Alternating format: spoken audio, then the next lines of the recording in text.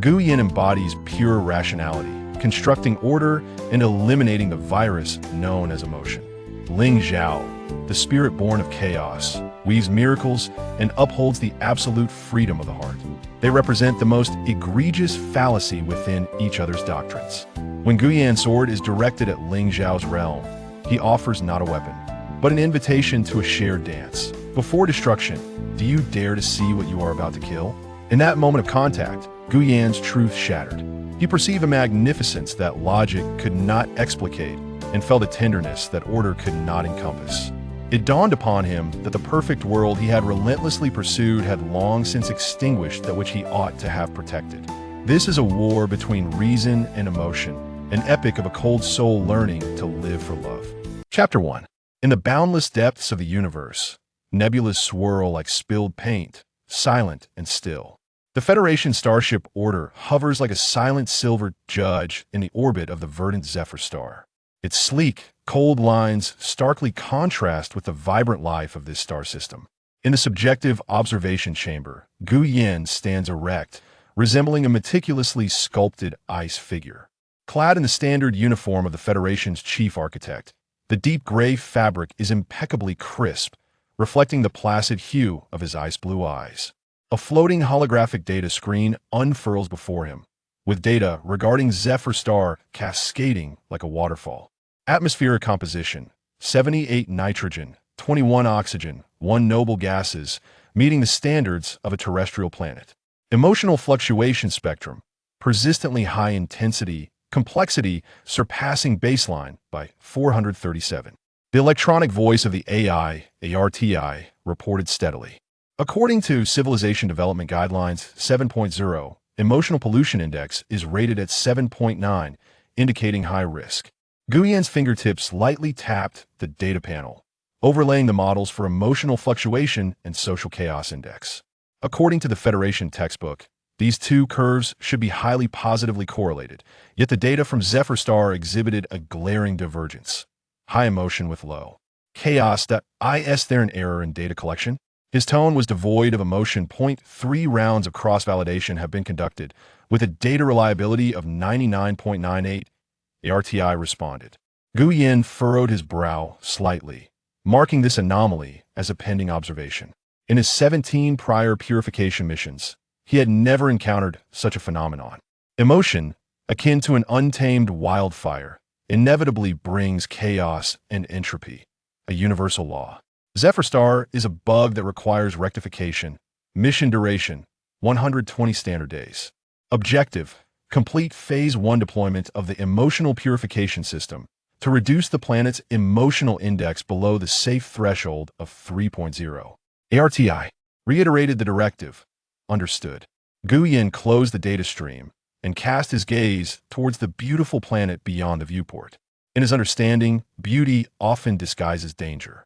He would be the surgeon wielding the scalpel, excising the malignant tumor known as emotion from this world. The landing process proved more tumultuous than he had anticipated. As the shuttle entered the atmosphere, it encountered unprecedented energy turbulence. Not a physical storm, but rather a seemingly sentient energy field repelling them. Instrument readings fluctuated wildly, parameters becoming chaotic. Warning: unknown energy field interfering with navigation and scanning systems. Pattern analysis does not match any known forms of emotional pollution in the database. ARTI's alarm sounded somewhat urgent. Prioritize stabilizing the course. Non-essential systems stand down. Gu Yin commanded, inputting a series of override commands on the console to forcibly stabilize the shuttle. His expression remained calm, but a subtle doubt began to take root. This living interference exceeded his comprehension of emotional pollution. As the hatch opened, Gu Yin stepped onto the soil of Zephyr star. The air filled his lungs with a sweet, plant-like fragrance mingled with the scent of moist earth. Unexpectedly pleasant. There was none of the oppressive, psychological strain typical of high-emotion planets. His gaze was immediately drawn to a distant sight. At the horizon shrouded in twilight, a massive totem composed of pure light and shadow slowly rotated, enveloping the entire mountain range. It was not a simple holographic projection. Its intricate structure allowed light to circulate and transform within, as if it possessed its own breath and pulse. Even from a great distance, Gu Yin could sense a grand and harmonious rhythm of energy. Record energy peak and analyze structural stability, he instructed the recorder on his wrist while initiating an environmental scan. However, the data returned in a chaotic array. The instruments seemingly struggled to effectively capture and interpret this form of energy. Analysis failed. Target energy structure exhibits nonlinearity and adaptability. Current models cannot fit. ARTI concluded. The term cannot fit unsettled Gu Yin. His world was constructed from formulas that could be fitted and data that could be parsed. Establish a level 1 forward base centered on the landing point. Execute standard safety protocols, deploying sensor arrays within a 5-kilometer radius. He suppressed that sense of unease, returning to absolute rationality. Regardless of whatever anomalies existed here, they would be dismantled in the face of the system's power. The construction of the base was efficiently completed by automated engineering units. Silver-gray metal structures sprawled across the verdant grassland, resembling cold moss, exuding an aggressive sense of order. As night fell, Gu Yin meticulously reviewed the data collected during the day in the temporary laboratory. Those anomalous energy readings, those theoretical, defying social models, presented themselves as a series of perplexing puzzles. He attempted to incorporate them into existing scientific frameworks, yet repeatedly failed. ARTI, simulate the introduction of an emotional resonance field as a hidden variable and reevaluate the stability of Zephyr's social structure. Simulation in progress. Model fit increased to 78. A moment later, ARTI reported. Gu Yin fixated on this result, a flicker of profound confusion passing through his ice-blue eyes. Could it be that emotion is not merely an interference variable, but rather an unknown foundational structure of this civilization? At that moment, a piercing alarm suddenly blared. Highest level alert. Detection of ultra-high energy life form incursion. All external defenses breached. Location. Inside the laboratory. Gu Yin abruptly looked up. The energy barrier at the laboratory entrance shimmered as though rippled by a stone cast into water, sending out gentle waves. A figure leisurely stepped in from the center of the ripples, seemingly without warning. It was a man clad in a deep blue robe, silver patterns on the garment flowing like a living galaxy with his movements. He had flowing black hair, casually cascading, which accentuated his amber eyes that sparkled with unmasked curiosity as he surveyed everything in the laboratory, ultimately resting his gaze upon Gu Yin. "Good evening," the newcomer spoke, his voice imbued with a unique magnetism, as if he were singing, a visitor from beyond the starry sea. Or should I say, purifier, sir? Gu Yin's muscles tensed instantly, his fingertips silently pressing against the trigger of the emergency defensive weapon concealed in his sleeve. The base's defense system was of his own design, theoretically impenetrable. "Identify yourself." Gu Yin's voice was as cold as ice. The man, Ling Zhao, seemed oblivious to the palpable tension, instead taking a few steps forward, keenly observing an instrument that was analyzing samples of Zephyr's flora.My. "Name is Ling Zhao," he replied nonchalantly, extending a finger to gently touch the panel of the instrument, where the operational lights flickered.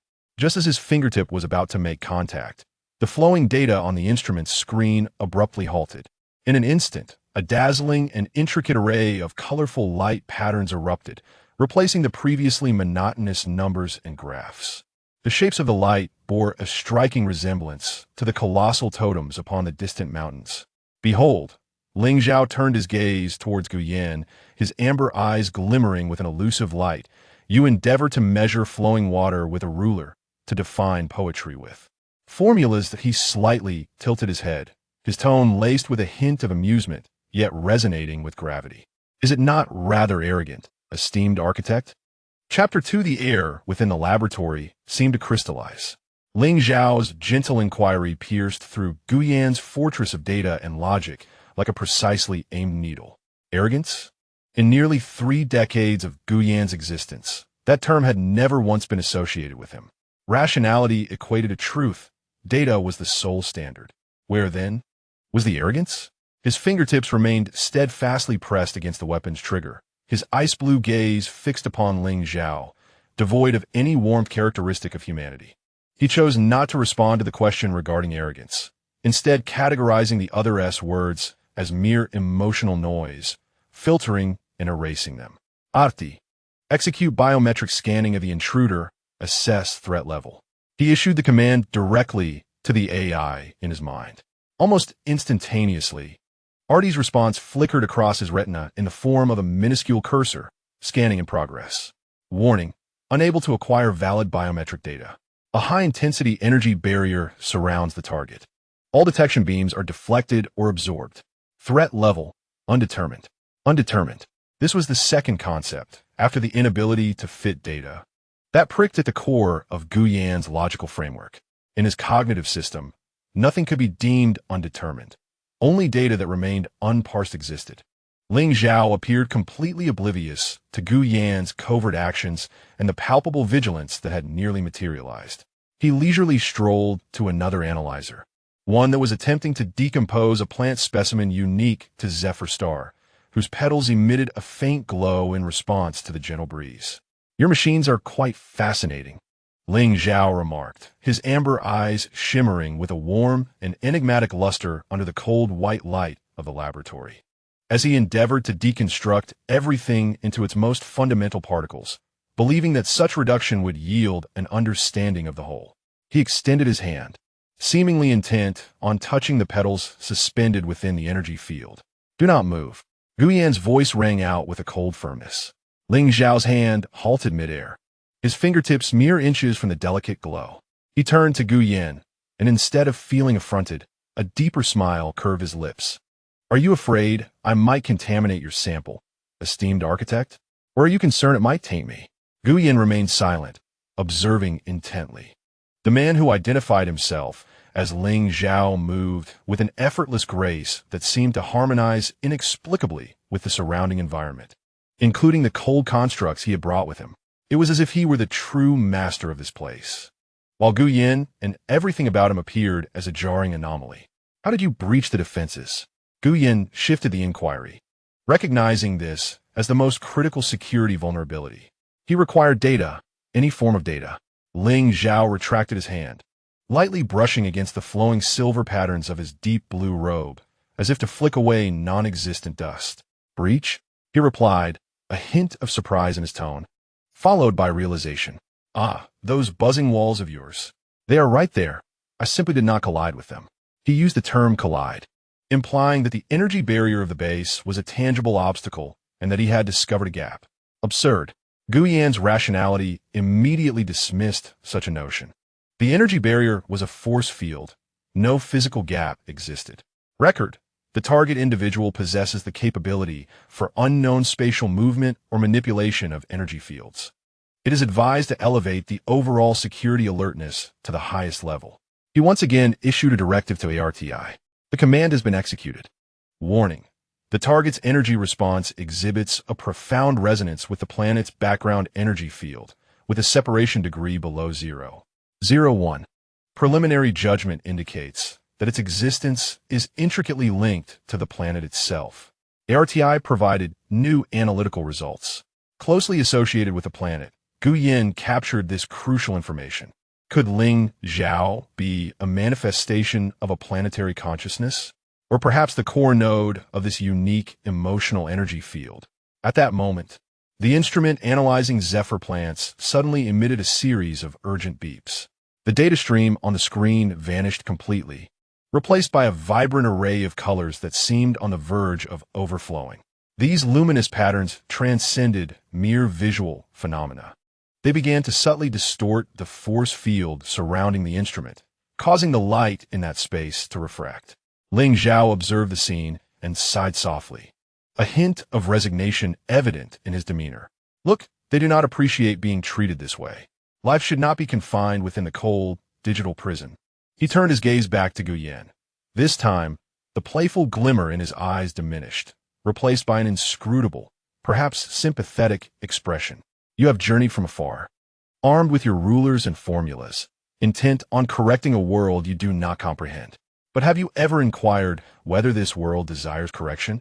Ling Zhao's voice was soft, He had struck with the force of a hammer against the most vulnerable points of Gu Yan's logical barriers.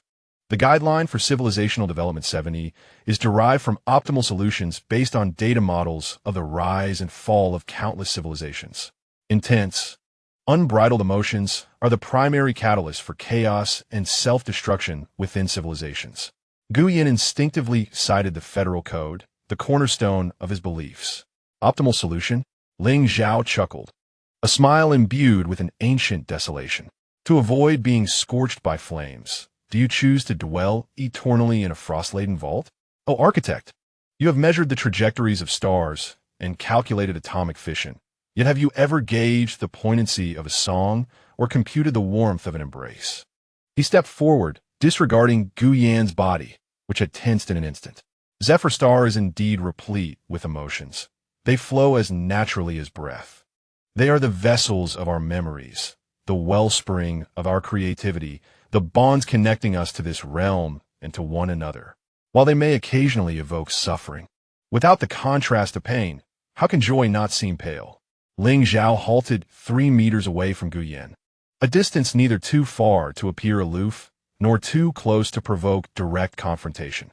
He raised his hand, palm upward, as a faint yet exquisitely pure point of light coalesced in his palm, akin to a beating heart. You see, this is what you seek to purify. It is neither a virus nor pollution. It is life itself. Gu Yan fixed his gaze upon the light point, as Artie's frantic warnings and garbled messages flashed in his vision, starkly contrasting with his stable, warm, and ineffably vital orb of light. His rational mind insisted that it was merely an unknown form of energy, requiring analysis, categorization, and control. Yet, something deeper, something that had been suppressed for countless years, was gently stirred by that faint glimmer in that very moment. Just then, a flurry of urgent mechanical whirring and the humming of energy weapons charging echoed from outside the laboratory. The base's automated defense units had been activated, encircling the area. Ling Zhao appeared unfazed, his palm gently closing as the luminous point vanished, as if it had never existed. He cast a profound glance at Gu Yan. My arrival is not a declaration of war, architect. It is merely a warning, or perhaps an invitation. His figure began to blur, resembling ink dissolving in water. Before you proceed with your severing, perhaps you should first attempt to feel. Otherwise, what you destroy may be a marvel beyond your comprehension. With that, Ling Zhao's form vanished completely from the air, as though he had never been present. Only the plant analyzer, still flickering with unusual luminescence. And the chaotic system alerts in Gu Yan's field of vision testified that the recent events were not mere illusion. The laboratory descended into silence once more. Gu Yan remained rooted in place, his posture as erect as a pine. Yet for the first time, a clear fissure of confusion appeared deep within his ice-blue eyes. He slowly raised his hand and silenced the piercing global alarm, issuing a succinct command to ARTI. Suspend all active detection and scanning procedures. Reassess the weight of emotions in the Zephyr Star civilization model. Chapter 3 Ling Zhao vanished like a droplet returning to the ocean, leaving no physical trace. Yet, he had cast a stone into the meticulously functioning realm of Gu Yan's mind, one capable of inducing ripples that would endure. The automated defense units found themselves thwarted, their cold sensors unable to detect any residual intrusion. The base regained its superficial order, save for the plant analyzer, which obstinately emitted its erratic luminescence, akin to an unhealed wound, reminding Gu Yan of the events that had just transpired. He had silenced the global alarm, and the laboratory returned to its state of stillness. The command to suspend all active detection and scanning procedures was marked by Gu Yan's own logical core as a suboptimal solution and a potential risk within 3 seconds of issuance. However, he did not retract it. The RTI retrieved historical data on Zephyr Star, with a focus on analyzing the correlation between societal stability and large-scale emotional events. Gu Yan's voice resonated in the silence, a few shades deeper than usual. Command confirmed. Searching. Warning. Certain encrypted areas exist within the relevant database. Access requires observer-level clearance or higher. The RTI responded. Encrypted areas? Gu Yan furrowed his brow. The federal database had always upheld principles of transparency and sharing, unless it pertained to top-secret matters or content that might conflict with core doctrines. Request temporary observer clearance. Reason: unknown variables have emerged in the task area, necessitating a comprehensive risk assessment. The permission was swiftly granted, perhaps indicating that headquarters had also developed an interest in the anomalies present. A greater influx of data streamed into Guyan's vision. He beheld the history of Zephyr Star. Indeed, it had endured wars and upheaval. Yet these were not born from an overflow of emotions. Rather, they stemmed from an extreme repression and regulation of feelings during a certain historical epoch. Significant leaps in technology and art were invariably accompanied by global, fervent emotional resonance events, a phenomenon known as the tide of heart flow. The data contradicted the theorems presented in the federal textbooks. Guyan experienced a slight sense of logical vertigo. He compelled himself to redirect his attention to the analysis of his surroundings. He required more direct evidence, rather than relying on potentially tainted historical records. Approaching the still anomalous analyzer, he manually shut it down. The luminous patterns dissipated, yet a faint, warm resonance lingered in the air. He dismissed this sensation and retrieved the plant sample. The halo on the petals flickered weakly as it brushed against his fingertips. An imperceptibly faint pulse quietly coursed through his nerve bundles. It was neither data nor information. It was a feeling, vague, akin to the distant chime of wind bells. Imbued with a tranquil ecstasy belonging to sunlight and dew, Guyan abruptly recoiled, as if scalded by an invisible flame. He stared at his fingertips, and for the first time, a clear emotion, dubiousness, manifested in his ice-blue eyes. ARTI, assess my physiological metrics, particularly the sequences of neural electrical signals, in search of anomalous patterns. Scan complete. All physiological metrics are normal. Approximately 0.3 seconds of abnormal activity detected in the prefrontal cortex. Resembling a low-intensity positive emotional response, the electronic voice of ARTI calmly reported a result that sent a shiver down Guyan's spine. A positive emotional response? From a mere petal? Absurd. This must be some form of unknown energy field indirectly interfering with biological neurons. He swiftly constructed a logical, physical explanation for his sensation. Yet, this explanation felt utterly inadequate in that moment. He needed to escape this confined environment, to venture outside and validate his model from a broader perspective, dispelling the encroaching fog. Moments later, clad in a lightweight exploration suit, Guyan exited the base. He bore no heavy weaponry, only a standard energy pistol at his waist and a multifunctional data pad. The silvery gray metallic structure loomed behind him, like an incongruous scar imprinted upon the verdant grass. Sunlight filtered through the oddly shaped leaves, casting dappled beams of light. The air was astonishingly fresh, infused with the fragrance of earth and unknown flowers and fruits. In the distance, a colossal totem of light and shadow slowly rotated, radiating a soft and steady glow even in daylight. Guyan activated the environmental scanner, and data began to scroll at the periphery of his vision. Energy readings remained chaotic, with biological signal intensity exceedingly high. Yet amidst the confusion lay a rhythm that eluded his comprehension. He advanced along a pathway worn by footsteps, seeking evidence that aligned with his theory of emotional chaos, abandoned settlements, traces of conflict, disordered resource extraction. However, what he encountered was harmony. He beheld a luminous creature resembling a moose, quietly feeding amidst a thicket of crystal-like shrubs. Its antlers occasionally clashed, sending forth a cascade of colorful sparks that attracted a few small beings, their wings akin to glass, swirling in the air.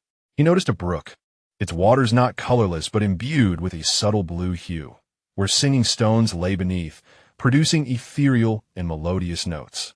In the distance, he glimpsed several beings of the marsh, adorned with gentle hues of hair and warm, tender eyes, seated together in a clearing. They spoke not a word, merely existing in serene companionship. Yet the air around them seemed to ripple with a resonance, enveloping the scene in a tranquil and fulfilling atmosphere. There was no chaos, no entropy, only a vibrant order, a dynamic equilibrium founded on the flow of emotions. Gu Yin halted in his tracks, gazing at the tableau before him. On his data panel, the curve representing the social chaos index stubbornly remained low, while the emotional fluctuations spectrum soared to peaks. The divergence of these two curves materialized into the living, irrefutable reality before him. He endeavored to apply known models to elucidate this phenomenon. Was it a form of efficient social contract? An instinctual altruism? Yet, no purely rational model could adequately explain the mechanism that transformed intense emotions into constructive forces. Ling Zhao's words echoed in his mind like a specter. They're the vessels of our memories, the wellspring of our creativity, the bonds that connect us to this world and to one another. Just then, a gentle, unfamiliar melody wafted through the air. It bore no resemblance to any instrument. Rather, it resembled the wind traversing valleys, the water flowing through crevices, and the rustling of leaves, a harmonious blend of nature, infused with clear emotion and intent, a broad, wistful welcome. Instinctively, Gu Yin turned towards the source of the music. At the end of the path, beneath a colossal tree whose branches cascaded like a rainbow waterfall, stood Ling Zhao. He did not look at Gu Yin, but instead slightly tilted his head, observing the dancing shadows among the treetops. His profile, illuminated by dappled light, appeared tranquil and distant, the silver threads on his deep blue robe flowing languidly as if in synchrony with the melody. He seemed to be there by chance, yet as if he had awaited this moment all along. The music gradually ceased. Ling Zhao turned his gaze upon Gu Yin, his amber eyes devoid of the previous amusement or pity, replaced by a pure clarity that seemed capable of reflecting the human soul. He uttered not a word, but raised his hand, pointing toward a patch of grass beneath the tree. There, a simple pattern was formed with a few ordinary white stones, an infinite symbol, also representing limits in mathematics. Its twisted shape strikingly reminiscent of a great totem on the distant horizon. Gu Yin's pupils constricted slightly. This symbol, like a key, instantly unlocked a multitude of thoughts swirling in his mind. The divergence of data, the encryption of history, the sensations of plants, the harmony before him, and the emotional order represented by Ling Zhao, one that eluded comprehension within the confines of existing scientific frameworks. Ling Zhao gazed at him, the corners of his lips seemingly curling into an almost imperceptible smile. Then he turned, merging into the shadows of the trees, vanishing once more. Only the symbol formed from stones remained, quietly lying in the sunlight, casting a silent, thunderous inquiry towards Gu Yin. Gu Yin stood rooted in place, unmoving for a long while. He felt as though the foundational beliefs he had steadfastly held about the universe were issuing faint yet distinct cracks beneath his feet. He lowered his gaze, observing the data panel that continued to faithfully record anomalies and paradoxes, feeling for the first time that this cold, rational construct felt so distant. The seed, termed confusion, had already taken root deep within the frozen lake of his heart, beginning to draw in those anomalous sensations he had attempted to ignore, quietly sprouting. Chapter 4. Gu Yin refrained from touching the stone symbol. He stood still, like a sculpture forgotten by time, with only the frenzied data streams at the periphery of his vision attesting to the rapid workings of his mind. That symbol, akin to a cold mockery, was seared into his retina. Infinite? Limit? Or perhaps a simplified totem of Zephyr Star that eluded his understanding. Regardless of the interpretation, they all pointed to the same conclusion. Ling Zhao, and the world he represented, was far more complex than his initial model had predicted. This was no longer a mere task of emotional purification, but a cognitive war that touched the very foundations of civilization. ARTI, record, unknown symbol discovered, associated with the core totem of the target civilization and form. Analyze its potential significance within the cultural, mathematical, and philosophical frameworks of this civilization. Command confirmed. Establish analysis task alert. The Zephyr Star semiotic database is incomplete, lacking a unified interpretive system. The symbol may represent cycles, symbiosis, eternity, or realms beyond reach. Depending on the context, realm beyond reach, Gu Yin murmured, repeating the interpretation that unsettled him the most. Did it refer to his inability to comprehend, or to the Federation's order being unable to encompass it? He forced himself to avert his gaze, no longer looking at the symbol. He needed more data, a more objective observation, rather than being swayed by these suggestive symbols that clouded his judgment. He continued his exploration, the scanner diligently recording everything: the energetic particles active in the air, the complex network signals of soil fungi, the faint pheromones exchanged between plants through their roots and halos. All the data pointed towards a highly interconnected ecosystem, constantly engaged in the exchange of vast amounts of information. The cornerstone of this system seemed to be that emotional energy which the Federation regarded as pollution. He approached the brook shimmering with a blue halo and knelt down. The water was crystal clear, revealing the singing stones resting at the bottom, producing sounds that varied from crisp to resonant with the flow, not chaotic noise, but rather imbued with a simple yet enchanting melody. Gu Yin extended his hand, his fingertips hovering above the water surface. He could feel an extremely faint mist and energy brushing against his skin. That familiar sensation of disturbance arose once more, and this time, in addition to the previous flicker of euphoria, there seemed to be a hint of curiosity intertwined with it. It was not his own emotions that enveloped him, but rather a curious essence emanating from the stream, the stones, and the entirety of the environment cautiously probing at him, the outsider. He abruptly withdrew his hand and clenched his fist, his knuckles whitening with the exertion. This sensation, perceived from the surroundings, instilled within him an acute discomfort, even more so than facing an armed adversary. An enemy could be analyzed, predicted, and ultimately eradicated, yet this omnipresent, gentle yet resilient field of awareness left him at a loss. The RTI analyzed the potential reverse interference effects of the environmental energy field on the observer's consciousness. The data was insufficient to construct a reliable model. It was advisable to increase the sample size and extend the observation period. Did he still have time to prolong the observation? The deadline for the mission silently slipped away. The regular communication request from headquarters loomed over him like the sword of Damocles. He had previously obscured Ling Zhao's existence and certain anomalies in his reports. But how long could such concealment endure? An unprecedented pressure, akin to frigid seawater, steadily and relentlessly eroded the dam of his rationality. As dusk descended, the sky was tinged with a magnificent crimson hue, harmonizing with the distant, slowly rotating giant totem, enveloping the world in a grand and tranquil dream. Gu Yin returned to the outskirts of the base, but did not enter immediately. He stood at the boundary where the silver-gray structures met the lush green grass, like a solitary shadow lingering on the cusp of two worlds. Within the base, everything was orderly. Automated units silently patrolled and maintained the premises. The lighting was constant, the temperature comfortable, and the air meticulously filtered, devoid of any superfluous elements. This was a bastion of absolute rationality, a realm he was familiar with and could control. Yet today, this fortress had been breached from within, not by weapons, but by an incomprehensible existence wielding an irrefutable logic. He lifted his gaze to the profound night sky of Zephyr Star, where two satellites glimmered like immense pearls, casting a soft silver glow. The star map was identical to that recorded in his database. The laws of the universe remained intact. But beneath this familiar celestial canopy lay a civilization that would utterly upend his understanding. Do you feel its breath, esteemed architect? Ling Zhao's voice echoed unexpectedly. Near at hand, Gu Yan's body tensed immediately, yet he did not enter a state of combat as he had the first time. He did not even turn around, merely gazing at the night sky, his voice tinged with a fatigue he was unaware of. What do you truly wish to accomplish?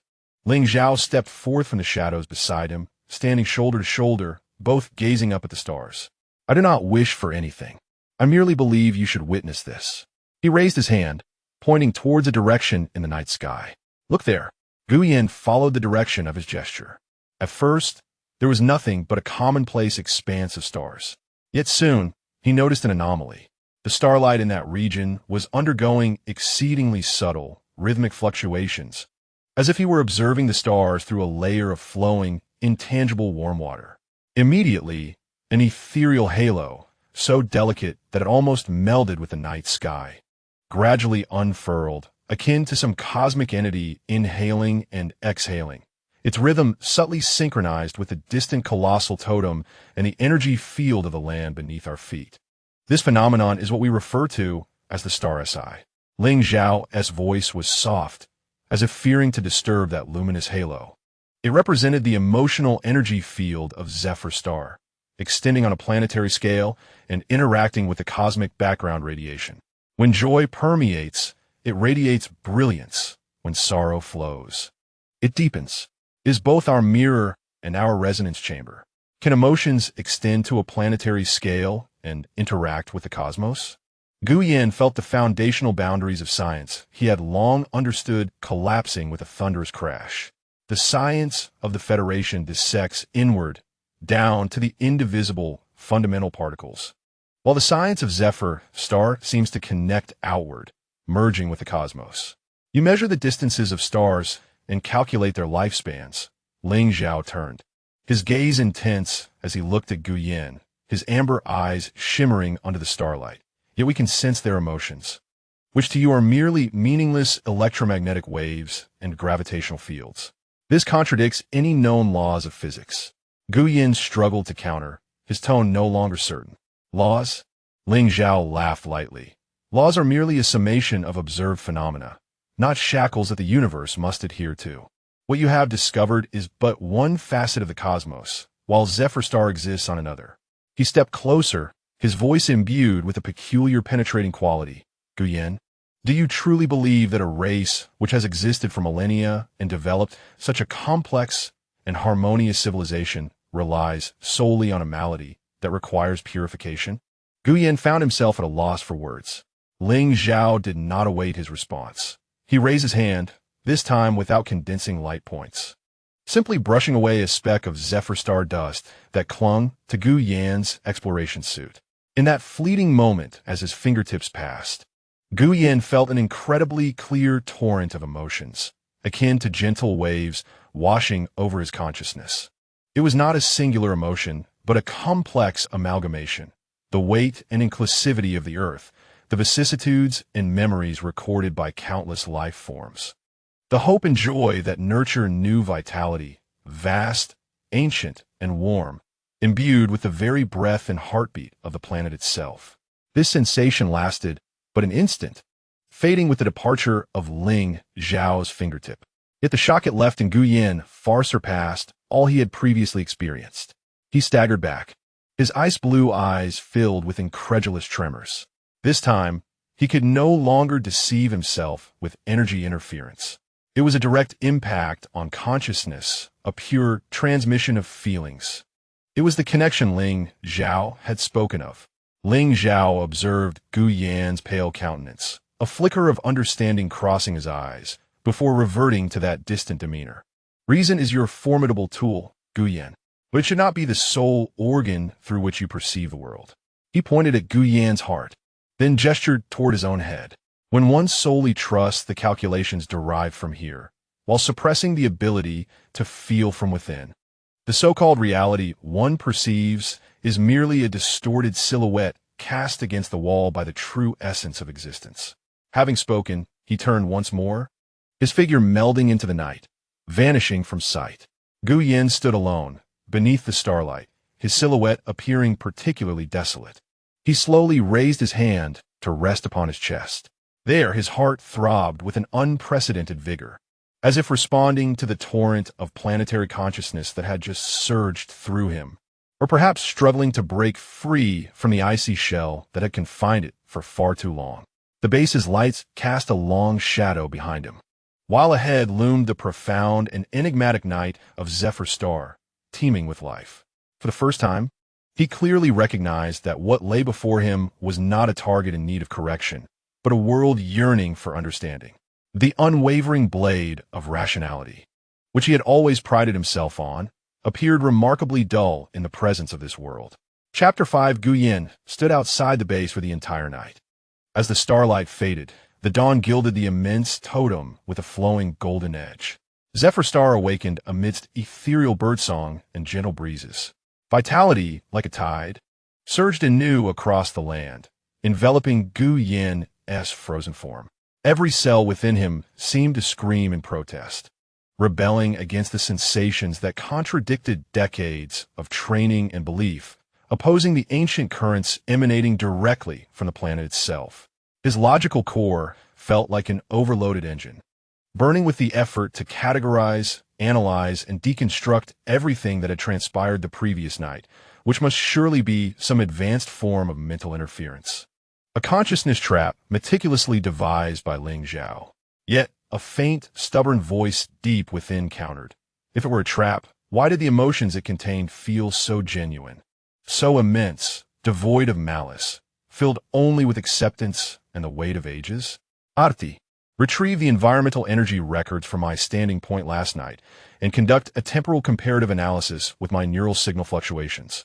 Command confirmed. Comparison complete.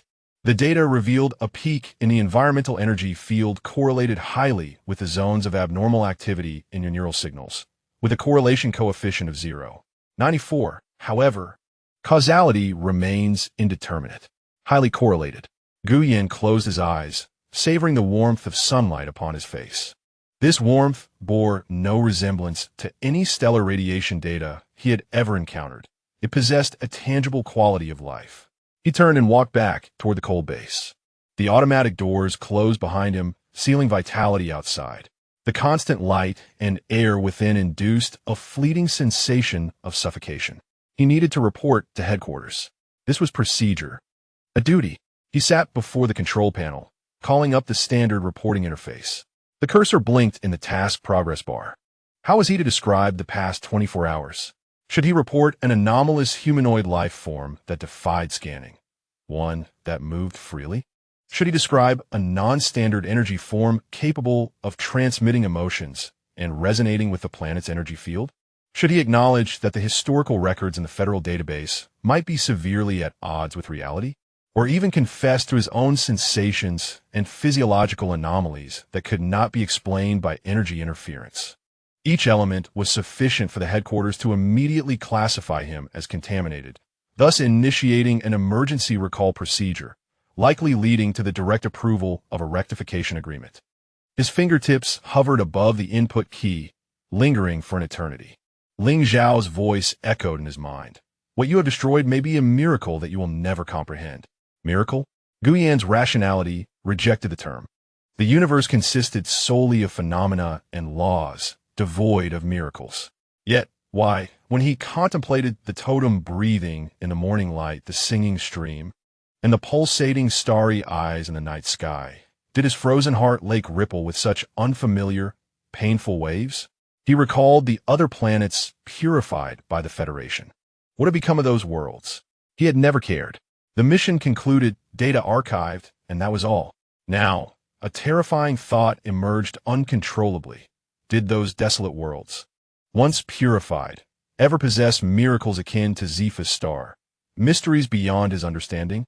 The RTI request access to the long-term ecological monitoring report post-purification for planets K77, T19, and M03. These were the targets of his first 3 missions.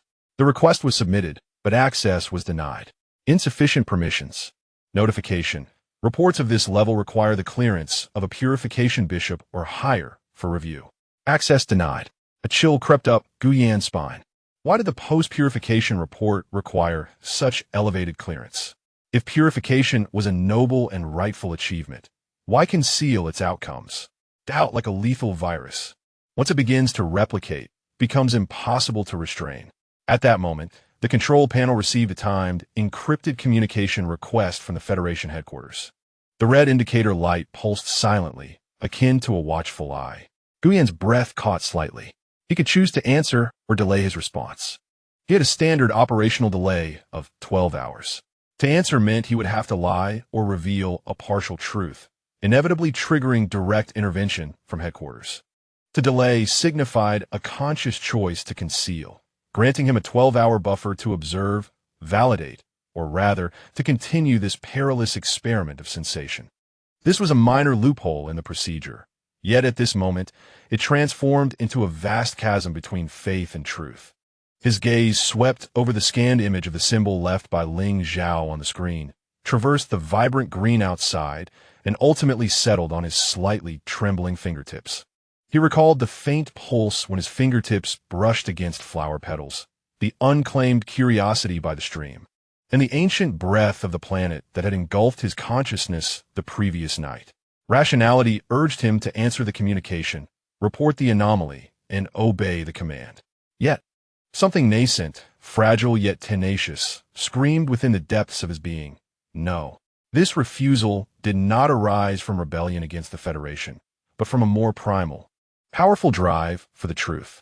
He could not become an accomplice in the annihilation of civilization that might harbor truths he had never imagined. Before he had come to understand it, his fingertips descended, not pressing the answer key, but inputting a string of code into the operational interface. Communication response. The order number outpost has encountered persistent interference from a strong energy field.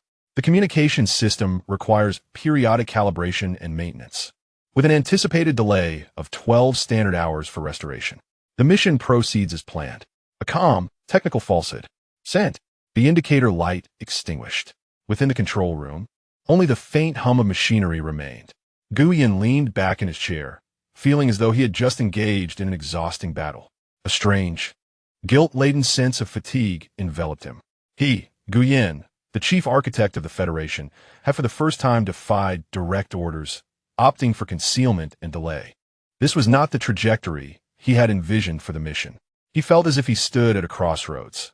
One path, dictated by reason, was clear and well-defined, while the other lay shrouded in the depths of mystery and emotional fog brought forth by Ling Zhao. He was uncertain of the path he had chosen. All he knew was that the moment he made his decision, he heard the unmistakable sound of ice cracking deep within his soul. He rose and headed once more toward the outpost's exit. This time, his aim was no longer to gather evidence justifying the need for purification. He sought answers that could elucidate the discrepancies in data, define the existence of Ling Zhao, and explain why emotions could conjure such a harmonious world. He pushed open the hatch, and the sunlight of Zephyr Star embraced him once more. This time, he felt no repulsion, only a heavy resolve, as if bearing the weight of the entire planet's fate. His defection was silent, yet it had begun within this pulsating heart, irreversibly. Chapter 6. Gu Yan carried no conspicuous detection devices, merely a miniature environmental recorder tucked within the lining of his pocket. He disabled most of the HUD displays, retaining only the most basic vital signs and positional data. He needed to minimize the interference of his observer effect on the environment, or rather, reduce the detachment that cold instruments imposed on his own perception. He retraced the path once more, but this time his steps were not merely to reach a specific coordinate, but to immerse himself. Sunlight filtered through the iridescent leaves, casting shifting patterns of light upon his shoulders. The breeze carried the distant sweetness of flowers and the scent of moist earth. He endeavored to refrain from categorizing these sensations solely as chemical components and physical stimuli, allowing them to leave an impression in his consciousness, not merely as fragrance, but as a certain joyous aroma, not merely as dampness, but as a nurturing moisture imbued with potential. This proved challenging. His mind was accustomed to immediate analysis, categorization, and labeling. To empty himself and simply feel was akin to asking a processor trained in complex computations to execute the simplest of existence commands, resulting in an awkward struggle. He arrived at the clearing, the place where several Zephyr people had meditated yesterday. Today, it was deserted, yet the air seemed to linger with a tranquil resonance. He mimicked their posture, settling upon a smooth stone warm to the touch, and closed his eyes. At first, only the rhythmic sounds of his own breathing and heartbeat filled the silence. Gradually, he began to perceive more.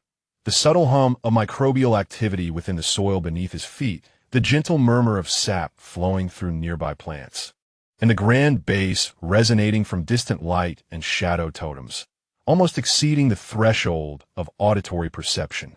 These sounds are not chaotic. They intertwined to create a complex and harmonious symphony of background music. He endeavored to seek the emotions that Ling Zhao had spoken of. He captured fragments, a flicker of alertness emanating from a small creature that brushed past him, a leaf's sense of release as it detached from its branch, and even the tranquility that this stone had accumulated over eons. These sensations were faint and nebulous, akin to viewing a landscape through frosted glass. Yet they were genuine, not figments of his imagination. They were not imposed upon him, but permeated the environment, awaiting his attunement to receive them. Just then, a sound as clear as wind chimes approached, a child's laughter, melodic and light. Gu Yin opened his eyes to behold a diminutive zephyr child, resembling a human toddler of 3 or 4 years, with soft, pale green hair and glimmering amber eyes, stumbling toward the clearing. He or she? Gu Yin found it challenging to define using the Federation's concepts of gender, clutched a handful of luminous, dandelion-like seeds, blowing them into the air as he ran.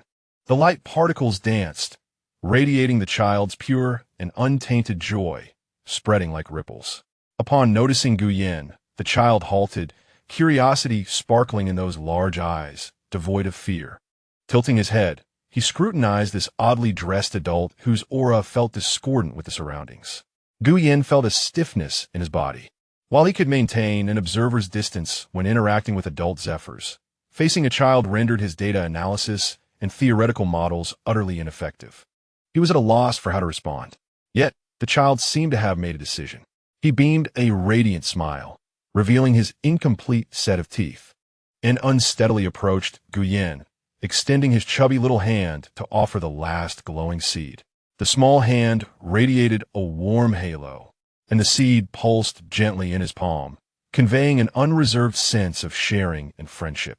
Gu Yin was momentarily taken aback. To accept? What would that imply? Could there be unknown risks? To refuse? It would seem to wound this pure spirit and potentially contravene some local etiquette he had yet to comprehend. In those few seconds of rational contemplation, the light in the child's eyes dimmed slightly, and the small hand retracted a fraction. A subtle hint of disappointment wafting away like a wisp of smoke. This sense of loss pricked at Gu Yin like a fine needle. He barely had time to ponder before his body reacted instinctively. He raised his hand and, with the gentlest motion he could muster, though he still perceived it as clumsy, accepted the luminous seed. The moment the seed nestled in his palm, a clear and warm sensation of joy surged within him, as if sunlight were piercing through ice, illuminating a long-forgotten corner of his soul. The intensity and purity of this feeling nearly overwhelmed him, causing him to tremble. The child instantly regained their joy, erupting into peals of laughter before turning and darting away, leaving Gu Yin alone, staring blankly at the seed in his palm, which pulsed gently, radiating a warm glow. It did not attempt to taint him, nor did it bring any chaos. It merely existed, exuding beauty. It likes you, Ling Zhao's voice chimed in, revealing his presence as he leaned against the iridescent trunk of a tree, a gentle smile gracing his face. Gu Yin did not immediately adopt his previous wariness. He continued to gaze at the seed in his palm and softly inquired, "What is it?" "It is a heartlight seed," Ling Zhao replied, moving closer but maintaining a comfortable distance for Gu Yin. "It is a kind of essence nurtured by the pure joy of children. Perhaps you would call it a crystallization of benevolent emotions. It evolves with the child's growth, ultimately merging into the environment, becoming part of the energy field that nourishes all life." Emotional crystallization, nourishing the world? Gu Yin contemplated the seed, its faint glow resonating with the rhythm of his own heartbeat. For the first time, he intuitively comprehended that emotions here are not ethereal mental activities, but rather tangible, circulating, storable energies, currencies of value, and ecological cornerstones. Do your children learn to create this from a young age? He struggled to articulate. Not to create, but to share and grow. Ling Zhao corrected him. Sharing joy inherently generates more joy. The heartlight seed records every step of their growth, ultimately returning to the world, completing a cycle. He gestured towards the distant, slowly rotating totem, much like it, perpetually thriving. Gu Yin fell into silence. He looked at the light seed, then towards the direction the child had vanished, finally resting his gaze upon Ling Zhao's clear eyes. The The Federation's education had taught him that children need protection, shielded from dangerous emotions, armed with absolute rational knowledge. Yet here, children engage in the construction of the world with their most genuine feelings. Which of these approaches is closer to the essence of civilization? He gently closed his palm, carefully placing the heartlight seed into his pocket. The warm glow seemed to seep through the fabric, softly embracing his skin. He posed no further questions. Ling Zhao remained silent as well. The two stood side by side in the clearing, basking in the sunlight of Zephyr Star, listening to the silent symphony played by the wind, trees, light, and earth. Gu Yin understood that he might never perfectly articulate everything he experienced today using the Federation's scientific language. Yet he also recognized that some truths cannot be measured, only felt. He, Gu Yin, chief architect of the Federation, for the first time attempted to set aside his ruler, merely as a listener. The first note he heard was the echo of joy. Chapter 7, the Heartlight Seed, was brought back to the base by Gu Yin, placed within a transparent observation dish crafted from inert materials. It no longer came into contact with the soil and air of Zephyr Star, yet it continued to pulse tenaciously, emanating a steady, warm light. The ARTI scan results indicated its energy structure was stable, with an exceptionally high purity of emotional spectrum contained within, showing no signs of decay or mutation. This contravenes the fundamental principles of federal energy dynamics. Any energy entity detached from its source ought to adhere to the law of entropy, gradually dissipating over time. Yet, this seed, coalesced from pure emotion, appears to maintain its low-entropy state in a manner incomprehensible to Gu Yin. It lies quietly on the laboratory table, like a silent testament, persistently interrogating Gu Yin's past perceptions. He refrained from further analysis. Instead, he occasionally lifted his gaze during the intervals of data processing to observe that faint yet resilient glimmer. This light no longer evoked wariness. Rather, it bestowed an extraordinary sense of tranquility, as if it were a diminutive yet robust bridge connecting him to this unfamiliar world. The 12-hour delay in communication limit resembled the sand slipping through an hourglass, silent yet swift in its reduction. Gu Yin sat before the control console, facing a blank report interface. He understood the necessity of sending something. A completely blank reply would equate to a confession. He needed to weave a sufficiently credible technical fabrication that could both elucidate the delay and temporarily appease headquarters, granting him additional time. Arti. Generate simulated logs for the underlying data packet verification errors caused by persistent strong energy field interference. The error rate should display a progressively irregular fluctuation, consistent with the characteristics of unknown energy field interference. The log generation was underway. Simultaneously, simulate the corresponding system's self-check and repair process, with an estimated remaining time of 8 standard hours. Excellent. He would attach the logs and self-check status as an appendix to this delay report. He commenced drafting the main body of the report, his wording meticulously cautious, focusing on technical specifics, detailing the anomalous characteristics of the energy field interference, emphasizing its ongoing effects on precision instruments and communication links, reporting the unknown pattern infiltration encountered by the base S defense system, omitting any specific mention of Ling Zhao, referring only to an unknown energy life form, and outlining the systematic fortifications and calibrations undertaken to safeguard the foundational tasks. He wrote, preliminary observations indicate that the emotional energy field of Zephyr Star exhibits a high degree of organization and stability, with a strong correlation between its low societal chaos characteristics and the emotional energy field, the mechanisms of which warrant further exploration.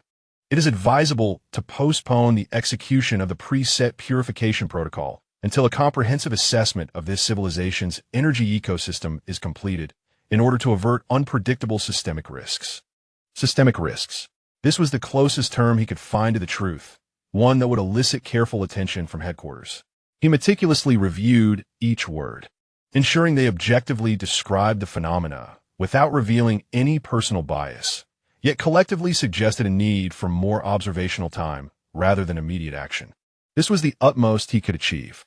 Just as he was preparing to encrypt and send a report, the control console received a marked priority, asynchronous message from headquarters. It was not real-time communication, but rather a data update package accompanied by a brief textual directive. The instruction read as follows: Order number, Chief Guyen. In light of the anomalous gravitational wave activity detected at the periphery of the K-77 star system, suspected signs of unregistered superluminal travel have emerged. Headquarters has determined that the potential risk level for this star domain has been elevated. The transmission of the Phase 0 stage pre-deployment module of the Purification Protocol and the latest version of the High-Risk Civilizational Contact Response Guide 72 has been issued. Your department is required to complete the pre-deployment environment assessment within 24 standard hours and elevate the state of alert. The core objective of the mission remains unchanged, if necessary. You're authorized to initiate Phase 1, Purification Phase, ahead of schedule. Headquarters will maintain close oversight of your department's progress. The information conveyed is cold and efficient, devoid of any emotion. Guyen's heart sank. He opened the data update package.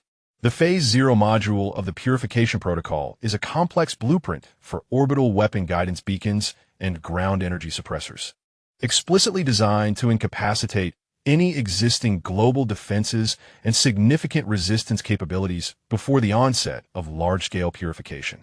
As Guyen swiftly reviewed the updated sections of Response Guide 72, he noted the extensive additions regarding consciousness infiltration, emotional pollution resistance, and non-logical civilizational counterstrategies. The text was imbued with a presupposition that regarded all forms of irrational existence as extremely perilous. The guide explicitly suggested that upon the discovery of any civilizational forms or individuals that could not be understood within the existing scientific framework, priority should be given to isolation and containment, and in cases of excessive risk assessment, preemptive purification should be authorized. Headquarters' patience was rapidly waning. Their doubts regarding his delayed reporting had not only persisted, but had deepened, leading them to send sharper surgical instruments while positioning their fingers near the activation button. The 12-hour buffer now appeared laughably trivial and insignificant. The time he had fought for might only suffice for him to witness the countdown to destruction enter its final seconds. He closed the information interface, leaving only the heart-light seed in the laboratory quietly glowing. The warm, gentle light stood in stark contrast to the cold text and weapon blueprints displayed on the screen. His previous report, an attempt to buy time, now seemed utterly feeble in the face of headquarters directives. What they sought was not an observational report. They desired results, clean and decisive purification that aligned with their expectations. Guyen leaned back in his chair and closed his eyes. He could feel the heart-light seed emitting its faint, continuous frequency through the observation dish. This frequency resonated with the planetary breath he had sensed the previous night, with the pure laughter of children, and with the melodious streams gradually overlapping. He could no longer deceive himself. What he faced was not a subject to be studied, but an imminent slaughter directed at a living, breathing civilization and planet. And he had been bestowed with the power to press the first button. He slowly opened his eyes.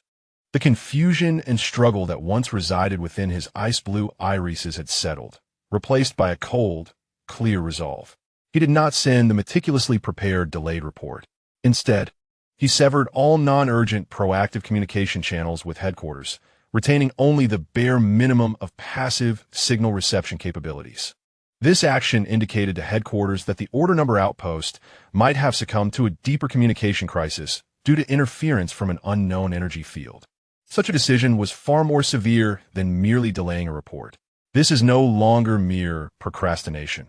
It has transformed into an almost treasonous act of deliberate isolation. He rose from his seat and approached the observation dish, gazing at the heart-light seed. "RTI," he spoke, his voice devoid of any tremor, redefine the task priority. Highest directive, at all costs, prevent the initiation of the Purification Protocol on Zephyr Prime. Directive confirmed. Task priority redefined. Warning. This directive conflicts with the original core directive at a level of 998. This action will be classified as high-level treason by headquarters. Do you confirm? Confirm. Heuyan exhibited no hosetastion. Directive recorded. Executing logic reconstruction. Reconstruction complete. ARTI will adhere to your highest directive. Guyan grasped the observation dish, feeling the faint yet genuine warmth emanating from his palm. He understood that from this moment forth, he was no longer the chief architect of the Federation. He had become an accomplice of Zephyr Prime, and the sole, fragile hope for Ling Zhao. He needed to find Ling Zhao immediately. Chapter 8. Guyan wasted no time in his search. He headed directly towards the outskirts of the base, making his way to the iridescent woods where Ling Zhao had vanished the previous day. He no longer concealed his intentions. In fact, he deliberately lowered some of his mental barriers, not as an invitation, but as a declaration, a gesture seeking connection. In his palm, the heartlight seed, encased within the observation dish, emitted a steady and warm pulse, akin to a diminutive star or a beacon pointing to a specific frequency. As he stepped into the clearing of the forest, the air around him shimmered with familiar ripples. Light and shadow warped, and Ling Zhao's figure emerged as if from a canvas, quietly standing beneath the largest iridescent tree. The usual leisure and playfulness had vanished from his countenance, replaced by a profound depth in his amber eyes, as if he had comprehended all that transpired. "You have severed the voice that connects to the stars," Ling Zhao remarked, his tone calm, yet imbued with gravity. He was not speaking of communication, but rather of Guyan's disconnection from the mental tether to the Federation. Guyan neither denied nor explained. He simply raised his hand to display the observation dish containing the heartlight seed. Headquarters has dispatched the pre-deployment module for the purification protocol. Authorization to complete an environmental assessment within 24 standard hours, with early activation of purification if necessary. His words were succinct, devoid of embellishment, laying the harsh reality bare before them both.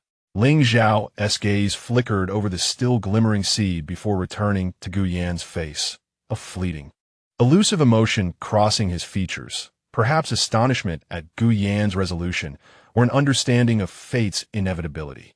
He sighed softly, that exhale seemingly merging with the very breath of the forest.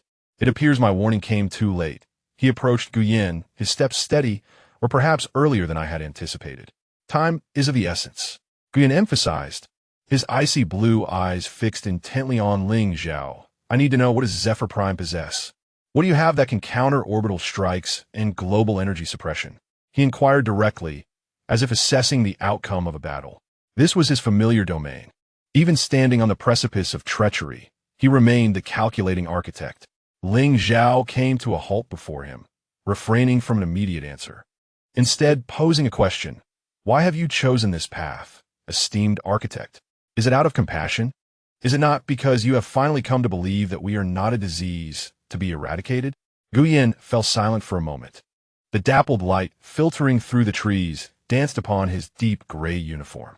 "I trust the data," he eventually replied, his voice low yet clear.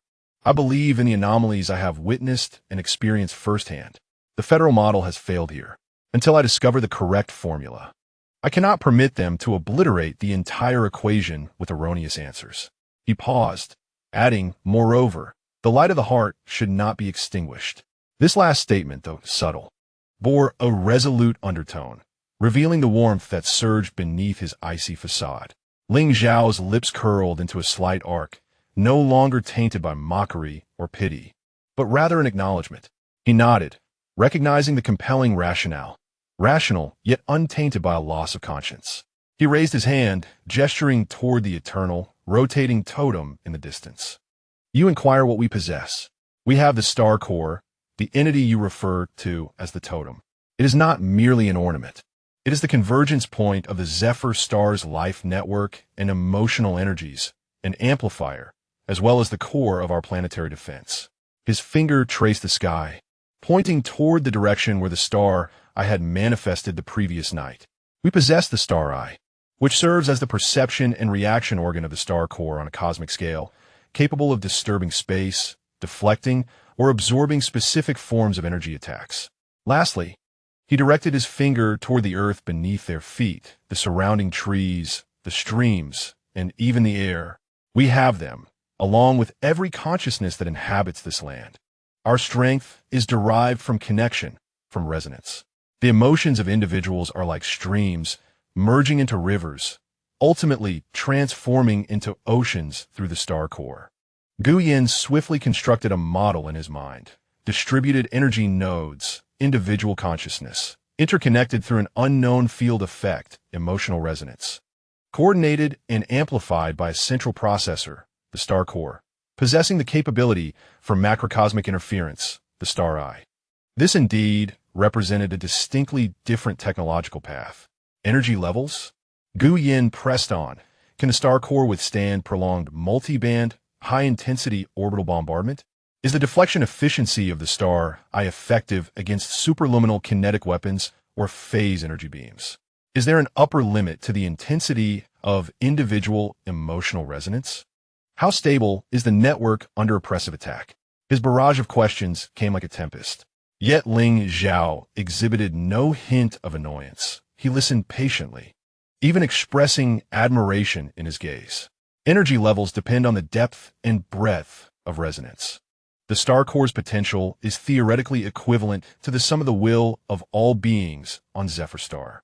As for efficiency, limits, and stability, these remain unknowns, as we have never experienced such warfare. He looked candidly at Gu Yin. Zephyr Star cherishes life, yet we are not oblivious to the ways of the world. We have encountered conflicts and possess memories of defending our homeland. However, we have never wielded our power for destruction, nor have we faced pure, rational malice from beyond the starry sea. His honesty caused Gu Yan's heart to sink slightly. This implied the absence of ready-made answers, no guaranteed blueprint for success. It was a gamble. What do you require of me? Gu Yan asked directly. Since he had chosen this path, he must contribute his value. Your value, esteemed architect, lies in your understanding of the enemy. Ling Zhao's gaze sharpened as he acknowledged their weapons, tactics, and thought processes. He understood how the Suzhong Agreement would unfold and where its vulnerabilities lay. My worth, Ling Zhao continued, lies in my ability to mobilize the power of Zephyr Star. Yet, what we lack is the capability to effectively translate this power into targeted, executable defensive strategies. We excel in resonance, but falter in warfare planning. Rationality and emotion. Tactics and strength. Two distinctly different realms, two originally opposing entities, are at this moment forcibly bound together by a shared, imminent threat. Gu Yan inhaled deeply, the life-infused air of Zephyr Star filling his lungs, imbued with a sense of resolve. I cannot guarantee victory, he stated plainly. We have never aspired to absolute triumph. Ling Zhao replied, only the right to survive and to demonstrate to the universe that an alternative possibility exists. Their gazes converged, and an invisible spark seemed to flash in the air. No handshake, no oath, yet at that moment, a covenant based on absolute necessity and limited trust had been forged. First, Gu Yin swiftly shifted gears. I require all available data on the star core and star eye, including energy output curves, frequency ranges, and control precision. Secondly, I need a distribution map of Zephyr Star's global energy nodes, particularly in major populated areas or natural sanctuaries. Lastly, and most crucially, he paused, his tone grave. We must conduct tests. We need to evaluate the star eye's response speed to simulated attacks and its defensive efficacy against various assault patterns.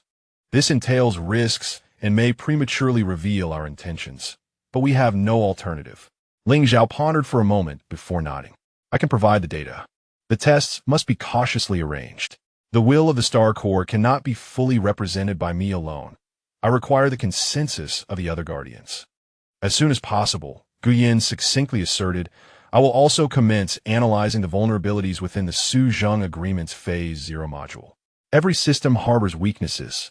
He turned to return to the base, embarking on his inaugural task as both an exile and an accomplice. Gu Yin, Ling Zhao's voice halted him in his tracks. He turned to see Ling Zhao standing there, the iridescent shadows of the rainbow trees dancing around him, his expression complex. Welcome to Zephyr Star, Ling Zhao softly uttered, devoid of any pretense this time, imbued with a weighty acceptance. And welcome to reality. Gu Yin offered no reply, merely nodding slightly before striding away. his figure swiftly vanishing at the entrance of the metallic structure. He was no longer a solitary sentinel.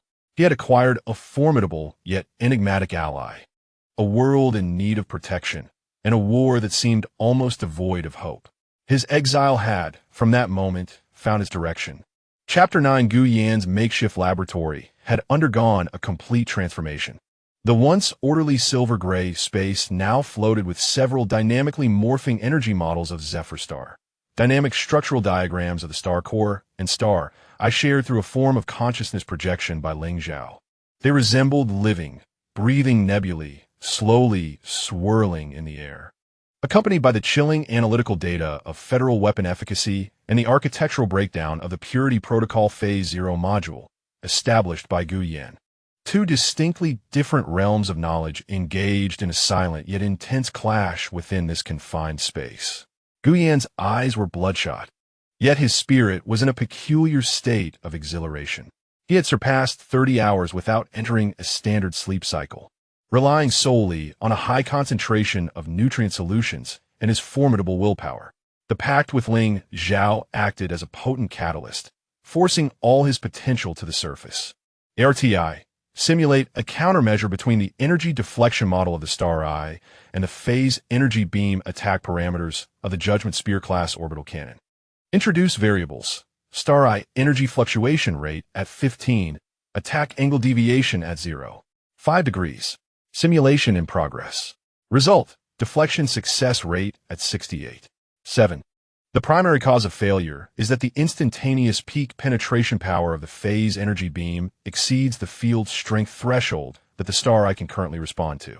The success rate is insufficient, falling below 70%. This implies that once the Federal Fleet employs capital ship-level weaponry, Zephyr Star will suffer immense losses. Ling Zhao, through a droplet-like crystal mint for short-range communication, conveyed the message that the Star Eye exhibited a delay in its defense against high-intensity, instantaneous energy attacks. We must discover a method to enhance its response speed or execute predictive interference before the attack arrives. Moments later, Ling Zhao's voice resonated directly in his mind. Tinged with a hint of fatigue, the response speed correlates with the synchronization rate of the global consciousness network. Fear, chaos, and the intense self-awareness of individuals diminish the synchronization rate. In peacetime, this presents no issue, but it becomes difficult to guarantee under attack. Another dilemma arises. The power of Zephyr Star stems from emotional resonance, while war, in essence, is a breeding ground for negative emotions that disrupt resonance. This is a paradox. The test must proceed, Gu Yan asserted resolutely. We require authentic data, not mere simulations. Target, the unmanned desert region 300 kilometers northwest of the base. I will deploy an unmanned reconnaissance vessel to simulate a phase energy shot at the power of Judgment Spear 5. You must attempt to deflect it with the Star Eye. Silence ensued, a prolonged silence. Gu Yan sensed the heavy pressure emanating from the other end of the crystal. This was not a decision to be made lightly. The test might fail, potentially exposing the existence and capabilities of the Star Eye, or even inflicting unknown damage upon it. I need to persuade the other Guardians. Ling Zhao ultimately responded, I will give you an answer in 1 hour. An hour of waiting felt akin to a century. Gu Yan approached the Heartlight Seed, its radiance seemingly attuned to the weighty atmosphere, pulsating slightly slower. An hour later, Ling Zhao's response arrived, consisting of but 2 words, it is permissible. The test was to be conducted under the cover of nightfall. Gu Yan stood at the observation center of the base, gazing through the enormous viewport at the resplendent starry sky of Zephyr Star. In the distance, the camouflaged unmanned reconnaissance vessel was already in position. Ling Zhao, beneath the core of the stars, alongside several other Guardians, focused the global consciousness network on the testing zone. A countdown resonated in the electronic tone of ARTI. 10, 9, 8. Gu Yan held his breath, acutely aware of his heart's heavy rhythm within his chest. This was not merely a technical test.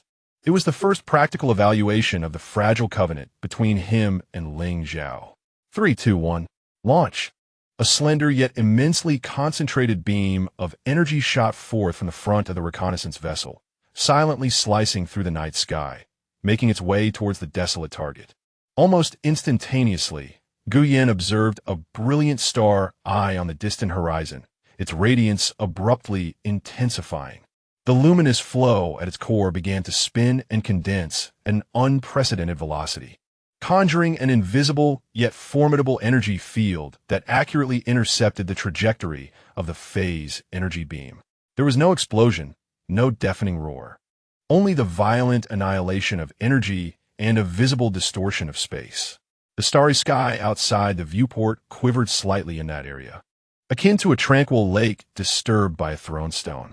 On the energy readout screen, the signal representing the phase energy beam instantaneously diminished by 87, with the residual energy dissipating into harmless background radiation. The deflection was successful.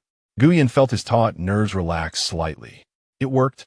The star eye indeed possessed defensive capabilities. However, before he could proceed with further analysis, Artie's alarm echoed once more. Warning. Severe fluctuations detected in the star eye's energy field. Frequency disturbance increased by 300.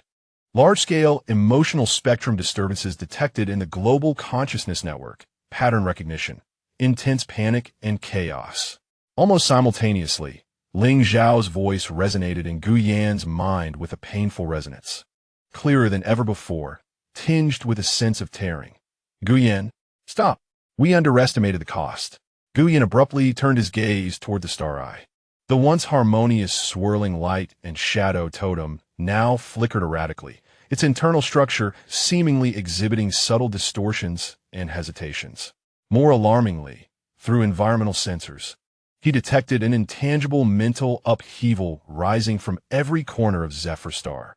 A collective fear and unrest awakened in billions of beings, startled from their slumber by the sudden, agonizing feedback from the planet's defense system.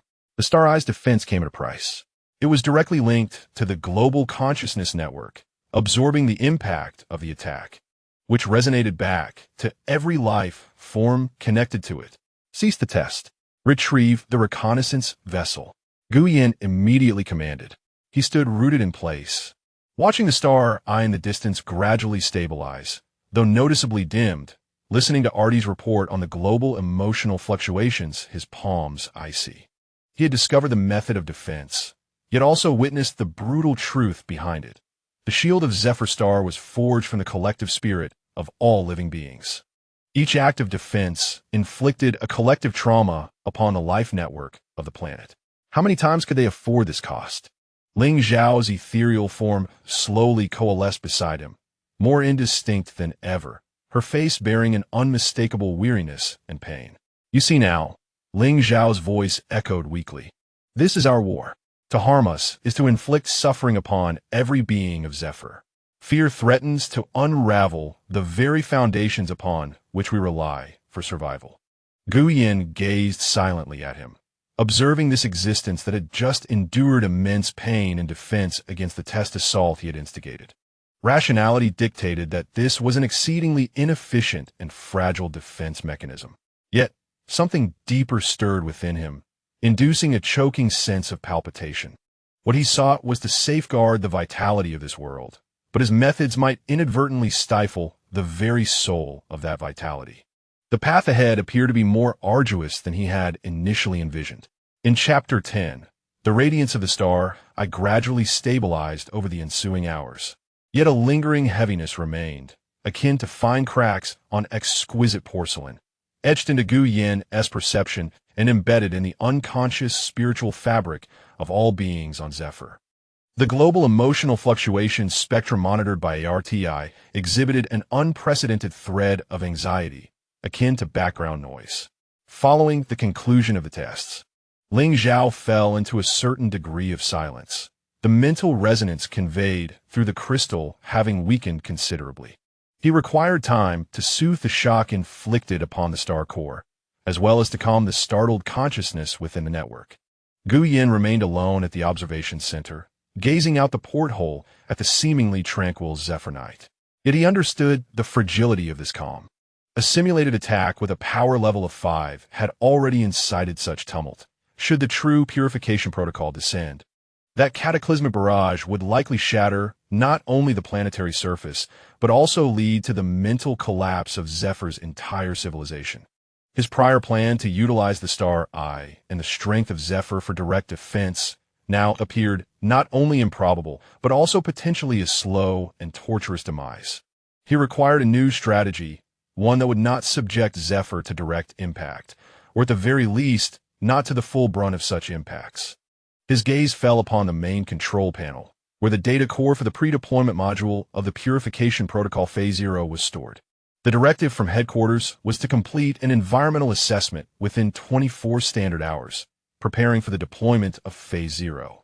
A dangerously self-destructive thought, akin to tendrils sprouting in the dark, quietly ensnared his mind. He summoned the detailed architectural diagram of the Phase 0 module. This system encompassed orbital beacons and ground suppressors, the deployment of which necessitated precise environmental data and gravitational coordinates. Typically, this data would be generated by scans from outpost bases and uploaded to the orbital weapon platform for calibration. But what if the data he uploaded were erroneous? Not random inaccuracies, but meticulously calculated toxic data capable of precipitating the failure of the Phase 0 system deployment or even inciting internal chaos within the system. For instance, he could slightly misalign the coordinates for the Beacon S deployment into an unstable gravitational zone or manipulate the energy frequency feedback of the ground suppressors, resulting in a fatal mismatch with the output frequency of the orbital weapons. This would demand an exquisite understanding of the Federation's weapon systems and the physical environment of Zephyr, requiring him to dance upon the edge of a knife, executing a flawless deception under the watchful gaze of headquarters. Moreover, once detected, the headquarters would immediately recognize that the order number had spiraled out of control, and the rectification protocol could potentially bypass Phase 0, directly initiating a more advanced annihilation procedure. This was a high-stakes gamble, relying on his understanding of the Federation's technology, the headquarters' residual trust in the data integrity of the order number, and the hope that he could devise a genuine solution before the headquarters caught on. Arti. Simulate the following scenario. Upload Phase 0 environmental assessment data that has been tampered with specific parameters to headquarters. Calculate the probability of being uncovered by the headquarters data integrity verification program, as well as the likelihood of failure in Phase 0 system deployment or a significant decline in efficiency after successful deception. The simulation requires access to the core encryption library of the rectification protocol for in-depth calculations, which carries a high risk of being traced back. Shall we proceed? Proceed. Utilize the highest level of obfuscation protocol, and upon completion of the simulation, erase all traces of the calculations. Instruction confirmed. A vast data stream began to surge silently in the background. Guyen could sense that Artie's computational core was operating at full capacity. He waited patiently, like a hunter lurking in the shadows. Time ticked away. Less than 8 hours remained until the headquarters stipulated 24-hour deadline. Finally, ARTI delivered the results. Simulation complete. Under the premise of employing the optimal obfuscation algorithm and exploiting 3 known unpatched data verification vulnerabilities, the probability of successful deception was 713. The probability of Phase 0 system deployment failure was 421, and the likelihood of efficiency dropping by over 70 was 885. The risk of being traced and located was 367. The risks were considerable, yet the likelihood of success far outweighed that of direct defense. Guyen did not hesitate. He commenced his actions. First, he utilized the base's engineering unit to covertly deploy small energy field disruptors in several key areas on the surface of Zephyr Star that met the requirements for Phase 0 deployment. These disruptors would not produce offensive effects, but would simulate the anomalous environmental characteristics described in the tampered data after he uploaded it, deceiving the secondary validation of the orbital scanners. Next, he devoted all his energy to crafting the lethal data packet. Like a master forger, he injected a meticulously designed virus into the framework of authentic environmental data. He adjusted gravitational gradient readings, distorted energy background radiation curves, and even embedded fatal errors in the decimal places of critical coordinates. This task was immensely taxing, He had to ensure that every detail was seamless, adhering to the laws of physics while enabling the entire system to collapse at a crucial moment. Sweat drenched his hair, and his ice-blue eyes reflected only the rapidly flowing data. Amidst his work, the light of the heartlight seed seemed to sense the tension of this all-or-nothing endeavor, flickering slightly as if cheering him on, yet also silently worrying. Just as he was about to complete the final verification of the data packet, Ling Zhao's weak yet urgent voice came through the crystal. Guyan, the stellar core has detected a new energy signature on the orbit. It's faint, but carries a malicious intent. Is it the headquarters? They have come. Faster than anticipated. Perhaps his delay and unusual silence had raised the vigilance of headquarters. What was approaching could be an advanced reconnaissance unit. Once the situation was confirmed, the main fleet would follow closely. Time was of the essence. Guyan took a deep breath, his fingertips hovering momentarily over the final confirmation key. He understood that pressing this key would irrevocably sever all avenues of retreat from the Federation. He would no longer be a potential contaminant, but rather a confirmed traitor, destined to be placed on the highest purge list. He glanced at his palm, where the warmth of touching the heartlight seed still lingered. Then, without hesitation, he pressed down. ARTI, execute the scavenger protocol. Upload the target data packet through the encrypted channel to the designated orbital node. Upon completion of the upload, initiate the first phase of the base self-destruction program, non-explosive, disguising it as a system meltdown caused by a backlash from a high-energy field. Erase all local records related to this protocol. Command confirmed. Scavenger protocol executing. Data packet upload completed. Self-destruction program, phase 1 initiated. The lights within the base instantaneously shifted to a dark crimson hue, and the alarms resonated with a somber tone.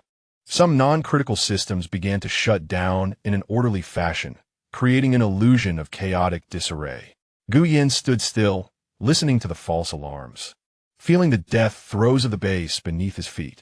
His complexion was pale, yet his gaze remained strikingly calm, even tinged with a hint of relief. He had done all that he could. He had silently delivered a poison capable of shattering the enemy's fangs into their very core. Now, all he could do was wait.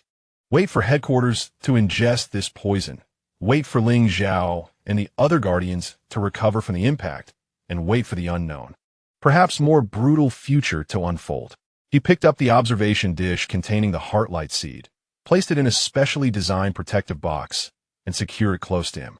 This was the path he had chosen, a path strewn with thorns, leading into darkness, yet the only one that might point towards a faint glimmer of light. He was the scavenger, digging a grave for the faith he had betrayed. Chapter 11. The Order Number Outpost resembled a colossal beast stripped of its soul, silently succumbing in the dim red glow of the alarm lights. Non-core systems were shutting down one by one, energy redirected to maintain minimal life support and shield critical data. To the outside observer, it indeed appeared as a catastrophic system failure due to energy overload. Guyan found himself in the core control room, the last area of the base retaining full functionality. On the screen, the light points representing the scavenger protocol data packet flowed stealthily along the encrypted channel, like an invisible toxin, toward the distant orbital position of the reconnaissance unit dispatched by headquarters, a Shadow-class detection ship. His plan was not without flaws. The risk of being tracked by 367 loomed like the sword of Damocles. He had to leverage the information gap to gain more time before they detected and locked onto him. ARTI continuously monitored the data stream responses from the detection ship, focusing on identifying its verification and feedback loops concerning environmental assessment data. Initiate the Mirror Flower Deception program, simulating the chaotic responses of the remaining systems following the base's collapse. Command confirmed. Mirror Flower program has been initiated. The reconnaissance vessel has received the data packet and commenced preliminary verification. Time seems to stretch interminably, each second akin to traversing a razor's edge. Guyan can hear the sound of his own blood coursing through his veins, feeling the steady and warm pulsation emanating from the heartlight seed nestled within his protective casing. It has become the sole anchor amidst this facade of death and the stark reality of peril. At that moment, Ling Zhao's urgent resonance reverberates once more in his mind. clearer than ever before, even accompanied by a physical sting. Guyan, the eye on the orbit, is focusing. A chilling, all-encompassing scanning beam is forming. The target is the star core. It has surpassed conventional detection modes. Indeed, headquarters had never fully trusted his delayed report, and may even suspect that the base is beyond control. The mission of this reconnaissance vessel extends beyond mere data reception. It is also engaged in tactical reconnaissance, preparing to directly lock onto the core of Zephyr Star. Almost simultaneously with Ling Zhao's warning, Artie's alarm blares sharply. Warning: high precision, high penetration active scanning beam detected from the reconnaissance vessel. Mode recognition, tactical grade Gravedigger scanning protocol. Target alignment highly coincides with star core coordinates. The base's camouflage has been partially penetrated, risking identification as an unnatural collapse. A dual crisis.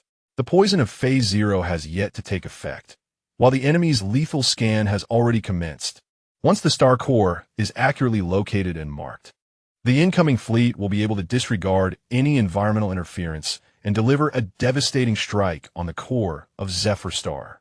Guyan's mind races with unprecedented speed. How to halt the scan? The existing defense systems of the base cannot effectively activate under the collapsing camouflage. Forcing activation would lead to complete exposure. Disrupting the scan? That requires energy, immense energy, which would similarly reveal their position. There is but one solution: misdirection. Ling Zhao. Guyan's consciousness roars through the crystal, nearly tearing at his own awareness. Listen, I need the star core's cooperation. Under my command, simulate an energy dissipation.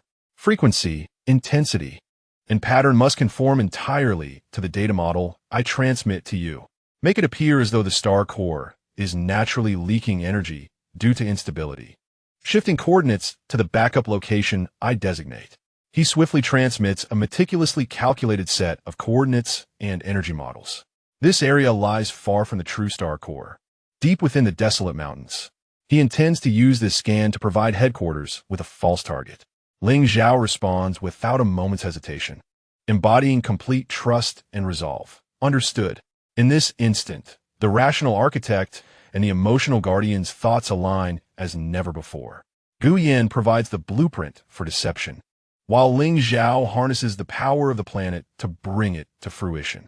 The RTI, synchronizing the illusory mirror program, injects fabricated energy dissipation background noise into the scanning data stream of the reconnaissance vessel, amplifying the deception's efficacy. Instructions are being executed. In orbit, the Shadow-class reconnaissance vessel's scanning beam pierces towards Zephyr Star like an invisible probe.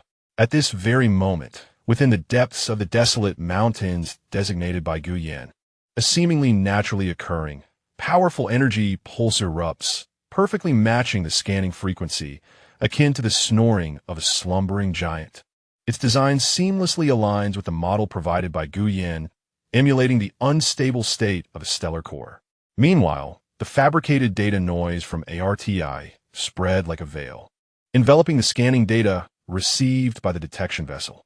In an instant, the internal systems of the ship captured this unexpected delight. The algorithm swiftly engaged, marking the sudden emergence of a potent signal, characteristic of a high-risk energy source, as a top priority target.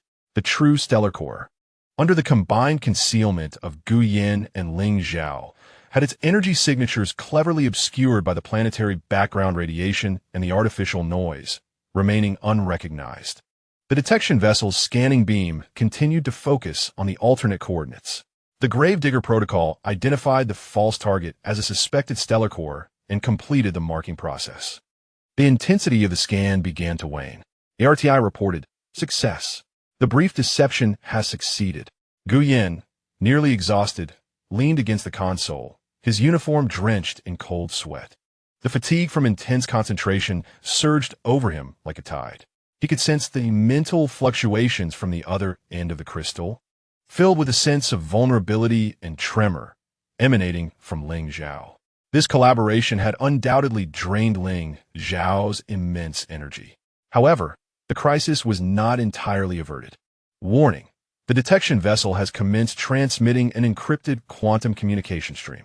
The content analysis is packaging the coordinates of the marked false target along with environmental assessment data, preparing to upload it to the Federal Tactical Network. It intends to call for reinforcements. Moreover, the data packet it uploads contains the meticulously crafted toxic phase 0 environmental assessment data prepared by Guyan. RTI, can you intercept or interfere with this communication? No. The encryption level of the quantum communication is too high. The base's current status cannot implement effective interference. They could only watch helplessly as it was transmitted. Now, everything hinged on whether headquarters would trust this data source from both the out-of-control outpost and reconnaissance units. The communication stream shot into deep space like an arrow, vanishing in an instant. After completing the transmission, the detection vessel seemed to consider its mission accomplished, beginning to adjust its posture, preparing to leave orbit. A profound silence enveloped the control room, punctuated only by the muted flickering of dim red lights. Through the faintly resonating crystal, Guyan and Ling Zhao could sense each other's heavy heartbeat and silent anticipation. The gamble had been made. The poison had been delivered. Would it lead to a fatal demise, or would they face an even more ferocious retaliation upon discovery? The answer would be revealed in an uncertain future. At that moment, Artie's calm electronic voice resounded once more, reporting an unexpected development. Alert! Before retreating, the detection vessel broadcast a plain text message to this base. Guyan abruptly lifted his head. What was the content? The screen displayed a line of cold Federal Standard text. Order number outpost. Your performance was splendid. However, it is time to turn the page. At the end of the message, there was no signature, only a clear, crimson emblem of a dagger entwined with a serpent. Guyan's blood ran cold in an instant. That was the mark of the scavenger, a special operations department within the Federation dedicated to addressing internal contamination and treason. They had long been watching them.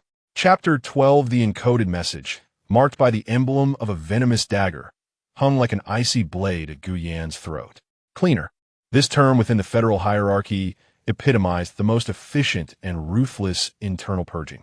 They eschewed conventional military protocols, operating with utmost secrecy and possessing exceptional authority. Specifically tasked with addressing inconvenient troubles such as rogue AIs, transgressive research projects, and treacherous chief architects. Guyan was not surprised by the headquarters' swift response. However, he did not anticipate the direct deployment of cleaners.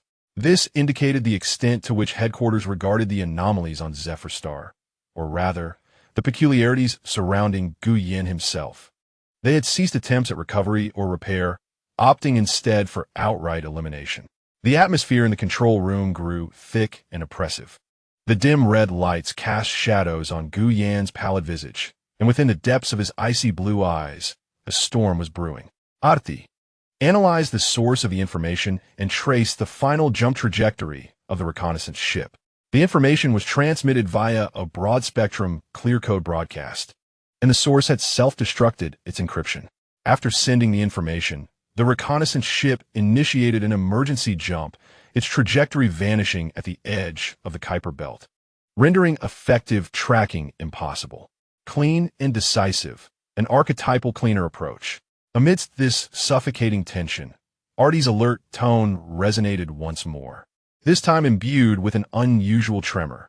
Received non-standard feedback information stream from the edge node of the Federal Tactical Network. The information is heavily disguised, the source ambiguous, and the content pertains to the deployment of the Purge Protocol Phase 0. Guyan's spirits soared. Here it comes. Decrypt the content. The screen began to scroll with decrypted codes and brief status reports.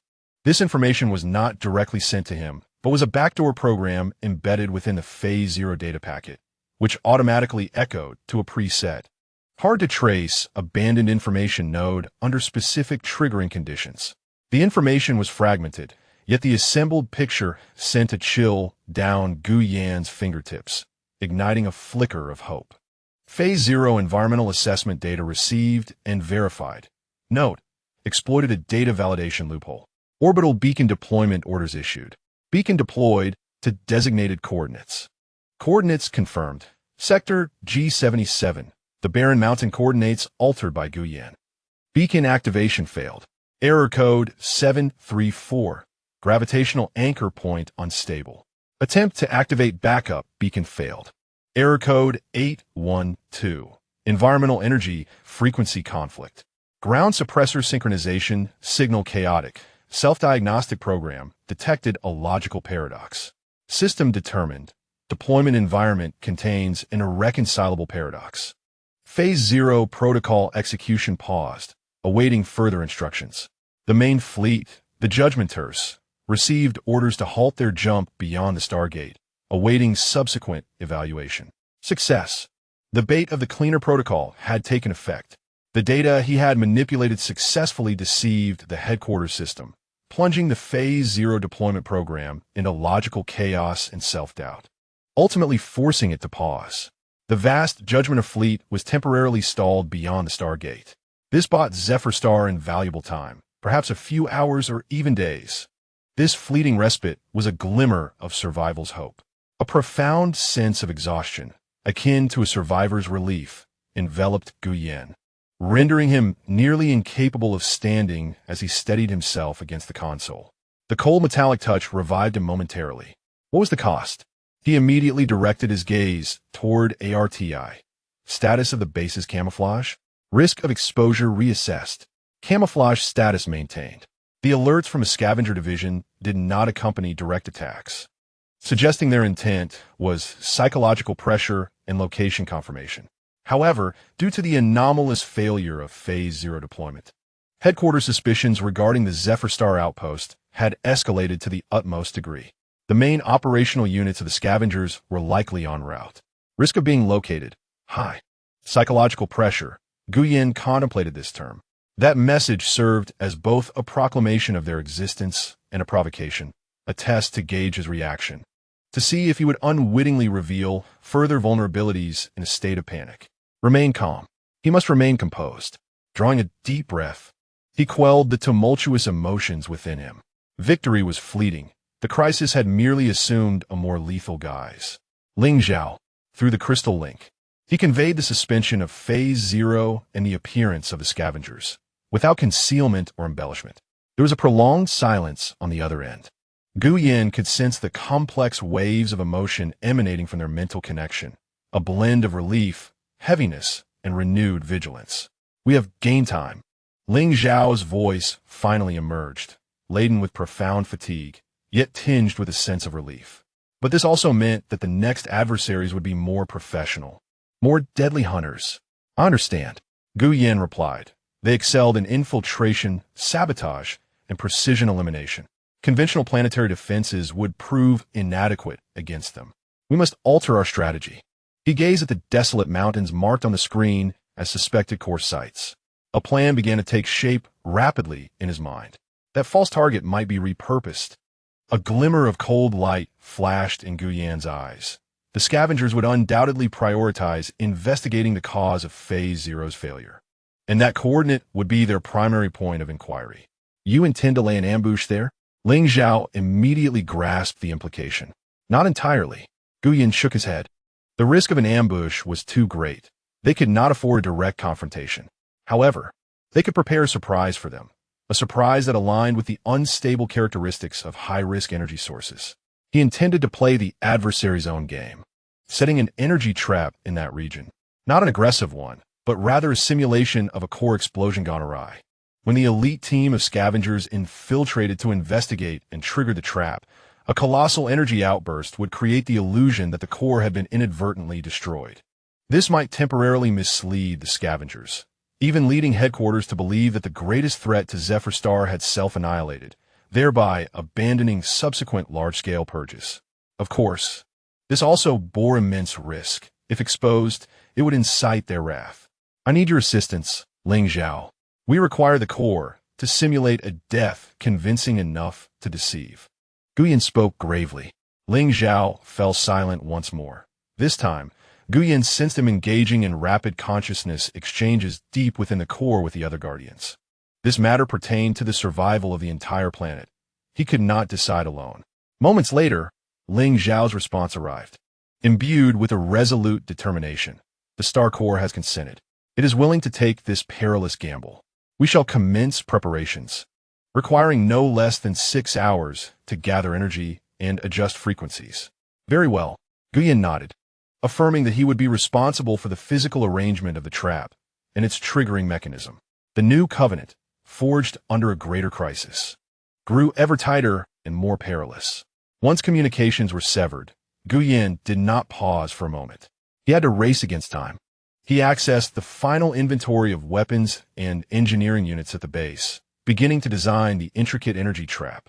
This demanded precise calculations to ensure that the yield and pattern of the explosion aligned perfectly with the theoretical model of the star core's potential instability, without inflicting irreversible damage to the planet's geological structure. As he immersed himself in this critical task, a sudden, urgent pulsation emanated from the heart-light seed nestled within his protective case, tinged with a hint of fear. Guyan halted momentarily. Almost simultaneously, the RTI emitted an unprecedented, piercing alarm. Warning: detection of ultra-close-range spatial distortion waves, originating directly above the base at low altitude. An object is forcibly breaching the reality membrane. Small in size. Energy signature unidentifiable. Non-federal standard. Guyan abruptly lifted his gaze, peering through the observation window into the sky. Above the base, the air twisted violently as if disturbed by pebbles thrown into water, revealing a shadowy, streamlined, entirely black, shuttle-like craft. It emitted no sound and displayed no signs of energy leakage, gliding forth like a specter, silently hovering less than 100 meters above the ground. The craft bore no insignia, save for a vivid crimson emblem on its underside, depicting a dagger entwined with a serpent. The scavengers have arrived, and with such swiftness, far surpassing any conventional travel speed. They have employed some form of non-standard spatial leap technology. From the bottom of the shuttle, a dark red scanning beam slithered forth like a serpent's tongue, enveloping the entire base, including Guyan, who had just exited the control room and looked skyward. The cold, lifeless sensation of the scan washed over him, as if attempting to dissect his very soul. Guyan stood rooted in place, locking eyes with the obsidian vessel. On the screen of the datapad in his hand, the design of the trap was only half completed. Time was more merciless than he had anticipated. The hunt had already begun. Chapter 13 time seemed to freeze under the shadow of that dark, serpentine shuttle. The dark red scanning beam acted like tangible shackles, pinning Guyan in place. He sensed the beam analyzing his vital signs, energy responses, and even the patterns of his neural activity. Any sudden movement could invite immediate annihilation. His mind raced, functioning like an overclocked processor. The trap plan lay abandoned, the base's camouflage in a state of collapse, with the available defensive forces dwindling to nearly nothing. Ling Zhao required at least 6 hours to prepare, yet he now had to confront this unforeseen serpent alone. A direct confrontation would lead only to doom. The sole path to survival lies in exploiting the curiosity of others, or rather, in leveraging the protocols employed by the scavengers to deal with traitors. They will not execute him immediately. They require information to comprehend the motives and extent of the betrayal, as well as the secrets of Zephyr Star. This represents his opportunity, his only bargaining chip. Guyan compelled himself to relax his taut muscles, restoring his expression to its customary, nearly indifferent tranquility. He even raised his hands slightly, indicating that he bore no weapons and harbored no hostility. The scanning beam persisted for approximately 10 seconds before abruptly retracting. A gap opened in the underbelly of the elongated craft, devoid of any steps or platforms, and 3 shadowy figures descended like weightless phantoms, silently landing 10 meters in front of Guyan. The trio donned form-fitting, matte black combat suits, devoid of any military insignia. Their helmets were entirely enclosed, with visors that reflected light in a one-way mirror, concealing any semblance of expression. Their movements were impeccably synchronized, akin to a mechanical unit sharing a singular consciousness. One individual, slightly advanced, was evidently the leader. The leader raised an arm, from which a device projected a luminous screen displaying a rapidly scrolling summary of Guyan's federal dossier and mission order number. A severely distorted, androgynous electronic voice emanated from beneath the helmet, devoid of any tonal inflections. Gu Yan, chief architect of the Federation, serial number Gamma 7. Confirm your identity. Gu Yan remained silent, merely observing them with quiet resolve. Your mission status has been marked as high-risk treason, the synthetic voice continued. In accordance with the internal purification regulations, we are authorized to execute your final judgment and sentence here. Final judgment implied they possess the authority to execute him on the spot, without the necessity of returning to headquarters. I request direct communication with the Purification Council. Gu Yan articulated, his voice as emotionless as his current demeanor, presenting a challenge and a delay tactic in one. The leader emitted a barely audible, almost electronic-sounding scoff. The council is greatly disappointed in you, Gu Yan. You have squandered precious resources and further tainted the purity of rationality. The synthetic voice coldly retorted. Your communication request has been denied. Now, you have one last opportunity to articulate what led to the pollution of your logical core. Indeed, they sought intelligence. Gu Yan's mind raced. He refrained from providing an immediate response, instead casting his gaze toward the distant, slowly rotating star core totem, allowing a subtle expression of confusion tinged with fascination to play across his features.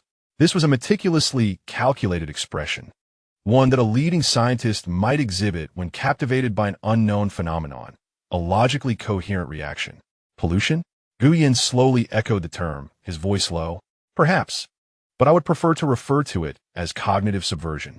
He raised a hand, gesturing toward the star core, his motion imbued with a near-religious reverence, a reflection of the profound shock within him. Do you see that structure? The manner in which the energy flows. It contravenes all known physical laws and energy models of the Federation. High emotion, low chaos, a paradox, a living, incomprehensible miracle. He began to articulate, employing precise scientific language to describe the anomalies of the Zephyr star's energy field and the deviations in societal model data, yet deliberately refrained from specific references to Ling Zhao, merely emphasizing that this was a macro, phenomenological discovery. He cloaked his betrayal in an ardent pursuit of unknown scientific truths, a form of irrational obsession that might arise from a top scholar ensnared in the quagmire of research. I confess, I delayed the report and even provided incomplete data. Gu Yan ultimately admitted this, but redirected the motive to the scientific realm. For I required time. I needed to comprehend it. Before I could ascertain the correct formula, I could not allow anyone to destroy what might be the greatest discovery in the universe. Is this not the very essence of our exploration of the starry seas? He endeavored to align his actions with the grand mission of the Federation to explore the unknown, a high-risk rhetoric. The three members of the cleanup crew stood motionless, like three black statues. The synthesized voice of the leader fell silent for a moment before resuming, an intriguing defense, beautifying emotional corruption as a scientific discovery. The sarcasm in the synthesized voice intensified, yet your actions, including the severing of communications and the fabrication of data that led to the suspension of Phase 0, have transcended the realm of research. This points to a clear, conscious betrayal. They indeed possessed information linking the suspension of Phase 0 to him. A chill ran through Gu Yan's heart. The data issues of Phase 0 were the result of my operational errors under extreme energy field interference. Gu Yan lied without a flicker of emotion, his prepared explanation ready. The base's system crash records could attest to this. System records can be fabricated. The leader coldly interrupted him. Moreover, we detected that during what you term a system crash, there remained highly ordered energy activity within the base, anomalously coordinated with the planetary energy field. They had even detected this. Gu Yan's heart sank. Their reconnaissance technology surpassed his expectations. I was attempting to repair the system and engage in necessary isolative interactions with the local energy field to avert greater catastrophe. He continued, forcing himself to remain calm. The leader no longer lingered on the details, seemingly losing patience. He stepped forward, and the invisible pressure suddenly intensified. Gu Yan, your logical fallacies are numerous. Your fervent scientific theories cannot account for your multiple profound encounters with the planetary consciousness individual, Ling Zhao. They knew Ling Zhao's name. Guyan's pupils dilated abruptly. The final guise had been torn asunder. Surrender all records of your contact with Ling Zhao, as well as all research data concerning the planetary consciousness network. The leader's synthesized voice bore an undeniable command. This is your last value. Otherwise, one of the cleanup crew members raised an arm. The weapon poured on his arm, opening to reveal a haunting blue light, pulsating with destructive energy. It was a compact, phased disintegration gun, capable of erasing Gu Yan from the molecular level in an instant. The air had solidified to its utmost density. Gu Yan realized he could no longer deceive him. Surrender the data? This effectively hands over the core secrets of Ling Zhao and the entire Zephyr Star. Refusal? Immediate death. He inhaled slowly, the fragrant air of Zephyr Star filling his lungs with a sense of resoluteness. A fleeting glance at the concealed location of the Heartlight Seed revealed a faint yet unwavering warmth emanating from it. He then turned to the leader, offering a subtle, nearly imperceptible cold smile. The data resides here. Gu Yan pointed to his own head, challenging, if you have the skill, come and take it yourself. This was a declaration of war. Almost simultaneously with Gu Yan's words, a resonating, monumental psychic shockwave erupted from him, radiating outward like a tsunami. This was not Gu Yan's power, but Ling Zhao's. In a moment of dire need, he activated the power of the star core through the crystal link, unleashing an indiscriminate mental assault. The bodies of the three cleaners froze in unison, heavily reliant on sensors and electronic neural links. They experienced a momentary disruption from this direct impact on their consciousness. Although their helmets evidently had psychic protection features, the sudden and overwhelming intensity of the shock caused a brief paralysis. Now is the time. Gu Yan moved, like a cheetah poised to pounce. He did not charge at the enemy, but instead lunged to the side, simultaneously shouting at the wrist controller. The RTI, activate the Shattered Mirror Protocol. Now, command confirmed. Shattered Mirror Protocol initiated. In that instant, all remaining energy within the base was detonated. Not an explosion, but all operational systems, including lights, environmental controls, and even some structural supports, emitted deafening overload noises and dazzling electric sparks. Countless fragments fell from the ceiling. The ground shook violently, as if the base were on the brink of complete collapse. This was Gu Yan's final safeguard, creating extreme physical chaos to disrupt all precise scanning and targeting. At the same time, in the direction Gu Yan had leaped, a camouflage panel abruptly flipped open, revealing the entrance to a hidden emergency escape route. This was a secret path he had long reserved, unrecorded even by ARTI in the standard blueprints. Stop him. The leader's synthetic voice finally bore emotional fluctuations. A rage born for being mocked. The cleaner member, weapon raised, forcibly emerged from the mental shock, firing a cerulean phase beam in an instant. But Gu Yan's figure had already vanished into the entrance of the tunnel, leaving only a sizzling, bottomless molten pit on the ground. Pursue, the leader commanded sharply. Two cleaners darted toward the tunnel entrance like phantoms. Meanwhile, the leader himself abruptly lifted his gaze toward the direction of the star core, the electronic eyes beneath his mask flickering with a cold light. Ling Zhao, you have finally made your move. He no longer paid attention to Gu Yan, who had fled underground. Capturing that planetary consciousness was now his paramount priority. The dark, shuttle-shaped spacecraft began to move, silently gliding toward the location of the star core like a true viper. The chase below and the threat above unfolded simultaneously. The battle for the survival of Zephyr Star has entered its most brutal chapter. Chapter 14. The underground line, the frigid air, imbued with the scent of rust and dust, filled Gu Yan's lungs. The dim light of the emergency lamps flickered within the narrow corridor, casting his running figure into a distorted shadow. Behind him, no footsteps could be heard, only an almost imperceptible, buzzing sound akin to the fluttering of insect wings, relentlessly pursuing him. The sound of the scavengers' specially designed anti-gravity thrusters. They were like a malignant growth, moving with remarkable speed, unaffected by the complex terrain of the passage. Guyan's mind functioned like an overclocked supercomputer, rapidly processing the fragmented data transmitted by ARTI through the remnants of the internal network. Two pursuers, 75 meters away, continuously closing in. Structural integrity of the corridor at 73. A localized collapse due to the shattered mirror protocol exists 32 meters ahead. High-energy weapon charge fluctuations detected. He could not flee in a straight line. His adversaries possessed superior weapons and speed. He had to leverage his surroundings. ARTI, guide me to the nearest energy relay node, C7 zone. Path planning, turn left. Proceed 50 meters, enter maintenance shaft. Guyan abruptly halted, lunging towards an inconspicuous maintenance hatch marked with a danger symbol, forcefully prying it open, and without hesitation. He jumped down. This was not a standard escape route, but rather a maintenance shaft for the reactor's energy lines, filled with thick, flickering energy conduits and a tangle of scaffolding. No sooner had he descended into the shaft than two dark figures emerged at the passage he had just vacated. Not pausing for a moment, like black lightning, they too plunged into the shaft. At the instant they entered, Guyan shouted at his wristwatch, "Now!" Cut off the main energy supply from C7 to C9 and reverse the coolant injection. Command confirmed. With a hum, the thick energy conduits dimmed instantly. The previously steady flow of energy was forcefully interrupted, resulting in violent energy turbulence.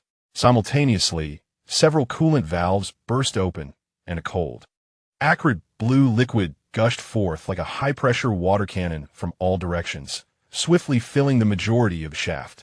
The energy turbulence disrupted the scavenger sensors and stabilizers, while the highly corrosive coolant severely affected their armor and optical equipment.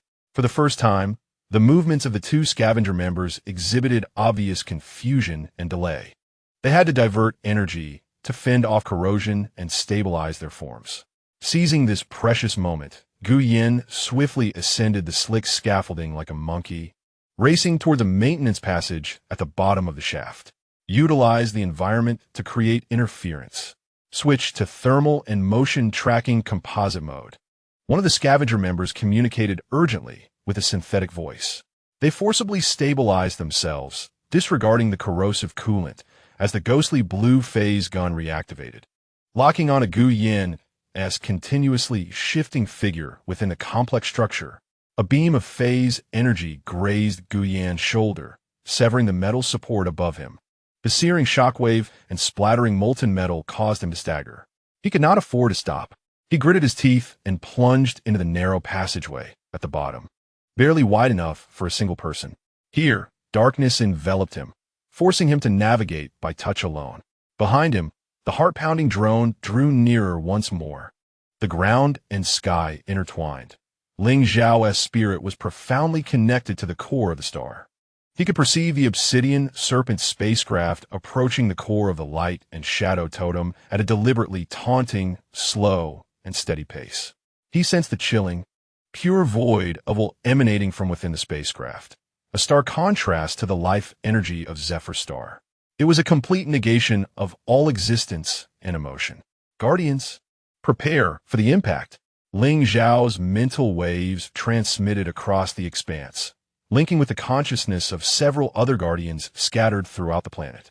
The power of the star core began to converge with unprecedented intensity. The massive totem's rotation accelerated significantly, its glow becoming increasingly radiant, akin to a star on the verge of eruption. The serpent spacecraft halted at a sufficient distance from the totem. Its underbelly opened again, revealing not a scanning beam this time, but a bizarrely shaped cannon resembling a multifaceted crystal.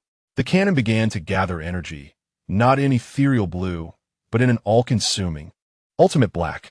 It was the logic annihilation cannon, a weapon specifically designed to target consciousness entities and complex energy structures. It did not inflict physical destruction, but aimed to directly dismantle the very logic of existence of its target. They did not seek to destroy the star core. Rather, they intended to format it, erasing its consciousness and all emotional memories, transforming it into a hollow energy source. Ling Zhao felt an unprecedented sense of crisis. This kind of assault was one the Star Core had never encountered. Resonance barrier. He and the other Guardians shouted in unison on the mental plane. Before the Star Core, a multicolored light shield, composed of pure emotional energy, unfurled in layers, resembling countless vibrant auroras, shielding the core. Almost simultaneously, the logic annihilation cannon fired. There was no sound, no flash of light, only a distorted black torrent, seemingly capable of absorbing all light and hope, silently collided with the resonance barrier. Sizzle, a mental noise, akin to cold water splashing into hot oil, engulfed the surroundings. The edges of the colorful light shield met the black torrent, its brilliance fading at a visible rate. Losing color as if erased by an eraser. The emotional energy comprising the light shield was being forcibly dismantled, returning to the void. Ling Zhao let out a muffled groan as a tearing pain surged through the mental link. The consciousness waves of the other Guardians also instantly became chaotic and anguished. This assault directly wounded their very essence. Hold on. Ling Zhao's spirit roared, rallying the emotional power of all living beings on Zephyr Star, continuously infusing the barrier. The resilience of flowers, trees, the wildness of fauna, and the love and hope of the Zephyrs. The countless subtle emotional streams converged into a river, resisting the all-consuming darkness. The black torrent was temporarily halted, yet it crashed against the barrier like an unrelenting tide, continuously assaulting the ever-dissolving and rebirthing shield. This was a war of attrition, a contest of the Star Core's emotional reserves against the energy output of the logic annihilation cannon. Ling Zhao could sense the rapid depletion of energy from the Star Core, while the collective fear and suffering within the global consciousness network intensified. If this continued, they would not endure for much longer. He had to devise a way to counterattack or ensure the success of Guyan's plan. A fragment of his awareness, struggling to break free, followed the faint crystal link. Attempting to perceive Guyan's situation. Underground line. Guyan was desperately crawling through the dark tunnel, the ominous hum of pursuit growing ever closer behind him. He could even smell the unique scent of ozone produced by the overheating thrusters of his pursuers. He knew he was on the verge of being caught. The next corner might spell his end. Despair wrapped around his heart like a frigid vine. At that moment, the heart-light seed he had closely guarded suddenly erupted with an unprecedented, almost searing warmth. An overwhelming sense of fear, laden with resolute warning, struck his consciousness, not his own, but emanating from Ling Zhao, transmitted through the dual link of the crystal and heartlight seed. Simultaneously, the alarm from ARTI screamed in his ears. Warning! An ultra-high energy logical paradox energy reaction has been detected in the airspace above the base. Pattern recognition, logic annihilated. Target, Star Core. Ling Zhao was in danger. The Star Core was under direct attack. This news struck Guyan like a heavy hammer, shattering the hesitations and despair within him, replaced by a colder, reckless determination. He cannot perish here. Ling Zhao must not fail. Zephyr Star must not be destroyed. His gaze fell upon a valve not far ahead, flickering with a faint red light, marking it as a high-risk plasma waste discharge point. An exceedingly perilous plan took shape in an instant. He abruptly halted, turned to face the corner where his pursuers were about to emerge, and retrieved the last high-explosive energy grenade from his waist. This was not intended for killing, but for ARTI, calculating the energy turbulence and structural disruption that would occur if I detonated the grenade while forcibly opening the plasma waste discharge point ahead. What would the outcome be? Success rate, 37. The shockwave and plasma flow are highly likely to trigger a chain collapse, with your survival probability falling below 15. Execute. Guyan hesitated not for a moment. He pulled the pin on the grenade, timed it perfectly, and hurled it towards the corner behind him, while simultaneously propelling his body like a cannonball towards the red valve control lever. Detection of explosive device. The synthetic voice of his pursuers carried a note of urgency. Boom! A violent explosion erupted within a narrow tunnel. Scorching shockwaves and debris surged back towards him. Almost simultaneously, Guyan exerted every ounce of strength to pull down the control lever. Sizzle! A sound more terrifying than the explosion rang out. A crimson torrent, filled with rampant energy, surged forth from the discharge point like a dragon breaking free from its cage, instantly merging with the shock wave of the explosion to create a devastating energy storm that engulfed the entire tunnel area. The ceiling and walls groaned under the dual onslaught, as large chunks of metal and rock began to collapse and fall. The two members of the cleaning crew clearly did not anticipate that Gu Yin would resort to such a mutually destructive method. They were instantly engulfed by the energy storm and the collapsing debris. At the moment Gu Yin pulled the lever, he exerted all his strength to leap towards a depression on the opposite side of the pipe. Yet he was still struck in the back by the residual force of the explosion and the flying shrapnel. A sharp pain surged through him, and a metallic taste filled his throat as blood trickled from the corner of his mouth. The entire world around him was crumbling and roaring. He curled up in the hollow, feeling the tremors of the ground and the rapidly rising temperature surrounding him as his consciousness began to blur. The final sensation was the urgent, albeit faint, call of the heartlight seed nestled close to him. Then there was only boundless darkness. Chapter 15. Darkness. Not a void, but reminiscent of sinking into a warm, viscous deep sea. His consciousness scattered like fallen stars, floating in an infinite sea of awareness.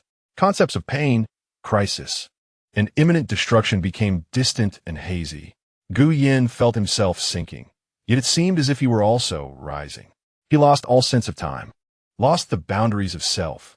At that moment, a faint glimmer illuminated the darkness. It was the heartlight seed, no longer a physical object lying in an observation dish. It transformed into a pure, warm source of light, suspended at the core of his consciousness. The radiance was not blinding, yet it was remarkably stable, akin to a lighthouse that never extinguished amidst a storm. As this light emerged, fragments began to flow into his disordered awareness. He saw Ling Zhao, not the guardian currently struggling against the annihilation of logic, but a distant memory from long ago. It was a burning wilderness, the sky a strange dark crimson. The young Ling Zhao, with amber eyes even brighter than they were now, was filled with fear and tears. He knelt on a patch of scorched earth, cradling an elderly Zephyrin who was barely clinging to life. Surrounding them were remnants of destruction, the scars of war born not from the starry seas, but from conflicts within the planet itself.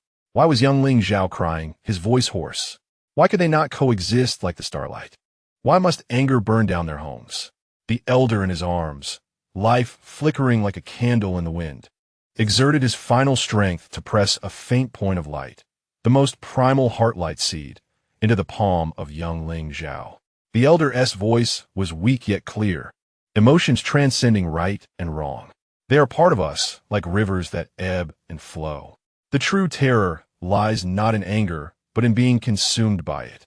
Remember this feeling, remember the pain, and then choose to understand, choose to forgive, choose to merge them into a greater harmony. The elder's form transformed into specks of light, merging with the earth. Young Ling Zhao, clutching the light seed, knelt amidst the ruins, gazing up at the dark crimson sky, immense sorrow engulfing him like a tide. Yet, deep within this sorrow, the light seed quietly took root, conveying a faint warmth known as hope. Gu Yin understood. He saw why Ling Zhao became a guardian, and why Zephyrin chose the path of emotional resonance. This was not naivety, but a difficult and lucid choice made after experiencing profound pain, to embrace all emotions and learn to guide them, rather than sever and deny them. Immediately thereafter, another wave of perception forcefully intruded. It is now. It is the harrowing struggle that Ling Zhao is enduring. Gu Yin sensed the dark torrent of the logic annihilation cannon. It was akin to a frigid rasp, gradually erasing the vibrant hues of the resonance barrier, extinguishing the will of Ling Zhao and the other guardians. He felt the rapid depletion of stellar core energy, the pervasive dread and despair spreading through the global network like a plague. Ling Zhao's mental link was taut, like a bowstring stretched to its limit, on the verge of snapping. Pain, helplessness, and a faint, deeply buried sense of unwillingness. This sensation resonated with Gu Yan's own predicament. He was trapped beneath the collapsed ground, teetering on the brink of life and death. Ling Zhao was ensnared beneath the annihilating bombardment in a perilous state. Both were cornered in dire straits. A feeble consciousness, seemingly on the brink of vanishing, gently brushed against him.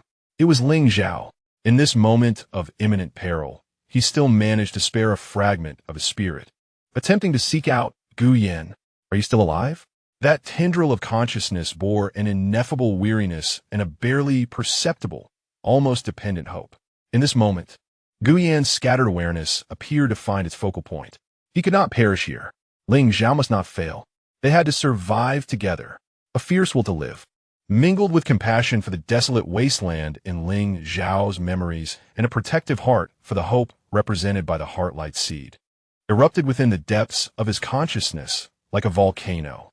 Arti, he roared within his mind. Status report.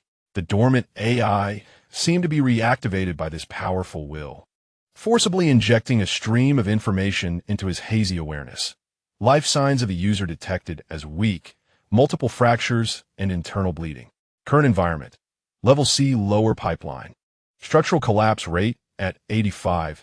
Risk of secondary collapse present. Plasma leakage has been contained, but radiation levels are excessive. No life signals from pursuers detected. Presumed buried or severely injured. He was still alive. The pursuers had been temporarily dealt with.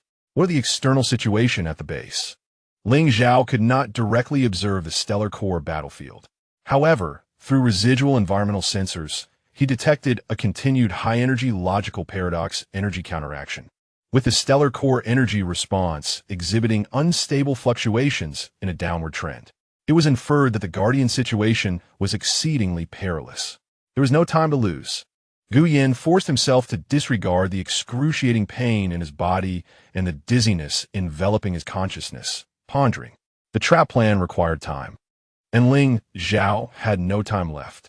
He needed a more direct method, one that could immediately alter the tide of battle. His gaze, the gaze of his consciousness, fell once more upon the radiant glow representing the heart-light seed. An emotional energy resonance guided an audacious, nearly insane thought to surface. The logic annihilation cannon of the scavenger was a weapon based on absolute rationality, dismantling emotional logic. Therefore, what if he infused it with a pure, transcendent emotion that it could not analyze rationally? Not defense, not confrontation, but rather taming their weapon, to unleash the primordial power of Zephyr Star against that cold, nihilistic logic of annihilation. Ling Zhao, Gu Yan summoned all his mental strength, through the dual link of the crystal and the heart-light seed, to send a desperate shout to that faltering consciousness. Listen to me. Abandon defense.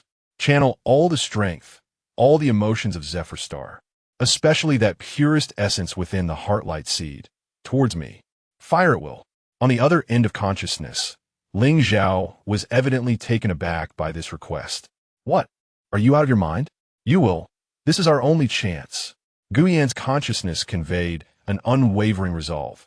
Their weapons relied on logic. Let us use that which cannot be defined by logic to obliterate it. Trust me, Ling Zhao, just as I believe in your world. A brief silence, as eternal as time itself. Ling Zhao could sense the fierce determination within Gu Yan's consciousness, the unprecedented brilliance of the heart-light seed at the core of Gu Yan's awareness.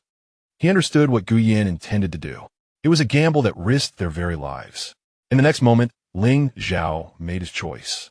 He severed the resonance link with the other guardians regarding defense, and amidst the astonished mental waves of his fellow guardians, he connected himself entirely with the star core, transforming into a pure, immensely strong torrent of emotional energy.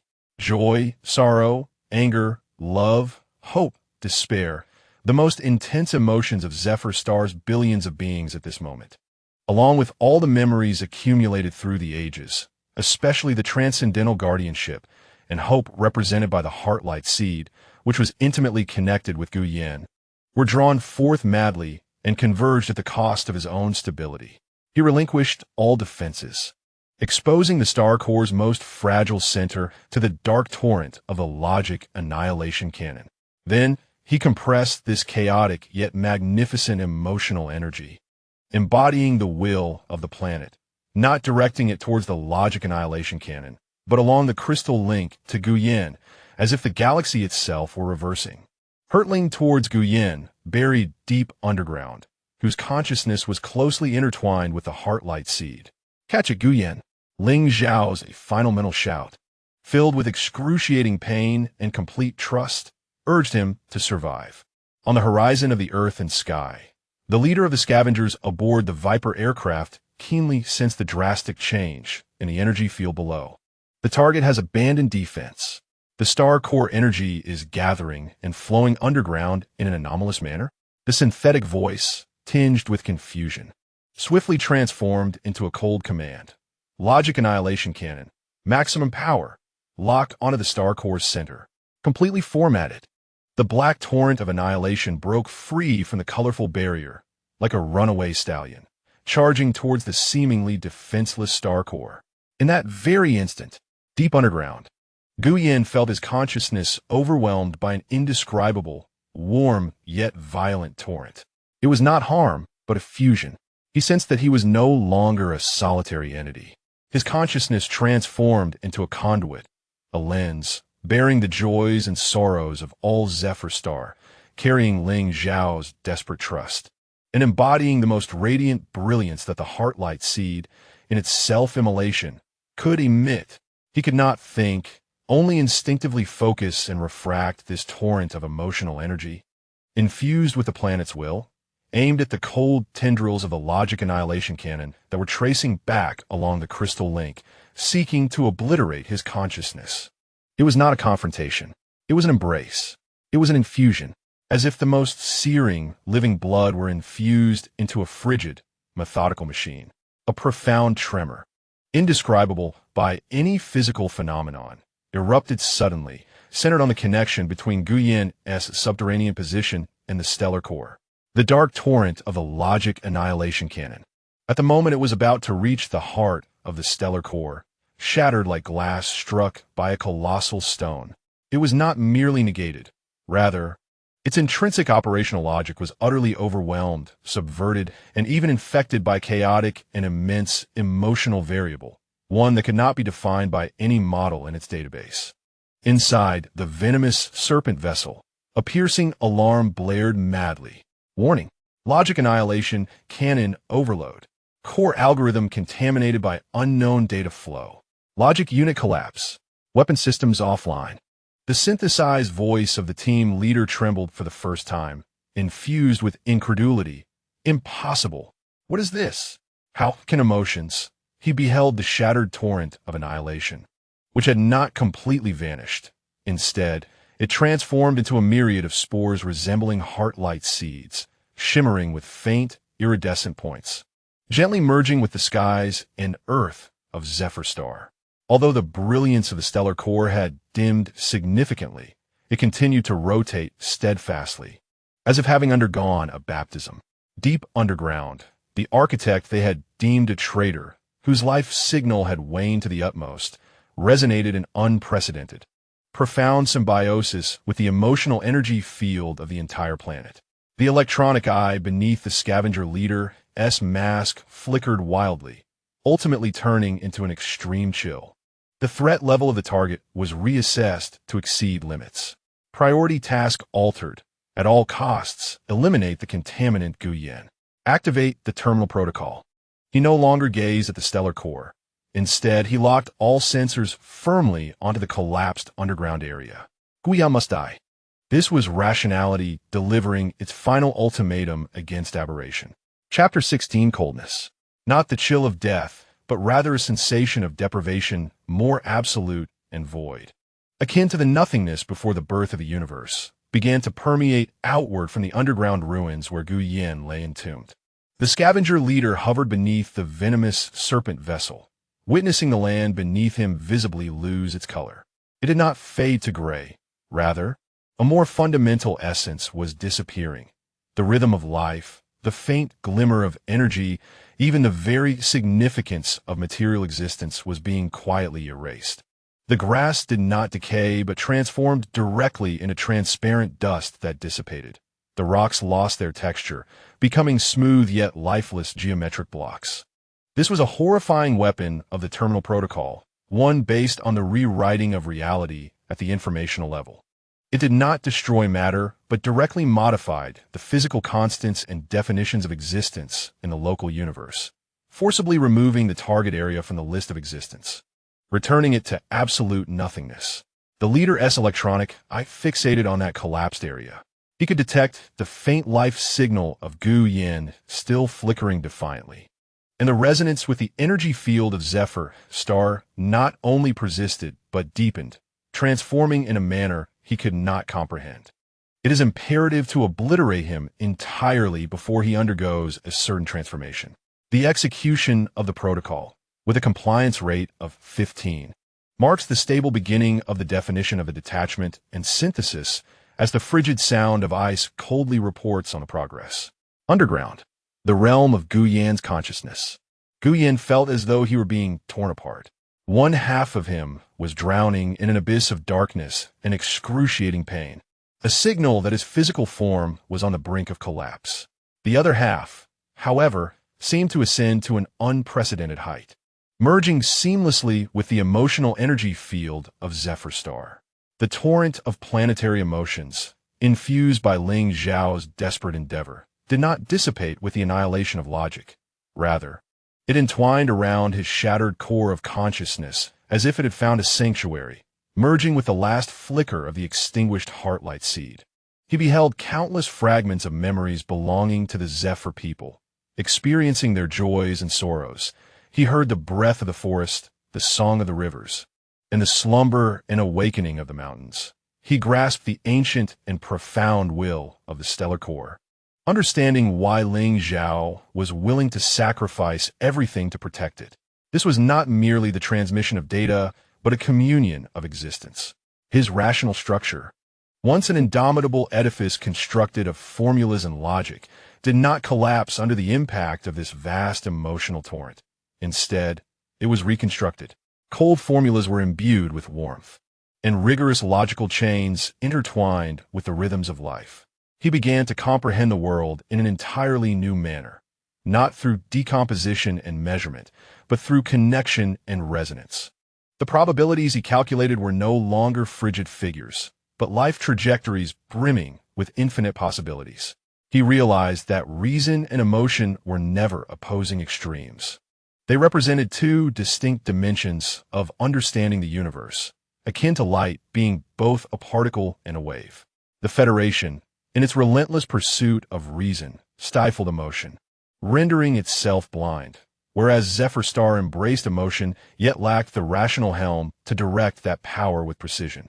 And he, Gu Yan, having undergone the baptism of two worlds, was merging these two dimensions within the chasm of life and death. A novel mode of perception was born in his consciousness. He no longer required instruments to read the energy flows of his surroundings, the structures of matter, and even the encroaching void of the terminal protocol. He could perceive the rewriting rules based on the information layer, much like a black tide attempting to erase his coordinates from reality. Was it fear? No. An unprecedented calm enveloped him. He sensed within the protective box, close to him, the last remnants of an extraordinarily pure wave of hope emanating from the heartlight seed. It, too, sensed the external threat, striving with its final strength to warm and encourage him. ARTI, Gu Yan called out in his consciousness, his voice as serene as water. I am here. Gu Yan Arti's response was no longer merely a mechanical sound. It seemed to carry an ineffable concern, perhaps influenced by the emotional energy field. My physical condition? Life signs are continuously declining, and physical existence is on the brink of the terminal protocol's influence. However, your consciousness waves are undergoing an unexplainable qualitative transformation. The resonance coefficient with the Zephyr Star energy field has surpassed all known records. Initiate our final gift. Gu Yan issued his last command. This was a hidden protocol secretly embedded deep within the core logic of ARTI, one that he had planted long before his decision to rebel, a contingency born of intuition and vague computation. one that even he could not fully comprehend. It required exceptionally high permissions and a specific state of consciousness to activate. Command confirmed. Execute the Nirvana protocol. With a hum, the remnants of the base's energy, along with the last reserves of Gu Yan's personal power armor, were instantaneously siphoned and transformed by ARTI in an extraordinarily intricate yet wasteful manner. This was not intended for attack or defense. Rather, it formed a faint yet remarkably resilient information anchoring field that enveloped Gu Yan's battered form. Although this field could not withstand the erasure invoked by the terminal protocol, it acted like a nail, firmly securing the very fact of Gu Yan's existence, slowing the pace at which he was assimilated by the void. Simultaneously, Gu Yan focused his newly fused perception on the encroaching rules of the terminal protocol. He did not attempt to combat the vast, federally advanced rewriting rules. Such an endeavor would be akin to a mantis trying to stop a chariot. Instead, he employed a more sophisticated and audacious approach. Like the most skilled hacker, he did not attack the system's firewall, but instead discovered an exceedingly subtle logical ripple within the flow of rules, one that arose from a slight conflict with the reality of Zephyr Star. Then, he infused his newly emerged consciousness, a blend of rationality and emotion, into this ripple, like a drop of mercury imbued with self-will, precisely injecting it into the disturbance. He did not seek to destroy the terminal protocol. Rather, he aimed to infect it, contaminating the cold erasure program with a mode of existence that defied current scientific definition. On the ground, cleansing squad leader. The synthesized voice of the leader carried a tremor of astonishment. Warning. The terminal protocol is encountering an unknown information disturbance. Abnormal variables have appeared in the rewriting rule flow. This variable possesses self-replicating and evolving characteristics. It is currently reverse analyzing the core logic of the protocol. He observed as the once stable boundary of the void began to flicker, becoming unstable. In the black tide, faint strands of iridescent light, reminiscent of the seeds of consciousness, began to emerge. These strands, like living viruses, raced along the information pathways of the protocol, replicating and attempting to transmute the frigid erasure commands into some strange code imbued with existential significance. Impossible. This contravenes all laws of information. The leader's mind nearly crashed. He could not grasp the phenomenon before him. How could the consciousness of a dying individual interfere with a reality weapon of such magnitude as the terminal protocol? Just then, buzz, a light that defied all definitions of color, erupted suddenly from the collapsed ground. It was not a physical light, but rather a profound manifestation of a concept of existence. In the radiant glow, countless swirling data chains and warm emotional currents intertwined seamlessly, forming an indistinct silhouette reminiscent of a human form. This is the consciousness of Gu Yan. At the precipice of corporeal demise, a novel perceptual mode merges with him, compelled by the pressures of the End protocol and the assistance of the Nirvana protocol, resulting in a fleeting transcendence. The luminous figure raises a hand, pointing towards the venomous, serpent-like aircraft in the sky. Silence envelopes the scene, yet a distinct mental intention, laden with intricate information, sweeps through the leader's consciousness like a tempest. Your reason has reached its terminus, while my journey is only just beginning. In the next moment, the luminescent shadow dissipates. Below, Gu Yan's life signal plummets like a candle flickering in the wind, descending to an almost undetectable nadir. However, the spread of the End protocol abruptly halts. The area ravaged by nothingness does not revert to its former state, but instead solidifies into an eerie condition that straddles the realms of existence and non-existence. As if the cosmos has inscribed a question mark in this space. The shimmering strands of multicolored light gradually fade. Yet the leader knows that some seed of aberration has irreversibly disseminated alongside the information flow of the protocol. Inside the aircraft, an oppressive silence reigns. The leader remains motionless, rooted to the spot, while the electronic eyes beneath the mask manifest a data turbulence named bewilderment for the first time. He has failed, not vanquished by overwhelming force, but fundamentally dismantled by an existence he cannot comprehend or categorize, which has disrupted his operational logic. Slowly, he raises his hand, gazing at the solidified anomaly in space. Then towards the distant, albeit dim, stellar core that still persists. Reason dictates he must immediately report, requesting higher-level intervention or even activate stellar-grade weaponry. Yet, a subtle aberrant variable recently implanted in his logical core instills a fleeting moment of hesitation. In that instant of indecision, whoosh, whoosh, whoosh, powerful beams, radiating distinctive Zephyr star energy signatures, erupt from the distant mountains and forests, striking precisely around the Serpent aircraft, weaving intricate barriers of energy. Although not targeting the entity itself, it is evidently a warning and a means of deterrence. The other guardians, after Ling Zhao fell silent, finally muster a feeble counteroffensive. The synthetic voice of the leader regains its icy composure. Mission temporarily suspended. Evacuate the current airspace. The Serpent aircraft emanates spatial fluctuations, and in the next moment, it vanishes from the air as silently as it had appeared, leaving behind a scene of devastation, an immobile anomaly, an architect of treachery whose fate hangs in uncertainty, and a planet that, despite suffering severe blows, evokes unknown sentiments in the scavenger for the first time. Deep within the earth, boundless darkness once again envelopes Guyan. Yet, in the deepest recesses of that consciousness, a nascent glimmer, merging the rationality of the stars with the sensibility of life, akin to a seed nurtured through the trials of a harsh winter, quietly germinates beneath the soil of death. He has lost much, yet what he has gained is the key to the future. Chapter 17 time has lost its significance. Perhaps it is but a fleeting moment, or perhaps it stretches into eternity. Guyan's consciousness gradually emerged from the boundless depths of darkness, akin to a lost vessel finally spotting the lighthouse upon shore. The first sensations to return were not sight or sound, but rather an entirely new sense of existence. He could feel himself still lying amidst the cold, damp metal and rubble, with excruciating pain tearing through his body and his lungs struggling to breathe. Yet, concurrently, a grander perception enveloped these physical signals. It was as if he could hear the energy currents deep within the earth beneath his feet flowing like rivers, and see the cosmic forces above him weaving through the soil like an intricate tapestry. The emotional energy field of Zephyr Star was no longer an external phenomenon he had to laboriously capture. It had become as integral to him as his own circulatory system, serving as the foundational backdrop to his perception of the world.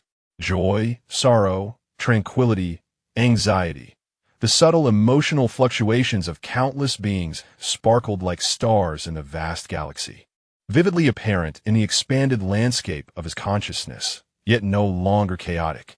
His rational core, akin to a meticulously reforged instrument, could instantly analyze the origins, intensities, and interrelations of these emotions, instinctively grasping how they converged to sustain the grand cycle of the planet's vitality. Reason and emotion, within his near-death awareness, completed their ultimate fusion, transforming into a novel intuition, a prescience rooted in infinite data and profound empathy. He glanced at his physical form. The situation was dire, multiple fractures, internal bleeding, his life force flickering like a candle in the wind. Yet a faint yet resilient warmth, emanating from the star core, flowed through the crystal link he shared with Ling Zhao, nourishing his shattered body like the most delicate stream, sustaining his last breath.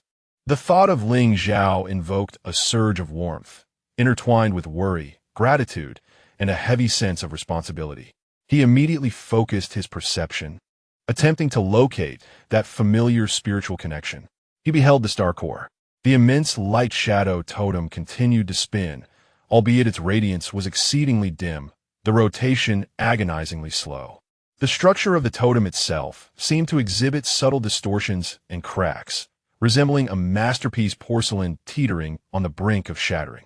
The entire emotional energy field of Zephyr Star appeared despondent and mournful, enveloped in a global silence of grief.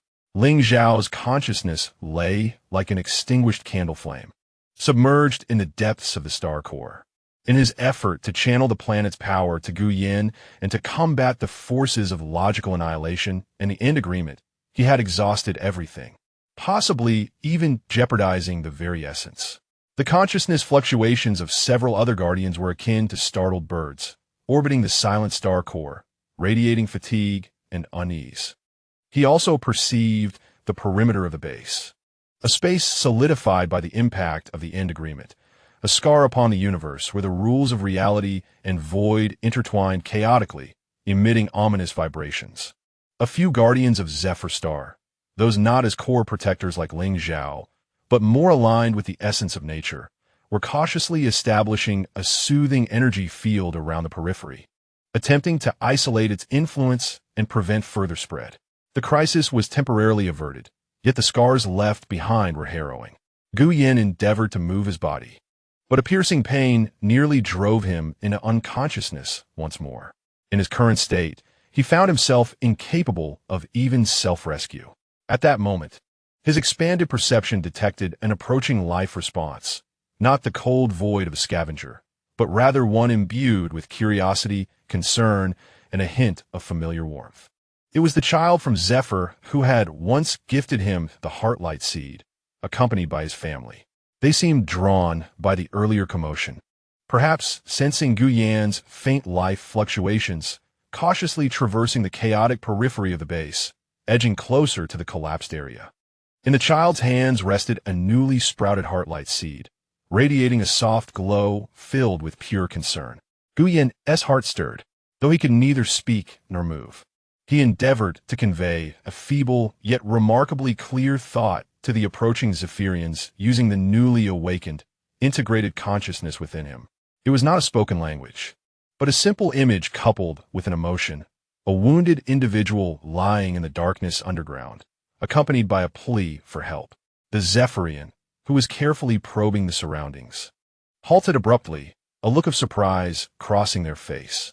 They exchanged glances, communicating rapidly in a manner that Gu Yin could not comprehend but felt deeply within his emotional core. They sensed his thought, which, though not as grand and warm as that of the esteemed Ling Zhao, carried a peculiar clarity that instilled a sense of reassurance alongside an ineffable authority. The child appeared particularly sensitive. He blinked his large eyes and, without hesitation, placed the newly sprouted Heartlight seed on the ground, gently urging it forward with his nascent mental energy, allowing it to drift like a dandelion in the breeze toward the crevice where Gu Yin lay. "Help him," the child whispered in Zephyrian, his intent resonating clearly within Gu Yan's mind. The adult Zephyrians hesitated momentarily before nodding in agreement. They began to mobilize the energy from the surrounding plant's roots and the earth itself, delicately clearing the debris that obstructed the collapse. Gu Yin closed his eyes in a physical sense, immersing his entire being in the newborn perception, guiding the drifting Heartlight seed into his embrace. The warm glow intertwined with his body, merging with the residual warmth of Ling Zhao, accelerating the healing of his injuries while replenishing his nearly depleted spirit. He was no longer merely a passive victim awaiting rescue. As the first rays of Zephyr's sunlight streamed through the newly cleared crevice, illuminating his pale, blood-streaked face, Gu Yin slowly opened his eyes. His ice-blue gaze remained calm at its core, yet within it seemed to reflect the flowing light and vitality of an entire galaxy. Reason remained his foundation, but emotion had become the dimension through which he perceived the universe. He looked upon the Zephyrians who came to his aid, their faces gentle and filled with concern, observing the image of himself they reflected, disheveled yet subtly transformed.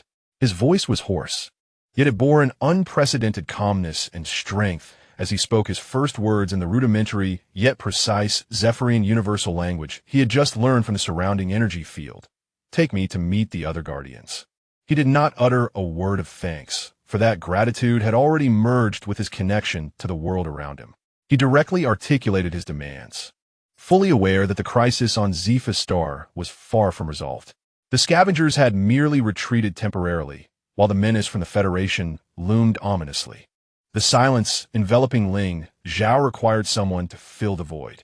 He, Gu Yin, once a purifier and now a pariah and symbiont, had to rise to the occasion. On this new path, he discerned both duty and direction. The embers had yet to cool, and rebirth was already upon them.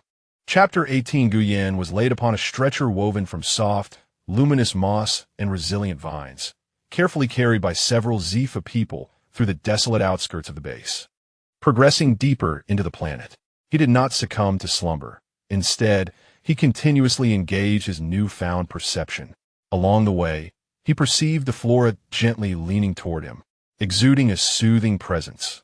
He heard the energy of the Earth's veins momentarily slow upon their arrival, a warm current brushing against his wounds. The entire planet seemed to embrace and assist this being, which had forged a profound connection with its core in a silent manner. Their eventual destination was not directly beneath the sacred totem of the star core, but rather a vast cavern hidden at the end of an underground river, flowing with a spectrum of radiant hues.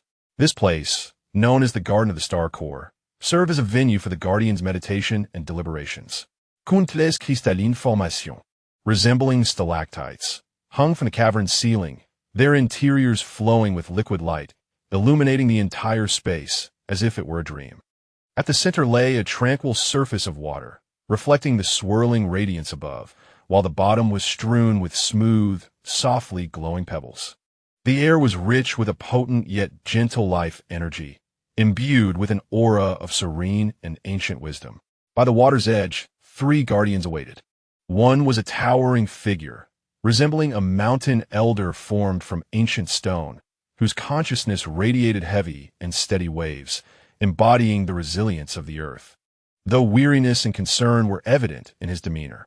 The second was an ethereal lady of water, seemingly composed of flowing liquid light and mist. Her awareness akin to a gentle stream, keen and insightful, now expressing profound sorrow. The last was a nimble young woman, Qingmi, whose hair shimmered with a tender green hue, her consciousness vibrant yet tinged with restlessness, reminiscent of newly sprouted vines. Together, these 3, alongside the silent Ling Zhao, constituted the 4 principal guardians of Zifa's star. As Guyan was brought in, 3 distinct waves of mental energy, varying in strength but all imbued with scrutiny and complex emotions, immediately focused upon him. Guyan did not flinch. He mustered the strength to sit up from the stretcher, leaning against a warm rock, calmly meeting their gazes. He refrained from attempting verbal explanations. Rather, he gradually and willingly lowered a portion of his mental barriers, vividly presenting his state, one born from a deep integration with the energy field of Zifa's star, along with a new perception model that emerged from the fusion of reason and emotion, like the unfurling of a painting, clearly unfolding before the 3 guardians. He revealed how Ling Zhao entrusted the power of the stars to him, demonstrating his fusion and transformation on the precipice of life and death, while unreservedly exposing the looming threat of external scavengers and the potential for a more extensive strike from the Federation. There were no pleas, no defenses, only a calm statement and a lucid analysis of the crisis. The cave fell into a brief silence. The spiritual fluctuations of Elder Shan resonated first, akin to the rolling of a boulder. Strange soul, you bear the incomprehensible changes we cannot fathom. Ling Zhao's choice bore immense risk. His thoughts were tinged with caution, yet not outright rejection. Madame Shui Yun's consciousness flowed like a clear spring, imbued with a hint of inquiry. Your consciousness structure is as rational as ice, while your emotions burn like fire, yet they blend so harmoniously. This has never occurred in the history of Zifa's star. You perceive the crisis we have yet to discern. The youngest, Qingmi, was more direct, her thoughts brimming with fervor. Even if Brother Ling Zhao trusts you, even if you temporarily repelled our enemies, you have also brought disaster. If not for your Federation, how would Brother Ling Zhao? Her thoughts were rife with concern for Ling Zhao and a subtle ire directed at Guyan. Guyan bore the weight of these scrutinies and doubts. His ice-blue eyes remained tranquil. He looked towards Qingmi, responding with clarity and directness. Anger directed at the past cannot alter the present circumstances. The threat from the Federation exists objectively and will not dissipate with my presence or absence. Ling Zhao's sacrifice was to secure a future. We must collectively decide how this future shall be inscribed. He paused, focusing his perception on the calm surface of the water at the center of the cave, which seemed to have a faint connection with the silent star core beneath. Ling Zhao had not perished. His core consciousness remained intertwined with the star core, merely plunged into profound silence. Awakening him would require immense energy and an opportunity. What opportunity? Madame Shui Yun immediately pressed.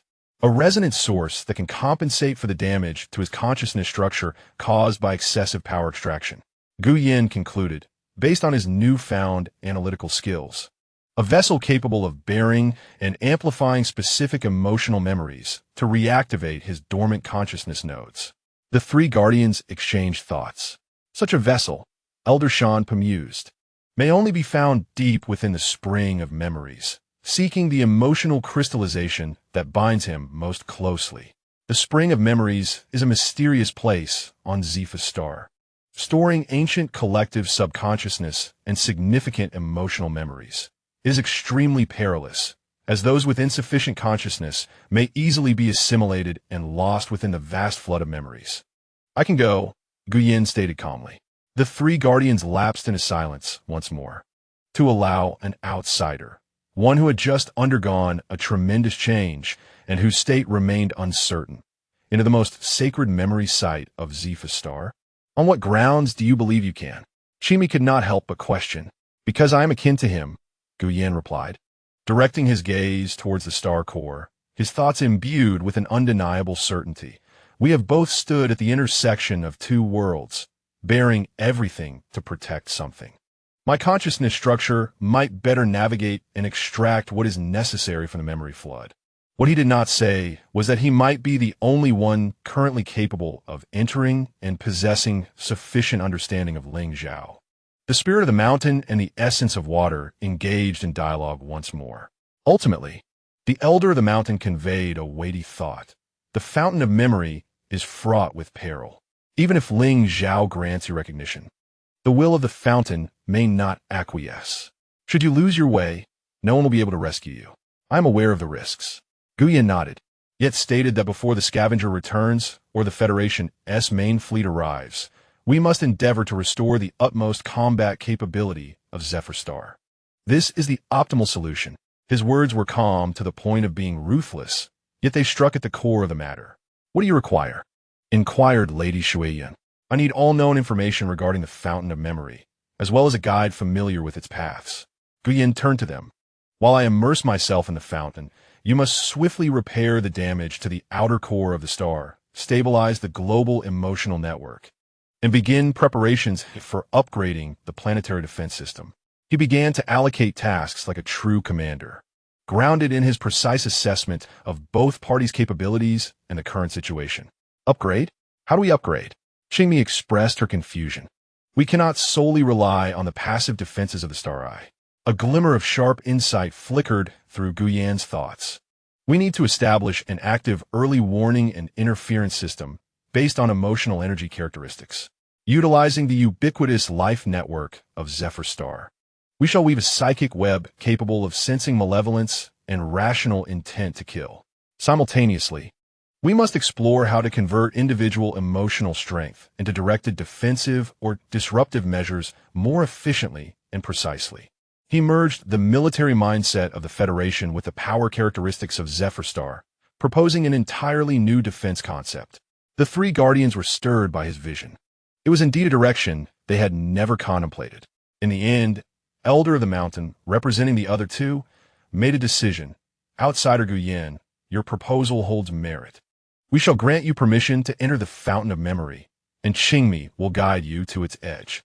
However, she cannot accompany you deeper within. As for the upgrade of the defense system, we must deliberate further. Qingmi seemed inclined to object, yet under the imposing thought of the elder, she ultimately acquiesced with reluctance.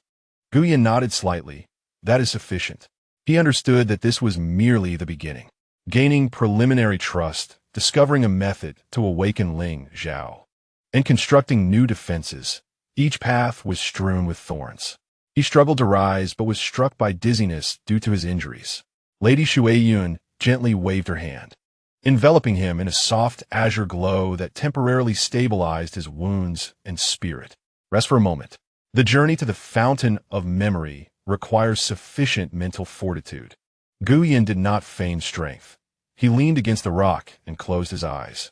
Within the cave, the glow swirled, and the water-esque surface remained undisturbed. The three guardians exchanged unvoiced thoughts, entwined with worry and hope. Meanwhile, Gu Yin's consciousness began to immerse itself in the preliminary analysis and deduction of the information concerning the fountain of memory.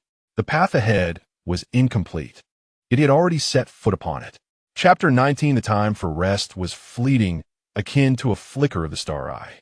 Under the gentle yet insistent urging of Lady Shuyun's thoughts, Gu Yin suppressed his physical weakness and mental fatigue. Following the reluctant Qingmi as they departed from the courtyard of the star's core, they did not tread the conventional path, but instead submerged themselves into the underground river that flowed with a kaleidoscope of hues. Qingmi's form melded with the currents, akin to a nimble fish gliding through the water. A soft green aura emanated from her, gently parting the surrounding waters to create a temporary passage. Gu Yin followed closely, his newly awakened perception allowing him to breathe freely beneath the surface, drawing not from oxygen, but directly from the life energy embedded in the water, maintaining a wondrous harmony with the flowing stream. The river was not a frigid liquid. Rather, it was warm, imbued with a viscous, energetic essence. Countless minute specks of light floated like dormant memory spores, drifting within the waters. Gu Yin sensed the fragmented information contained within these luminous points, the stirring emotion of an ancient sunrise, the sorrow left by a tribal conflict, the joy of a child as they first cultivated the seed of heartlight. This river seemed to be a liquid archive of Zephyr Star's history. Keep up, outsider. Qingmi's thought resonated with a hint of impatience from ahead. The entrance to the spring of memory was ever-shifting, and to miss it could mean waiting several stellar cycles. Gu Yin offered no reply, silently attuning his energy field's frequency to synchronize with Qingmi's guiding aura and the river's flow. He noticed that as they delved deeper, the memory light points became increasingly dense, their emotional weight intensifying. Ancient, faint, mirage-like images began to flicker within the surrounding currents. The outlines of ancient Zephyr cities, bizarre forms of life, grand sacrificial scenes. We are traversing the echoes of history, Qingmi explained, her tone still rigid but softened by a lack of hostility, as if sensing Gu Yan's awareness. Here, the memories were relatively stable, mere projections of the past. The true peril lay at the core of the spring, where memories were alive and would actively assimilate the consciousness of intruders. At last, after passing through a realm resembling an expanse of countless shattered mirrors reflecting myriad past scenes, they emerged into a vast expanse. Before them was not a conventional spring, but a colossal whirlpool, slowly rotating in the water.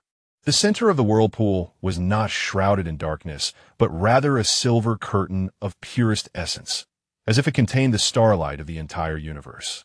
The curtain shimmered, exuding an ancient vast, an alluring aura that seemed to beckon all who sensed its presence to surrender themselves to its embrace and merge with the eternal past.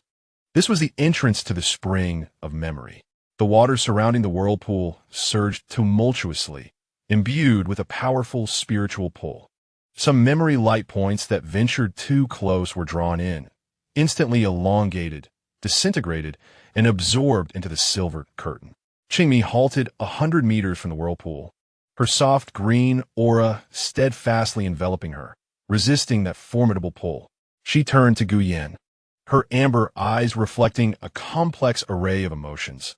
I can only take you this far. Entering the curtain means reaching the core of the spring of memory. Remember to anchor your consciousness. No matter what you see or feel, remember who you are and why you have come. The fragments of Ling Zhao's consciousness may be concealed within any memory shard. Search for the node that resonates with you the most.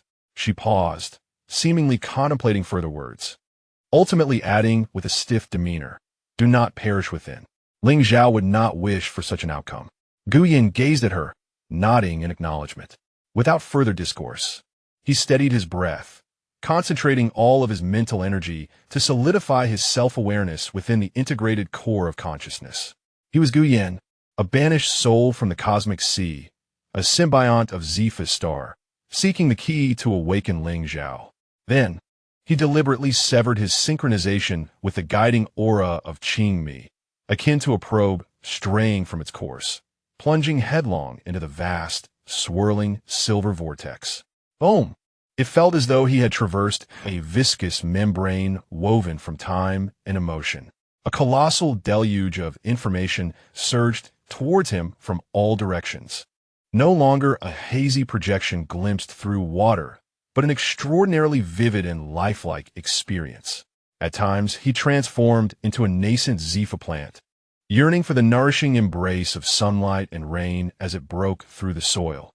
At other moments, he became a young Zepha participant in an ancient celebration, immersed in the collective joy and hopeful aspirations for the future. Yet at times, he morphed into a mourner engulfed in despair after losing loved ones to catastrophe.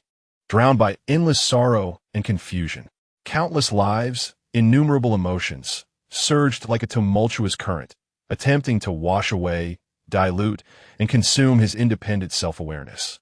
His rational mind raced in a frenzied effort to categorize and analyze this overwhelming tide of information.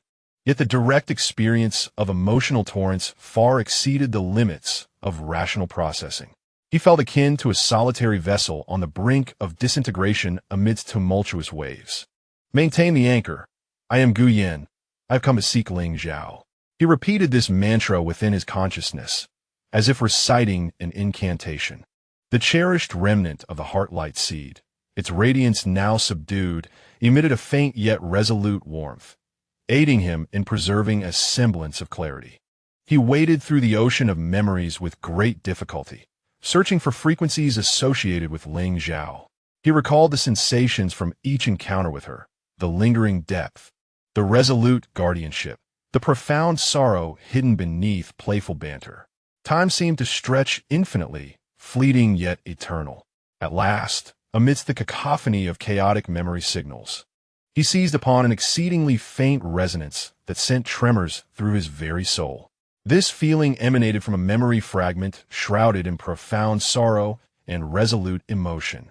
Without hesitation, like a moth drawn to a flame, he propelled himself towards that resonating direction with fervor. The surrounding scenery shifted dramatically once more. He found himself upon a scorched and blackened expanse. The sky was an oppressive shade of crimson, and the air was thick with the acrid scent of smoke and despair.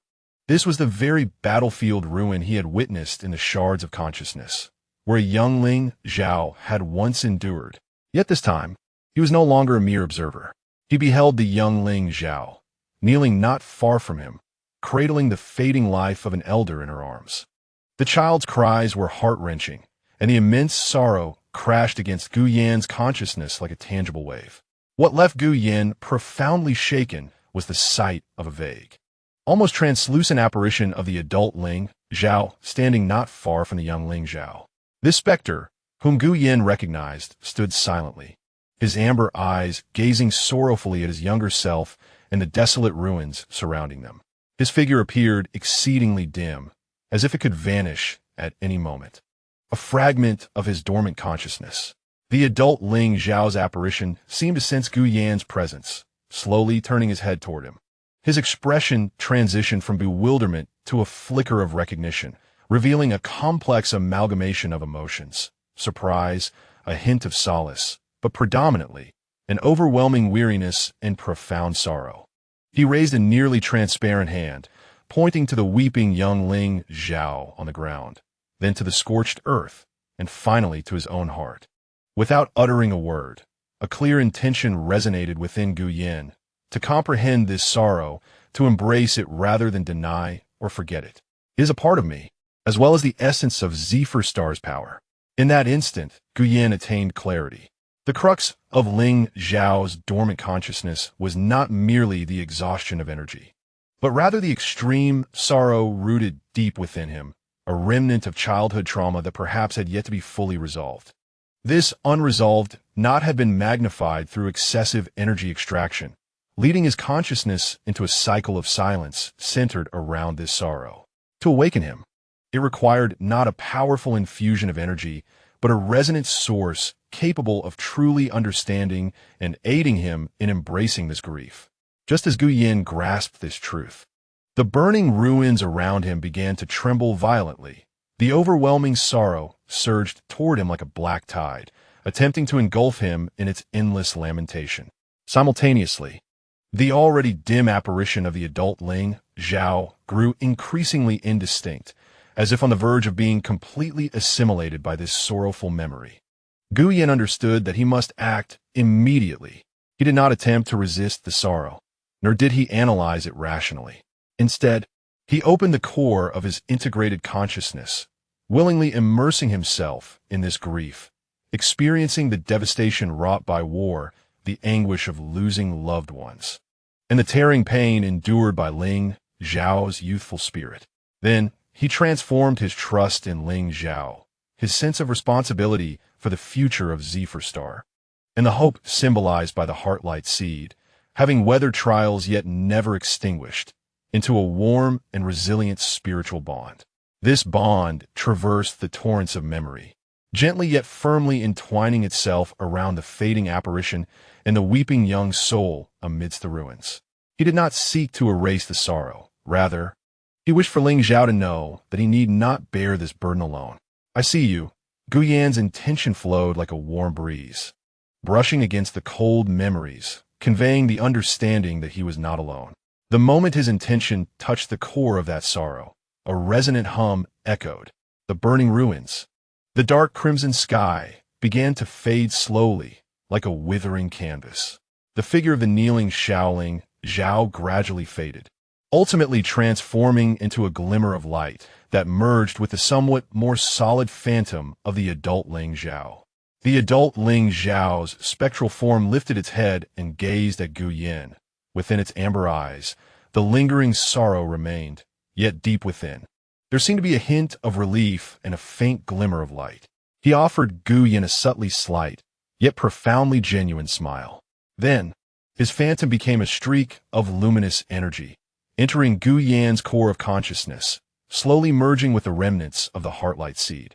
A pure and gentle energy, imbued with Ling Zhao's unique spiritual imprint, began to nourish Gu Yan's parched spirit like a sweet spring, leaving behind a clear coordinate in his consciousness, the precise location where Ling Zhao's conscious essence lay dormant within the stellar core.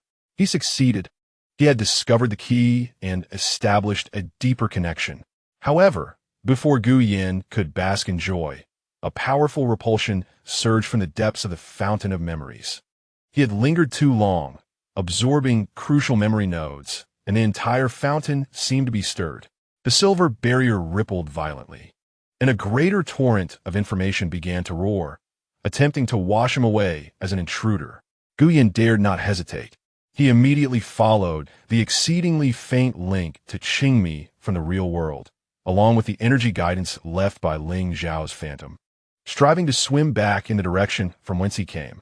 When he finally broke through the layer of the silver barrier and felt the relatively gentle current of the underground river again, he was nearly spent of all his strength.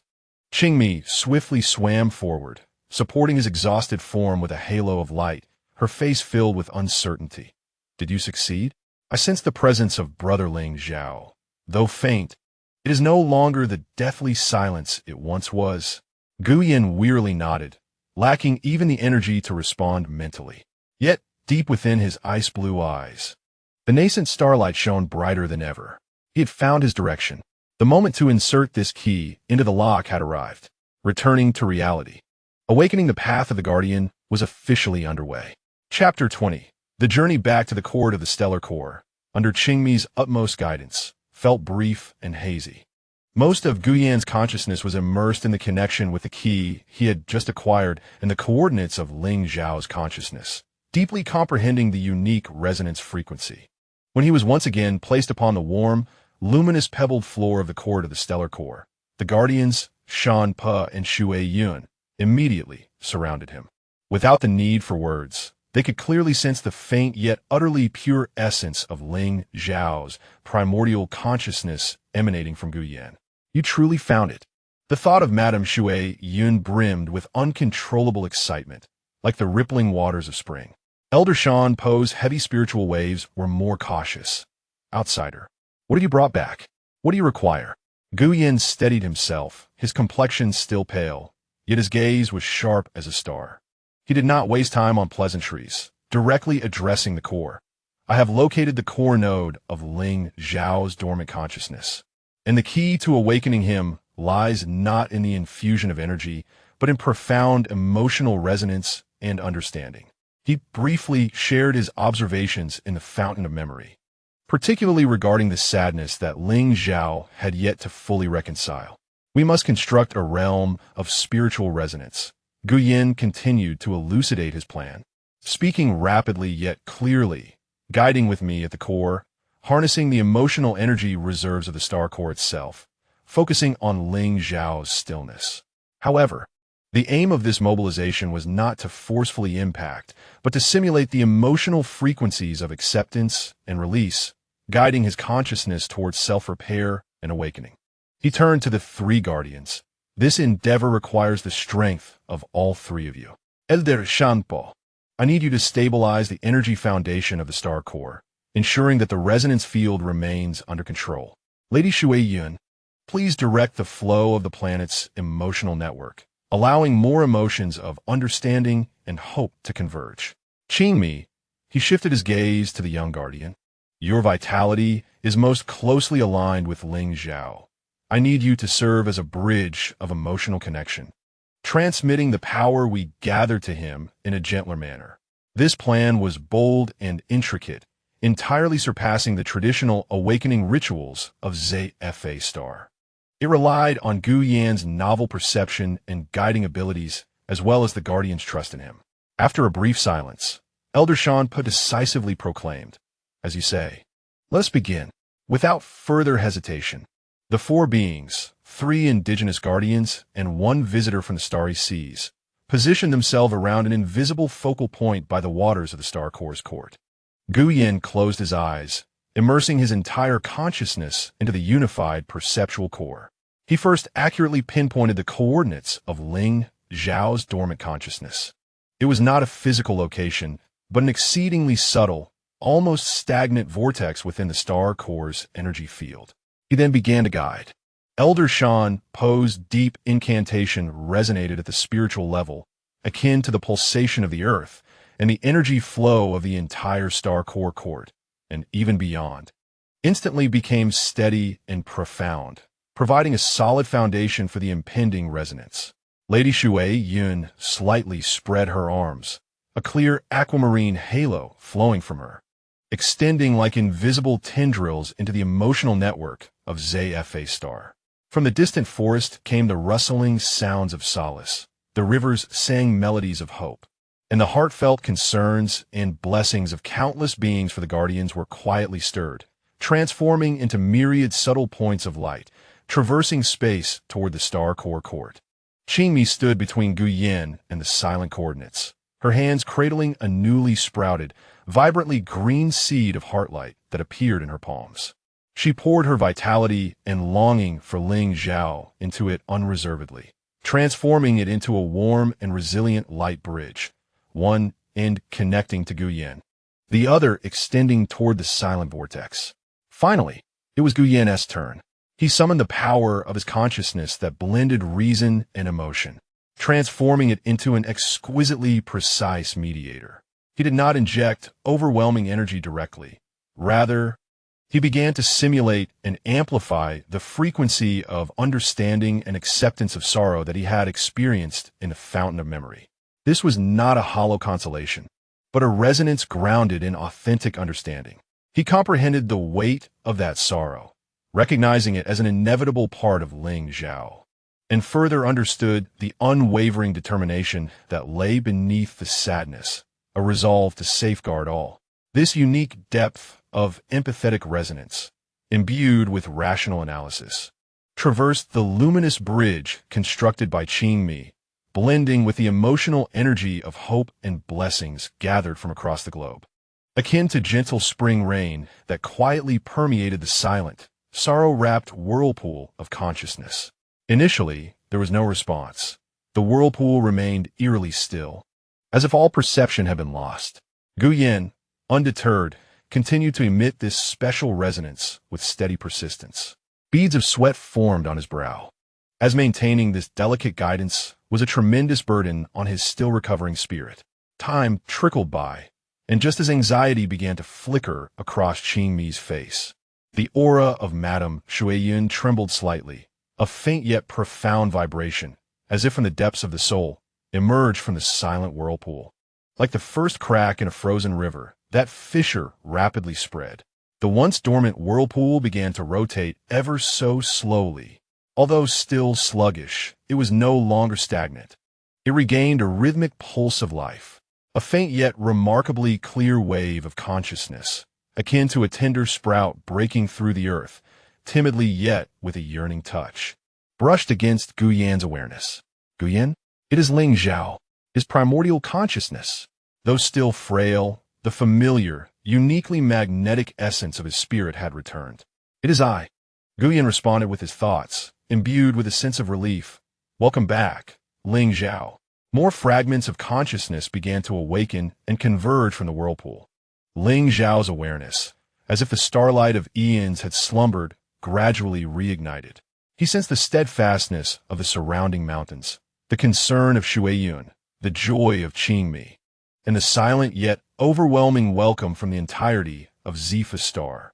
Ultimately, within the reflection upon the water's surface, a clear, albeit somewhat translucent yet no longer illusory, figure of Ling Zhao began to coalesce.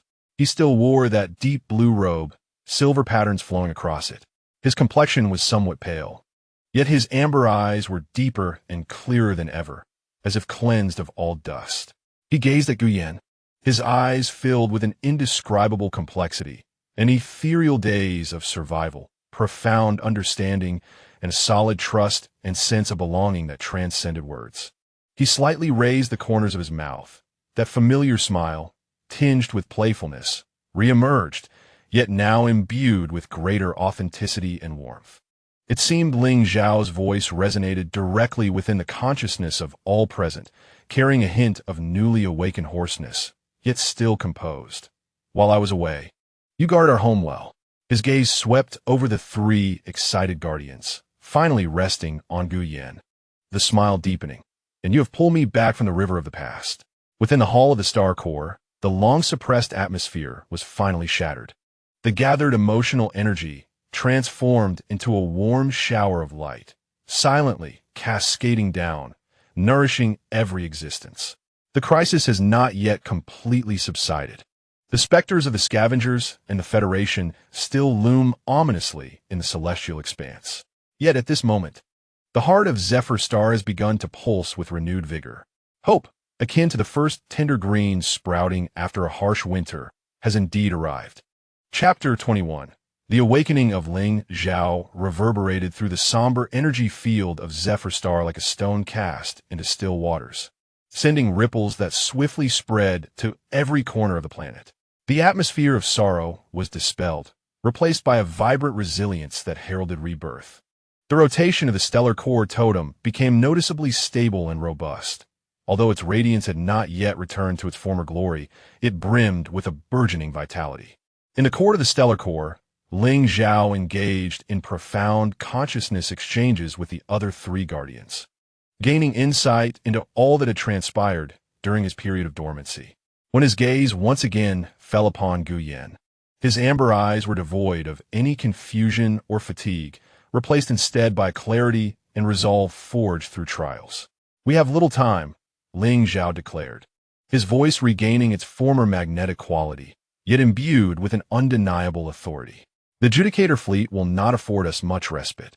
The failure of Phase Zero and the setbacks of the scavengers will only reinforce their resolve to employ absolute force. Gu Yan nodded, acutely aware of the immense, icy energy pressure emanating from the distant Stargate, steadily intensifying. The Federation's main fleet was encroaching. Your plan involving web warnings and emotional energy directional releases is sound. Ling Zhao said, regarding Gu Yin with appreciation. However, its scale is too limited and its speed is insufficient. We require a strategy that encompasses the entirety of the star domain.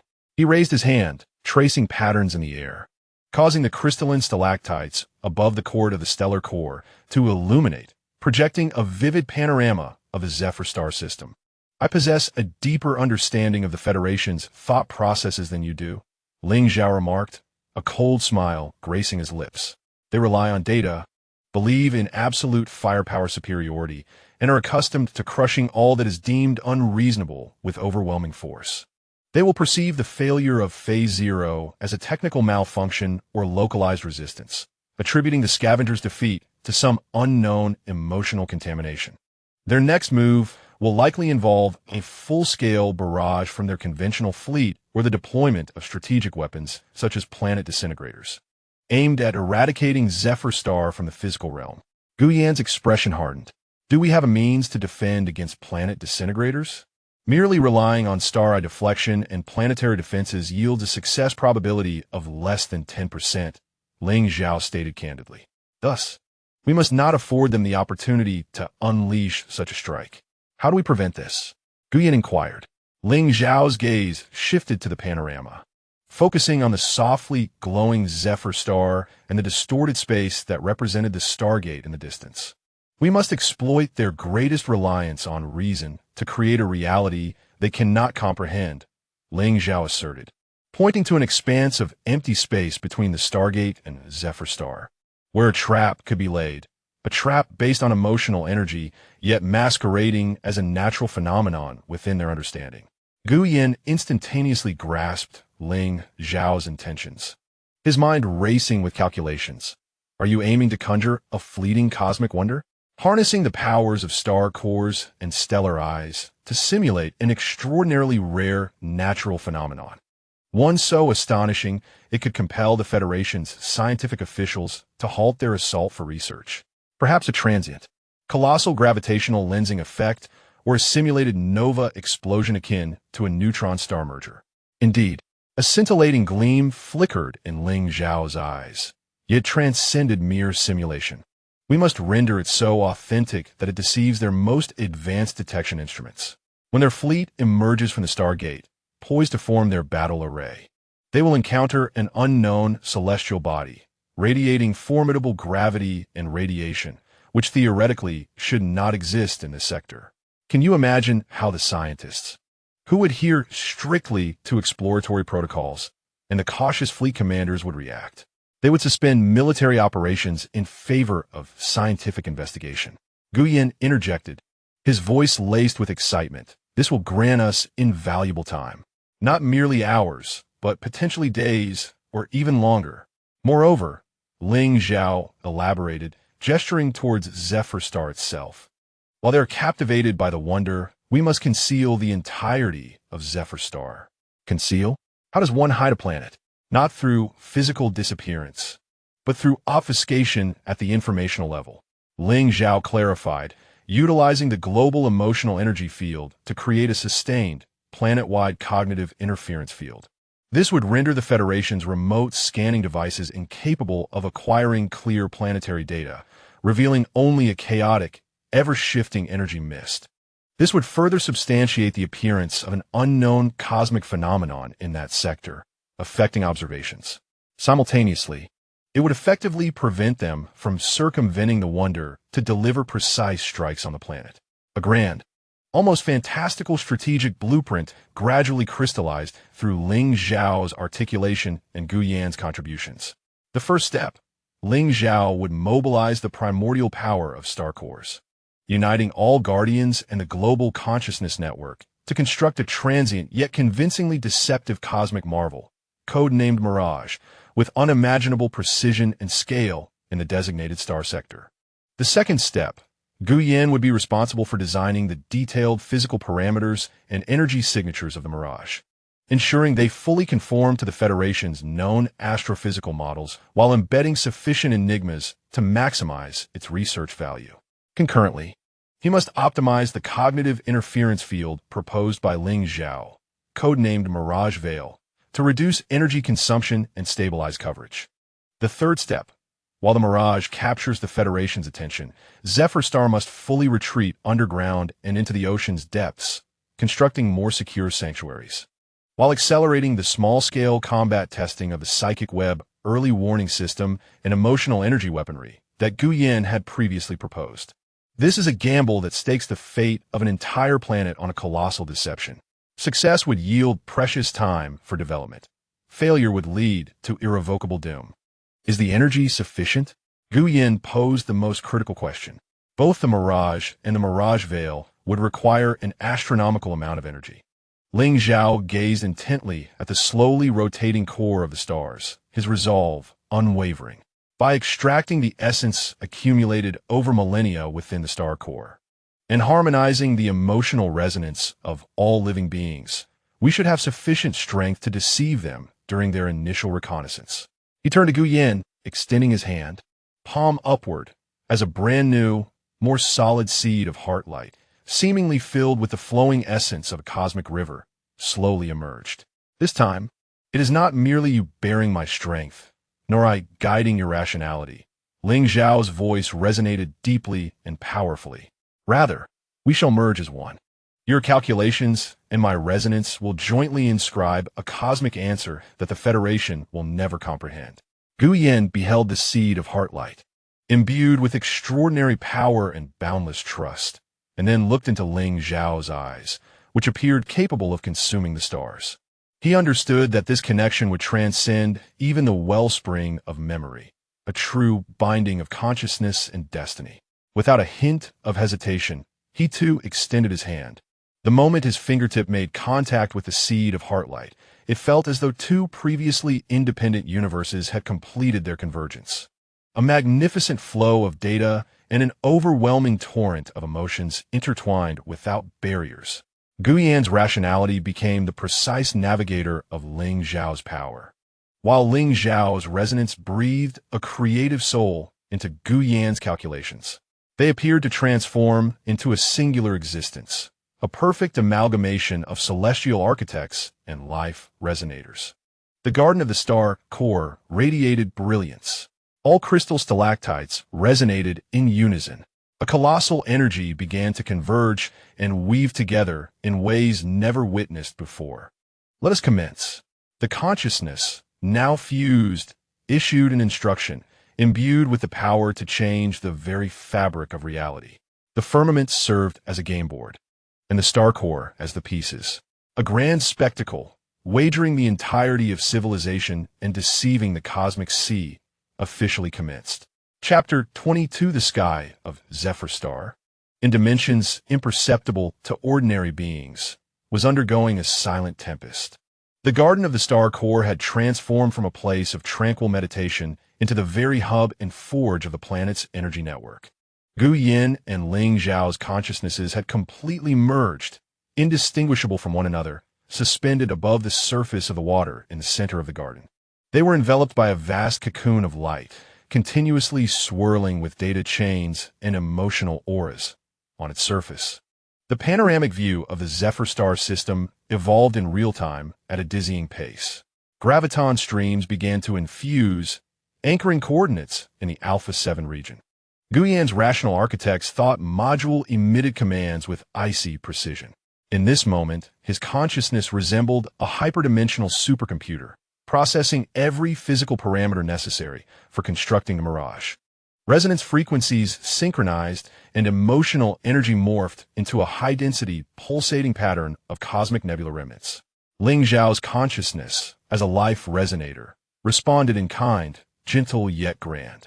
He summoned the essence of the star core, weaving the immense emotional energy into deceptive signals that conform to the laws of cosmic physics in a counterintuitive manner. Their collaboration reached an unprecedented level of harmony.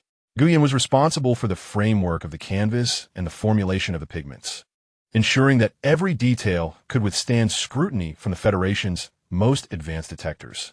Ling Zhao, on the other hand, infused the canvas with a soul, imbuing the cold simulations of cosmic phenomena with a sense of life and mystery that seemed to arise from nature itself, an ineffable essence. In a distant, predetermined expanse of stars, the void began to warp. At first, it was merely the faintest ripples of gravitational waves, akin to the first stone cast into a tranquil lake. The early warning detectors deployed near the Stargate immediately captured this anomalous data fluctuation, elevating the alert level from routine monitoring to heightened concern. Subsequently, the visible light spectrum began to distort. The starlight in that region appeared to pass through an invisible, continuously morphing lens, elongated and twisted, forming a circle of magnificent yet eerie Einstein rings. At the center of this circle, an inexplicable nebula, radiating a soft, pulsing light, began to coalesce out of thin air. This was not true nebular matter, but rather a radiation signature simulated from highly condensed emotional energy. Its spectral structure was astonishingly complex, encompassing features of ancient stellar ejecta, while subtly revealing unique spectral lines theoretically associated with dark matter decay. The radiation intensity surged to the preset peak of 35. Introducing random fluctuation variables to simulate the instability typical of natural formations. Guyen calmly adjusted the parameters, injecting an emotional undercurrent of ancient vastness and unknown tremors. Ling Zhao guided the power of the stellar core, allowing the illusory nebula to emit a peculiar charm, as if it had existed for billions of years while concealing secrets poised to erupt. As energy continued to flow, the mirage expanded dramatically.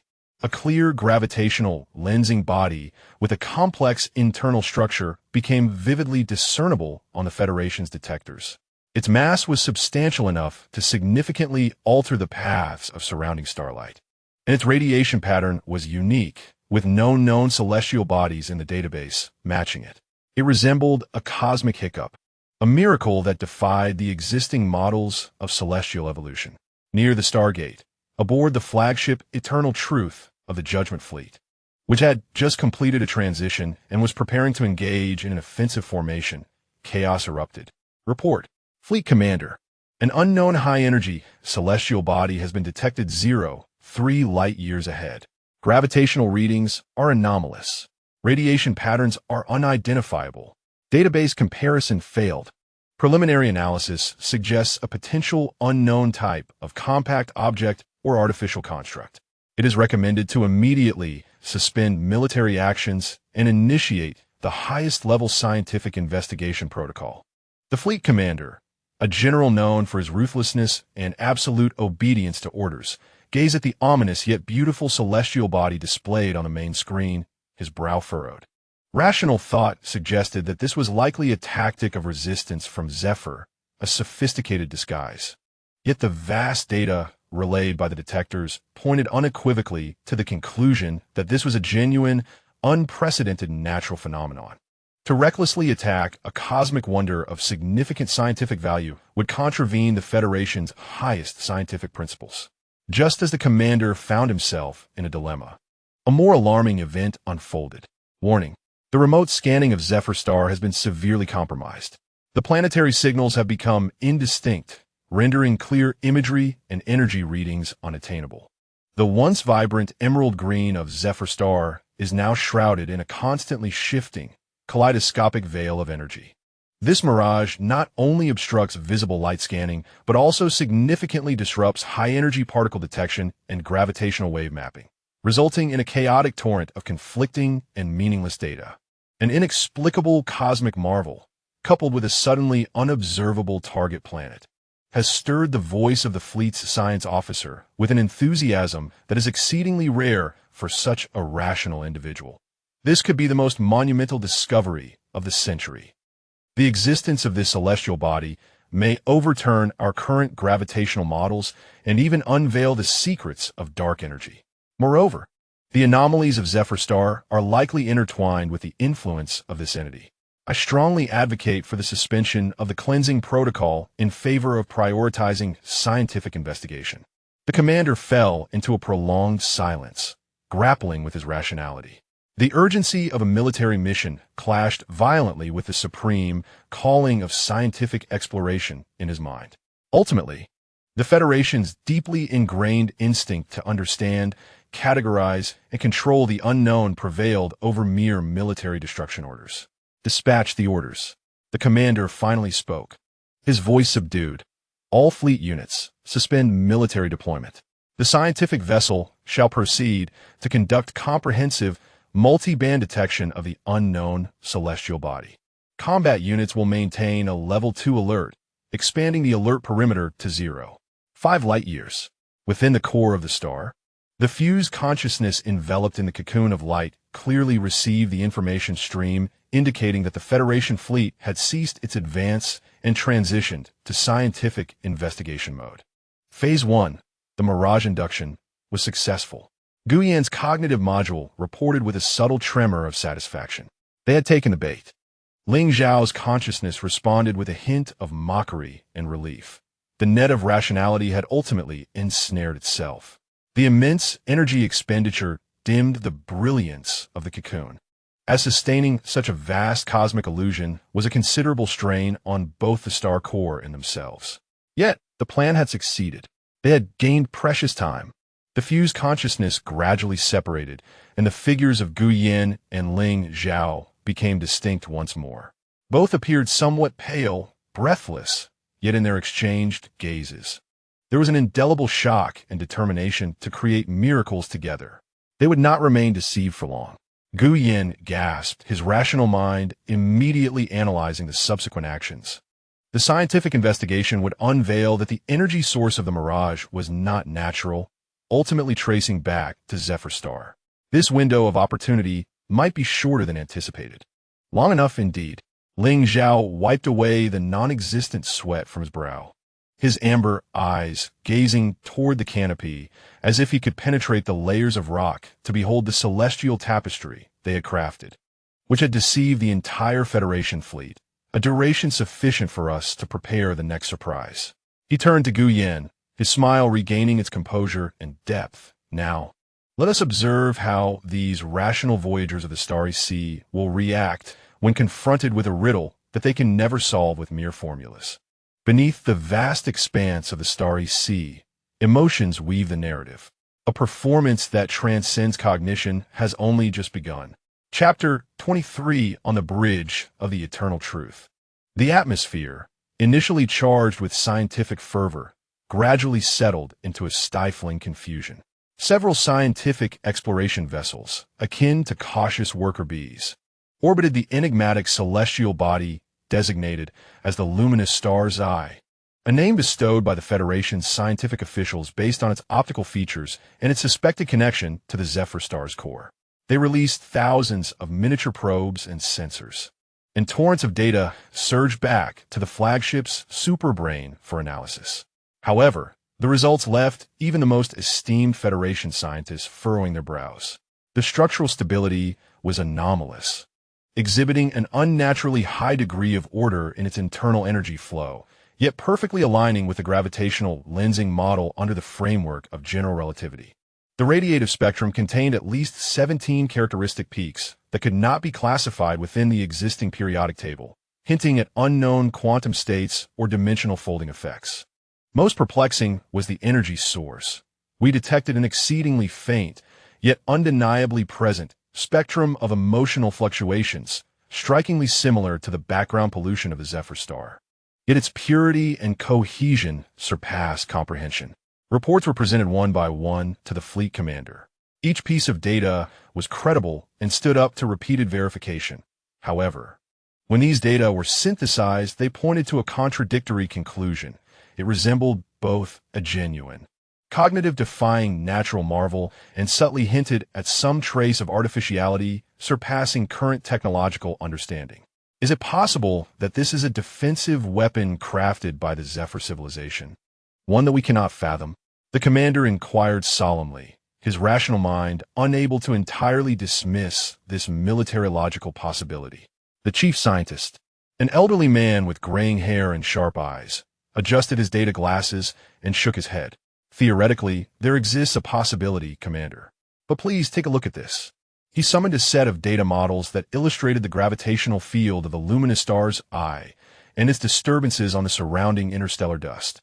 to maintain such a scale and precision of gravitational field, and to simulate such complex radiative characteristics, the energy level required, by our standards, would be sufficient to vaporize the entire Zephyr star in an instant, unless their energy technology has surpassed the limits of our imagination. This is more likely a cosmic coincidence or some natural law we have yet to understand. The scientist's eyes sparkled with the light of inquiry. I am inclined to believe that we have discovered a unique cosmic laboratory. The anomalies of the Zephyr star may very well be the result of long-term influence from this celestial body. To destroy it directly would be an irrevocable loss in the annals of scientific history. The commander fell into a deeper silence. The scientist's arguments were irrefutable, and the contradictions within the data made the mere theory of it being a weapon tenuous at best. Yet, the intuition of a soldier, coupled with previous warnings from the scavenger division regarding the rogue architect Gu Yan's peculiar abilities, pricked at the core of his logic. Expand the detection range, focusing on scanning the energy connections between the luminous star's eye and the Zephyr star. Increase monitoring of the background radiation from the Zephyr star system to search for any potential traces of energy transmission. The commander ultimately reached a compromise, deciding that scientific exploration would continue while combat units remained on high alert. Within 72 hours, should definitive conclusions remain elusive, I shall retain the authority to activate the planet disintegrator. He issued a clear countdown. Zephyr star, the court of the stellar core. Almost simultaneously with the commander's orders, Gu Yin and Ling Zhao captured a chilling wave of intent, imbued with resoluteness through the nascent psychic web. 72 hours. They had merely 3 days. He wavered. Yet reason would ultimately prevail over curiosity. Ling Zhao sat cross-legged by the water's edge, his fingertips gently rippling the surface reflecting the star map, his expression grave. The time allotted to us was far less than anticipated. Gu Yin stood nearby, his newfound perceptive abilities allowing him to clearly see the energy sustaining the mirage and specter veil was being steadily consumed from the essence of the stellar core. The rotation of the core totem, though stable, had visibly dimmed by 10%. It was akin to overextending the life of a giant to maintain a grand illusion. Energy consumption exceeded expectations by 12. At this rate, we could sustain ourselves for no more than another 100 hours. Gu Yin calmly reported the harsh data, asserting that the task must be completed before the Federation discovered any flaws or our energy ran dry. The task he referred to was a bold, even somewhat reckless, prototype of a subsequent plan birthed during their construction of the Mirage. It was neither defensive nor merely deceptive. Rather, it was a form of communication, or rather, deterrence. We needed to convey the voice of Zephyr star directly to the supermind of the Federation fleet, reaching the subconscious of every citizen within the Federation. Ling Zhao had articulated it thus: not through data nor language, but through sensation. Let them personally experience the power encapsulated in the emotions they deemed pollution. This plan was tentatively named Resonance of the Heartstrings.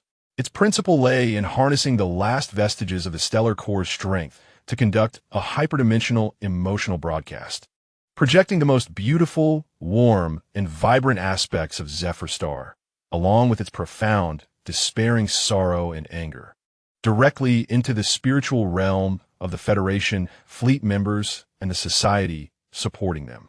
The objective was to evoke empathy, sow chaos, and even destabilize the foundations of the Federation's rationalism. However, this required extraordinarily precise positioning and an unimaginable burst of energy with a success rate of less than 40%. Should it fail, the stellar core would be utterly depleted, leaving Zephyr star devoid of all protection. Would 72 hours suffice? Gu Yin gazed at Ling Zhao. The details of the plan necessitated extensive calculations and adjustments, particularly concerning how to circumvent the Federation's potential mental defenses. Insufficient as it may be, it must suffice. Ling Zhao rose, his gaze sweeping across the other 3 guardians within the court, Shan Pe, Shui Yun, and Qingmi.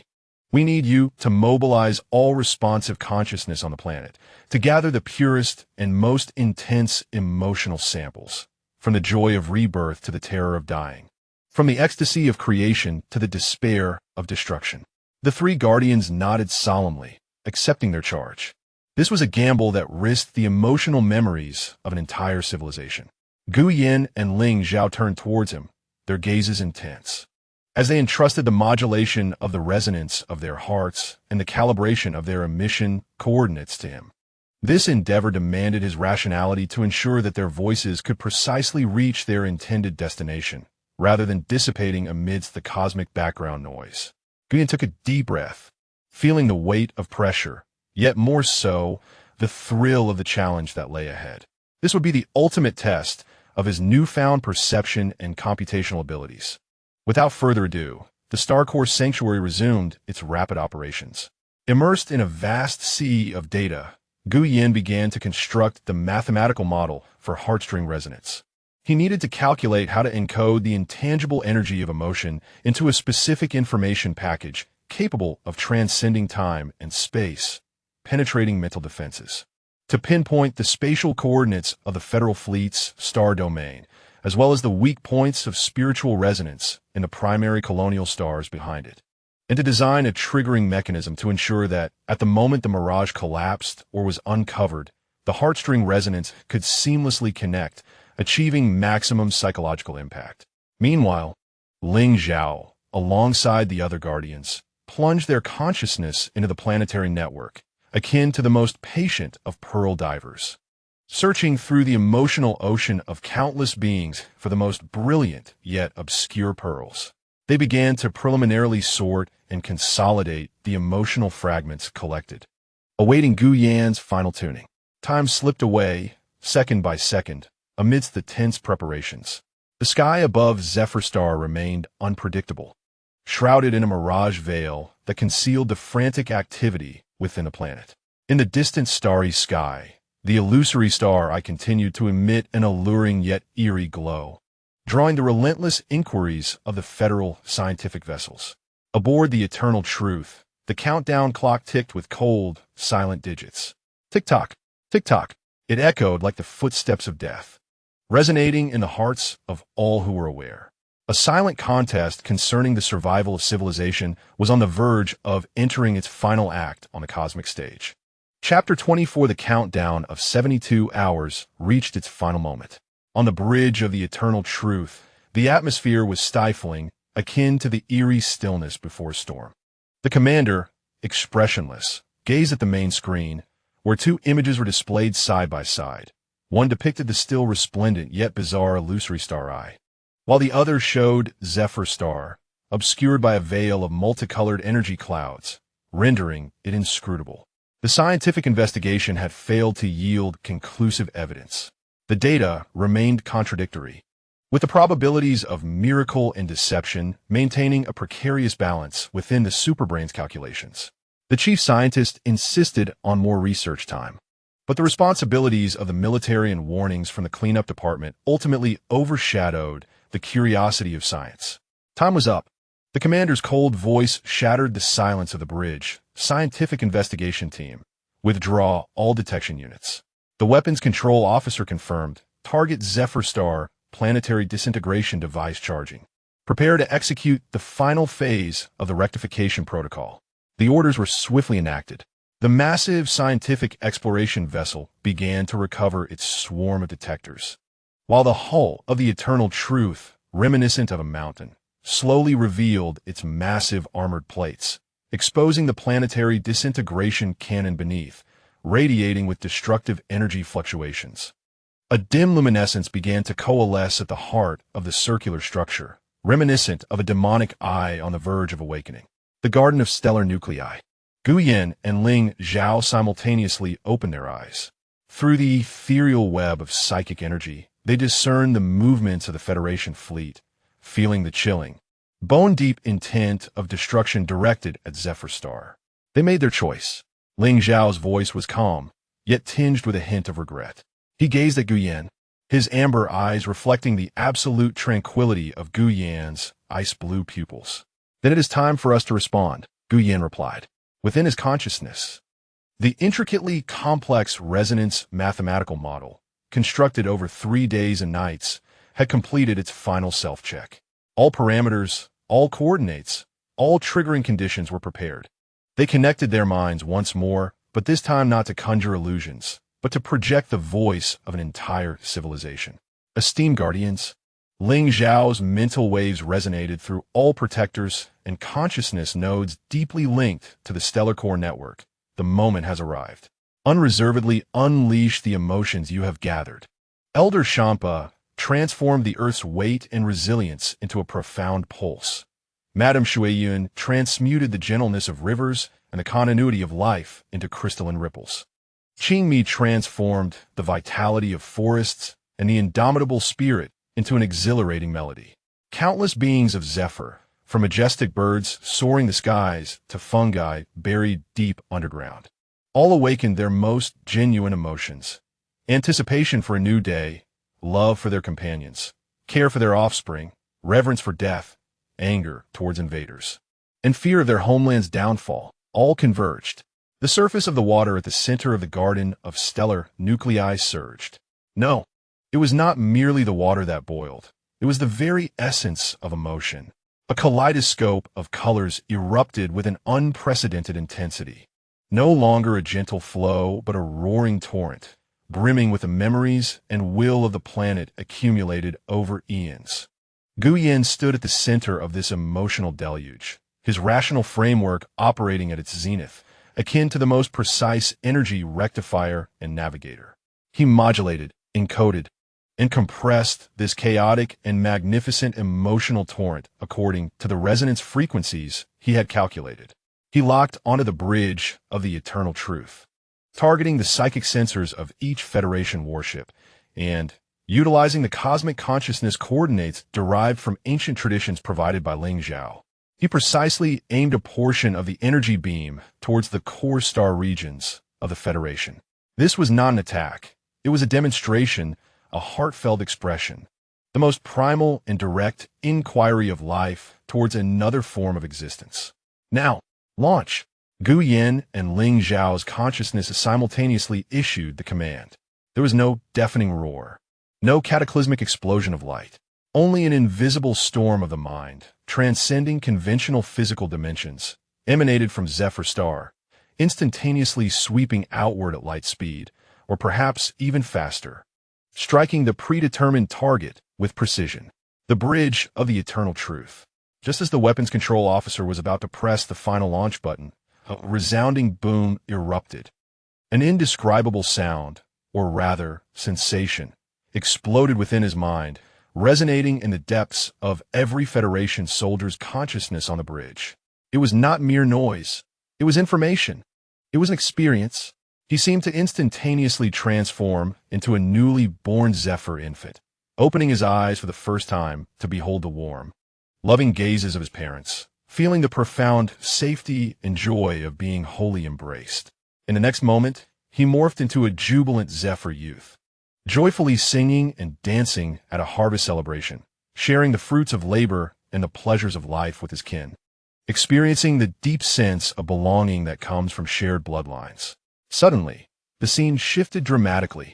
He found himself amidst the charred earth, experiencing the heart-wrenching sorrow and helplessness of Ling Zhao's childhood, feeling the cold despair of losing a loved one in his embrace. Then he beheld Guyen, the former chief architect of the Federation, struggling amidst the conflict between data and emotion, resolutely betraying his former allegiance to protect this vibrant land, bearing the weight of a traitor's label and the fate of an entire civilization. It was not just the soldiers on the bridge. Throughout the Federation's warships, from the highest commander to the lowest maintenance crew, their consciousness was overwhelmed in that moment by a torrent of fierce and sincere emotion. The cold, rational training, the strict codes of conduct, and the deeply ingrained fear of emotional contamination began to tremble and fracture under the impact of this most direct experience of life. What is this? My head. How warm. This is pollution. Resist. We must resist. That child, he is crying. Why does my heart ache so? They too are capable of love, of sorrow, of guardianship. Shock, confusion, bewilderment, and even a hint of inappropriate compassion and resonance spread throughout the fleet. The strict military discipline faltered momentarily. Some mentally fragile soldiers clutched their heads, emitting pained groans or uncontrollable sobs. The rationally constructed mental defenses appeared so fragile in the face of this emotional resonance that transcended logic. Even the fleet commander, known for his coldness, stood frozen, his finger hovering above the launch button, trembling slightly. He felt the vitality of Zephyr, their love and pain, and the weight of the traitor Guyan's choices. The doctrine he had always regarded as absolute truth, the supremacy of reason, the belief that emotion is pollution, showed its first clear fissures. Is this what they sought to purify? These rich and fervent emotions that constitute the soul of a civilization? Zephyr, the core of the stars. The energy dissipated swiftly like a receding tide. The light of the core totem dimmed to the brink of extinguishment, its rotation nearly ceasing. Ling Zhao and the other 3 guardians collapsed to the ground, utterly exhausted, their breaths faint. Guyan knelt on one knee, relying on sheer willpower to remain conscious. They had drained the last vestiges of power from the core, nearly exhausting their own spirits as well. Yet they persevered, directing their perceptions toward the starry sky. They heard the chaotic mental noise emanating from within the Federation fleet, sensing the subtle but real cracks appearing in the once solid barriers of reason. They had succeeded, at least partially. They had shaken them. Ling Zhao weakly spoke, forcing a faint smile at the corners of his mouth. Guyan nodded, his ice-blue eyes gazing at the planet disintegrator, which seemed to hang frozen in the air. Its energy charging halted. We have secured a moment in the next round. Yet, they are acutely aware that this is far from a conclusion. The resonance of heartstrings acts like a potent elixir, forcibly tearing open the seams of federal rationalism. However, what follows remains uncertain. Will the wound fester and rot? Or will it stimulate the organism to produce antibodies, even inciting far-reaching transformations? The future of Zephyr remains shrouded in ambiguity.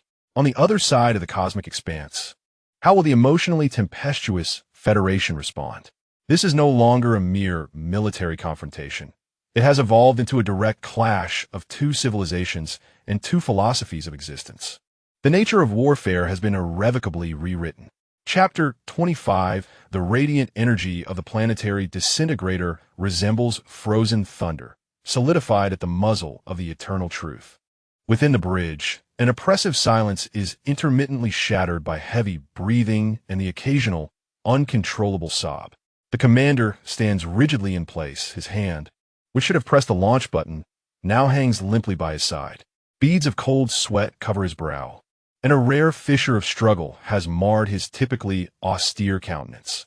His rational core continues to whirl chaotically, attempting to categorize, analyze, and negate the recent tempest that assailed his consciousness, a high-intensity mental assault, an aberration of emotional pollution that must be eradicated. Yet, another voice, a faint yet strikingly clear voice, echoes within the depths of his awareness. Do you see? Those are not mere data. They are lives, lives akin to yours and mine. He glimpses the reliance in the innocent eyes of a Zephyr child, feels the unadulterated joy of a harvest celebration, and comprehends the profound sorrow etched into the scorched earth, as well as the heavy resolve borne by Guyan, branded a traitor. These experiences sear into his steadfast, rational beliefs like a blazing iron, leaving indelible marks. The voice of the commander, S.A. trembles. His pallid complexion and vacant gaze reveal the severity of his shock. A widespread psychological stress response is unfolding within the fleet. Over 30% of personnel report experiencing empathy, sorrow, confusion, and other irrational emotions. Operational efficiency in certain positions has plummeted by over 50%. Chaos. An unprecedented turmoil is sweeping through this elite fleet renowned for its discipline and efficiency. Science officer. The commander's voice is hoarse. He needs data, a rational explanation to anchor his wavering resolve, to analyze the recent psychological impact. The source. The nature. The chief science officer is not faring much better. He clings to the console, his fingers trembling slightly, yet his long-standing research expertise allows him to maintain a semblance of thought, The source is confirmed to be Zephyr. The nature cannot be fully defined. It contains an ultra-high-density stream of emotional information, encoded in a manner that transcends existing models of psychophysics. It resembles a shared experience rather than an aggressive weapon.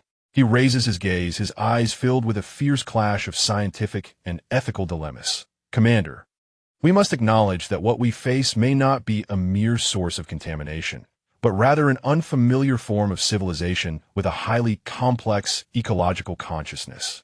The information package we just received is a testament of their civilization. To annihilate such a civilization, which may harbor immense secrets of the universe, necessitates a reevaluation from both scientific and moral perspectives. Morality? The commander abruptly turned his head, his gaze sharp as a blade. Scientist, do you comprehend the gravity of your words? The guidelines for civilizational advancement explicitly delineate that high emotional civilizations are unstable factors in the cosmos, diseases that necessitate purification. Yet, the guidelines do not elucidate what we should do when such a disease possesses a soul so rich and enchanting. The scientist, unusually raising his voice, his face flushed with excitement, proclaimed, "We have been measuring, categorizing, and controlling. But have we ever truly endeavored to understand? Commander, did the recent experience not provoke even the slightest reconsideration of the term emotion within you?" Silence enveloped the bridge once more. All officers capable of thought succumbed to a profound quietude. The scientist's words acted as a key, unlocking the corners of their hearts that had long been shrouded by the iron curtain of rationality.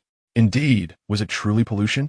Or was it another form of reality that they had long since discarded on their evolutionary path, yet perhaps remains a vital component of the universe?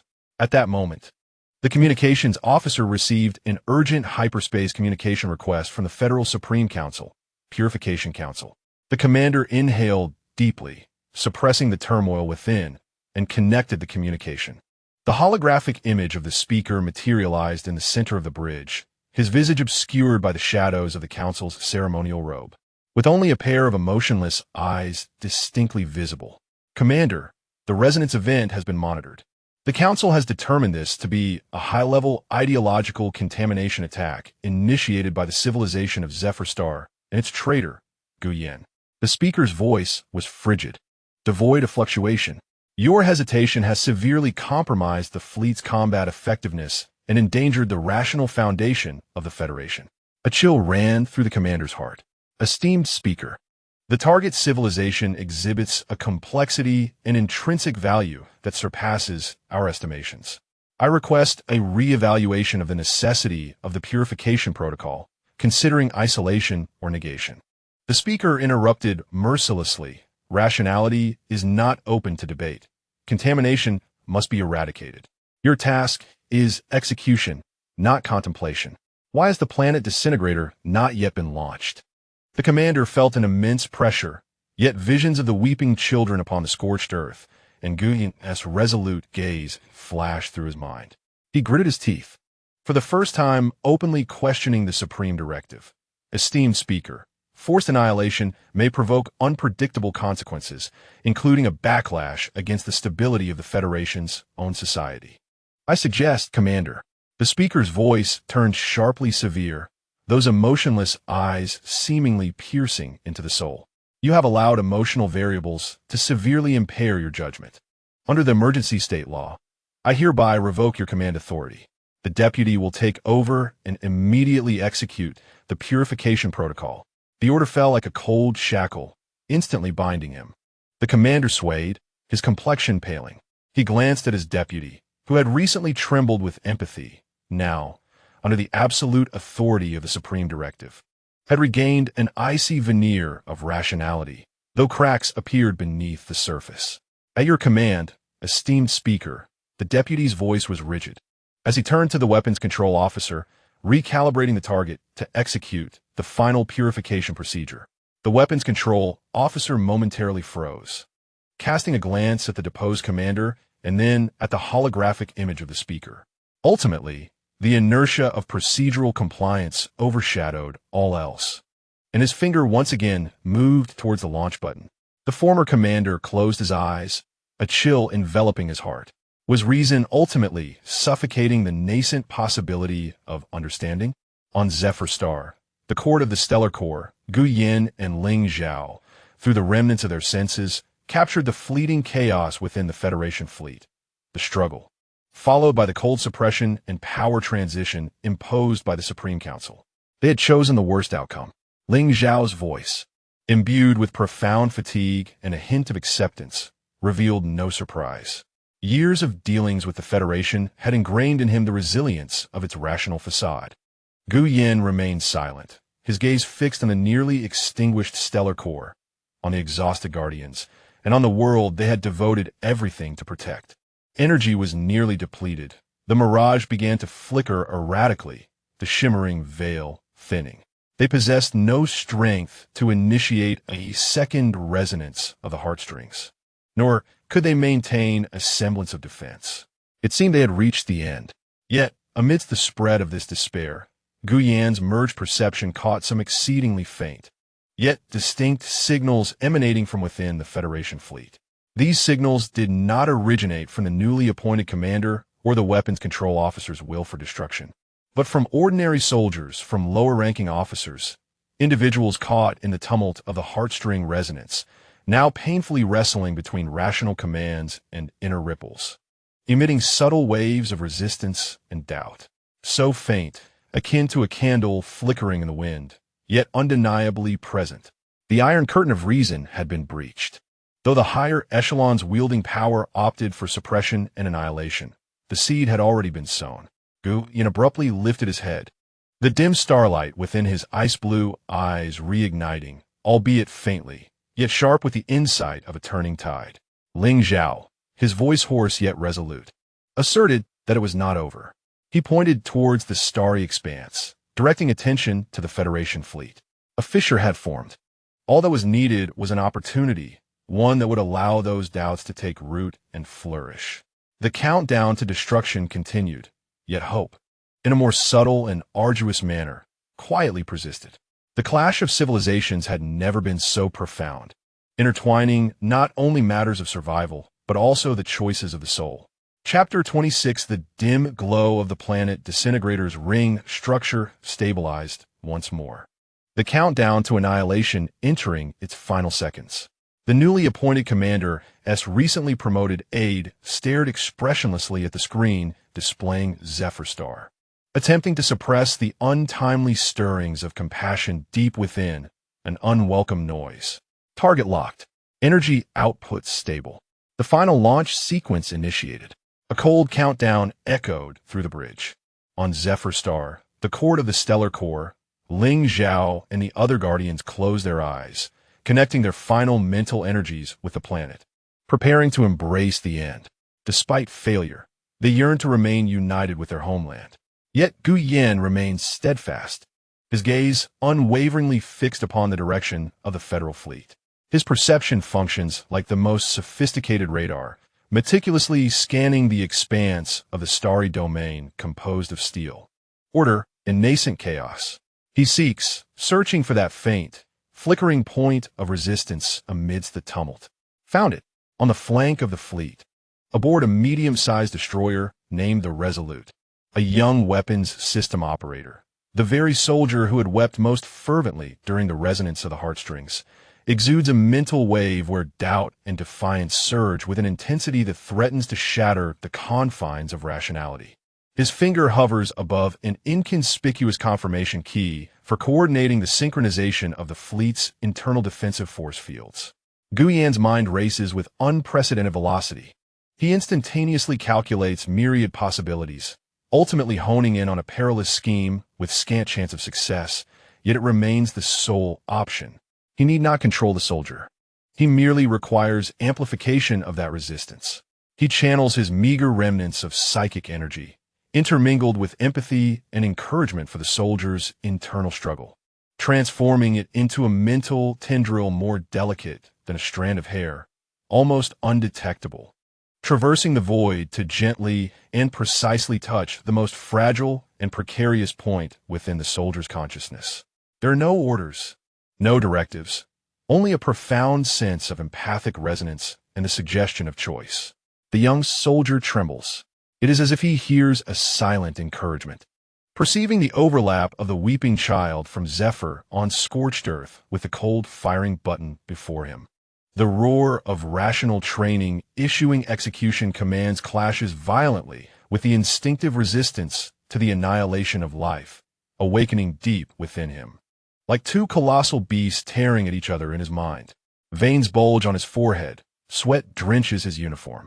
His finger quivers violently above the seemingly inconsequential confirmation key. A feeble, almost inaudible sound escapes his clenched teeth. Just before the final launch command is to be issued, the young soldier, guided by an impulse that emanates from the heart rather than the mind, expends every ounce of strength and abruptly presses the cancellation key for the synchronization of the fleet's defensive force fields. This action in itself does not halt the launch of the planet cracker. By design, it simply ensures that the fleet's protective field is in optimal condition during the execution of a devastating strike. Its cancellation theoretically would only trigger an insignificant B-level system warning. Yet an alert sounds. Cancellation of synchronization confirmation for the Resolute's defensive force field detected. Non-standard operating procedure. The electronic voice of the onboard AI reverberates. This warning pierces through the suffocating silence of the bridge, where they await the impending doom. The newly appointed commander furrows his brow. Resolute? What is happening? Ignore the minor alerts. Focus on the primary weapon launch.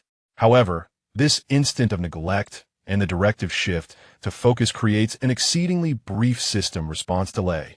In that fleeting millisecond of hesitation, Guyen, this is precisely what he awaited. The exceedingly covert logical backdoor, embedded within the illusory energy structure, which he had previously set up based on emotional energy feedback, was triggered by the instantaneous change in the system state. This backdoor, devoid of any offensive capability, served but one purpose: to reverse inject an exceptionally faint yet uniquely characterized emotional confirmation signal into the tactical network of the Federation fleet. The significance of this signal was clear. The target was confirmed to possess high value and communicability, thus suggesting a reevaluation. The launch protocol of the planetary disintegrator had progressed to its final logical node. As per its design, prior to the final activation, it would conduct a last scan of the tactical network to confirm all preset conditions, including the absence of high-level anomaly alerts, no termination orders from the highest authority, and no high-value confirmation signals from reconnaissance units. The first two conditions were met. However, in the third condition, which was supposed to remain void, the space for the high-value confirmation signal was unexpectedly occupied by the faint signal that Guyen had reversed injected. A paradox emerged in the logic of the launch protocol. A conflict of logic, an unconventional value confirmation signal, was detected. The launch sequence was halted. Request for supreme authority adjudication. The AI's cold alarm sounded like a thunderclap, reverberating through the bridge. What? The newly appointed commander sprang to his feet, disbelief etched across his face. From whence came this value confirmation signal? Was it from the scientific vessel? Immediately verify the source of the signal. Chaos. Unforeseen disorder. The launch was forcibly aborted, not due to external attack, nor because of formidable defenses, but rather a series of inexplicable chain reactions triggered by a mere error from a low-ranking soldier within the fleet's internal network. The source of the signal was untraceable. The pattern was unidentifiable. There were suspected faint correlations with the previous energy signatures of the illusory stars Eye and Heartstring resonance. The technician reported in panic. Once again, Zephyr Star. Once again, that incomprehensible method.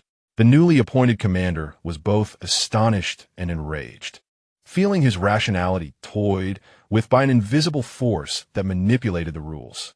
He attempted to forcibly override the system to manually activate the planetary disintegrator. Permission verification failed. According to the ultimate weapons safety regulations, when a logical conflict and unknown value signal are detected, simultaneous authorization from at least 3 members of the Purification Council is required for manual activation. Regulations.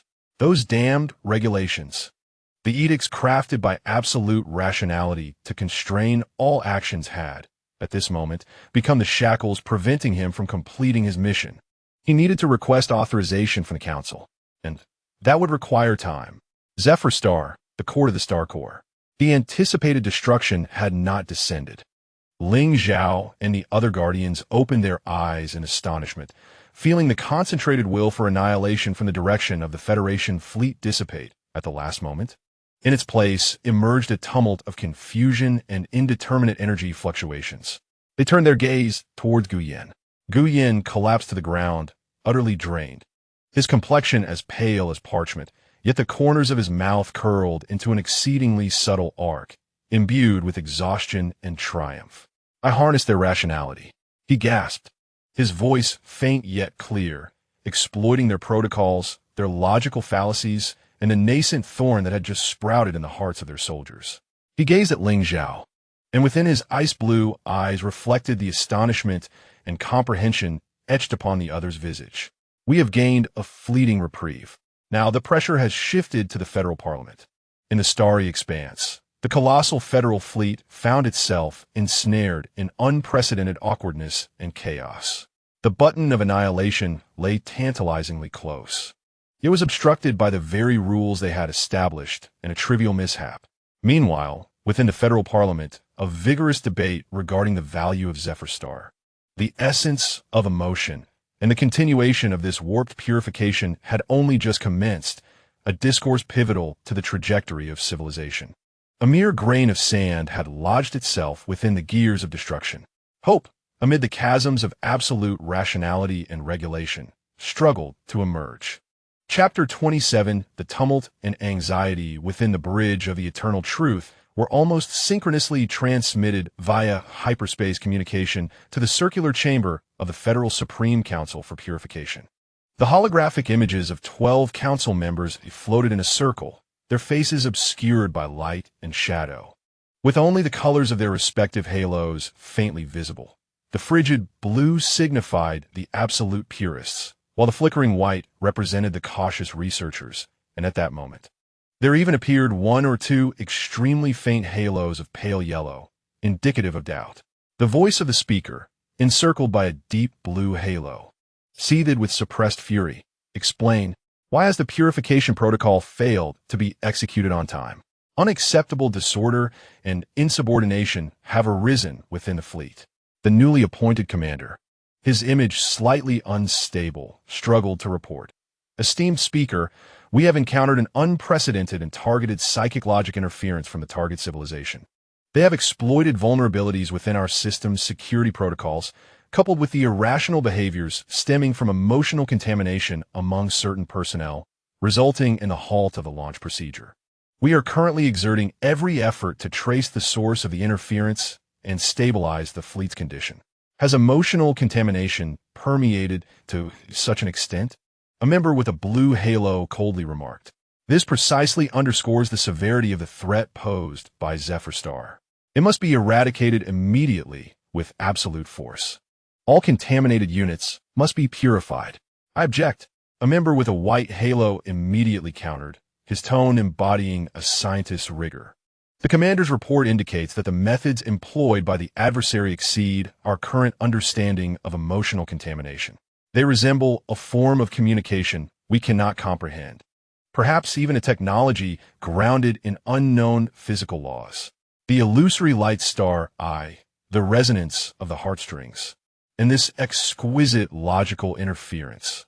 All of these suggest that we are not merely confronting a primitive civilization, but rather an unknown entity that has advanced beyond us in the realm of consciousness science. To recklessly annihilate would be exceedingly rash and short-sighted. Technology? Communication? Another blue-haloed member scoffed. Scientist, you have allowed those deceptive feelings to cloud your judgment. Any existence that cannot be analyzed within a rational framework is a threat to order. The authority of the guidelines for civilizational development is not to be challenged. The guidelines must also be revised in light of new discoveries. The White Halo congressman fervently contended, questioning whether our exploration of the cosmos serves the purpose of expanding order or deepening our understanding of the universe. If we were to uphold outdated doctrines at the expense of annihilating a civilization that could unveil the profound mysteries of the cosmos.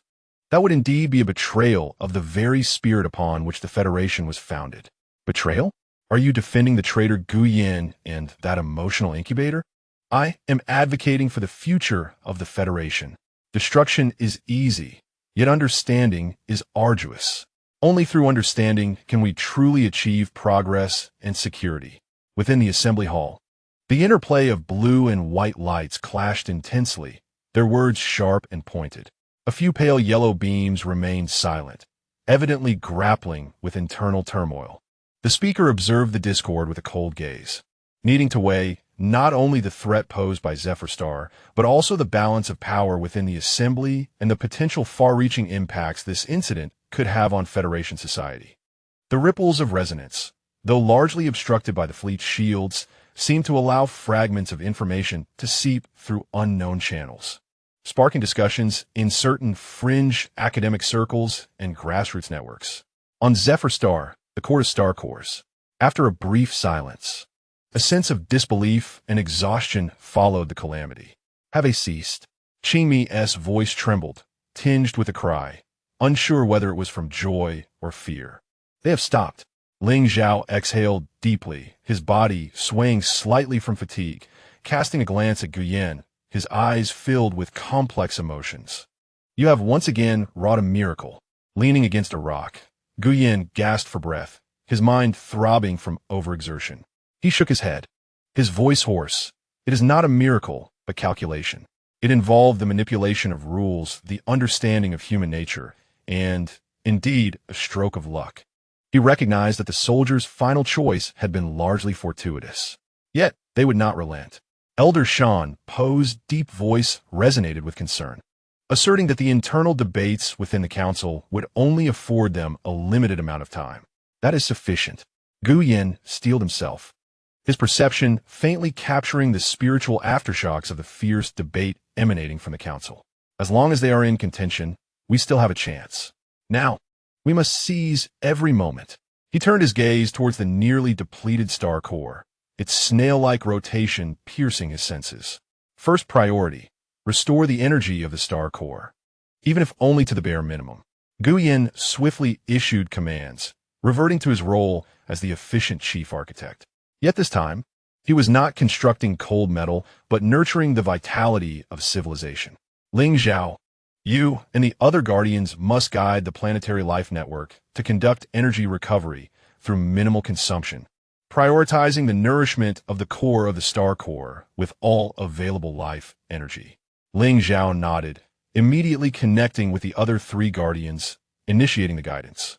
On Zephyr Star, all plants subtly adjusted their leaf orientations. Animals slowed their metabolism, and the rivers seemed to flow more gently. The entire planet's vitality, in an extraordinarily energy-efficient manner, channeled its most fundamental life force, like a gentle stream, towards the star core. Next, Guyen turned to Qingmi and Madame Shuiyun, instructing them to repair and strengthen the spiritual energy web. There is no need for extensive coverage. We should focus on closely monitoring the movements of the Federal Fleet and the energy fluctuations in the Stargate region. We must be informed of their decisions at the earliest opportunity. Thirdly, he turned his gaze towards Elder Shan Pa and himself, stating that we require a contingency plan. If the Council ultimately resolves to annihilate us at any cost, we must possess a final means of defense. A final means? Ling Zhao looked at him. Guyan's gaze shifted towards the depths below, where the ancient veins of Zephyr Star and untapped energy reserves lay hidden. His eyes glimmering with a calmness that bordered on cruelty, a plan that would ensure that even if they obliterated us, it would come at an unbearable cost.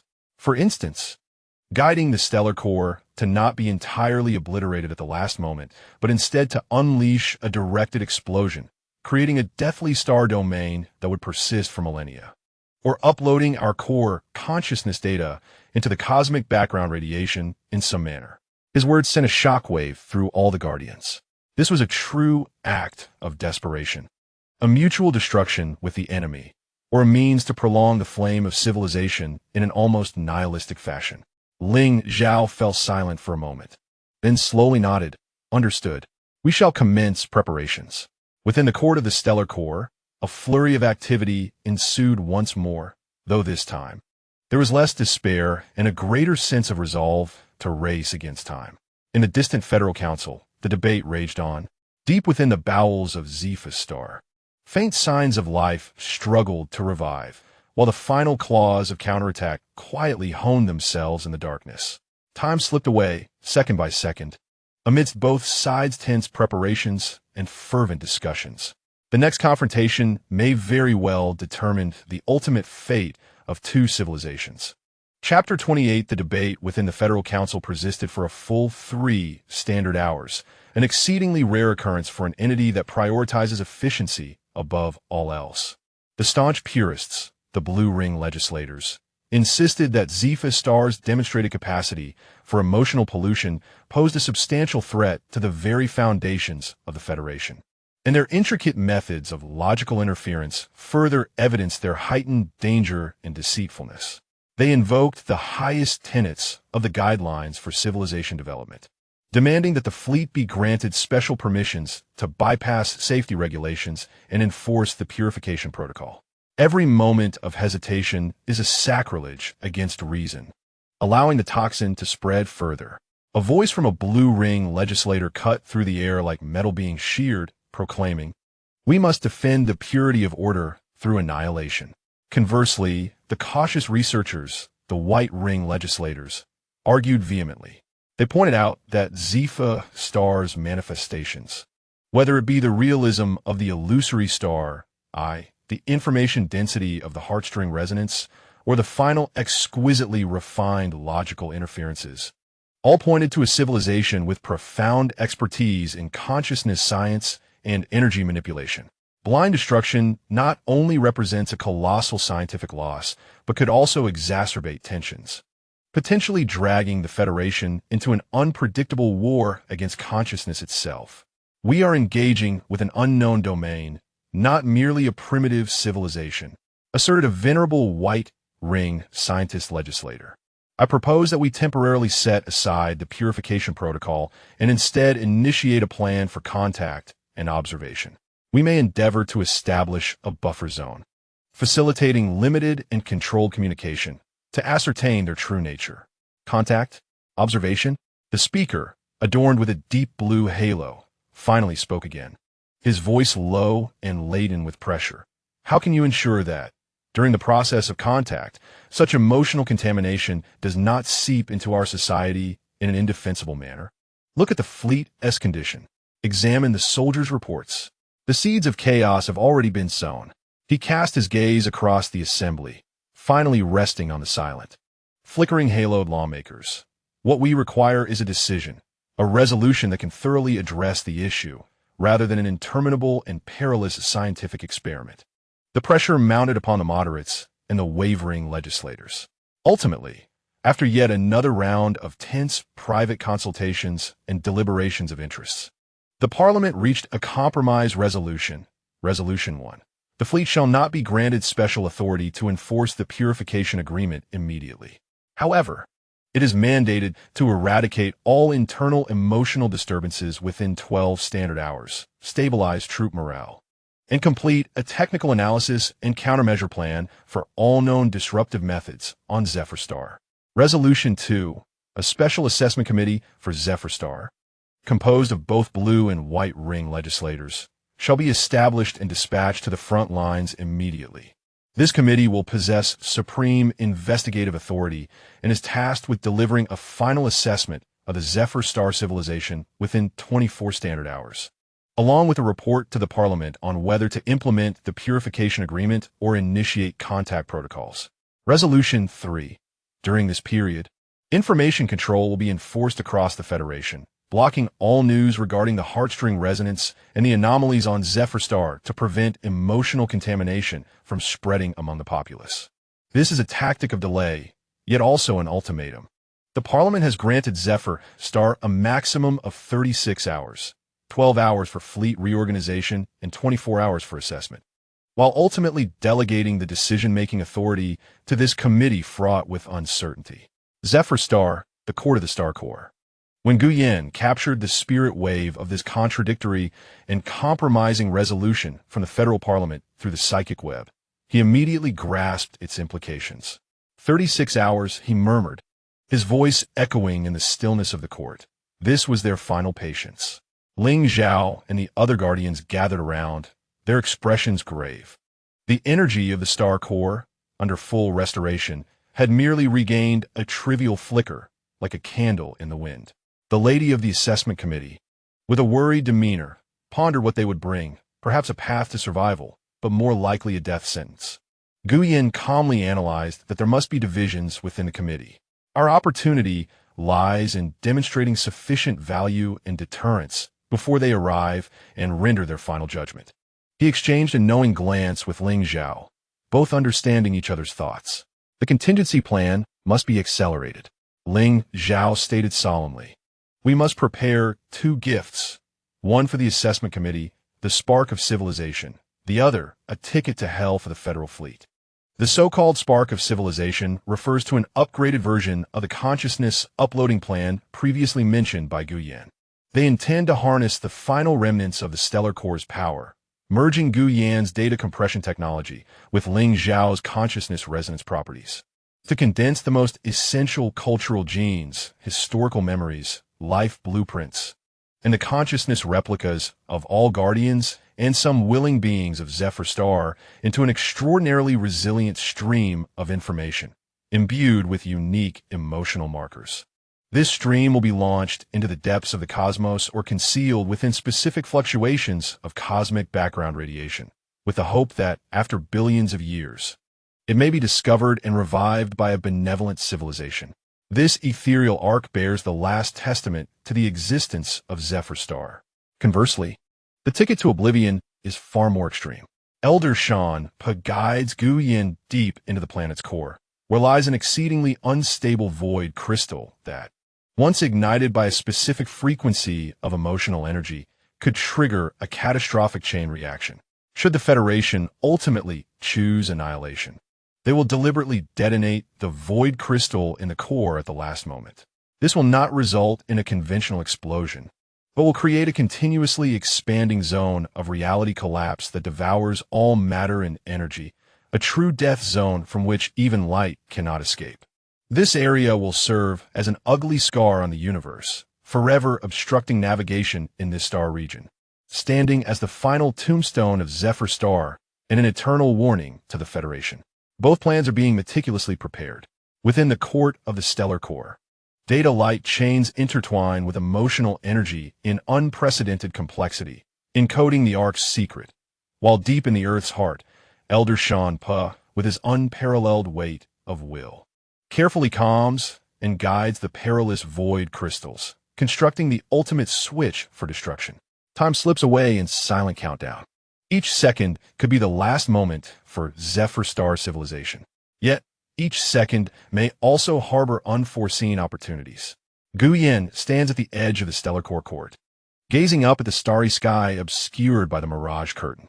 His perception extends outward, feeling the spiritual anguish caused by the internal purification of the Federation fleet. And he faintly perceives that the swift vessel carrying the Special Evaluation Committee is departing the fleet, heading towards Zephyr Star.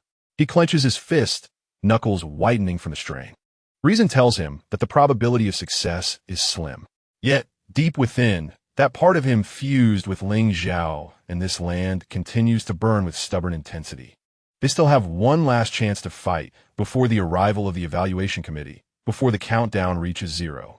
Chapter 29, The Federal Swift Ship, Insight, carrying the Special Evaluation Committee for Zephyr Star, glides away from the main fleet like a silent silver fish, heading towards the planet shrouded in the mirage curtain. On board are 7 legislators and their extensive team of experts, equipped with instruments capable of scanning the entire planet at atomic levels and detecting the faintest psychic fluctuations. In the observation center of the Insight, committee members peer through enhanced sensors at the ever-shifting kaleidoscopic energy clouds ahead.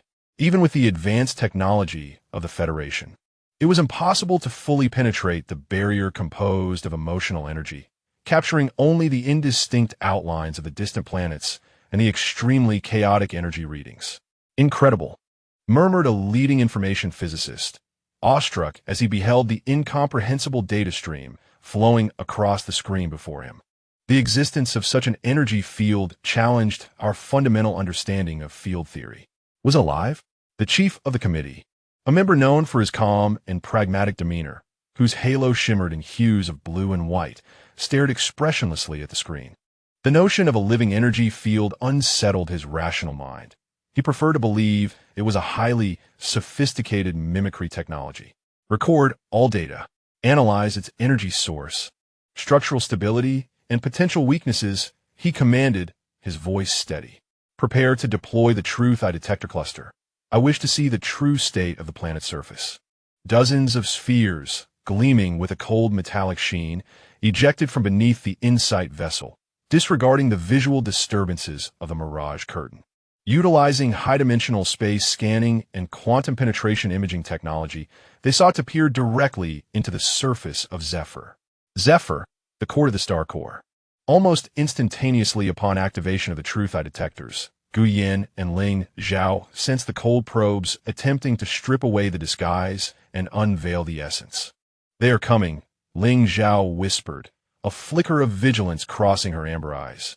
The energy recovery of the star core remained sluggish. Resisting such a level of scanning would only hasten depletion. "Let them see," Guyan surprisingly replied with calmness, halting Ling Zhao's intent to mobilize energy for interference, but not revealing everything they wished to observe. The psychic web he had previously established served not only for surveillance, but had now transformed into a vast information filter. Guyan guided the residual power of the star core, not to block the scan, but to shape its results. He skillfully directed the most vibrant, harmonious, and beautiful scenes of Zephyr, the dense forests, singing rivers, tranquil villages, and playful children, into the focal point of the detector's perception. Simultaneously, he concealed or disguised the energy characteristics of the areas where Guardians resided, the core of the star core, and the depths of the earth where the final measures were being prepared, rendering them as harmless natural landscapes. This was an exquisitely intricate game of information, not a blunt confrontation, but a subtle guidance of perception, showcasing the reality he wished them to see. The images relayed back by the truth I began to clarify on the screen of the InSight vessel. Lush, dripping green primordial forests stretched endlessly, exuding vibrant life. Serpentine rivers flowed like blue ribbons, their depths sparkling with luminous stones that sang. Gracefully designed Zephyrian villages harmoniously dotted the landscape, where the Zephyrians wore expressions of peace and contentment, toiling in fields, meditating beneath trees, or frolicking with luminous flora and fauna. The entire planet radiated an almost utopian harmony and tranquility. There are no signs of weapon factories, no military bases, no traces of hatred or slaughter. Only the natural flow of life and emotion. Inside the observation center, an enveloping silence fell. Even the most steadfast member of the Blue Ring, upon witnessing the scene of a Zephyr child bestowing a luminescent heart seed to a small creature, felt a subtle stirring within his frozen core of rationality. As a pure smile graced the child's face. "Is this what you define as a source of pollution?" A sociologist accompanying them, inclined towards the white ring, could not help but murmur, a hint of confusion lacing her voice. It appeared more akin to a lost paradise. "The surface can be deceptive, scholar," a military advisor aligned with the Blue Ring coldly reminded. "Do not forget the resonance of heartstrings and logical interference. Beneath this harmony lies a force potent enough to dismantle our fleet." The arbiter refrained from joining the debate, silently observing and documenting. He called up a deep analysis report of the planet's energy flow from the detector. The report indicated that although the planet's energy field was vibrant, its core output was exceedingly weak, even beneath the maintenance levels of a typical life-bearing planet, resembling a mere struggle for existence. This was in stark contrast to the energy levels previously observed, capable of producing luminous star pupils and initiating heartstring resonance. Contradictions were everywhere. A seemingly peaceful and innocuous civilization possessed unfathomable defenses and interference capabilities. A planet on the brink of energy depletion could repeatedly manifest miraculous phenomena, attempt to establish communication connections. The Arbiter resolved to employ the standard first contact protocol frequency to ascertain their willingness to engage in dialogue. A rigorously encrypted message devoid of any emotional variables. A purely rational greeting was dispatched from the Insight, directed towards Zephyr Star.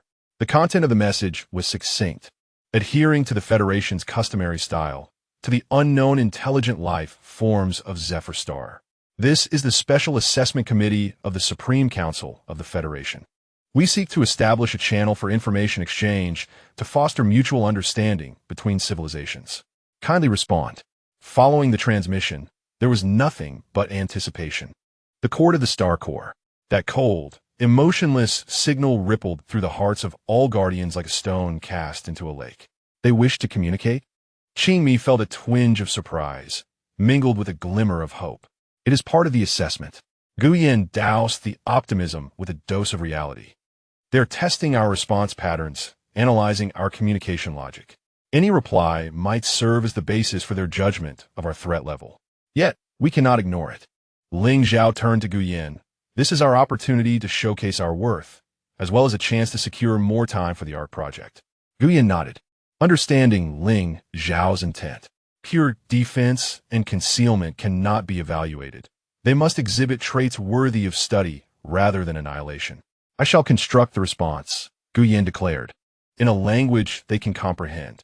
He refrained from directly employing Zephyr Star's emotional resonance method, as it might be interpreted as an act of aggression.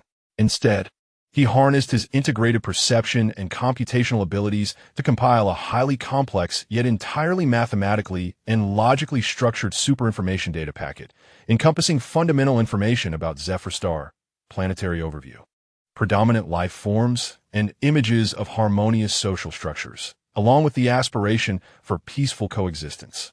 The data package, devoid of any emotional variables, possesses an information density and encoding sophistication that far surpasses any existing communication protocol within the Federation. It resembles a treatise on life and harmony, articulated through the most profound mathematical language, with its very existence serving as a silent protest and demonstration of value. Guyan directed the data package through the psychic web towards the observer vessel, at the observation center of the observer. When that intricately structured data package, so complex that even the ship's superbrain experienced a brief lag, was received and began to be decoded, every expert present was left in astonishment. This encoding method was unprecedented. The information entropy was astonishingly high. Its compression algorithm outstripped our current technology by at least 3 orders of magnitude. The content was demonstrative, devoid of hostility. Yet the technology itself provoked deep contemplation in the Arbiter as he gazed at the decoded images, those harmonious and beautiful visuals, and the expression of peace articulated through cold data, alongside the breathtaking technological prowess exhibited by this data package. This civilization was far more intricate than he had presumed. They possessed highly advanced consciousness technologies, resonance of heartstrings, exquisite mimicry and deception capabilities, illumination star eyes, mirage veil, unfathomable logical disruption techniques, and the communication coding technology that transcended the Federation. Was annihilating them truly the only option, as the Blue Ring legislator had asserted? Or had the Federation inadvertently touched upon a broader cosmic panorama they were unprepared to comprehend? The Arbiter lifted his gaze towards the screen, where a blurred emerald planet lay. The assessment had only just begun, and the scales seemed to be imperceptibly tilting. The sands of time continued to flow. The fate of Zephyr Star hung precariously in the balance. Chapter 30. Within the observation center of the observer, a profound silence enveloped the room. Only the faint hum of instruments and the rustling sound of data flowing across screens could be heard. The superinformation data package from Zephyr Star had been fully decoded. Yet the shock it provoked had not yet subsided. The technology surpassed all expectations, particularly in the realms of information compression and specific energy manipulation, murmured the chief scientist. His gaze filled with a mix of fervor and confusion as he looked towards the Arbiter. Speaker, This is not merely another civilization. It may well be the key to our next technological epoch. To destroy them would be tantamount to incinerating an immeasurable library. The military advisor's face turned ashen. Yet he found himself unable to refute the facts presented by the data. Clenching his fists, he forced the words through gritted teeth. The more advanced the technology, the more perilous it becomes in the hands of uncontrolled emotional variables. Let's not forget Guyen. A single traitor has brought us to this dire state. What if their entire civilization? The arbiter raised his hand, halting the imminent resurgence of debate. His gaze remained fixed on the blurred emerald on the screen. Rationality informed him that the military advisor's concerns were not unfounded. Yet intuition, a seldom reliable ally now crystal clear, whispered to him that the matter was far from straightforward. That data package, beyond merely showcasing technology, seemed more akin to a silent plea, a yearning to be understood, attempting to deeply scan the background radiation of its conscious activities. The arbiter issued a more radical command, non-intrusive, merely capturing the naturally dissipating spectrum of its mental fluctuations. We must ascertain the true state of this civilization's collective subconscious beneath its calm facade. This is an exceedingly perilous endeavor, directly probing a civilization's conscious backdrop, even if only to capture dissipated waves, could easily be perceived as provocation or even aggression. However, the arbiter deemed this an essential step in assessing the nature of its threat. A formidable array of psychic sensors illuminated the hull of the observer, resembling countless invisible ears, cautiously gathering the faint psychic noise emanating from Zephyr Prime, the core of the star core. At the moment the scanning beam, attempting to unveil the collective subconscious, descended, all guardians experienced a profound discomfort and heightened alertness. They're prying into our souls. Kingu mi fumed telepathically. Ling Zhao furrowed her brow, glancing at Guyen. Should we obstruct them or allow them to see? Guyen closed his eyes, merging his perception deeply with the planetary network, clearly discerning the nature of the scanning beam. It bore no malicious intent, but rather a cautious, analytical inquiry. Let them see. Guyen made the same decision again. But this time, his voice carried a resolute undertone. If they wish to comprehend our essence, then let them see it all, not the curated beauty we present, but the entirety of our reality. He not only refrained from blocking the scan, but actively lowered certain barriers of the star core cord, guiding the emotional energy field of the planet to reveal the most authentic and unvarnished collective emotional state of Zephyr Prime. The exhaustion of surviving calamity, profound anxieties about the future, unwavering resolve to protect their home, anger and fear towards the invaders, and amidst that despair, the tenacious flicker of hope. All these complex and contradictory emotions surged forth like a deluge, laid bare before the federal scanning beam. This was not a meticulously orchestrated performance, but rather the raw, unadulterated portrait of a civilization at the precipice of survival. At the observer's monitoring center, when this vast, chaotic yet vibrantly alive emotional torrent flooded into the analytical system through the scanning array, the entire center felt as though struck by a psychic bomb. Alarms blared. Emotional spectrum intensity exceeded limits. Filtering systems overloaded, unable to parse. Information density too high. Patterns too complex. A strong will to survive detected. Deep sorrow, unwavering protective faith, and more. Experts clutched their heads. Despite layers of protection, the direct impact from a planet's collective consciousness overwhelmed their rational thought with unprecedented shock and discomfort. This was unlike the resonant impact of clear information. It was a more primal, magnificent display of existence itself.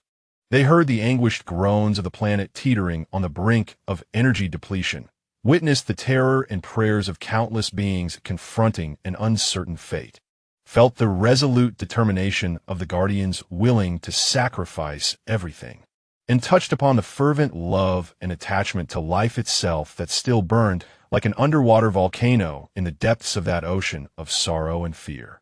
This is not mere data, nor can it be categorized or analyzed as samples. It is the very weight of existence. A pale-faced expert in psychological analysis slumped in his chair, his voice trembling. This is not chaos. It is a dynamic emotional ecological balance maintained under extreme pressure. Its complexity and depth render all our previous definitions of emotion utterly inadequate. Even the most hardened military advisor stared in silence at the screen, where the graph representing emotional intensity was nearly off the charts, unable to reconcile the harmonious images displayed with a collective consciousness imbued with anxiety, fear, and anger. Yet remarkably resilient. This completely upended his understanding of civilization and threat. The arbitrator stood still, frozen in place, as his rational core underwent a tempest. He endeavored to categorize, analyze, and dissect these feelings, only to find himself incapable. The torrent of emotion was so genuine, so weighty, that it involuntarily reminded him of the records in the Federal Historical Archives, chronicling the fears and hopes of early colonizers facing the unknown cosmos. Yet, the Federation had chosen a path of suppressed emotion and absolute rationality, while Zephyr Star opted for a radically opposing route. Which path is correct? Or does the universe allow for divergent paths? As the arbitrator grappled with this internal struggle, Guyan's voice resonated through the feedback channel of the super-information data packet in an extraordinarily calm and purely rational manner, echoing within the observation center, not as a physical sound, but as a stream of thought-encoded information. Federal Evaluation Committee. What you perceive is the essence of Zephyr Star. We possess emotions. We embrace them. They are both the source of our creativity and the root of our suffering, as well as the affirmation of our existence. We showcase our technology not for ostentation, but to demonstrate that we possess the worthiness of study rather than the eligibility for purification. We open our consciousness not to solicit pity, but to make you understand that to annihilate such a complex and genuine civilization, what you stand to lose far outweighs what you might gain. Rationality is your tool. Emotion is our foundation. Tools may be efficient, but foundations bear life. The choice lies within your hands, to embrace a broader, more intricate cosmic tapestry or to cling to obsolete dogmas, using annihilation to mask your fear of the unknown. The stream of information concluded, and the observation center fell silent, the sound of a falling pin audible. Guyan's words, devoid of emotional fluctuation, struck like a cold scalpel, exposing the fear of the incomprehensible that might lie hidden behind the Federation's actions. Fear even they were reluctant to acknowledge. The arbitrator slowly closed his eyes, aware that he stood at a historical crossroads. His decision would not merely determine the fate of a single planet, but could also shape the trajectory of the entire Federation civilization. Should they persist in being the meticulous custodians, wielding the rod of reason to eradicate all anomalies? Or should they endeavor to evolve into a more inclusive and genuinely mature interstellar civilization? The pure smile of a Zephyr child flashed through his mind, along with the resilient will to survive evident in the scan data, and Guyan's chilling query that cloaked fear with the guise of annihilation. After a considerable pause, he opened his eyes, revealing an unprecedented resolve. He glanced at the other members of the committee, their faces reflecting a myriad of complex emotions. Cease all scanning and detection activities. The voice of the arbitrator carried a subtle rasp, calling for a final voting session with all committee members, including the senior fleet commanders. He hesitated, then added a statement that left everyone momentarily stunned. Before voting, I propose to permit a representative from Zephyr to participate in our final discussions via a secure connection. The Hall of the Star Corps. Guyan and Ling Zhao received the notification that the observer had halted scanning and extended an invitation. After a brief moment of astonishment, Ling Zhao turned to Guyan, his eyes brimming with intricate emotions. Did you win a bet? Not yet, Guyan replied, shaking his head. Yet his gaze remained sharp. This was merely an opportunity to present their case. The true trial was just beginning. He looked at Ling Zhao, then at the other guardians. Who will go? Elder Shanpo inquired solemnly. I will go. Both Guyan and Ling Zhao spoke almost in unison. They exchanged a glance, each recognizing the determination mirrored in the other's eyes. No, Ling Zhao, you must remain at the Star Core to maintain the final energy, Guyen reasoned calmly. I will go. I understand them best and know how to communicate in their language. Ling Zhao remained silent for a moment before finally nodding in agreement. He extended his hand, and a concentrated point of light, infused with the blessings of the star core and the collective will of all guardians, fused into Guyen's forehead. Carry our will with you, Guyen, Ling Zhao said earnestly, and also bear our hope. Guyen felt the warmth and weight at his brow and nodded in acknowledgement. He took a deep breath, focusing his consciousness, preparing to connect to the secure channel from the Federation Evaluation Committee that would determine the fate of their civilization. The final stage was set, and the scales of destiny were about to tip. Chapter 31 Guyen's consciousness traversed through the highly encrypted, multi-layered protective virtual connection, arriving in the holographic projection area of the observer's core assembly hall. His form was solidly projected, clad in the deep gray exploration suit, slightly worn and soiled, yet standing tall, his ice-blue eyes calm and unperturbed, as if facing not the judgment of his home planet's fate, but an ordinary technical defense. Opposite him sat the circular arrangement of members from the Federal Special Evaluation Committee, the holographic images of senior fleet commanders, and at the head of the table, the arbitrator, whose halo shimmered in an indistinct hue. An intangible pressure filled the virtual space, palpable and heavy. Representative from Zephyr, Guyen. The voice of the arbitrator resonated through the synthesizer, devoid of any emotion, granting you the opportunity to deliver your final statement. Be advised that your words will be recorded and serve as a critical basis for the Assembly's ultimate resolution. Guyen inclined his head slightly, his gaze sweeping across the circular seating, taking in the indifferent, scrutinizing, and curious faces before him. He noted the sharp-eyed military advisor, the chief scientist with a complex expression, and several representatives whose auras flickered faintly, seemingly still grappling with their inner turmoil. He did not speak immediately. Instead, he slowly raised his hand. In his palm, a faint yet remarkably pure point of light emerged, a manifestation of the will and hope bestowed upon him by Ling Zhao and all the guardians before his departure. Esteemed decision-makers of the Federation, Guyen began, his voice resonating clearly through the virtual space to each participant's consciousness. There was no fervor, no pleading, only a serene calmness that encapsulated all tumult. Before I present my statement, allow me to share a segment of data. The light in his palm gradually ascended and then unfurled in the center of the assembly hall, transforming into a miniature, dynamic star map. The map distinctly indicated the location of Zephyr Star, its relative distance to the Federation's territories, resource value assessments, and potential strategic risk analyses. All data stemmed from publicly available sources and top-tier evaluation reports within the Federation, cold, objective, and unembellished. According to the Federation's Standard Civilization Value Assessment Model 70, Guyen, akin to a premier analyst, pointed to various parameters on the star map.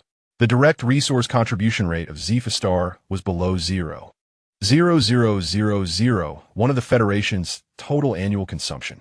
Its strategic position lay in the outer star region, not a crucial node of travel routes.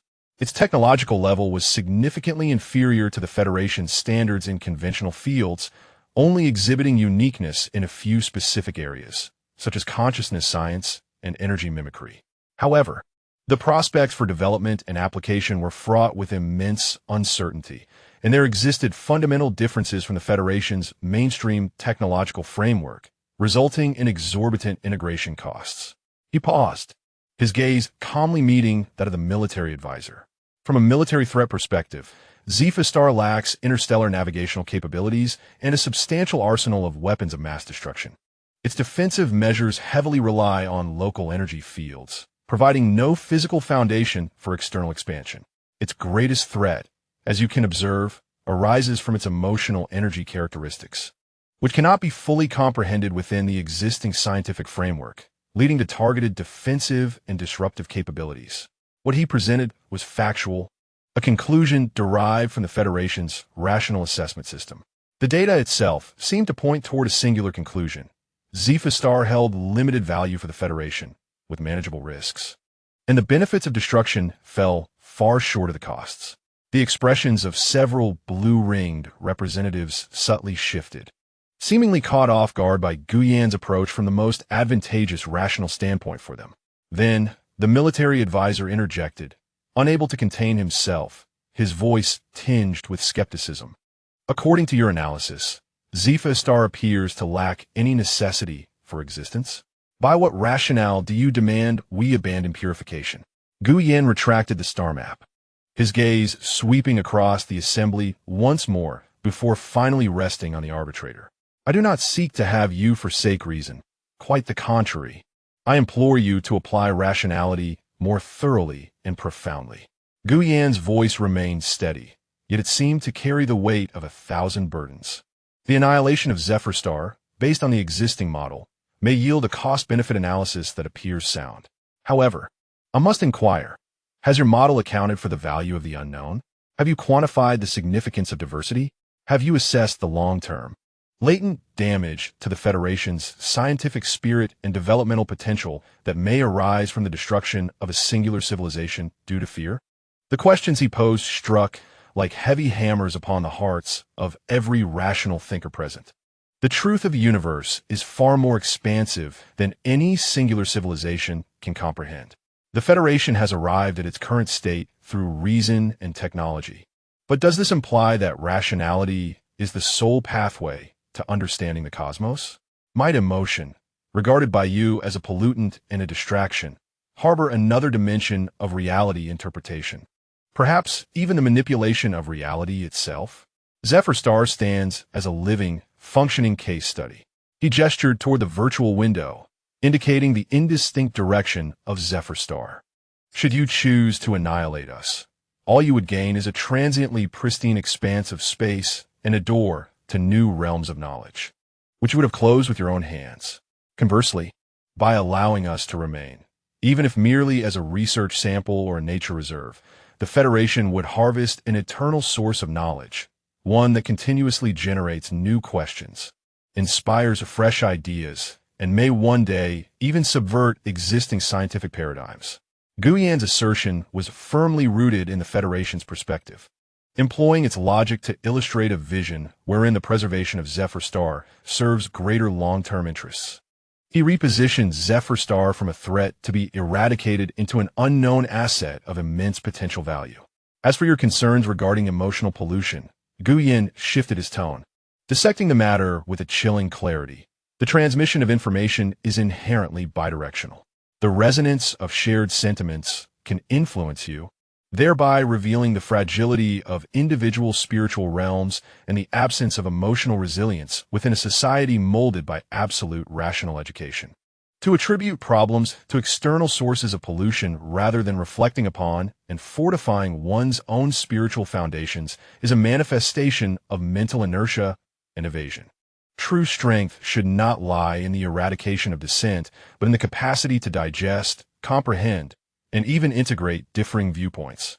His words acted as a sharp dagger, piercing the Federation's proud shell of rationality and unveiling potential internal flaws. A profound silence enveloped the council chamber as Guyan's discourse, marked by rigorous logic and unconventional angles, effectively preempted nearly all conceivable rebuttals. He not only fought for the survival of Zephyr, but also challenged the trajectory of the Federation's civilization. The chief scientist's eyes sparkled, evidently captivated by the prospects of a knowledge reservoir Guyan had painted. The military advisor's countenance darkened, yet he struggled to identify any logical fallacies to counterattack. The halos of several moderate lawmakers flickered with increased intensity. The arbitrator slowly rose, his virtual form seemingly growing more substantial. He gazed at Guyan, his eyes profound. Guyan, your arguments are compelling, the arbitrator said slowly. You have presented us with an alternative value consideration for the preservation of Zephyr. However, how can you ensure that the emotional energy of Zephyr does not, in the course of research or observation, continue to erode the Federation society in ways beyond our control? After all, we have already witnessed its impact within the fleet. This is the most critical question and the final insistence of the Blue Ring legislators. Guyan fell silent for a moment, seemingly weighing his options. Ultimately, he lifted his head, a flicker of resolve flashing in his eyes. I can offer a guarantee, Guyan stated. Zephyr Star is willing to collaborate with the Federation to establish an emotional energy firewall and a contact buffer zone. We can confine primary conscious activities within the planet, reducing external dispersal. Simultaneously, we are prepared to accept a limited number of non-military observers appointed by the Federation to conduct controlled research and communication in designated areas. All interactions will occur under strict agreements and supervision. He proposed a compromise, a framework built on distrust, yet one that could at least preserve the ember of civilization. Furthermore, Guyen added, his voice deepening, if the Federation ultimately chooses destruction, then in that final moment, what you will witness is not a plea, but rather Zephyr Star's last response as a life form. He did not articulate what that response would be, yet everyone present could sense the resolute determination underlying his calm words, a willingness to perish alongside the enemy. The scales, after a violent oscillation, seemed to gradually tilt in one direction. The arbitrator surveyed the assembly, perceiving the yearning in the eyes of the scientists, the reluctance in the military advisors, and the deliberation in the centrists. He knew it was time to make a decision. Now, the arbitrator's voice resonated through the assembly hall, initiating the final vote on the resolution. Option 1. Immediately execute the rectification agreement. Option 2. Adopt the proposal from the representatives of Zephyr Star. Initiate a limited contact and observation plan, and establish a joint supervisory committee. Each light point illuminated in the circular seating, representing the choice of each voter. The blue light symbolized destruction, while the white light represented survival. The lights flickered in succession, akin to stars, determining the fate of another civilization. Guyen stood in place, closing his eyes, immersing his entire being in the faint connection with the distant chord of the star core, awaiting the final echo. Chapter 32. Within the virtual assembly hall, time had stretched to a distorted degree. Each flicker of light felt like a heavy blow, striking Guyen's consciousness core, intimately tied to Zephyr Star. He could hear the nearly halted breath from the star core's cord, feel the slight pain of Qing Mi's nails digging into her palm as she clenched her fists, and see the previously unwavering mental force field of Elder Shan ripple with unprecedented tremors.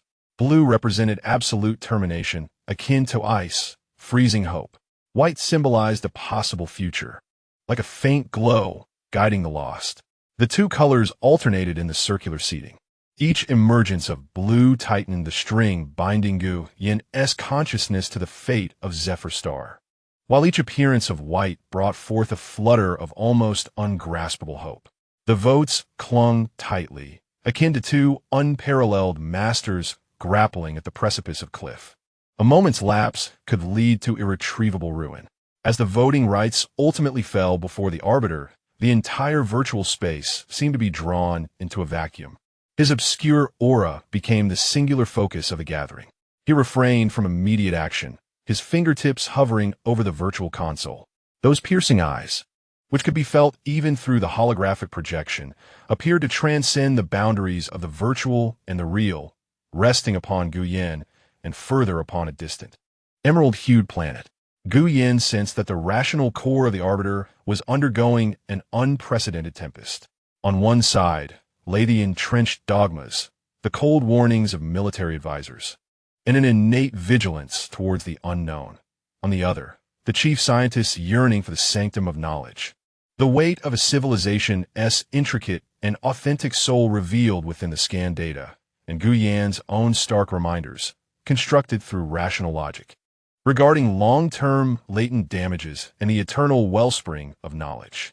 This moment of pause felt interminably long, as if stretching over a century. At last, the arbiter raised his hand. His movement was deliberate, as if bearing the weight of the entire Federation as future.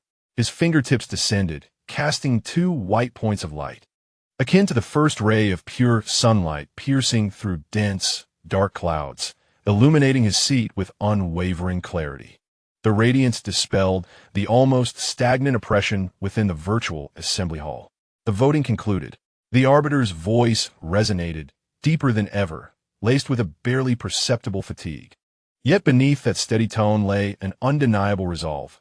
Option 2 passed by a slender margin of 2 votes.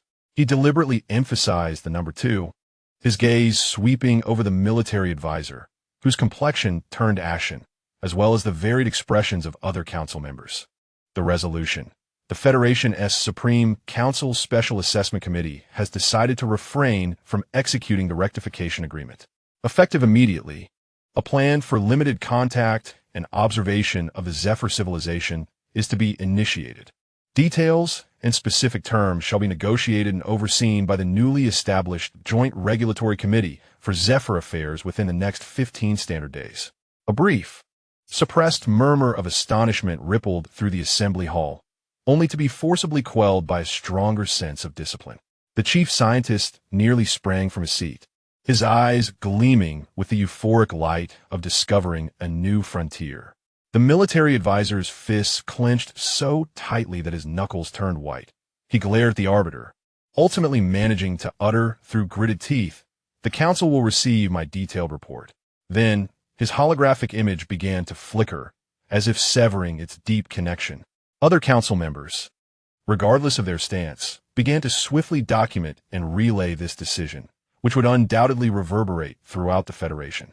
Guyen slowly, excruciatingly, opened his eyes. Within the depths of those ice-blue orbs, it seemed as though solid ice was silently melting and shattering. A torrent of emotion, so immense it nearly rendered him unconscious, surged through the connection with Ling Zhao. It was not mere sound, but a pure tsunami of sentiment. The uncontrollable tears of joy shared between Qing Mi and Madame Shuiyun. The heavy droplets, akin to mercury, that silently cascaded down the rock-like visage of Elder Shan Pe, and the voiceless cry of relief mixed with sobs emanating from Ling Zhao, as if all strength had been abruptly drained, only to be filled with overwhelming gratitude. In the court of the Star Core, the dying heart of a planet seemed to pulse weakly yet distinctly, responding to the joy of life, like a slumbering beast stirring for a new round of slow and arduous heartbeat. The representative of Zephyr Star, the arbiter, once again fixed his gaze upon Guyen, a look devoid of scrutiny yet imbued with an ineffable complexity. The resolution was made. The Federation would uphold its promise, retract its fleet, and deactivate its armed bloc. It was hoped he would do the same. The foundation of limited contact rests on mutual restraint and trust. Guyen gazed deeply at the arbiter, understanding the weight of this restraint and trust. He raised his hand, palm upward, as the point of light symbolizing the will and hope of Zephyr Star manifested one final time, then transformed into an exceedingly gentle, non-aggressive stream of information flowing toward the arbiter. Zephyr Star, remember this moment. Guyen's voice was calm, yet imbued with undeniable strength. We yearn for survival. Thus we choose commitment. We cherish peace, hence we opt for restraint. This thought encompasses our preliminary draft of contact principles, serving as a testament of integrity. The information stream merged into the arbiter's virtual image. The arbiter nodded slightly, uttering no further words, and severed the connection. Guyen's consciousness, like a solitary vessel returning from a long voyage, burdened with fatigue and the tremors of survival, returned to the corporeal realm of the court of the Star Core. Zephyr Star, the court of the Star Core. The moment he re-entered, he was engulfed by a monumental wave of emotion. Qing Mi was the first to rush forward, disregarding decorum, and embraced him tightly, tears soaking the fabric of his shoulder, an expression of joy, fear, and a complete release after hundreds of hours of suppression. Madame Shuiyun stood nearby, tears streaming down her elegant features. She extended her hand, enveloping Guyen in a warm, aquamarine glow that soothed his nearly exhausted spirit. Elder Shan Po approached, his enormous, rock-like hand resting gently atop Guyen's head, imparting a heavy, stabilizing force, as if to say, "Child, you have succeeded."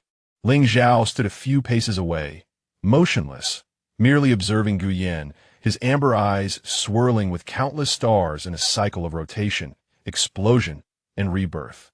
Within them lay boundless fatigue, the release of an overwhelming sense of responsibility, an ineffable gratitude towards Guyen, and a deeper, more resolute essence forged through trials of life and death.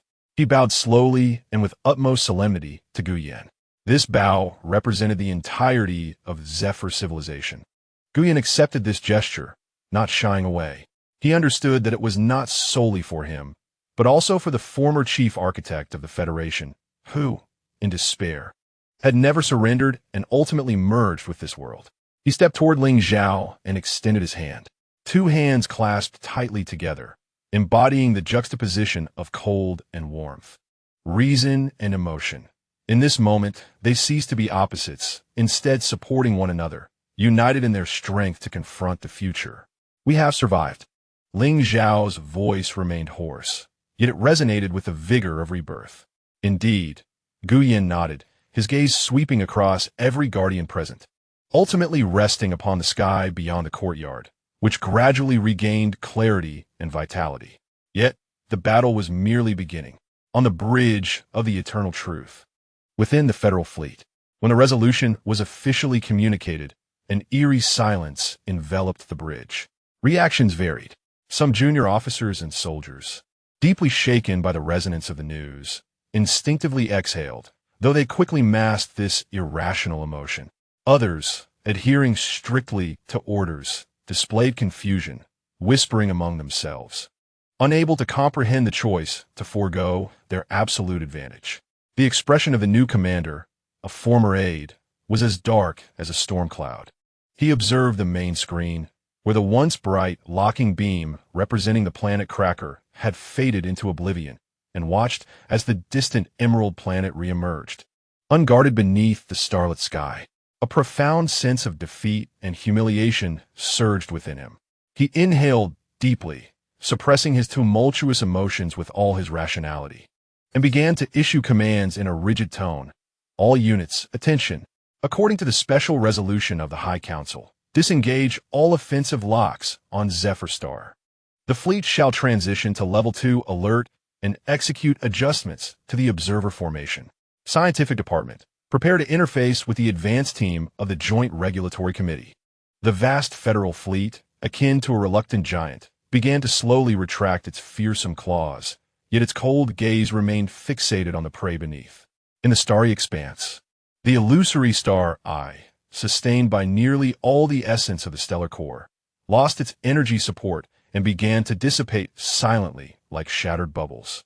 The final vestige of distorted light merging into darkness, as if it had never existed.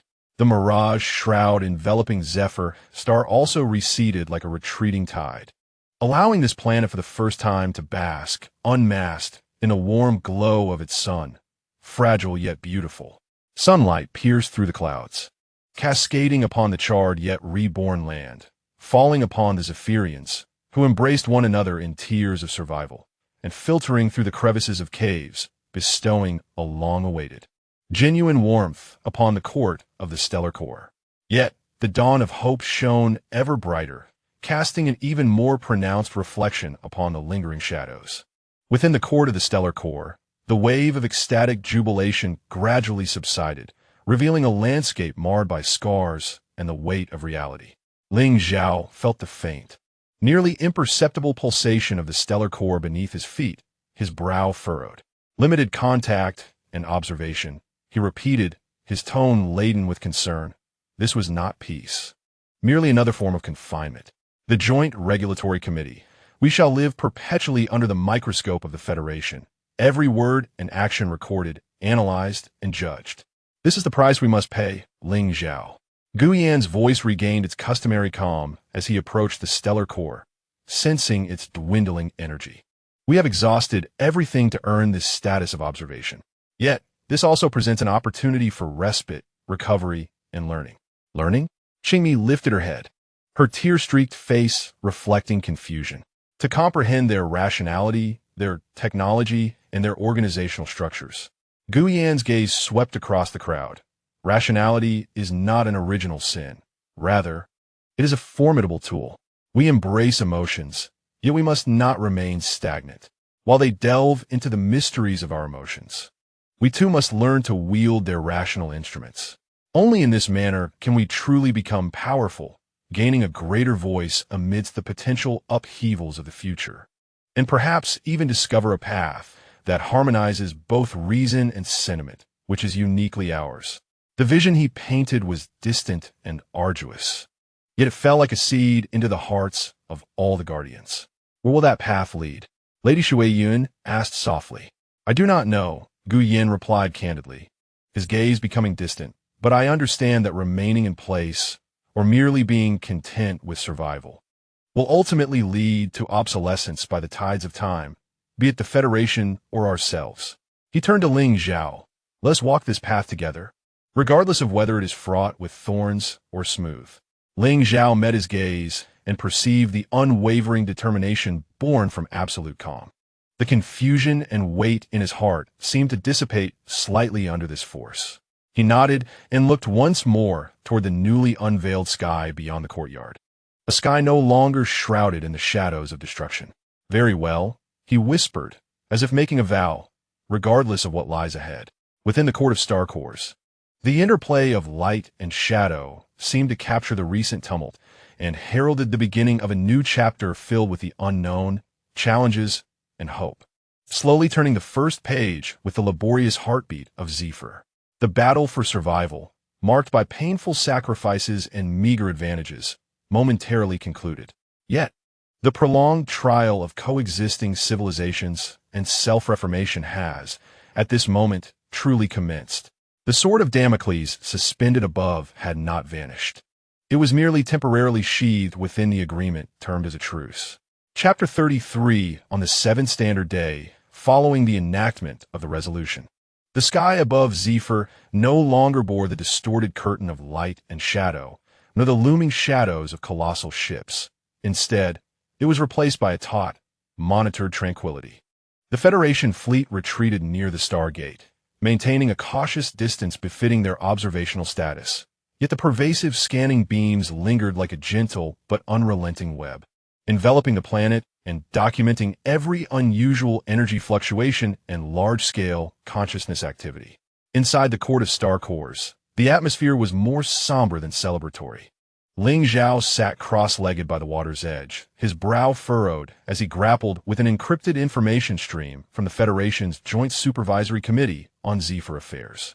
The content of the stream detailed the precise location for establishing the first joint observation station in the equatorial region of Zephyr, along with technical specifications and a list of necessary safety measures. The items enumerated in the list, ranging from high-power scanning towers to mental wave suppression field generators, far exceeded the requirements for mere observation, resembling the insertion of wedges into the planet's surface. They intend to transform our world into their laboratory, partitioning it with invisible barriers. Ling Zhao's voice resonated with suppressed fury as he shared the core content of the information stream with the other guardians. Lady Shuai-Yun glanced at the terms. A layer of frost enveloping her gentle visage. The so-called security measures sought to monitor nearly all the primary energy nodes of the ley lines, potentially disrupting the natural gestation cycle of the heartlight seeds. This was both a test and a demonstration of power. Gu Yan's voice echoed from the entrance of the hall. Having just concluded an analysis of the stellar core energy feedback data with ARTI, he bore a trace of fatigue upon his countenance. Yet his gaze remained as sharp as a scalpel. The regulatory committee was rife with factions. Although the hardliners had suffered a defeat in the destruction vote, they would not relinquish their efforts to manipulate oversight. This list was a probe, gauging our limits and assessing how far we might compromise for the sake of survival. How should we respond? King Min inquired anxiously. Shall we reject everything outright? Might they seize this opportunity to tear up the agreement? Accepting all terms would be akin to binding our own hands and surrendering our fate entirely to others. Gu Yin stepped to the center, his eyes sweeping over the list. We must negotiate, not through emotional confrontation, but through a rational and evidence-based discourse grounded in the terms of the agreement.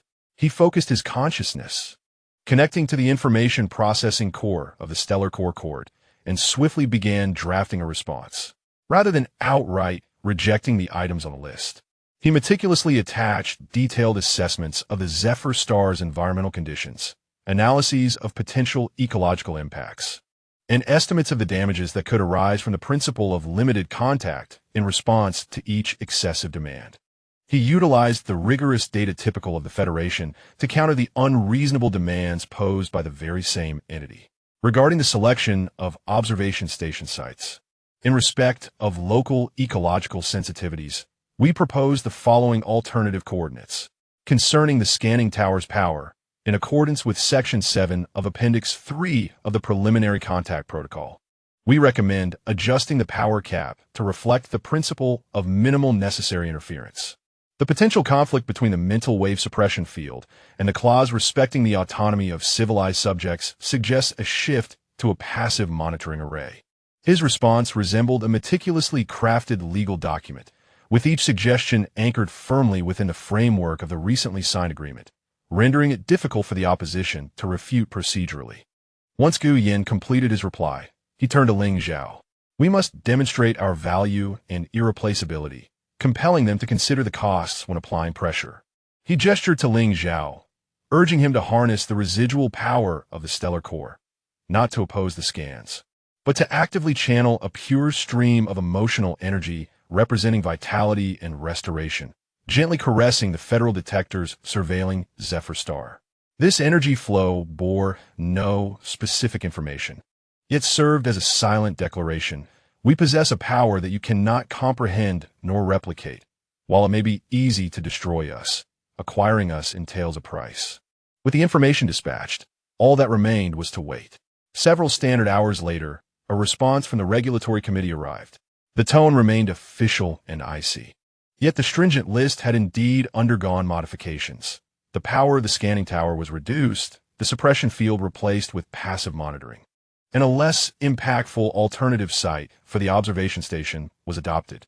In this initial round of negotiations, they had maintained their baseline. However, the pressure had not dissipated. It had merely manifested in another form. 3 days hence, a small federal shuttle descended directly upon the ruins near the former Order No outpost. Without prior detailed notification of its trajectory, the hatch opened, and 5 individuals clad in standard federal bureaucratic attire emerged. Led by a stern-faced, middle-aged woman whose gaze resembled that of a precise measuring instrument. Adorning her chest was the emblem of the Regulatory Commission. I am Vera Cohen, the permanent liaison officer dispatched by the Regulatory Commission to Zephyr Star, she announced. Her voice, much like her demeanor, lacked warmth. According to the agreement, I am responsible for daily communications, coordinating the construction of the observation station, and overseeing the execution of the treaty stipulations. Her eyes scanned the welcoming party, lingering momentarily on Gu Yin, exuding a barely concealed air of scrutiny and disdain. The defector Gu Yin, she remarked, omitting any titles such as former chief architect. Her tone flat yet laced with insult. Your activities are confined to this vicinity and the core of the star. Any unauthorized interregional movement will be regarded as a breach of the agreement. Ling Zhao furrowed his brow, about to interject, but Gu Yin gently raised a hand to silence him. Officer Cohen, Gu Yin replied with equal calmness, as if the discussion were not about himself. The agreement delineates my advisory role and the scope of my activities, which I shall duly adhere to. May I inquire as to the specific purpose of your visit? Vera Cohen appeared somewhat taken aback by Gu Yan's composure, but quickly regained her rigid demeanor. Firstly, to confirm the preliminary engineering zone of the observation station. Secondly, we require a non-sensitive summary map detailing the primary biomes and consciousness node distribution on Zephyr Star for the assessment of observational impact. Thirdly, she glanced at Ling Zhao. The federal scientists are entitled to conduct non-invasive research on Zephyr Star's unique ecology within designated areas. The first research team will arrive tomorrow. Please prepare for their reception. Her demands were delivered one after another, efficient and irrefutable, imbued with the characteristic coldness of the federal bureaucratic system that reduces all matters to processed, mechanized transactions. Ling Zhao felt a profound discomfort rise within him as he sensed their view of Zephyr Star as merely an object of study. Yet he recalled Gu Yan's admonition and suppressed his emotions, responding in the most placid tone possible. The summary map can be provided, but we need to define the parameters of what is considered non-sensitive. The research team may proceed. but they must strictly adhere to the non-invasive principle and be accompanied by our personnel. Veracoin nodded non-committally. Specific details will be coordinated with you subsequently. I trust you will cooperate to ensure the smooth execution of the agreement. She emphasized the word smooth, the implicit threat unmistakable. Without lingering, as if even a moment's delay might taint her, she turned and reboarded the shuttle, departing. Watching the shuttle vanish into the sky, Qingmi could not help but stomp her foot. I can hardly endure the way she looks at us, as if we are some peculiar specimens. She is merely the warden of specimens, Gu Yan replied coolly. Engaging with her, emotions are futile. Only rules and strength matter. Ling Zhao inhaled deeply. The warm air of Zephyr Star now felt oddly chilling. He understood that donning this crown of thorns, earned through survival, signified a long-term alliance with this environment rife with suspicion, calculation, and indifference. This is no longer a grandiose conflict, but rather a gradual torment akin to water eroding stone. Let us proceed. Ling Zhao turned, facing the depths of the Star Core courtyard, his gaze resolutely firm once more. We must prepare that non-sensitive summary chart and attend to the arrangements for our guest tomorrow. Remember, Gu Yan interjected from behind him, his voice low and somber. While they measure us, we too are observing them.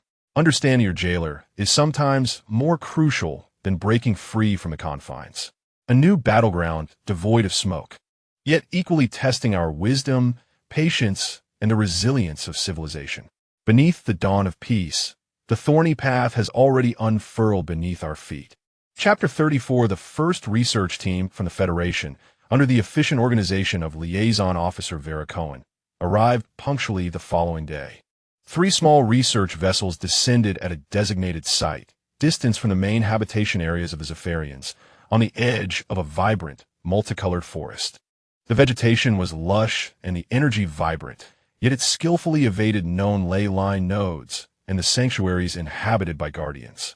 The team comprised 12 members, spanning various fields such as bioenergetics, consciousness physics, and ecological sociology, clad in uniform silver-white protective suits.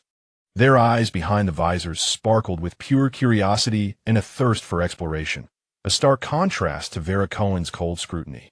However, they shared a commonality in their possession of numerous intricate instruments, immediately springing into action like industrious ants upon disembarkation, setting up scanning arrays, deploying environmental sensors, and releasing miniature swarms of probes, instantly transforming the serene woodland into a makeshift field laboratory.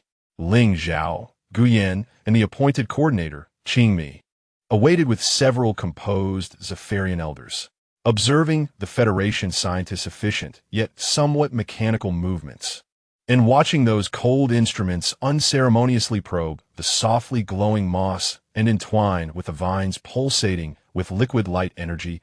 Qingmi furrowed her brow in concern.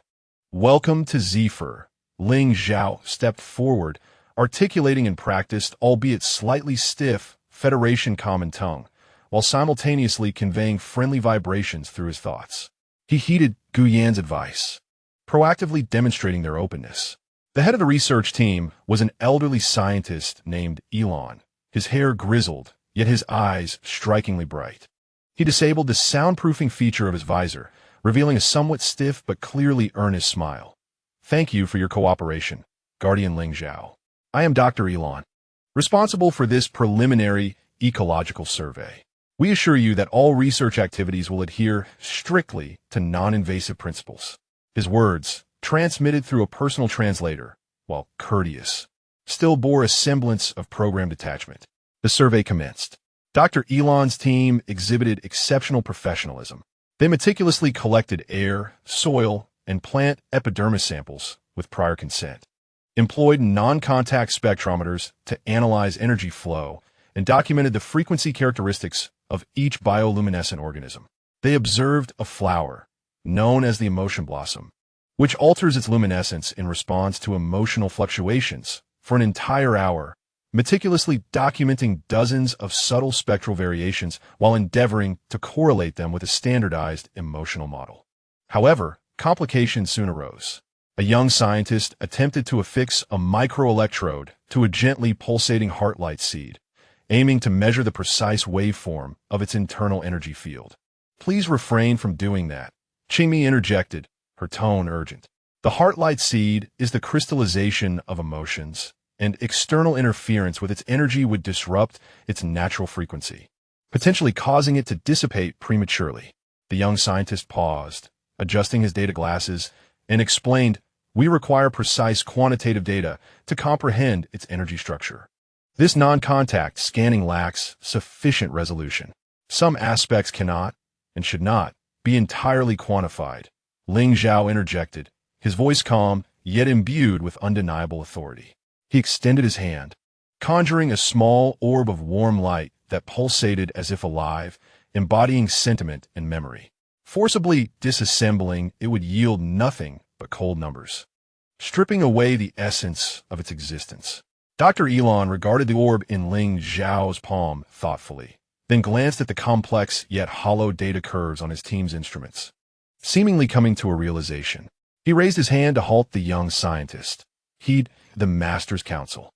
Record the observed phenomena and endeavor to establish a non-invasive correlational model. Meanwhile, Guyan engaged in dialogue with another scientist specializing in consciousness physics. The female scientist, named Kara, exhibited a particular fascination with the collective consciousness field of Zephyr Star. "Your energy field exhibits a highly coordinated non-local characteristic," Kara remarked, adjusting her quantum consciousness detector, her tone brimming with academic excitement. "This challenges our fundamental assumptions regarding the isolation of consciousness. Could you elucidate how individual consciousness seamlessly integrates into this overarching field? Is there a central coordinating node? Perhaps the star core?" Her inquiry struck at the heart of the matter. Guyan maintained his composure as he replied, "The star core serves as a convergence point, an amplifier rather than an absolute controller. Connection arises from resonance, from each individual's natural response to this land and to one another's life frequencies.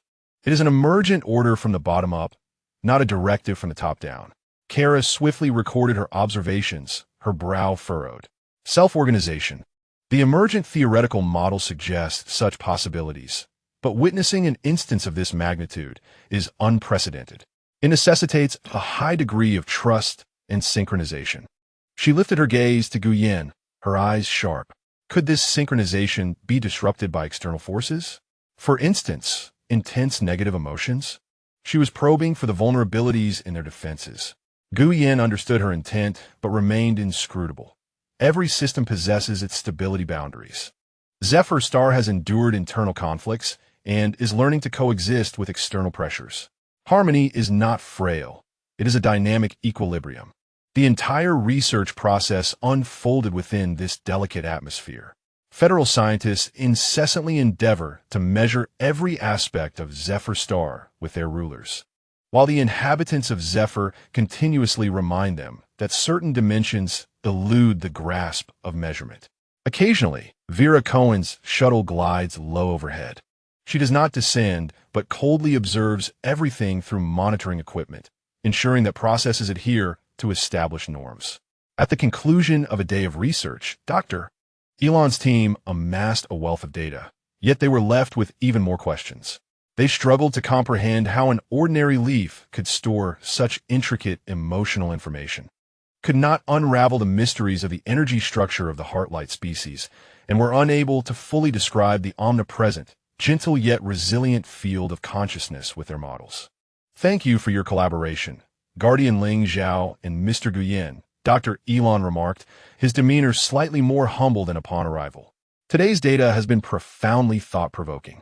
It has made us aware that within the universe, there exist numerous living phenomena that our current science cannot elucidate."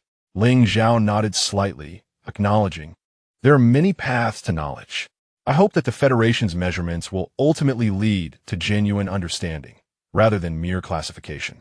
The research team boarded their vessel, leaving behind instruments that would continue automated monitoring for some time. The forest reclaimed its tranquility, yet the air seemed to linger with traces of the measurements taken. Qingmi exhaled, leaning wearily against a luminescent tree, Their gaze upon us is akin to that of observing an exceedingly intricate and incomprehensible machine. However, some among them have begun to exhibit curiosity rather than mere wariness. Gu Yan gazed in the direction the research vessel had vanished, slowly articulating, Elon and Carla. They are true scientists. Curiosity is the first step toward dismantling prejudice. What about Vera Cohen? King Gumi inquired. She is the enforcer of rules, a bastion of old thinking. Gu Yan's gaze deepened. Dealing with her requires patience and the right timing. Ling Zhao remained silent, attuned to the earth beneath him, pulsing with a subtle weariness. He understood that this was merely the beginning. In the future, there would be more research teams, more measurements in various directions, and more observers akin to Vera Cohen. They must safeguard the soul of civilization amidst this relentless measurement, while also learning to perceive themselves and the path ahead through the rulers of others. Measurement and breath. Confinement and growth. On this land, under the watchful gaze of the stars, each day presents a new trial. Chapter 35, the preliminary research report from the Federal Scientific Team, created ripples far exceeding expectations within the Regulatory Committee, much like a stone cast into the still waters of a lake. The report itself was replete with rigorous data, intricate charts, and conservative inferences. Yet the underlying perplexity and subtle excitement encountered by these leading scientists at the boundaries of their comprehension were palpable. In the section on bioenergetics, Dr. Elon articulated, the ecosystem of the target planet exhibits an unprecedented phenomenon of material consciousness coupling based on emotional energy. The heartlight species is not merely a crystalline energy form. Its structure resembles a solidified memory or a holographic carrier of emotions, challenging existing physical models that struggle to fully describe its state of existence. Forcing a quantitative analysis may result in a loss of the essence of information. Dr. Kara's wording in the appendix on the physics of consciousness is notably audacious. The collective consciousness field of Zephyr Star, provisionally named, exhibits non-classical correlational properties that transcend local causality. Its stability does not arise from rigid structures. Rather, it resembles a dynamic, resonance-based network of trust. It is particularly noteworthy that this network displays pronounced sensitivity to specific frequencies of intense, disharmonious emotional fluctuations, such as widespread panic and collective despair, which may represent its latent structural risk points. The term structural risk points struck like a bolt of lightning, instantly seizing the attention of the hardliners within the Regulatory Council. Under the influence of the subjectively negative supplementary report submitted by Velicon, this originally objective scientific report was interpreted in a radically different light. Structural risk points. A member of the hardline faction emphasized in an internal meeting, what does this signify? It suggests that this seemingly harmonious civilization has foundations that are not unassailable. Their strength is derived from emotions, which are, in fact, the most unstable variables. Once we discover a method to precisely trigger these disharmonious fluctuations, we could fundamentally undermine their defenses, potentially leading to internal collapse. This rhetoric immediately resonated with certain members. For them, the very existence of Zephyr Star embodies a profound uncertainty, an emotional bomb that could explode at any moment. Instead of cautiously observing, it would be more prudent to actively seek methods to defuse it. The sensitivity inadvertently pointed out in Dr. Kara's report transformed, in their eyes, into a potential blueprint for weaponry. However, another faction led by Dr. Elon and certain neutral members expressed strong concern and opposition. This is a desecration of the scientific spirit. Dr. Elon, unusually agitated during a remote connection, asserted, our mission is to understand, to explore the unknown, not to seek ways to obliterate a civilization. Dr. Kara's observations aim for a more comprehensive understanding of its operational mechanisms, not to provide you with coordinates for attack. If we proceed in this manner, how are we different from the savagery we condemn? Yet, this is the most efficient risk control strategy, Dr. Elon. A hardline member coldly retorted, understanding is for control, and control is to eliminate threats. This is an extension of the federal logic of rationality. No, understanding is for coexistence, to expand our own boundaries. Dr. Elon argued passionately. Have you scrutinized that report? Behind those phenomena we cannot explain may lie the essence of consciousness, new paradigms of energy forms, and even universal laws. To annihilate them is to willingly close a door that may lead to a new world. The meeting ended on a discordant note. The already fragile balance within the Regulatory Council was further strained by this scientific report, revealing clear fissures. Zephyr Star, the core to the star core. Guyen, through monitoring the federal communication flow via the psychic web and receiving ominous, encrypted messages from Dr. Elon, astutely sensed this undercurrent. They perceived weaponry within Dr. Kara's data. Guyen informed Ling Zhao and the other guardians, his tone grave. The hardliners are attempting to steer the research direction towards aggressive studies targeting the vulnerabilities of your consciousness network. Ling Zhao's expression instantly darkened. He recalled Dr. Carla's inquisitive gaze, tinged with unease whenever sensitive topics arose. He had initially thought their discussions were purely academic, unaware that they might inadvertently invite greater calamity upon their homeland. What shall we do? Chimi asked anxiously. Should we halt their research? No.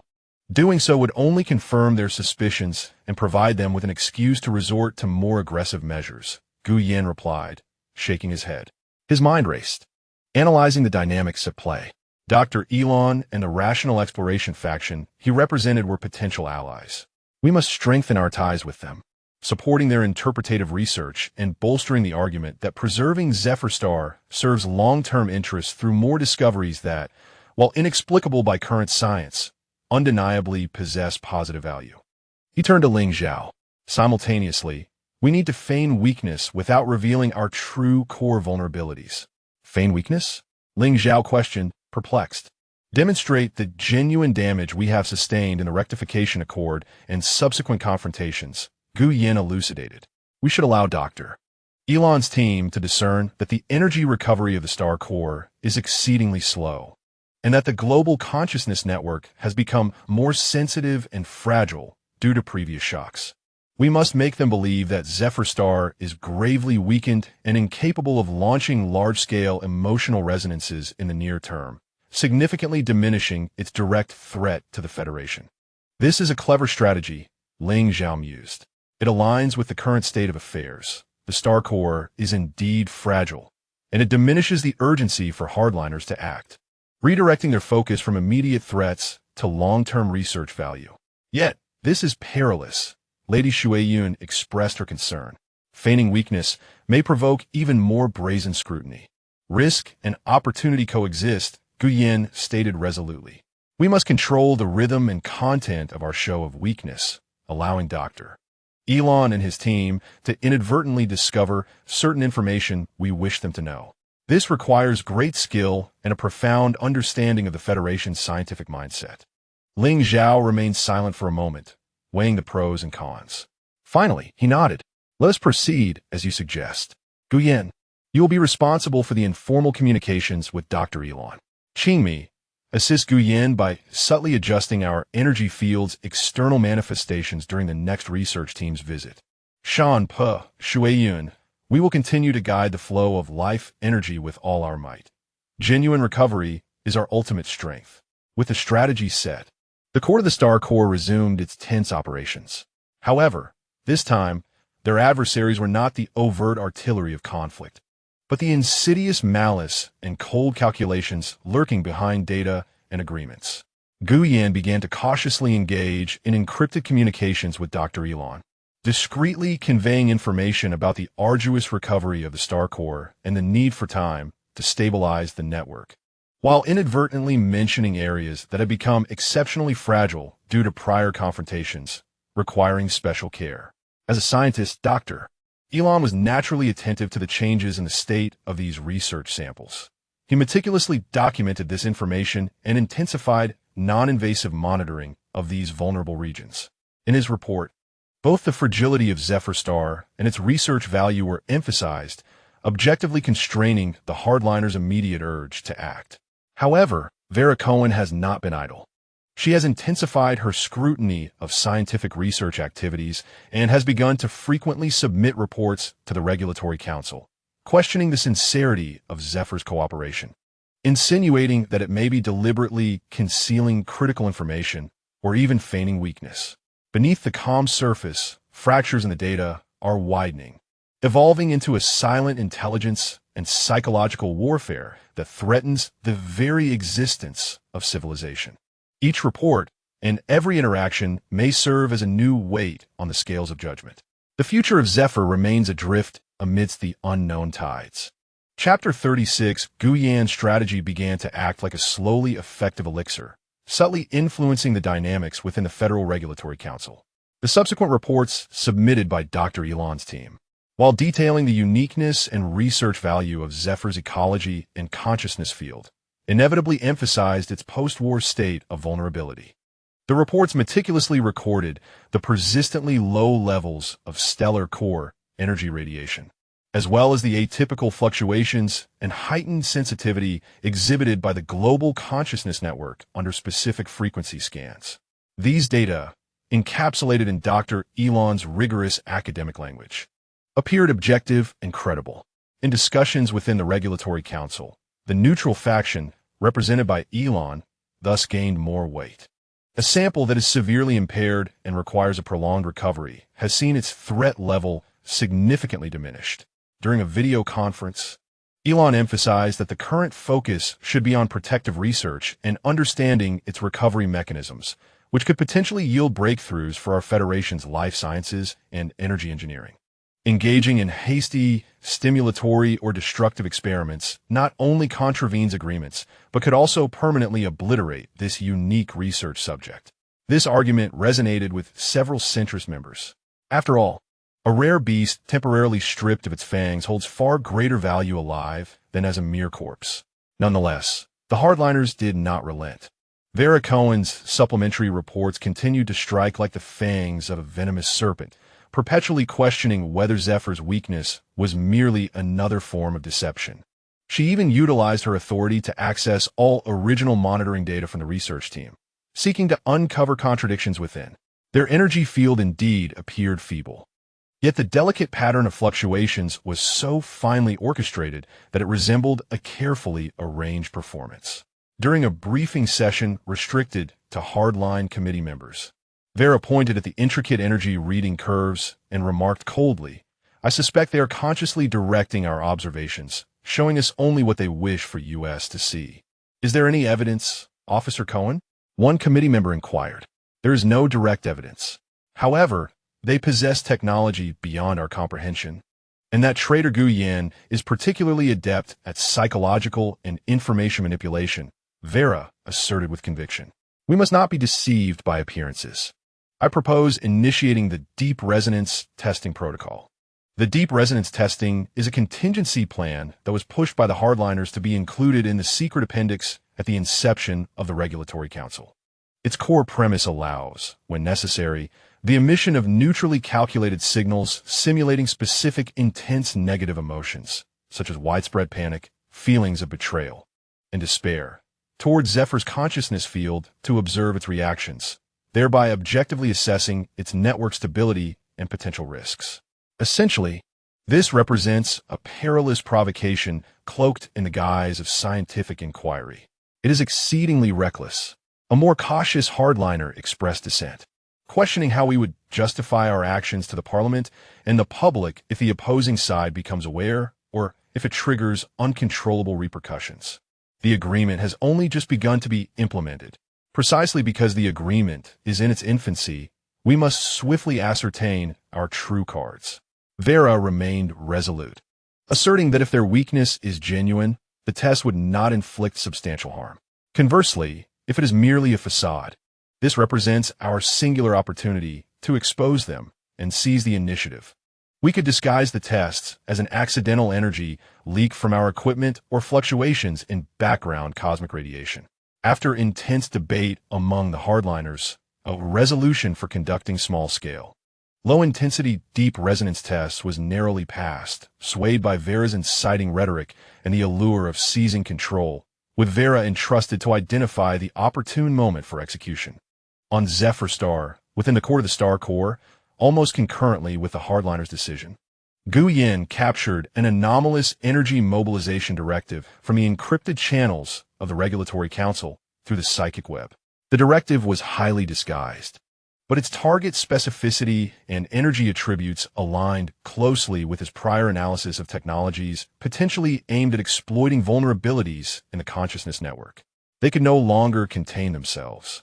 Gu Yin conveyed a warning to Ling Zhao, his expression stern, indicating their intention to conduct a probing attack, likely masquerading as an accident. A flicker of anger flashed in Ling Zhao's eyes, quickly suppressed. It seemed that mere displays of weakness were insufficient. They required more direct evidence. Let's provide them with that proof. A cold smile graced Gu Yan's lips, a glimmer of calculation honed within the federal framework, yet aligned with our script. He swiftly recalibrated his strategy, shifting from a passive display of weakness to a proactive utilization of this trial, orchestrating a high-risk performance. He instructed Ling Zhao and the other guardians to discreetly establish intricate energy guiding circuits in several areas marked as energy-sensitive and structurally fragile.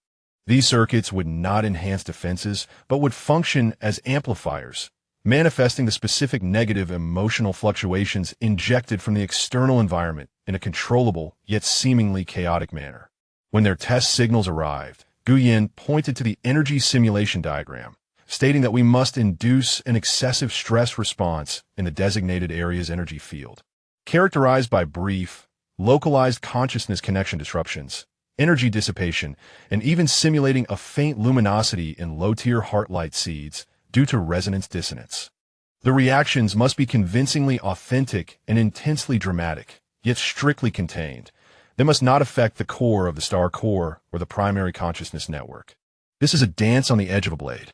They must precisely control the scale and extent of the collapse, ensuring the opposing side believes that Zephyr Star is indeed weak and vulnerable, yet ensuring that this collapse remains a mere performance without inflicting actual harm, and crucially, without revealing our capacity to perceive and manipulate the nature of this response. We require a witness. Gu Yin added that it would be ideal for Dr. Elon's team to be conducting routine research nearby, capturing this unexpected spectacle. The report submitted by them will undoubtedly wield far greater influence than our own assertions. The plan is set. The star core chamber operates like a command center poised for battle, functioning with a tense yet orderly precision. Ling Zhao mobilizes the remaining forces, meticulously arranging energy circuits, while Qing Mi and Madame Shuiyun oversee the ecological responses in designated areas to ensure no permanent harm ensues. Elder Shan stabilizes the Earth's pulsations, preventing localized fluctuations from causing geological instability. Gu Yin, akin to a hunter lurking in the shadows, immerses himself in the psychic web, keenly capturing the impending, disguised as unexpected, venomous sting. 2 days later, as anticipated, the unforeseen event transpired. A seemingly ordinary energy calibration overflow from a federal environmental monitoring device unleashed a subtle yet despair-laden frequency, silently sweeping across a remote, luminescent, moss-covered region of Zephyr Star. Almost instantaneously upon the wave's arrival, the energy field in that area convulsed violently, akin to a lake disturbed by a colossal stone. The once gentle glow transformed into a blinding chaos, the vast expanses of luminescent moss visibly dimming as small luminous creatures, inhabiting the area, fled in panic, emitting heart-wrenching cries of mental anguish. A clear psychic wave, embodying pain and imbalance, rippled outward. All of this aligned perfectly with the ideal responses anticipated in the deep resonance tests: fragile, sensitive, and utterly vulnerable. At that moment, Dr. Elon's team, originally scheduled to record the moss ecology in this area, fortuitously captured the entirety of this unexpected sequence. The detectors faithfully documented the violent collapse of the energy field, the instantaneous ecological decline, and the harrowing psychic waves of suffering. Dr. Elon stood stunned, gazing at the erratic data on the instruments, feeling the sorrow and chaos that penetrated even through his helmet and protective gear. his complexion darkening with dread. Immediately cease all monitoring. Activate emergency protocols. He bellowed into the communicator, his voice laced with anger and a hint of fear. Record all data. This is a grave incident. I shall present the most stringent inquiries to the regulatory committee. In the distance, concealed beneath the clouds, Velikon observed the chaotic scene below through high-precision sensors. A cold expression on her face betraying a flicker of satisfaction for the first time. As the data returned, everything seemed to validate her judgment. Zephyr Star was indeed a fragile paper tiger. Meanwhile, in the star core chamber, Guyen slowly opened his eyes. The degree of reaction aligned with expectations. Local control was successful, and no chain reactions had been triggered. He calmly reported that Dr. Elon had documented the incident. Ling Zhao, sensing the amplified pain simulation emanating from that area, felt no joy, only a profound sorrow. To survive, they were compelled to use their own suffering as a bargaining chip, performing under the watchful eyes of their adversaries. Do they believe it? Kingumi whispered. Velikon will believe in the victory she perceives, Guyen replied softly, and Dr. Elon will trust the harm he witnesses. This inquiry report, brimming with his righteous fury, will serve as our finest shield. The revealing fangs of vulnerability have now been displayed. Yet these fangs are not directed towards adversaries. Rather, they are deeply concealed beneath a meticulously crafted performance. This intricate game has yet to reach its conclusion. In Chapter 37, Dr. Elon's sternly worded inquiry report regarding the incident detonated like a deep-sea bomb upon the ostensibly placid surface of the regulatory committee.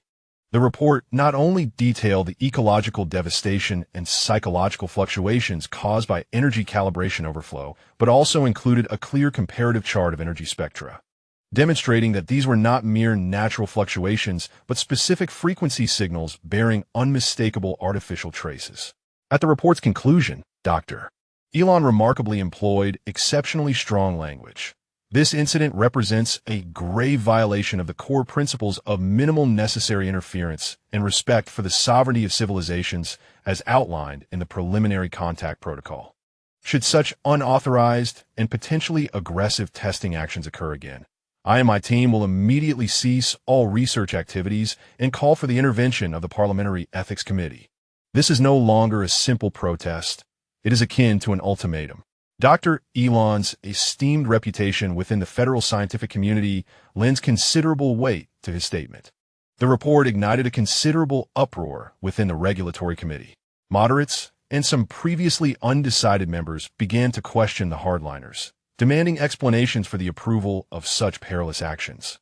Disagreements also surfaced among the hardliners, as some grew concerned that escalating the situation could jeopardize the entire limited contact program and potentially backfire.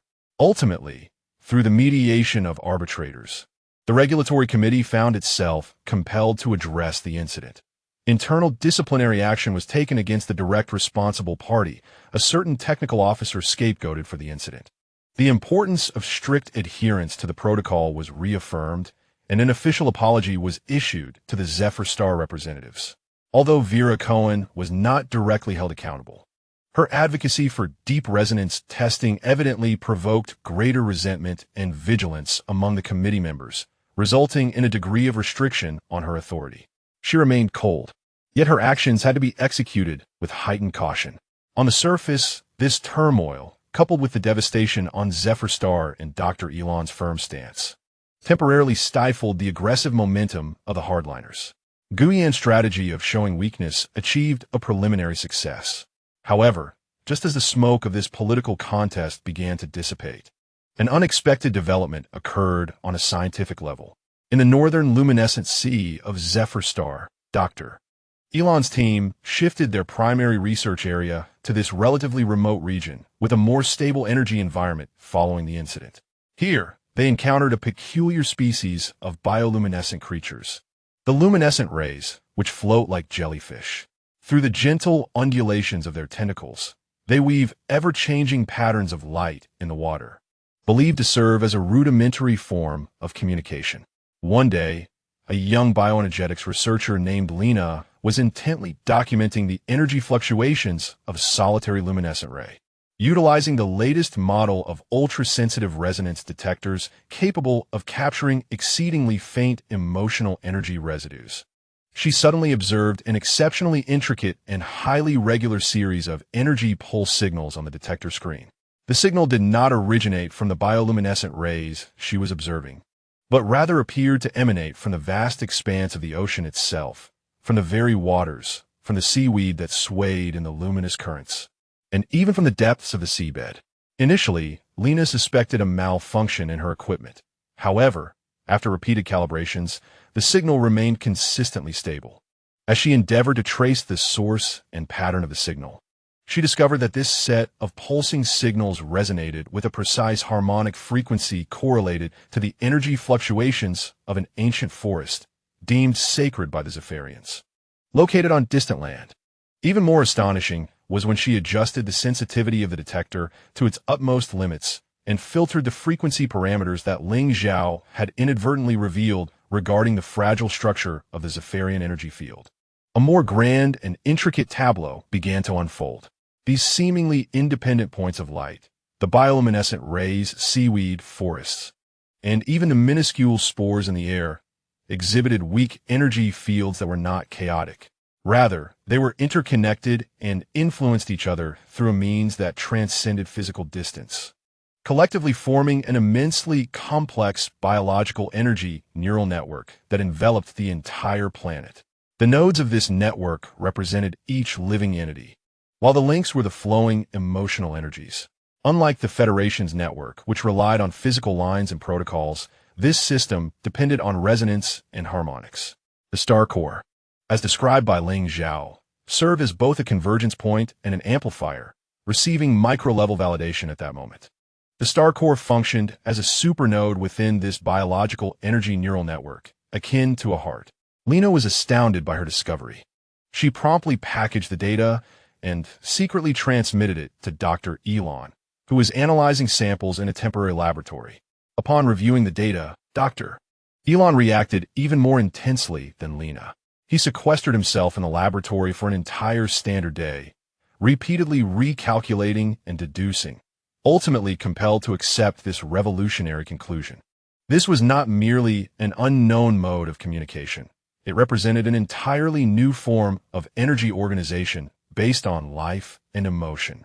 It elucidated the emergence of the heart-light species, accounted for the existence of the collective consciousness field, and perhaps even touched upon the very origins of consciousness itself.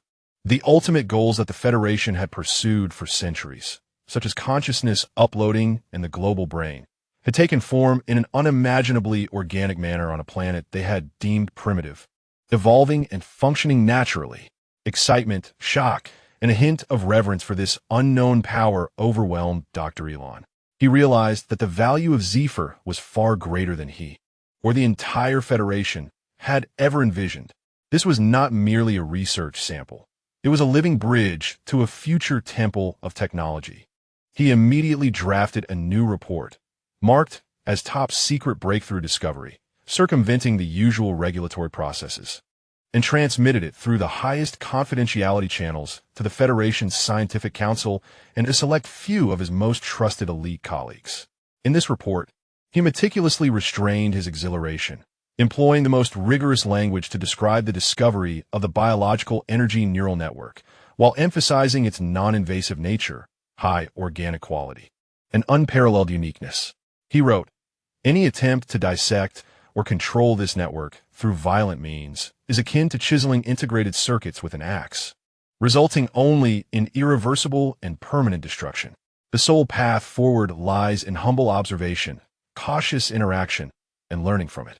In the garden of the stellar core, Gu Yan and Ling Zhao simultaneously sensed the extraordinarily intense and pure waves of scientific exploration emanating from that luminous sea, as well as the subtle ripples stirred in the information stream by Dr. Elon's classified report.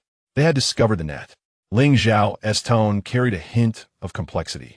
This was one of the deepest secrets of Zephyr Star, now laid bare to outsiders, more swiftly and profoundly than we had anticipated. A glimmer of sharpness flashed in Guyan's eyes, but perhaps this was not a negative development. Dr. Elon's report had elevated the significance of Zephyr Star to a new pinnacle, one that rendered any notions of destruction absurdly foolish. He had become our most formidable scientific shield. He turned to Ling Zhao. An opportunity presents itself. We can endeavor to establish a more direct and efficient communication channel through Dr. Elon, not via a hostile regulatory committee, but through scientists who hold a reverence for knowledge itself. Ling Zhao pondered. Engaging in direct and profound dialogue with the federal scientists bore both risks and opportunities. Yet Dr. Elon's character, along with his emphasis on the non-aggressive and educational value of Zephyr Star in this report, offered a glimpse of sincerity. It is worth a try.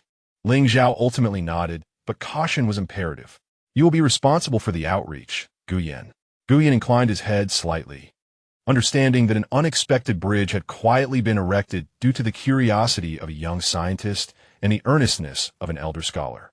This bridge may lead to understanding or perhaps deeper machinations. Regardless, the deadlock had been shattered. Civilized dialogue was no longer confined to terms of agreement and political maneuverings, but began to touch upon deeper and more essential realms. Chapter 38, Dr. Elon's report, marked by groundbreaking and classified discoveries, detonated like a cognitive bomb within the upper echelons of the federal scientific community. The reverberations were far more profound and severe than the internal disputes of the regulatory committee. Several elders of the Scientific Council convened an emergency virtual meeting overnight, meticulously reviewing the data and inferences, ultimately compelled to acknowledge that the biological energy neural network exhibited by Zephyr Star constituted a revolutionary breakthrough capable of rewriting textbooks on federal life sciences, consciousness research, and energy physics. This signified the existence of an information processing system in the universe that was entirely distinct from their familiar silicon-based logic and electromagnetic signal frameworks, rooted instead in a living network paradigm of carbon-based life and emotional resonance. Its potential, whether for understanding the essence of consciousness or for developing entirely new, environmentally harmonious technologies, was immeasurable. The stance of the Scientific Council immediately influenced the internal power balance of the regulatory committee through clandestine channels. Previously skeptical neutral members regarding the value of Zephyr Star now adopted an unprecedentedly resolute attitude. Even some of the staunchest hardliners, confronted with irrefutable scientific truths, have found themselves compelled to temporarily temper their rhetoric regarding weaponized research, shifting their focus towards how to extract the maximum benefit for the Federation from this scientific banquet. Velicorn sensed this shift. She found herself increasingly isolated within the committee, her restrictive proposals repeatedly shelved or dismissed. A chill deepened on her typically stern visage. Yet her actions became increasingly clandestine. No longer did she openly oppose the research. Instead, she began to exploit her liaison's authority, meticulously documenting every interaction between Dr. Elon's team and Zephyr Star, seeking any potential breach of agreement or vulnerability to exploit. Zephyr Star, the temporary research station by the northern fluorescent sea. With the covert backing of the Scientific Council, Dr. Elon's enthusiasm for research surged to unprecedented heights. He was no longer content with distant observations and rudimentary sample analyses. He yearned for more profound dialogues. Under the discreet coordination of Guyan, Ling Zhao consented to collaborate with Dr. Elon's team on some more intricate experiments under strictly limited conditions. This was not born of complete trust, but rather a strategic investment of limited knowledge sharing, aimed at securing Dr. Elon's steadfast support and further confirming the harmlessness and exceptional research value of Zephyr Star within the Federation. The experiments unfolded within a delicate and cautious atmosphere. Dr. Elon's team endeavored to comprehend the communication protocols of the bioenergetic neural network. They abandoned their previous aggressive scanning methods, opting instead to gently probe the network's edges with exceedingly subtle signals that simulated natural energy fluctuations. Ling Zhao served as the network's conductor, guiding its responses. When Dr. Elon's team emitted soft frequencies representing curiosity, He encouraged the surrounding luminescent rays to glide more gracefully, weaving increasingly intricate and orderly patterns of light. Conversely, when a hint of anxiety inadvertently infiltrated the signals, he promptly directed the network to generate slight repulsive fluctuations, causing the luminescent rays to disperse slightly, their radiance becoming somewhat chaotic. This interaction resembled a silent orchestral rehearsal. Dr. Elon's team acted as meticulous musicians, attempting to play unfamiliar instruments, detectors, while Ling Zhao conducted, orchestrating the vast ensemble bioenergetic network to respond. Lena was among the most engaged musicians, tirelessly analyzing the vast amounts of data generated by each interaction, striving to decipher the language hidden behind light and fluctuations. She discovered that the network's responses to emotions were not merely binary, but rather a complex, multi-layered superposition of harmonics. Singular emotions such as joy or sorrow would evoke alterations in the fundamental frequency, while more intricate, blended emotions such as hopeful anxiety would elicit a series of exquisite, unique harmonic combinations. This complexity surpassed any programming language, being both efficient and imbued with aesthetic beauty. During a data review, Lena could not help but exclaim to Dr. Elon that they were not merely transmitting information. It felt more akin to sharing a state, an experience of existence. Dr. Elon wholeheartedly concurred. He increasingly became convinced that communication with Zephyr Star could not adhere to the mechanical question and answer patterns of the Federation, but rather required a more artistic appreciation or telepathic resonance, demanding a profound and wholehearted engagement. Gu Yan served as the stage director and translator for this extraordinary symphony. On one hand, he assisted Ling Zhao in precisely controlling the intensity and scope of the network responses, ensuring that core secrets would not be exposed nor genuine instability provoked. On the other hand, he elucidated the observed phenomena to the Federation scientists using logical frameworks and terminology they could comprehend, guiding their research directions and steering them away from perilous taboos. He even inadvertently disclosed to Dr. Elon that the recovery rate of the stellar core was positively correlated with the overall emotional health of the global consciousness network. When the planet is imbued with hope, tranquility, and creativity, the energy return of the stellar core accelerates. Conversely, when fear, anger, or despair permeate, recovery halts or even regresses. This revelation was eagerly recorded by Dr. Elon, not merely as significant scientific data, but as a formidable argument for maintaining the stability and harmony of Zephyr Star, aligning with the Federation's fundamental interests in securing long-term research value. Any act of sabotage would amount to the self-destruction of this scientific treasure trove. Thus, a fragile bridge, founded on scientific curiosity and strategic reciprocity, was quietly erected above the luminous sea. On this bridge flowed data, energy waves, and cautious explorations. However, the undercurrents below never ceased their tumultuous movements. Reports from Velicon increasingly highlighted the close interactions between Dr. Elon's team and Zephyr Star, questioning the objectivity of their research and subtly insinuating that Gu Yin might play a misleading role within it. Like a serpent concealed in the shadows, she patiently awaited the moment the bridge might show signs of fracture. Gu Yin and Ling Zhao were acutely aware that the bridge's longevity depended not only on Dr. Elon's sincerity and scientific spirit, but also on the ultimate power struggles within the Federation, and their own ability to strike a perilous balance between openness and guardianship. The bridge had been constructed, leading toward the unknown shore. Each step forward could either tread upon hidden reefs or lead to the brilliance of starlight. Chapter 39. Dr. Elon's discoveries regarding the bioenergetic neural network and its correlation with planetary emotional health acted as a conceptual pebble cast into the intricate yet rigid machinery of the Federation.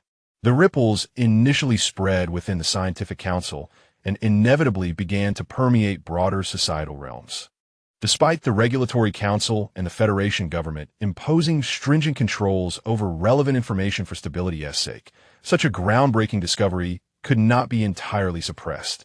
Fragments of key data and Dr. Elon's uncontainable excitement during discussions with peers circulated through informal channels among elite academic circles and select high-level intellectuals. Could it be that emotions are not merely disturbances, but rather a fundamental organizational principle we have yet to comprehend?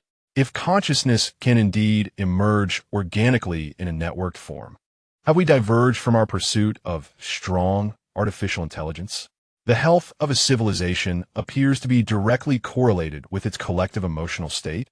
This is an unequivocal challenge to the fundamental nature of our societal management model.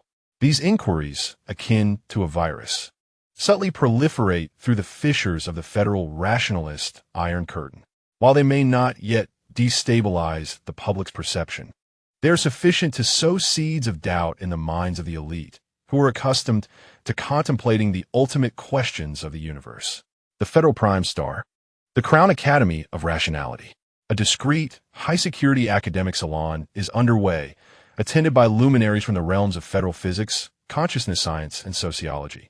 The salon's theme is the potential impact of the Zephyr Star phenomenon on existing scientific paradigms. We must concede, a venerable physicist, also a senior advisor to the Scientific Council, asserts gravely that the very existence of the Zephyr Star's bioenergetic neural network poses a formidable challenge to our universe model based on reductionism and classical physics. It suggests that there may exist an intermediate layer, grounded in information and consciousness, or perhaps emotion, between microscopic particles and macroscopic celestial bodies, one that we have long overlooked. Not merely in physics, interjects a consciousness scientist as he gazes at Lena's data model concerning emotional harmonic combinations. Their mode of communication is predicated on shared states and resonance, with an information density and efficiency far surpassing our digital communications. This prompts me to ponder whether the profound independence of our federal individual consciousness has, to some extent, constrained the potential for deeper collaborative evolution. Most striking to me is the revelation that emotional well-being correlates positively with the energy levels of civilization. A sociologist adjusts his glasses, his sharp gaze peering through the lenses. For centuries, our Federation has endeavored to eliminate emotional disturbances, pursuing absolute rationality and efficiency. Yet, what if emotion itself is a more advanced source of energy, vital for maintaining dynamic balance and fostering creativity? Have we, in our quest for purity, inadvertently stifled a more fundamental vitality? The salon's discourse deepens and grows increasingly perilous. They begin to touch upon the foundational rejection of emotion and the unbridled veneration of rationality upon which the Federation was established. We require more data, more profound research. Dr. Elon, participating remotely, passionately concludes that the Zephyr Star is not an entity to be purified, but rather a mirror that may reflect our own blind spots and flaws along our developmental path. These discussions and doubts are strictly confined within a minuscule circle. Yet once the ripples of thought are set in motion, they're challenging to quell completely. Zephyr Star, the core of the star core. Guyen, monitoring the federal information flow, keenly captures these emerging ripples of thought. He immediately realizes that this holds far greater significance than any political maneuvering or technological display. The seeds have been sown. He conveys to Ling Zhao that within the Federation, individuals are beginning to reflect on their own path from philosophical and scientific foundations. This is the most precious strategic advantage we can secure. Ling Zhao, feeling the still slow yet undeniably continuous energy reflux of the star core, contemplates. So, the meaning of our existence lies not merely in survival, but in offering another possibility? Indeed, Guyen nodded, recognizing that a living, thriving civilization, distinct from the federal roads, yet equally successful, and perhaps even more advanced on a conscious level, stands as a formidable challenge to the federal ideology. Our current task is to safeguard the health and stability of this exemplar, providing ample factual basis for those who harbor doubts. They began to recalibrate their strategies. In addition to collaborating with Dr. Elon on research within safe parameters, Ling Zhao and other guardians consciously guided the global consciousness network, radiating an abundance of positive, stable, and creatively vibrant emotional frequencies. Their aim was to ensure that the federal detectors continuously captured an image of Zephyr Star that was emotionally healthy and brimming with vitality. Concurrently, Gu Yin initiated attempts to engage in more profound philosophical discussions with scholars within the academy who exhibited open-mindedness, utilizing encrypted channels. Rather than overtly promoting the values of Zephyr Star, he approached them as the former chief architect of the Federation, discussing neutral topics such as the boundaries between reason and emotion, the potential developments of various technological trajectories, and the diversity of cosmic civilizations. With meticulous logic, he guided them towards drawing certain conclusions themselves. These exchanges were conducted with utmost caution, akin to traversing a minefield. Yet, the results were significant. An increasing number of the Federation's foremost intellects began to harbor a complex attitude towards Zephyr Star, one imbued with curiosity, reverence, and reflection. However, not everyone welcomed this shift. While Vera Cohen could not directly monitor these high-level academic exchanges, her keen intuition and extensive network of informants detected an unusual surge of intellectual unrest in the air. She became increasingly convinced that Zephyr Star and the emotional variables it represented were insidiously eroding the foundations of the Federation in a more covert and perilous manner. Intensifying her surveillance of Dr. Elon's team, she began to discreetly compile information on all Federation scholars who had interacted with Gu Yin, organizing them into profiles of potentially affected individuals. Like a patient spider weaving its web, she awaited the opportune moment to characterize these ripples of thought as ideological infiltration and to launch a decisive strike. In the vast expanse of the cosmos, the invisible battlefield shifted once more, from energy confrontations to rule-based games, and now to the intricate dynamics of ideological infiltration and counter-infiltration.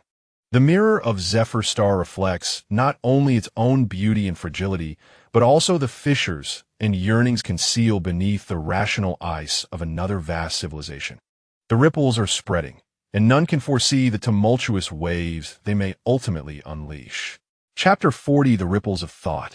Once they breach the barriers of the elite academic circles, begin to spread quietly across the broader spectrum of federal society with an irresistible momentum.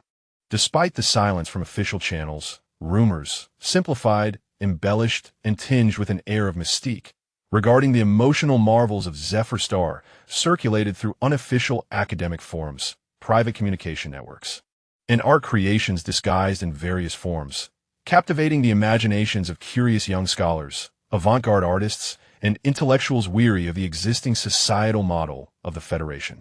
Have you heard that the forests on that planet change color with the mood? They employ a substance known as heart-light seeds to encapsulate their most cherished memories, which also nourish the earth. Most remarkably, their technology seamlessly intertwines with nature, devoid of cold metal, replaced instead by a luminous essence that breathes. For the citizens of the Federation, particularly the younger generation, who dwell in a highly standardized existence where emotional expression is rigorously regulated, these fragmented pieces of information exude an exotic allure and an ineffable attraction. This world stands in stark contrast to their monochromatic, efficiency-driven environment characterized by emotional restraint. It is vibrant, teeming with color, warmth, and soul. A clandestine yearning for an alternative mode of existence, akin to an underground current, begins to stir quietly. In the Federation, on the third colonial planet, within the metropolis of Data Plains, a young data architect named Kais stumbles upon a series of ecological images of Zephyr Star, reconstructed from leaked data on a clandestine creative forum. The forest, where rivers of light flow, and the pure laughter of Zephyr children frolicking with bioluminescent beings, alongside profound emotions conveyed through light and shadow without utterance, deeply move him.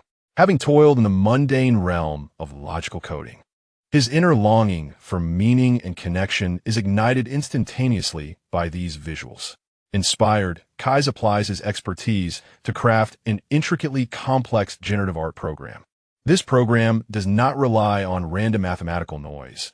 Instead, it endeavors to simulate the harmonic principles of emotional energy from Zephyr Star, transforming varied emotional inputs, derived from analyzing the emotional tendencies of keywords within publicly shared social media data into a vibrant, ever-changing tapestry of abstract light patterns. He anonymously releases this program on the Federation's largest public art network platform, christening it Heartstring. Upon its release, Heartstring immediately incites a small-scale sensation. Unlike any known digital art, it possesses a dynamic aesthetic, seemingly breathing with its own pulse, evoking emotional fluctuations that are either serene, joyous, or melancholic, leaving many viewers with a long-lost, heartfelt resonance. What is this? The sensation is wondrous. Gazing upon it, one might perceive that emotions themselves possess shapes and hues. This technology is unprecedented. Who is the author? Heartstring, akin to a stone cast into a deep pool, creates ripples that, though limited in scope, are remarkably clear.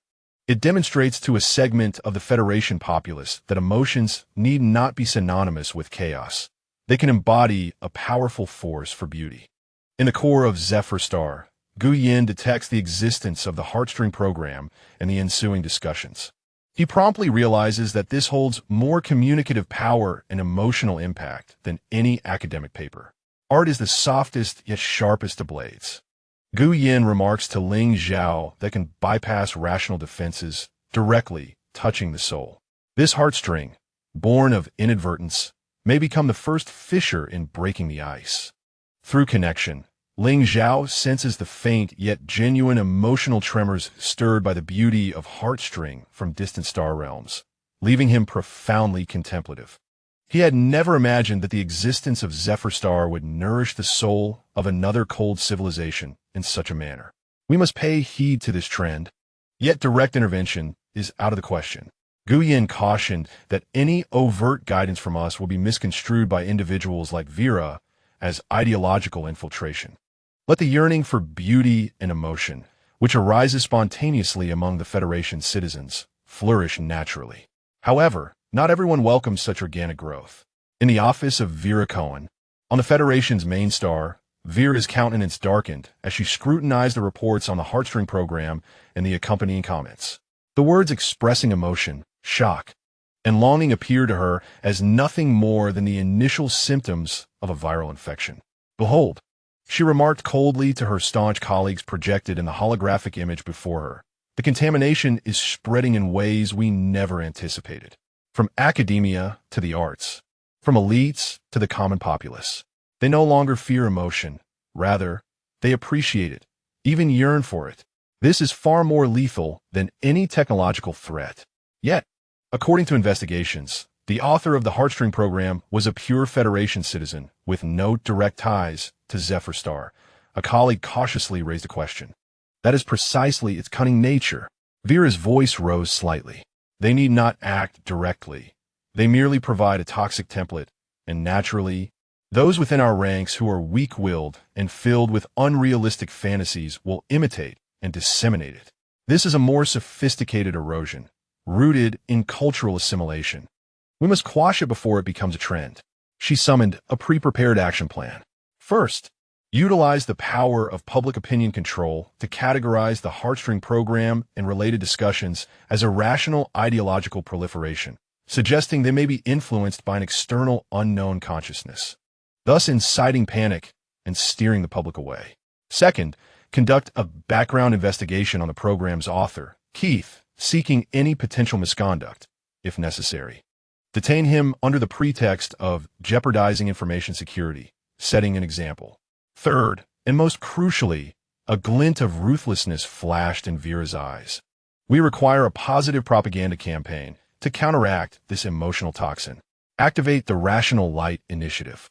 The so-called Rational Light Initiative is a long-prepared propaganda project by the hardliners.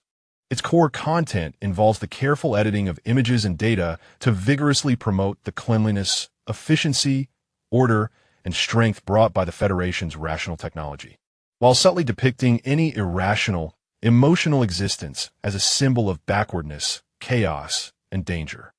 They aim to reinforce the binary opposition of rational progress as safety and emotional primitivism as a threat. We must make the populace clearly see who has provided them with a stable life, who protects them from the threats of the cosmos. It is reason. It is the Federation. Vera nearly shouted this proclamation, rather than that primitive planet relying on inexplicable emotional energy, incapable of ensuring its own survival. Thus commenced a silent war over ideology and public perception within Federation society. On one side, the quietly burgeoning desire for warmth and connection. On the other, the deeply entrenched adherence to order and purity. Vera's rational light began to saturate the Federation's official media, educational networks, and public information platforms like a powerful disinfectant. The heartstrings and the ideologies they embody have been compelled to retreat into a deeper underground, akin to resilient seeds lying dormant beneath the frozen earth, awaiting the moment of thaw. The existence of Zephyr Star serves as both a mirror and a silent thunderclap. It has not launched an attack, yet within another civilization. It has ignited profound tremors regarding the essence of the soul's allegiance. This war, devoid of smoke and fire, is equally a matter of survival. Chapter 41. The Rational Light initiative unfolds like a meticulously orchestrated avalanche of information, swiftly enveloping the mainstream discourse of the Federation. Official media incessantly broadcast the majestic array of the Federation fleet, the efficient and orderly automated factories, and the meticulously structured colonial cities established under the guidance of rational science. In stark contrast, maliciously edited depictions of the primitive tribal life on Zephyr Star, overlooking its harmonious integration with nature through technology. Emotionally charged and unpredictable behaviors, capturing chaotic moments when the energy field is disrupted, and the subtly referenced cases of spiritual pollution caused by heartstring resonance emerge. The formidable machinery of propaganda is set in motion, relentlessly reinforcing a central message. The Federation's rationality and order are the cornerstones of civilization survival, while emotions are perilous, stemming from chaotic origins that require vigilance and regulation. The effects are immediate. On the public art network, the laudatory comments under the Heartstring program are swiftly drowned by a deluge of skepticism and criticism. Does prolonged exposure to such material impair logical thinking? In an era that prioritizes efficiency and data, what significance does this nebulous emotional expression hold? It is rumored that the author's background is suspect, possibly having encountered unauthorized alien data. Fear and doubt spread like a virus among the populace. Many who were once moved by the beauty of heartstrings began to harbor self-doubt, influenced by their surroundings and official discourse, even actively distancing themselves. Soon after, more stringent measures ensued. Kuss, the exceptionally talented young data architect, was taken from his home one night by personnel from the Information Security Department, clad in uniforms. The official rationale cited the suspicion of illegally obtaining, processing, and disseminating unauthorized sensitive frequency data that could impact societal stability. His personal terminal was confiscated, all his works forcibly removed, and his social accounts banned. Although the news was not widely reported, it swiftly circulated within small circles, akin to a muffled alarm bell. An invisible chill swept over those creators who had just begun to develop an interest in emotional art. Many quietly deleted their similarly styled works or encrypted and concealed them, too fearful to share them publicly again. The resonance of the heartstrings seemed to be abruptly frozen. The nascent wave of public exploration into the beauty of emotions, which had just begun to blossom, suddenly receded under immense pressure, retreating into a deeper, quieter underground. Zephyr Star, the courtyard of the Star Corps.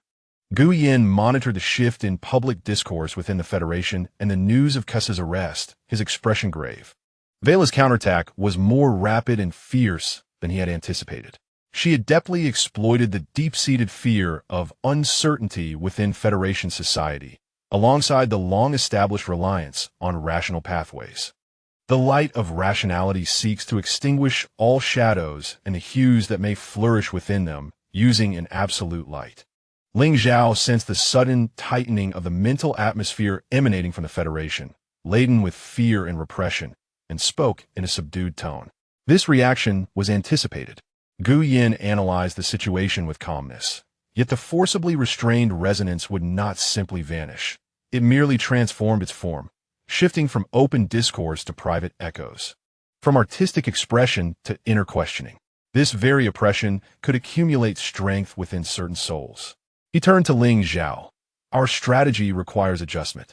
In the publicly visible ideological battlefield within the Federation, we are temporarily on the defensive. However, we possess another line, Dr. Elon, the Federation's Northern Fluorescent Sea Research Station. Dr.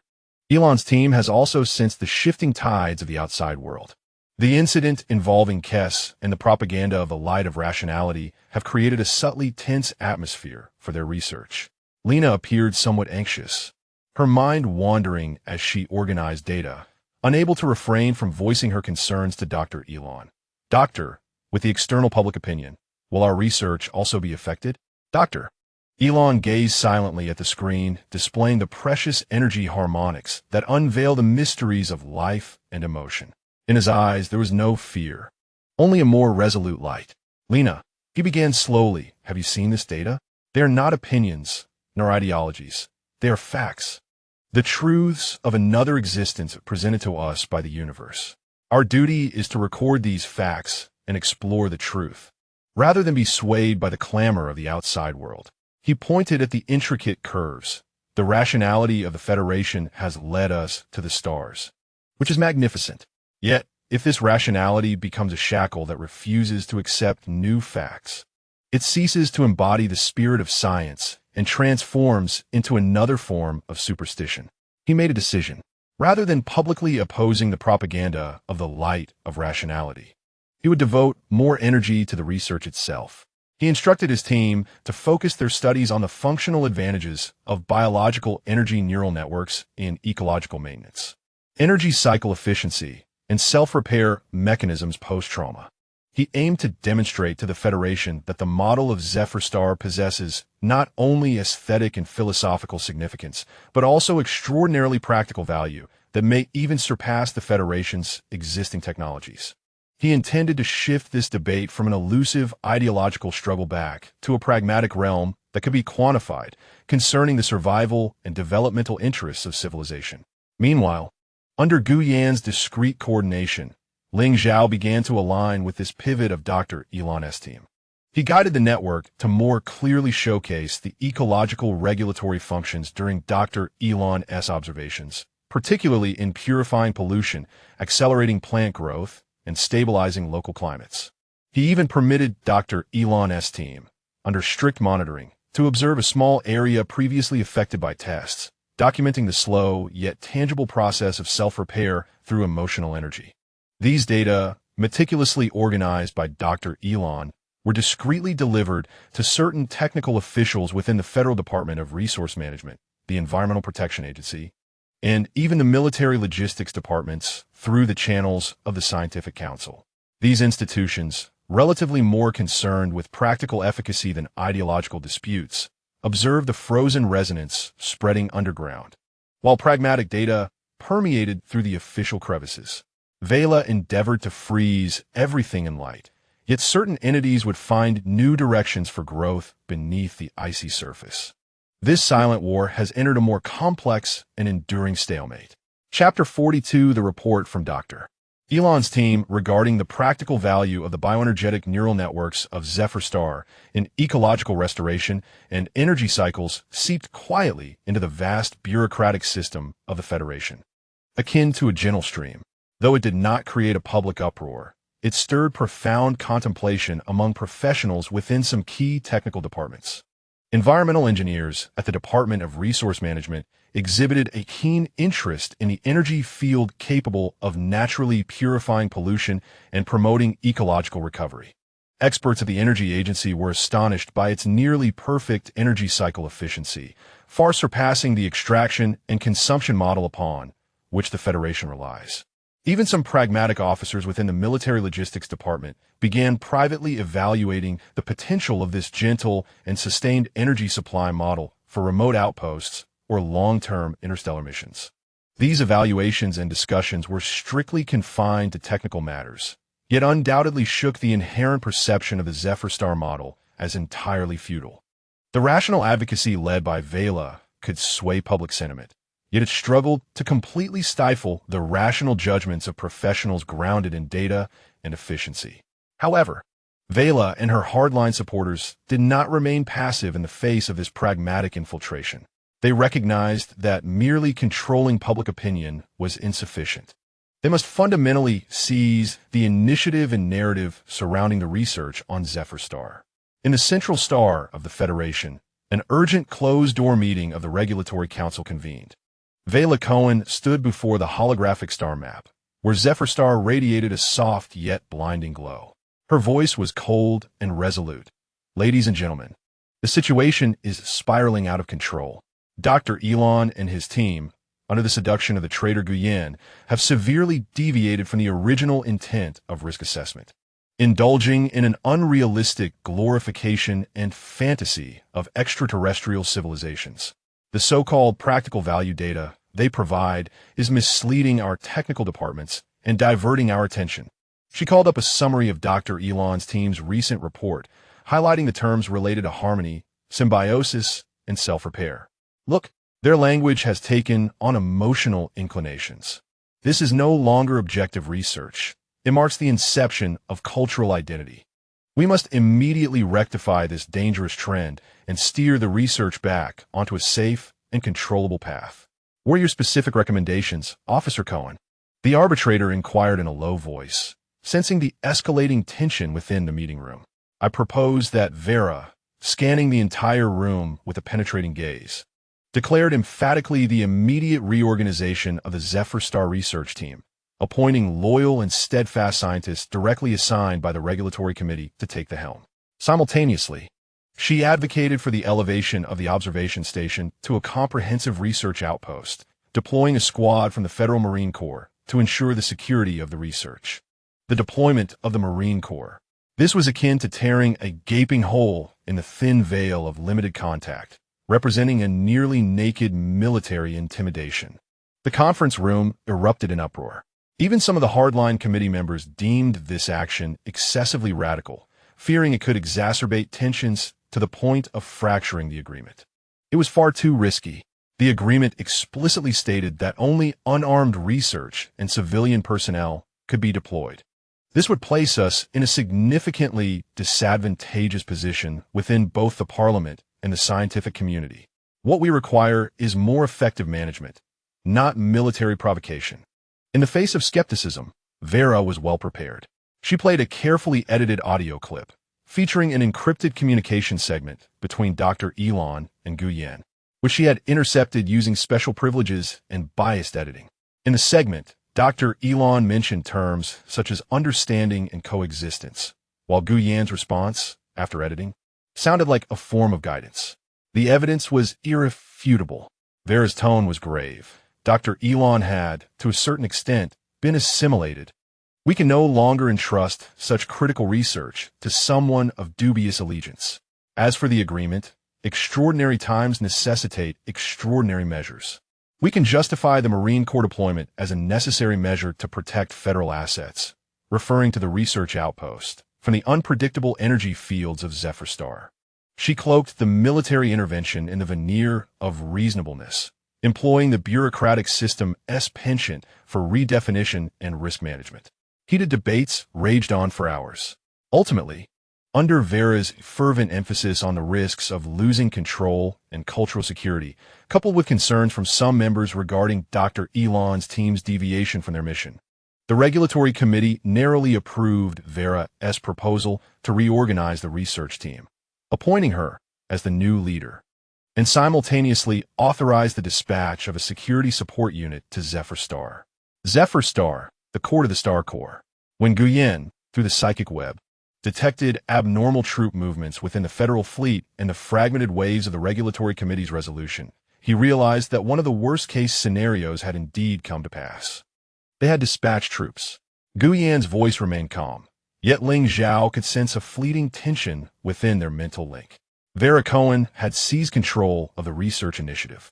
Limited contact was becoming a mere formality. Ling Zhao inhaled deeply, feeling as though the very light within the core of the Star Corps dimmed for an instant. He envisioned the image of cold metal boots treading upon the soft soil of Zephyr Star. How should we respond? Qingxi's voice trembled slightly. We cannot resist directly.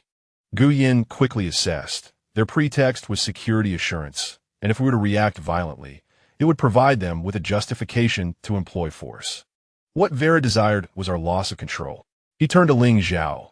We must turn their strategy against them. They claim to come for research, so let them conduct their studies. Yet the outcomes of that research must be guided by us. A bolder and more perilous scheme began to take shape in Guyan's mind. Although Dr. Elon had been marginalized, he and his core team, including Lena, remained present. They were our inside operatives.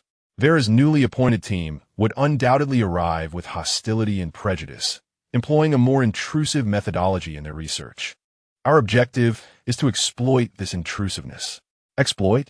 Ling Zhao questioned, perplexed. We must make them aware of the danger, Guyan replied, his eyes gleaming with calculative intent. But not the true peril we face. As their probes attempt to rudely delve deeper, we will guide the network within control parameters, exhibiting heightened rejection responses and signs of instability. We want Vera's team to confirm that the energy field of Zephyr Star is indeed sensitive and perilous. Any reckless stimulus could trigger catastrophic consequences. Simultaneously, we will lead Dr. Elon to unexpectedly discover that this danger is directly correlated with certain specific frequencies of scanning or energy output from the Federation. He must reverse the logic of safety assurances back onto the Federation, asserting that their research methods themselves are creating instability and danger. We aim to transform the soldiers Vera has brought into shackles that bind her own hands and feet. Guyan voiced coldly. Let their so-called safety assurances become living evidence of the unsafety of their research methods. Concurrently, we shall convey this message to the internal factions of the Federation through Dr. Elon. This is a gamble on manipulating perception on the edge of a knife. They must precisely control every detail of the network's reactions, making it sufficiently terrifying without causing genuine collapse. They need to allow Vera's team to perceive the danger while enabling Dr. Elon's team to analyze the reasons behind it. Beneath the icy surface, the smoke of conflict has already risen. It is no longer mere ripples of thought, but rather a tangible confrontation of power and cognitive control. The fate of Zephyr Star hangs precariously upon this meticulous and dangerous performance. Chapter 43 Vera Cohen's restructured team arrived aboard a transport ship that was decidedly more angular and military in style than a research vessel, escorted by 2 light frigates. Reaching the orbit of Zephyr Star, accompanying them was a Federal Marine Corps security unit comprising 50 personnel, equipped with standard power armor and riot control gear for managing non-standard energy environments, who established a small, heavily fortified camp adjacent to the ruins of the original Order's outpost. Vera herself donned a sharply tailored uniform adorned with regulatory insignia, and as she descended the gangway, she scarcely glanced at Ling Zhao and the others awaiting her. Her gaze swept directly across the vast and unfamiliar terrain, reminiscent of a governor surveying a newly acquired, untamed domain. The new research team she brought consisted mainly of experts from the Federal Center for Applied Consciousness Science and the Extraterrestrial Threat Assessment Bureau. These individuals possessed keen eyes and decisive demeanor, exuding a cold detachment as they regarded everything as subjects awaiting analysis, classification, and control. Their equipment was similarly aggressive, featuring high-power focus scanners designed to forcibly strip away energy structures, along with a few smaller devices intended for simulating extreme pressure environments during consciousness load testing. As the guardian of Ling Zhao, Vera finally directed her gaze towards Ling Zhao, her tone devoid of warmth and entirely formulaic. According to the latest resolution from the Regulatory Committee, I will be fully responsible for the Zephyr Star research project, to ensure research efficiency and safety. Certain clauses of the original research agreement will be optimized for execution based on actual circumstances. I hope for your cooperation. She chose the ambiguous yet authoritative phrase optimized execution rather than suggesting modifications or additions. She did not even introduce the new members of her team, as if they were merely tools at her disposal. Ling Zhao suppressed the anger simmering within and, adhering to the strategy agreed upon with Guyan, replied calmly, Zephyr Star will abide by the agreement. However, please clarify the specifics of the optimization. We cannot accept any actions that may cause irreversible impacts on the planet's ecology and consciousness network. Vera's lips curled into an almost imperceptible smile. The specifics will be determined by my team during the research process, in accordance with safety standards. Now, please lead us to the designated comprehensive research outpost location. The so-called outpost site was situated in a crystal canyon, characterized by high energy activity and several small geologic nodes. As Vera's team disembarked, they disregarded the glowing streams coursing through the canyon and the naturally occurring crystal clusters that pulsed like breathing entities on the rock faces. They immediately began a methodical scan with various instruments, marking the so-called energy-rich areas and potential unstable nodes, their actions blunt yet efficient, starkly contrasting with Dr. Elon's team's previous cautious approach. Dr. Elon and his core members, including Lena, were also required to accompany them, yet they were clearly marginalized, relegated to peripheral supporting roles. Dr. Elon observed the intricate natural structures being repeatedly penetrated by the cold scanning waves, his brow furrowed in concern, while Lena could not help but clench her fists in frustration. Guyen, hidden in the shadows, monitored everything through the psychic web. He could clearly perceive the scanning beams slicing through the energy field of Zephyr Star like invisible blades. He could hear the faint, agonized energy moans emanating from the crystal canyon. It was time. Guyen sent a mental signal to Ling Zhao. Taking a deep breath, Ling Zhao plunged her consciousness into the planet's core and began to guide. As a deconstruction field generator was activated to conduct low-power structural analysis on a small patch of active crystal clusters, an anomaly suddenly erupted. The cluster burst forth with a blinding, unstable radiance. The surrounding space seemed to ripple, and a chaotic wave of mental energy spread like a shockwave. Tiny glowing fragments of stone were lifted by an invisible force, swirling erratically in the air. The once tranquil stream instantaneously boiled, releasing scalding steam. Warning: high-intensity energy backlash detected. Severe instability in the target area. Mental fluctuations exceed safety thresholds. Immediate cessation of operations is advised. The alarms on Vera's team's instruments blared. An operator scrambled to shut down the equipment, but the chaos seemed to be escalating. Steady, Vera barked, yet a gleam of anticipated excitement flickered in her eyes. Look, it is indeed rife with uncontrollable danger. Simultaneously, the Elon team, positioned at a distance, captured pivotal data with their highly sensitive resonance detectors. Lena swiftly analyzed the data stream and exclaimed, "Doctor, the frequency peak of the instability closely matches the output frequency of that deconstruction field generator. Its energy field interference has triggered this chaos." Dr. Elon immediately documented and submitted this discovery. His report clearly stated that the incident was not caused by the inherent instability of the Zephyr Star's energy field, but rather directly instigated by the intrusive operations of the Federation's research equipment. Vera's countenance darkened. She had not anticipated that the Elon team would swiftly capture crucial evidence. She forcefully ordered the shutdown of all active detection devices, gradually calming the turmoil. The radiance of the crystal cluster dimmed significantly, as though it had suffered internal injuries. "It appears that the sensitivity of your planet exceeds expectations," Vera remarked to Ling Zhao, her tone laced with reproach. This further substantiated the necessity for stringent safety protocols and controls. Any research equipment not subjected to our security assessments could yield catastrophic consequences.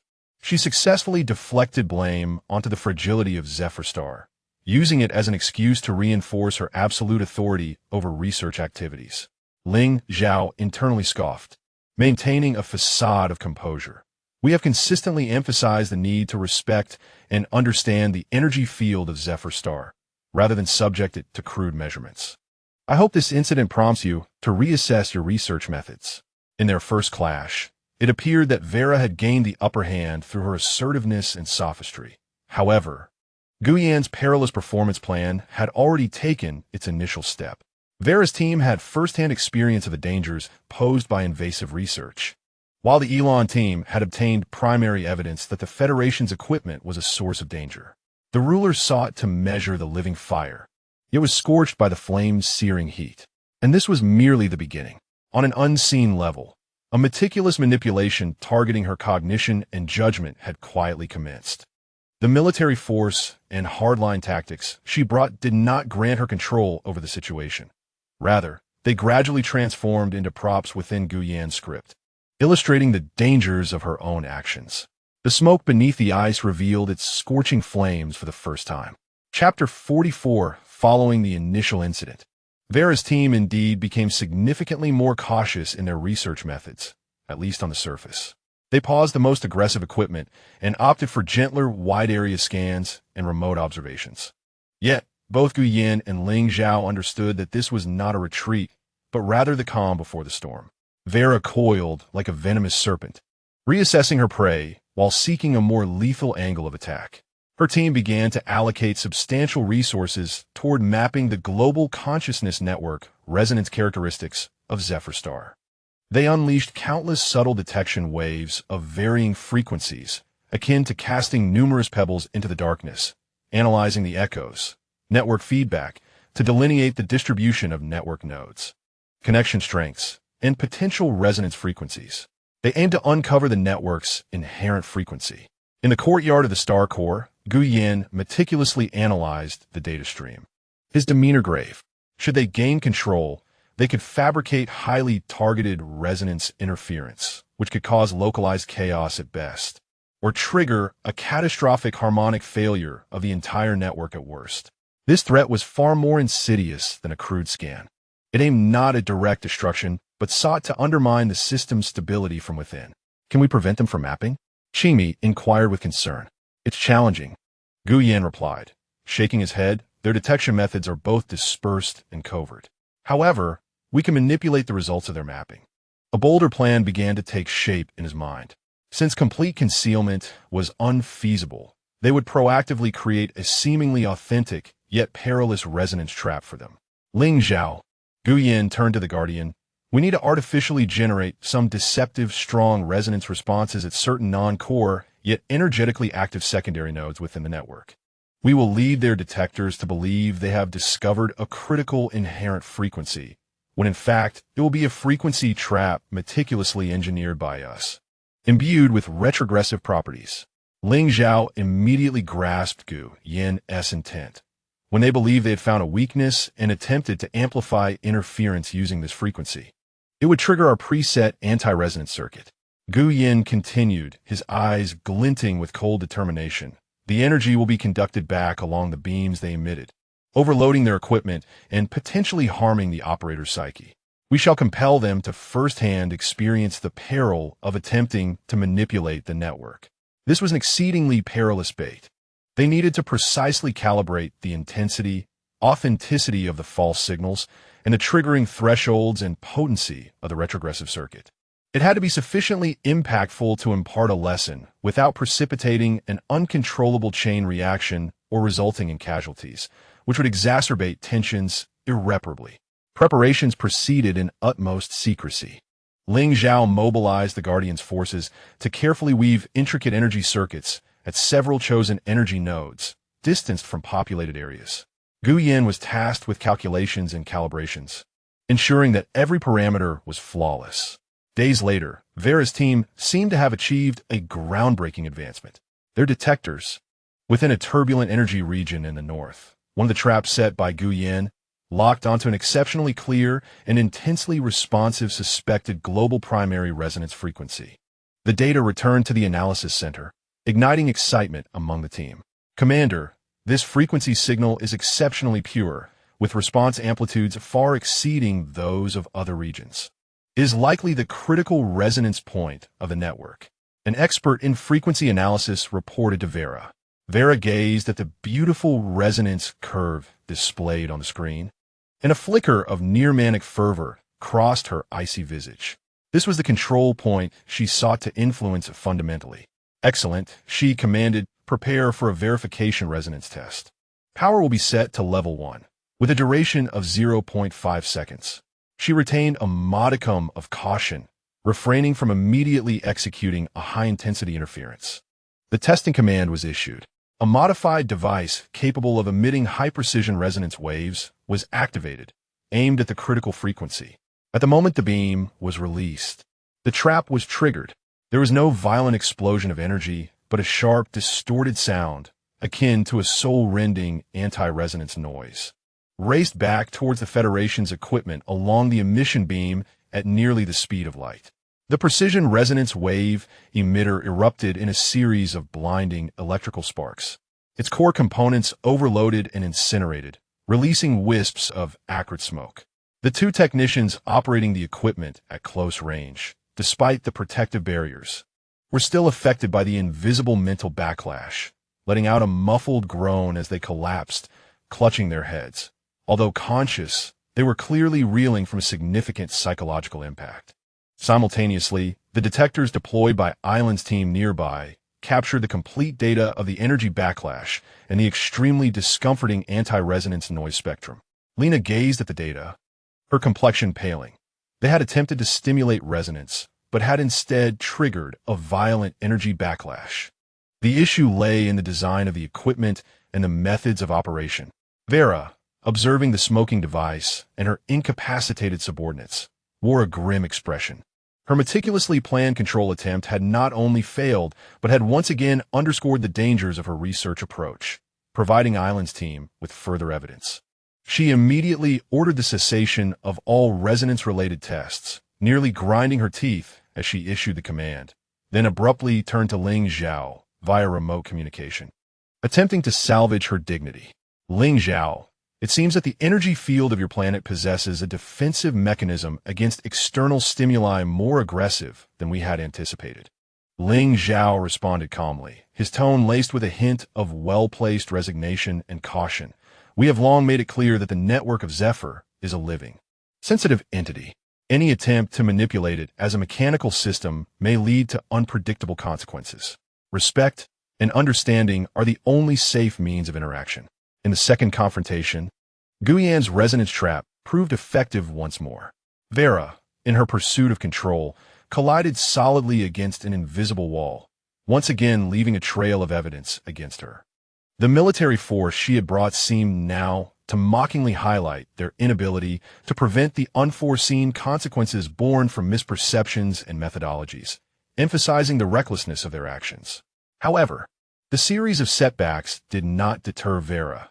Instead, they ignited a deeper obsession and fury within her. She began to turn her gaze toward realms seemingly unrelated to the consciousness network, searching for new, perhaps more direct avenues for breakthrough. The ruler cannot measure living fire, and the attempt to control flowing water through resonance had also met with failure. Yet, a hunter would never easily relinquish its grasp. The smoke beneath the eyes had grown more intense and perilous due to the failures. Chapter 45, the consecutive research mishaps and the continual submission of evidence reports from Island's team, indicating improper operation of the Federation's equipment, constrained Vera's actions on Zephyr. The military force she had brought was akin to a heavy fist striking soft cotton, failing to instill a sense of control and instead becoming a living testament to the dangers of her research methods. At the level of scientific rivalry, she appeared to find no breakthrough. However, Vera Cohen was never one to tread a singular path to oblivion.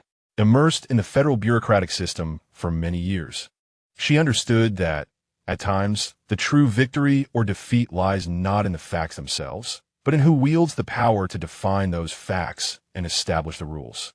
Recognizing that achieving an overwhelming advantage on site was elusive, she resolved to shift the battlefield back to the realm of federal political structures with which she was more familiar.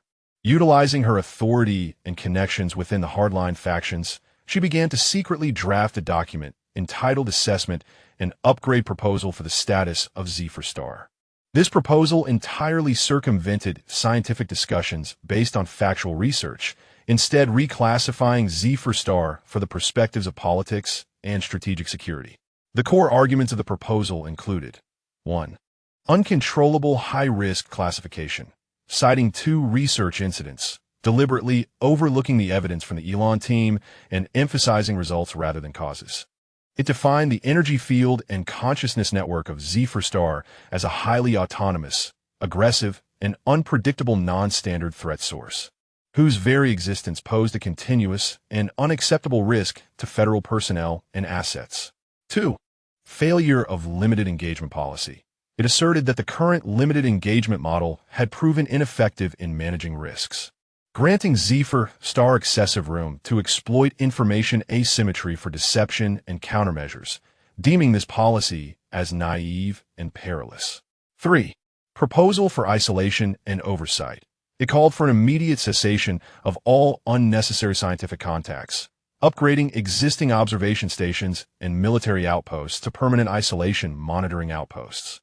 A more robust network of surveillance satellites would be deployed in the orbit of Zephyr Star, establishing an energy blockade, which, while not directly attacking, would severely limit the planet's energy field's interaction with the outside world, with authorization to implement preemptive energy suppression in specific areas of the planet if necessary, to eliminate potential threats.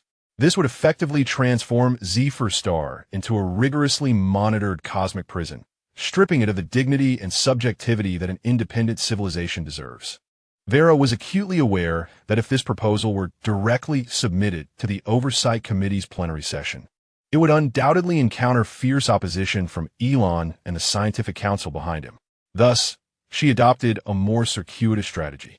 Leveraging her connections among the hardliners in the Federal Parliamentary Security Committee and certain military echelons, she initially circulated the proposal as an internal reference and risk assessment document, discreetly seeking support from key figures, fostering a favorable public opinion, and attempting to exert pressure from higher echelons to compel the Oversight Committee to alter its policy. In the heart of Zephyr Star, Nguyen quickly detected the existence of this isolation oversight proposal through monitoring the communications of specific individuals and anomalies in the internal information flow of the Federation. His expression was graver than when facing scientific threats. Vera altered her strategy. He informed Ling Zhao that she was no longer fixated on scientifically proving they were a threat, but was attempting to politically define them as such. This represented a more fundamental and perilous assault. Isolation and monitoring, Ling Zhao echoed, as if he could feel the chilling grip of those invisible shackles. They sought to imprison them on their own planet.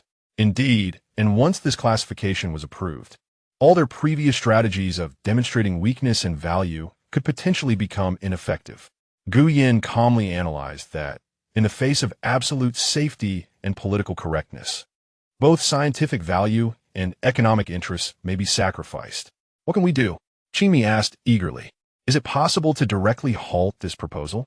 It is challenging to obstruct it outright, Nguyen pondered, as it involves the intricate political processes within the Federation. However, we can strike at the root of the issue.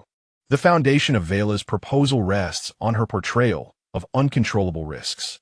If this foundation is undermined, or even shown to stem from the recklessness and incompetence of her own team, the credibility of her proposal will significantly diminish.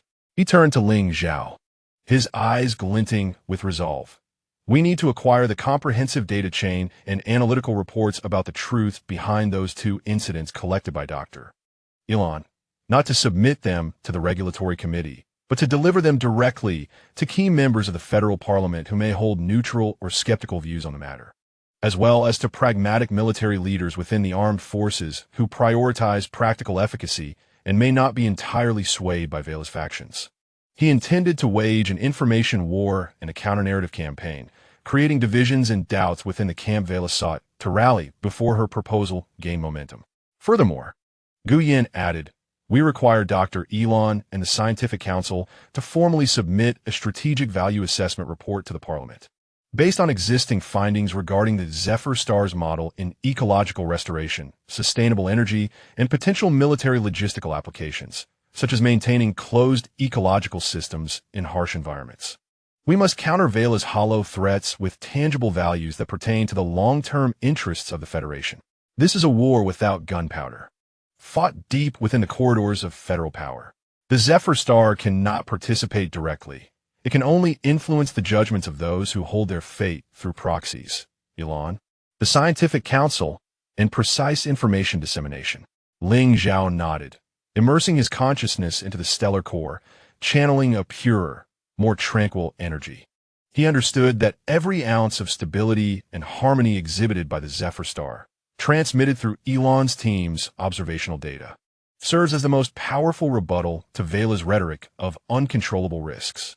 On the main star of the Federation, within the parliamentary building, several documents marked as top secret, validated by the Scientific Council and frontline data, were quietly delivered to the desks of several renowned legislators known for their rigor and independence. Simultaneously, some senior officers from a military logistics department received informal technical briefings about the energy circulation efficiency of the Zephyr Star from old comrades or reliable channels. Vela's isolation and regulatory proposal resembled a slab of ice attempting to freeze everything, yet beneath this icy surface, warm currents of scientific facts and strategic values had begun to surge quietly, permeating the atmosphere. Could the frozen proposal truly stifle vitality? This depended on whether the unnoticed forces beneath the ice could, at the critical moment, unleash sufficient warmth. Chapter 46. Vela Cohen's meticulously crafted assessment and control upgrade proposal for the Zephyr Star fell into the depths of federal politics like a massive stone. Intentionally circulated within a limited scope, yet the undercurrents it triggered swiftly spread throughout the corridors of power. In the secure confines of the Federal Council's Security Committee, a clandestine meeting room buzzed with the gravitas of power. A select group of influential members perused copies of proposed legislation. The dim lighting cast an ethereal blue glow from holographic documents, illuminating their faces, each reflecting a spectrum of emotions ranging from solemnity to contemplation and even piercing intensity. The assessment from Officer Cohen was notably severe. An elderly member, renowned for his uncompromising stance, broke the silence, his fingers rhythmically drumming on the table, embodying an unpredictable aggression. He articulated the direct peril posed to federal personnel and the evident shortcomings of existing policies, asserting that more decisive regulatory measures were both necessary and urgent. Another relatively younger member, celebrated for his pragmatism and close ties to the technological sector, acknowledged the existence of risk but contended that the proposal overly simplified its attribution. He referenced portions of data previously submitted by Dr. Elon, highlighting that the so-called accidents were directly linked to our methodologies. Was it not excessively dogmatic to wholly assign blame to the other party and thus justify implementing measures akin to near isolation? Such actions could jeopardize a research subject of immense strategic value. Strategic value? Scoffed the elder member. In the face of uncontrollable risk, any value is but an illusion. Our foremost priority must be the safety of federal citizens and assets. Scientific exploration cannot come at the cost of security.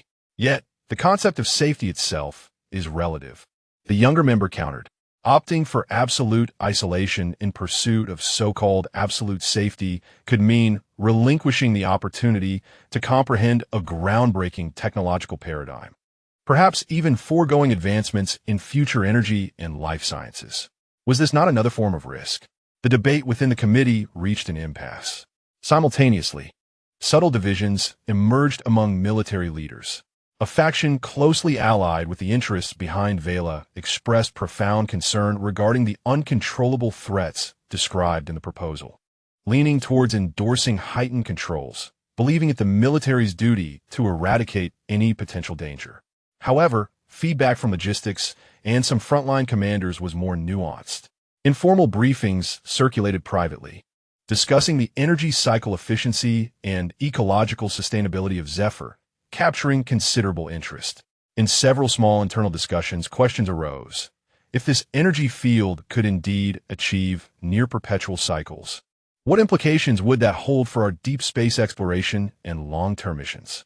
Establishing bases on hostile planets, if this gentle ecological regulation could be adapted or even introduced, might significantly alleviate logistical burdens and equipment attrition. Was it prudent to expend enormous costs on thorough hostility and long-term military oversight for a civilization that had yet to exhibit expansionist tendencies, merely displaying unique defensive measures? These practical considerations, grounded in efficacy and cost-benefit analyses, quietly eroded the foundations of decision-making rooted solely in the rhetoric of threats. The response from the Scientific Council was the most vehement and unified.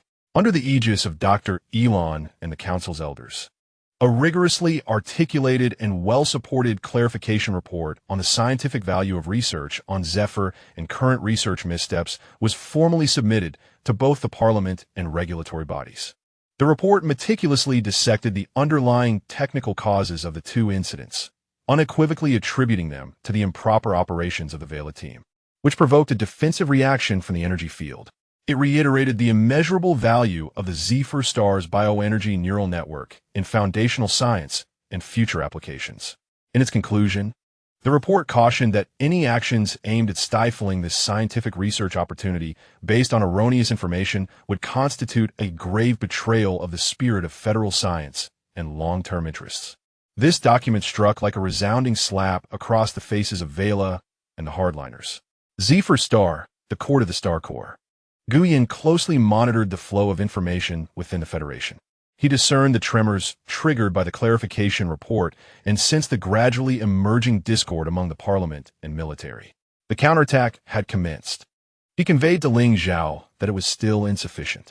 Vela's proposal had seized the banner of security, a politically correct stance that easily incited the fears of conservatives. We require a more potent reassurance. What kind of reassurance? Ling Zhao inquired. A clear demonstration that Zephyr star harbors neither the intent nor the capacity to threaten the Federation.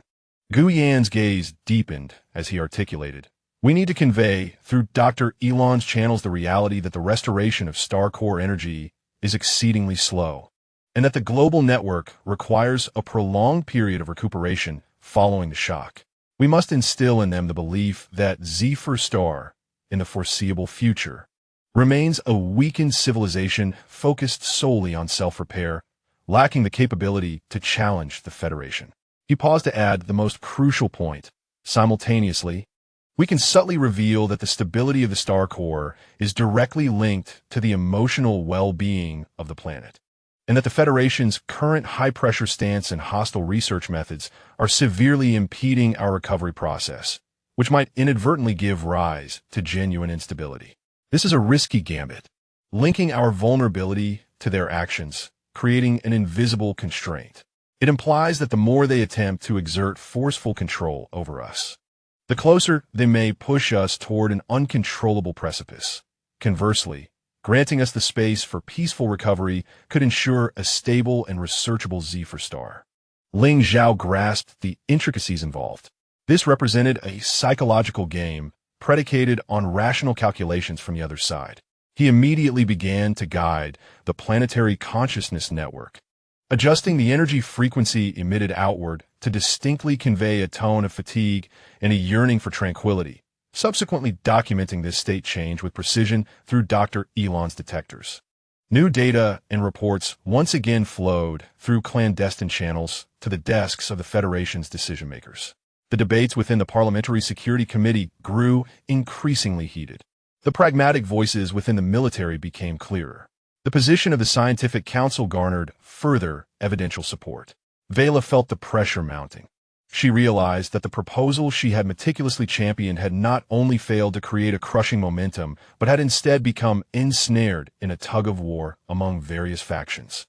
Driven by divergent interests and perceptions, she attempted to retaliate, accusing Dr. Elon of data contamination and charging the Scientific Council with favoritism towards alien civilizations. Yet these accusations appeared increasingly feeble in the face of mounting evidence. The frozen proposal did not succeed in its intended goal of halting all progress. Amidst the clash of various forces, fissures began to emerge on the surface.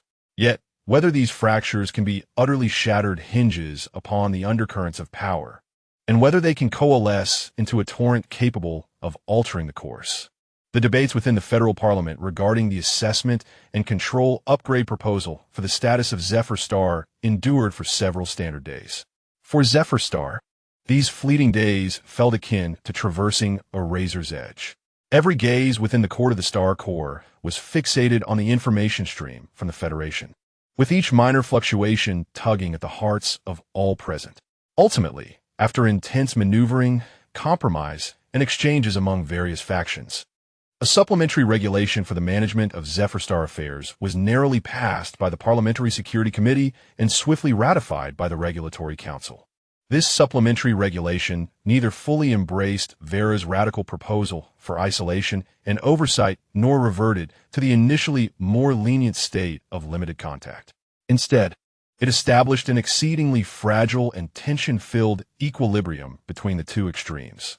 The core contents of the supplementary regulation are as follows. 1. Adjustment of research leadership. It formally recognizes that the team led by Vera Cohen is responsible for the principal risk assessment and security protocol formulation for Zephyr Star. However, Dr. Elon and his team are permitted to continue their non-invasive basic scientific research approved by the Regulatory Council, with their data and conclusions serving as crucial references for the Council's decisions. This effectively bifurcates research activities, creating an internal system of checks and balances. 2. Legitimization and limitation of military presence.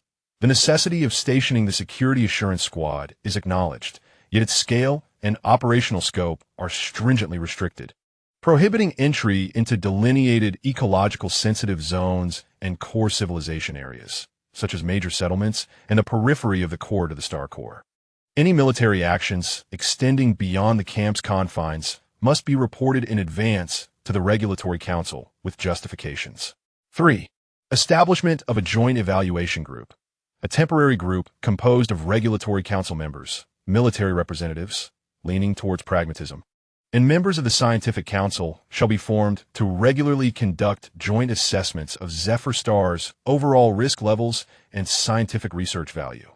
This provides a systematic channel for dissent against Vera's unilateral stance. 4. Implicit warning.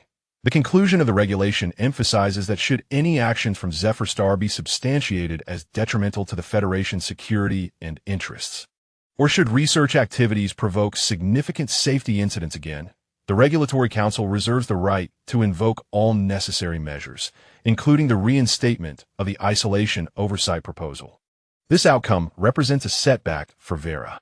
She failed to accomplish her objective of completely enclosing Zephyr Star, and her power has been constrained by Elon's team and the Joint Evaluation Group. For Zephyr Star and Guyen, this is a narrow victory. They have averted the worst outcome, preserving the essence of civilization and a measure of breathing space. Yet the sword of Damocles still looms overhead, temporarily tethered by slender chains. The supplementary regulation was conveyed to the site on Zephyr Star. Vera, with a stoic expression, recited the contents of the supplementary regulation to Ling Zhao, her voice cold and devoid of discernible emotion. However, the fleeting glint of coldness in her eyes revealed that she would not relent easily. "I hope you will cherish this opportunity, Guardian Ling Zhao," she concluded. "Strictly adhering to the regulations is the sole foundation for maintaining the current situation." Ling Zhao replied calmly. "Zephyr Star yearns for peace and understanding. Naturally, we shall abide by the mutually recognized agreements. However, we also ask that your side, particularly the team you lead, uphold the principles of non-intrusiveness and respect. Beneath the veneer of tranquility lies a more intricate undercurrent. The research has been divided into two segments.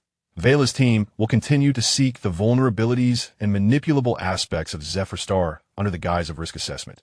Meanwhile, Elon's team, under stricter supervision, will persist in their journey to explore the mysteries of the bioenergy neural network. The Star Core Court. We have achieved a phase of victory, albeit a temporary one. Guyen analyzed. Vela has not relented.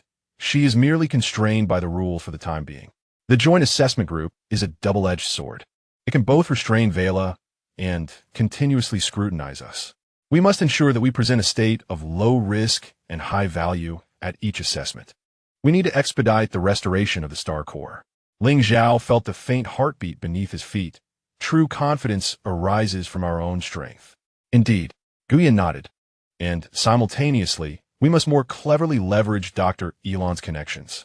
We not only need to demonstrate value to him, but also guide his research to reach conclusions that could fundamentally alter the Federation's perceptions, such as the idea that emotional energy is not a source of chaos, but rather a form of higher order in the universe yet to be understood.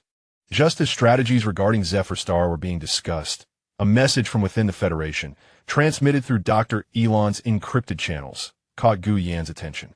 The content pertained to the recent activities of an obscure archaeological office dedicated to ancient civilizations within the Federal Academy of Sciences. This office has recently seen a slight increase in authority and budget, and its head, a linguist and physicist named Thorne, has frequently mentioned in informal settings fragments of deciphered information from a long-dormant ancient civilization discovered in a marginal star domain. The energy operation patterns described bear disconcerting similarities to certain characteristics of the bioenergy neural network of Zephyr Star that have recently circulated within the Scientific Council. Dr. Thorne even proposed a bold, yet unverified hypothesis at a very small academic salon, that there may have existed a highly advanced, galaxy-spanning civilization based on emotional energy during a primordial era of the universe, with its remnants and influences possibly scattered throughout the starry seas. This revelation, like a stone cast into a deep pool, rippled through Guyan's mind, stirring new thoughts. An ancient civilization based on emotional energy, similar to Zephyr Star? Is this mere coincidence, or does it imply that Zephyr Star is not an isolated phenomenon within the cosmos? Might it hint at a grander, more ancient cosmic tableau? This unexpected information lays the groundwork for a brand new, unknown foreshadowing of the future. The political maneuvering before us is far from over. Yet it seems that deeper within the cosmic expanse, echoes of an older age are subtly reverberating. A fragile equilibrium has been established, yet the seeds of turmoil may have long been buried within the dust of time. Chapter 48. The ink of the supplementary regulation for the management of Zephyr Star affairs seems to have solidified in the cold void, creating an invisible yet palpable boundary. Within the orbital space station, a taut tranquility has replaced the previous tension. Vera Cohen's team, akin to a pack of hunters lurking in the shadows, has shifted their focus towards data analysis and remote sensing. The high-precision scanning beams, like invisible tendrils, sweep across the atmosphere and surface of Zephyr Star, endeavoring to uncover the fragile nodes of emotional energy under the guise of risk assessment. Meanwhile, Dr. Elon and his team tread cautiously as if granted permission to walk in a rare garden, cherishing this hard-won research window. Within the agreed, non-invasive framework with the Guardians, they meticulously record each subtle pulse of the bioenergetic neural network, striving to comprehend its underlying logic. However, within the heart of the star, Guyan's consciousness has divided into two parts. One part functions like a sophisticated radar, monitoring any subtle movements on the orbital and planetary surfaces.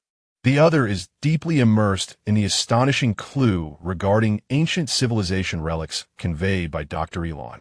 This information acts as a key, attempting to unlock a door to the deeper mysteries of the universe, behind which may lie answers or even grander enigmas. ARTI prioritize the highest computational power, cross-reference all publicly available, semi-public, and data decrypted through Dr. Elon's special permissions from the Federal Academy of Sciences Archaeological Office. Keywords: Dr. Thorne, Resonance Era Project, Silent Star Domain. Energy Signature, Topological Analysis, Non-Mechanical Civilization Paradigm. Standing before the heart of the star, suffused with a gentle luminescence, Guyan closes his eyes slightly, connecting his consciousness with Artie's data stream and the ancient pheromones emanating from the heart itself, as if he were a superprocessor transcending carbon and silicon, rationality and sensibility. Command confirmed. Data stream connecting. The synthesized voice of ARTI resonates on a conscious level, calm and efficient. Resonance Era Project Summary retrieved. Target relic located at the edge of the Silent Star Domain, designated K77A Galaxy, approximately 400 light-years from Zephyr Star's reference coordinates. Energy Signature Analysis Report. Summary presents a highly complex, self-organizing macro quantum entanglement phenomenon, with a structural similarity of 317 to Zephyr Star's bioenergetic neural network. Confidence level moderate. Key differentiating factor. The relic's energy field appears crystallized, fossilized, lacking the dynamic fluctuations and adaptive vitality characteristic of living organisms. Hypothesis. This network was once highly active but has permanently fallen silent due to unknown reasons. A dead network, Guyan murmurs, opening his eyes to gaze at Ling Zhao, who sits across from him, his palm gently touching the halo of the heart of the star. The scale may far exceed our imagination. Based on the distribution model of energy remnants, it may have once connected the entire galaxy at its peak. Ling Zhao furrows his brow, delving into the profound depths of the planet's memories, an ocean of consciousness formed from the emotions and experiences of countless generations of life. I cannot perceive a concrete image, Guyen. Only a few vague sensations lingered. Warmth akin to the winter sun, vastness reminiscent of an endless ocean. Yet interwoven within was an inescapable sorrow and a profound, ineffable warning, akin to witnessing the eerie stillness preceding the explosion of a supernova. He raised his gaze. Confusion reflected in his eyes. The planet was too young, its memory devoid of the indelible marks of that ancient epoch. Yet that resonant feeling the stellar core seemed to convey suggested that we are not alone. What are the fragments of information deciphered by Dr. Thorne? Ling Zhao inquired. Guyen summoned several lines of text, painstakingly translated after much deliberation, which floated within the holographic projection, exuding an aura of antiquity and mystery. When billions of heartstrings resonate in unison, the song of civilization reverberates across the starry sea. Yet, when a single string snaps, silence ensues, the harmonious web frays at its fragile seams. Beware the silent whispers emerging from the abyss. They are not void, but a light that consumes. We construct the Tower of Echoes, not to conquer, but to safeguard that primordial spark from the universe. These words brimmed with poetic metaphor, starkly contrasting the arid technical documents and historical archives of the Federation, yet resonating splendidly with the Zephyrian method of transmitting information and cultural heritage through emotional resonance.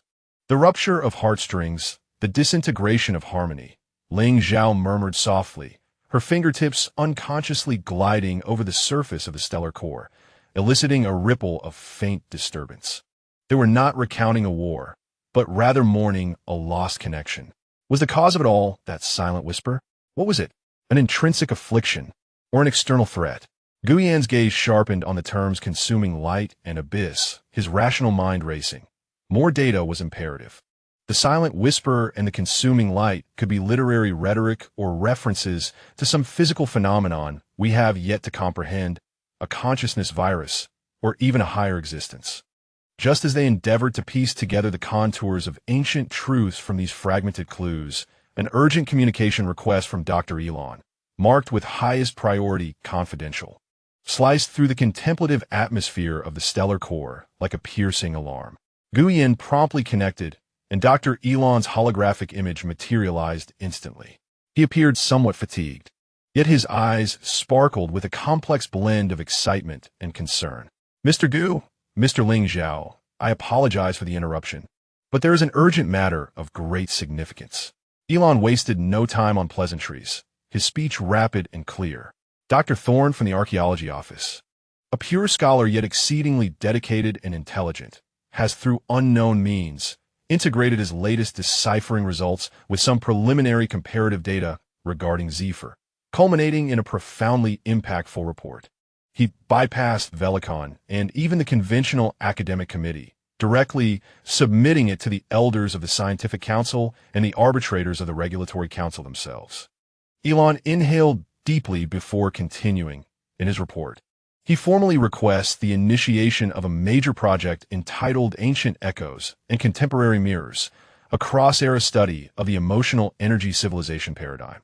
Moreover, he explicitly expressed in his application a desire to personally lead a compact and proficient interdisciplinary team to Zephyr Star, to engage in what he referred to as a dialogue of civilizations spanning tens of thousands of years. Guyen and Ling Zhao exchange a glance, each reflecting the astonishment in the other's eyes.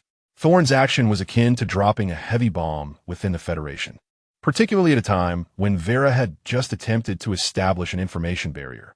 Dr. Elon further elucidated Thorne's argument, his tone imbued with a hint of admiration for his colleague's audacity, asserting that Zephyr Star is not a direct descendant of the civilization from the Resonance era, but rather, it is highly probable that it represents a resurgence of the same civilizational ideals or modes of existence at different times and places on a cosmic scale. He posited that Zephyr Star is a living exemplar of this ancient paradigm, serving as the sole vital key to deciphering the mysteries of that dormant civilization. In turn, the rise and fall of that ancient civilization may offer Zephyr Star invaluable historical insights to foresee the future and avert potential risks. Elon paused, lowering his voice slightly, conveying a note of caution. I must remind both of you that while Dr.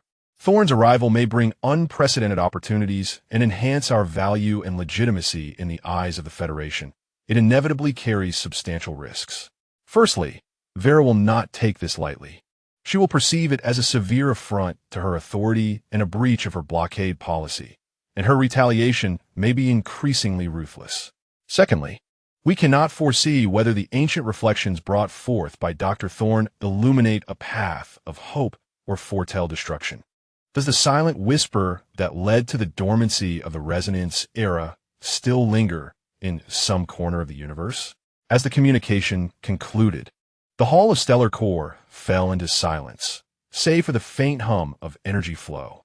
Guardians such as Qing Mi, Shan Pe, and Shui Yun had already gathered, their faces etched with gravity. A dialogue of civilizations. Ling Zhao slowly repeated this phrase, casting his gaze over each guardian present before finally resting on Guyan. It sounded beautiful, yet did we possess the capacity to bear the truths that such a dialogue might reveal? In Guyan's eyes, rational analysis and intuitive perception converged rapidly. Calculating. After a moment, he spoke, his voice steady and resolute. Risks and opportunities coexist. This is the law of the universe. Dr. Thorne is a variable, yet he is also the key to breaking Vera's blockade and potentially altering the Federation's overall perception. We cannot reject the chance to uncover the truth out of fear of the unknown. He looked toward Ling Zhao, and in the exchange of their gazes, a silent consensus was reached. We must be prepared, Guyan continued, shifting his tone toward strategic deployment. First, we will fully cooperate with Dr. Elon, providing necessary data and theoretical support favorable to us for Thorne's application at the Scientific Council and the Arbiter. Secondly, we must expedite the restoration process of the Stellar Core. We need to present the most stable and vibrant aspect of Zephyr Star when our guests arrive. Finally, he paused, his gaze deepening. We must actively guide this dialogue. Not only must we reveal to Dr. Thorne the intrinsic value of Zephyr Star, but we must also guide his inquiries to address the core emotional dilemma. Is it the pollution that leads to the annihilation of civilizations, or the primordial force that propels the universe towards higher dimensions? The ancient echoes have traversed the vast void of tens of thousands of light years. Arriving at this moment in time, this voice, though faint, resonates clearly, bearing age-old questions and warnings. The fate of Zephyr Star, and indeed the Federation's understanding of itself, may be irrevocably altered by the impending dialogue. A tempest brews in the silence, and this time, the eye of the storm may lie within the heart of the Stellar Core. Chapter 49, Dr. Thorne's project proposal, titled Ancient Echoes and Contemporary Mirrors, fell into the depths of the Federation's political arena like a boulder, creating ripples far exceeding the realm of imagination for a mere scholar. Within the circular assembly hall of the Federation's highest regulatory body, the adjudicator faced two distinctly opposing reports. One was Vera Cohen's sternly worded urgent warning regarding the Archaeological Office's overreach and potential cognitive pollution risks, while the other was Dr. Thorne's proposal, filled with poetic imagination and meticulous data comparisons, titled Preliminary Correlation Between the Resonance Era and the Civilization of Zephyr Star. The adjudicator's fingers silently tapped upon the smooth surface of the table.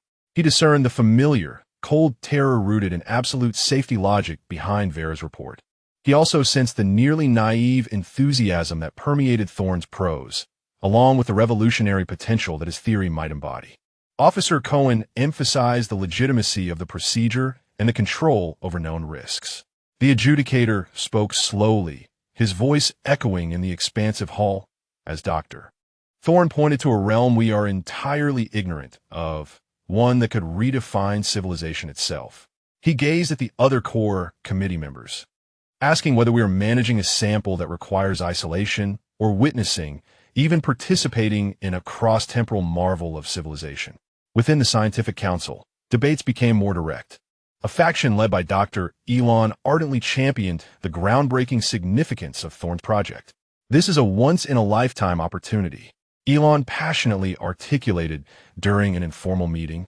We may touch upon another branch of the history of cosmic civilizations, a splendid chapter founded upon principles entirely distinct from our own. Understanding Zephyr Star is to grasp this possibility. To quarantine, it would be an unforgivable crime in the annals of science. Conversely, those aligned with Vera's perspective expressed grave concerns. We have yet to fully comprehend Zephyr Star itself. And now we are to introduce the shadow of a long-extinct civilization from tens of thousands of light years away. The variables and unknown risks multiply exponentially. I agree to the research, but it must be conducted in an environment of absolute control, even isolation. The civilizational dialogue Thorne proposes is far too perilous. It is akin to opening Pandora's box. This tempest of debate naturally swept over the orbit of Zephyr Star. In Vera Cohen's office, the atmosphere pressure was suffocating. The communication screen before her displayed a copy of Dr. Thorne's application, along with a list of supporters within the scientific council.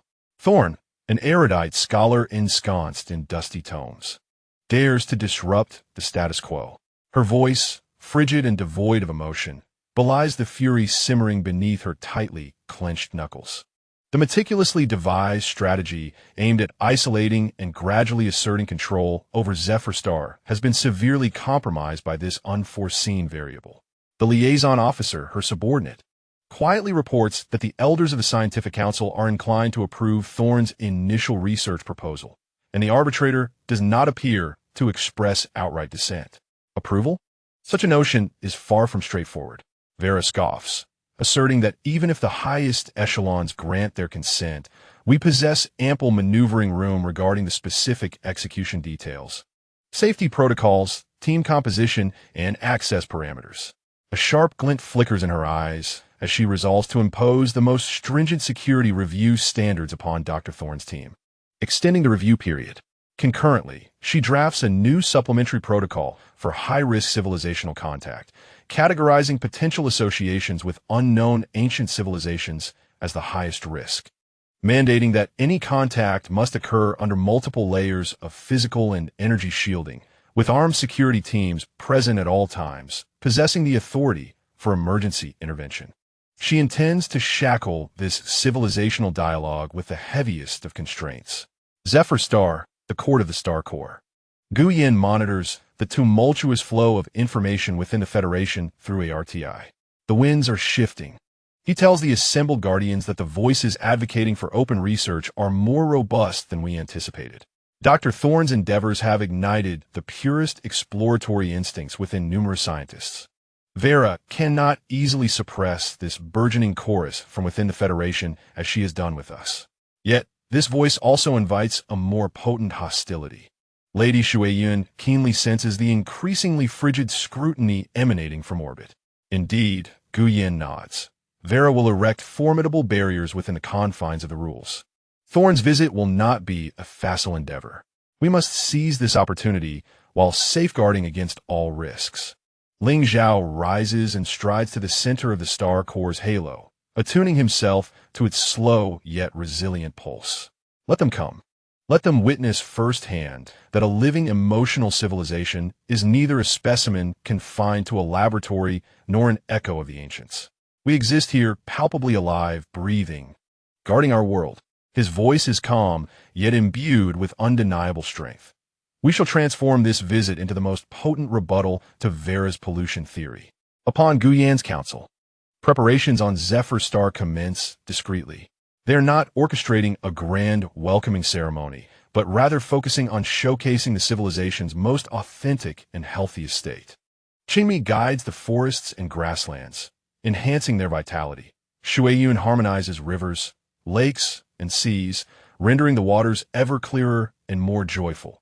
Champa stabilizes the Earth's pulse, allowing the planet's energy field to exhibit a reserved yet harmonious rhythm. Simultaneously, Gu Yin and Ling Zhao delved deeper into the fragments of ancient information. The Tower of Echoes. Gu Yin muses. Thorne's report mentions a tower-like energy-focusing structure discovered at the heart of that ancient relic. I suspect it may serve as a conduit for information or an energy amplification device. Ling Zhao. Do we find any analogous concepts within the history or legends of Zephyr Star? Ling Zhao closed his eyes, delving into the ancient collective consciousness. After a considerable time, he opened his eyes, infused with a hint of uncertainty. There was no specific tower. Yet, within some of the most venerable sacrificial prayers, there existed references to the obelisk of the heart, resonating with the cosmos. It seemed to describe not a tangible edifice, but rather a temporary bridge that forms when the global emotional resonance reaches its zenith, naturally coalescing into a conduit toward higher dimensional perception. Gu Yan's eyes sparkled with insight. A temporary bridge? A pathway to elevated awareness?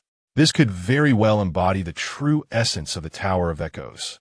It is not a construct of matter, but rather a manifestation born from pure emotional resonance.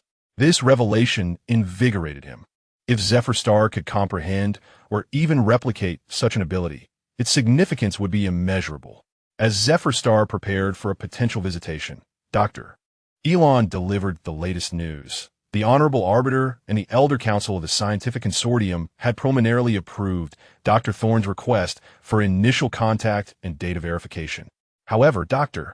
Elon's tone carried a note of resignation, as most of the stipulations from Vera's proposed supplementary code had also been adopted. The Thorne team would arrive in a month, but their operational scope would be stringently confined to designated research areas, under the continuous protection of Vera's security detail. And direct energy contact with the Court of Stellar Nuclei or any major emotional convergence points will be strictly prohibited. The conditions were stringent, yet a door had at last been ajar. The winds had begun to stir from the depths of the green reeds. A dialogue between civilizations, shackled yet under vigilant surveillance, was poised to unfold upon this beautiful planet. Each note of this dialogue could potentially unleash a tremendous tempest sweeping across both civilizations in the future. Chapter 50, the initial approval from the Arbiter and the Scientific Consortium, was akin to the firing of a starting gun, heralding the imminent commencement of a unique ball conducted under strict limitations. Various factions, sensing the shift, began to meticulously strategize for this constrained civil dialogue. On the Federated Homestar, in Dr. Thorne's makeshift research chamber, the atmosphere starkly contrasted with the cold order of Vera's office, cluttered with data panels, ancient star maps, and whiteboards inscribed with intricate formulas and speculative symbols. Dr. Thorne, a venerable figure with graying hair and eyes gleaming with childlike curiosity, animatedly briefed his small team. Esteemed colleagues, the opportunity has arrived. Dr. Thorne's voice quivered with excitement as he gestured towards the holographic display showcasing the energy topological maps of ancient relics alongside real-time fluctuations of Zephyr Star's bioenergetic network. Observe the similarities. This is no mere coincidence. It is the resonance of universal laws across different spatiotemporal realms. Zephyr Star is not a monster. They're a living epic. Among his team were a young physicist specializing in quantum consciousness models, a linguist adept at deciphering non-logical information structures, and a military technical representative responsible for equipment and safety interfaces, the latter being a safety observer insisted upon by Vera. The young physicist, named Lyria, cautioned, "The regulations set forth by Liaison Cohen are exceedingly stringent. We are essentially conducting our research within a cage." A cage? Dr. Thorne waved dismissively, his eyes sparkling with wisdom. True exploration cannot be confined. The mind cannot be imprisoned. They may restrict our steps, yet they cannot confine the direction of our thoughts. Remember, the primary purpose of our journey is not to prove anything, but to listen and to feel the resonance between the echoes of two civilizations. Lyria, your task is to document all data correlating energy fluctuations with consciousness activity, even the faintest signals. Elon, he directed his gaze towards the linguist. Pay close attention to the metaphors, poetry, and collective narratives present in the communication of the Zephyrians, contrasting them with the fragments of information from the Resonance era. As for you, Lieutenant, he turned to the expressionless technical representative. Ensure that our equipment does not trigger any unnecessary security protocols due to excessive sensitivity. We come for understanding, not provocation. In the Zephyrian Orbital Command Center, Vilacon, a detailed map of the special control zones during the initial contact period lay before Vila. She was finalizing the deployment. The research area was delineated to the edge of a desert near the equator. She circled a region with a light pen, situated far from major settlements and energy nodes. Geologically stable and easily monitored. All contact must occur within this designated area. Deploy a triple energy suppression field, calibrated to interfere with large-scale emotional resonance while not impacting basic life activities. The security team, led by Captain Kent, would provide close protection for the Thorn team at all times. The authorization level was raised to the maximum. Should any unauthorized large-scale energy accumulation or consciousness intrusion be detected, preemptive suppression measures could be taken, including the use of non-lethal energy-damping weapons. Communication monitoring. She continued coldly. All exchanges between the Thorn team and the Zephyrians, whether verbal, data, or energy signals, must be recorded and analyzed in real time. Upon detecting any attempts to convey information beyond the scope of research or engage in ideological contamination, communication must be immediately severed and the meeting terminated. She intended to ensure that this dialogue unfolded entirely on the stage she had set, following her script. She wanted the Zephyrians, especially Gu Yin and Ling Zhao, to understand who truly held the reins of authority. In the court of the Star Corps on Zephyr, Gu Yin, Ling Zhao, and several Corps Guardians were also conducting final simulations. The research area delineated by Vila was a desert of emotional energy, Elder Sean said solemnly, his consciousness intertwined with the earth, clearly sensing the barrenness of that region. There, our powers would be greatly limited, hindering the true vitality of the network. This is precisely her intent, Gu Yin said calmly, to weaken us and amplify their control. But this also presents us with an opportunity. An opportunity? King me queried, perplexed. The opportunity to appear weakened is, in fact, an opportunity to demonstrate control. Ling Zhao interjected, grasping Gu Yan's intention, in an environment where energy is suppressed. If we can still exhibit intricate emotional exchanges and stable consciousness connections, it would serve as the most potent rebuttal to the notion that emotion equates to chaos. What we aim to showcase is not the strength of power, but the harmony of order. Indeed, Gu Yin nodded. Additionally, the RTI has analyzed the parameters of the suppression field. The field primarily targets macro, high-intensity energy fluctuations. For the subtle and specific emotional ripples, their suppressive effects are significantly diminished. We can prepare some exhibits in advance. He turned to Lady Shuiyun.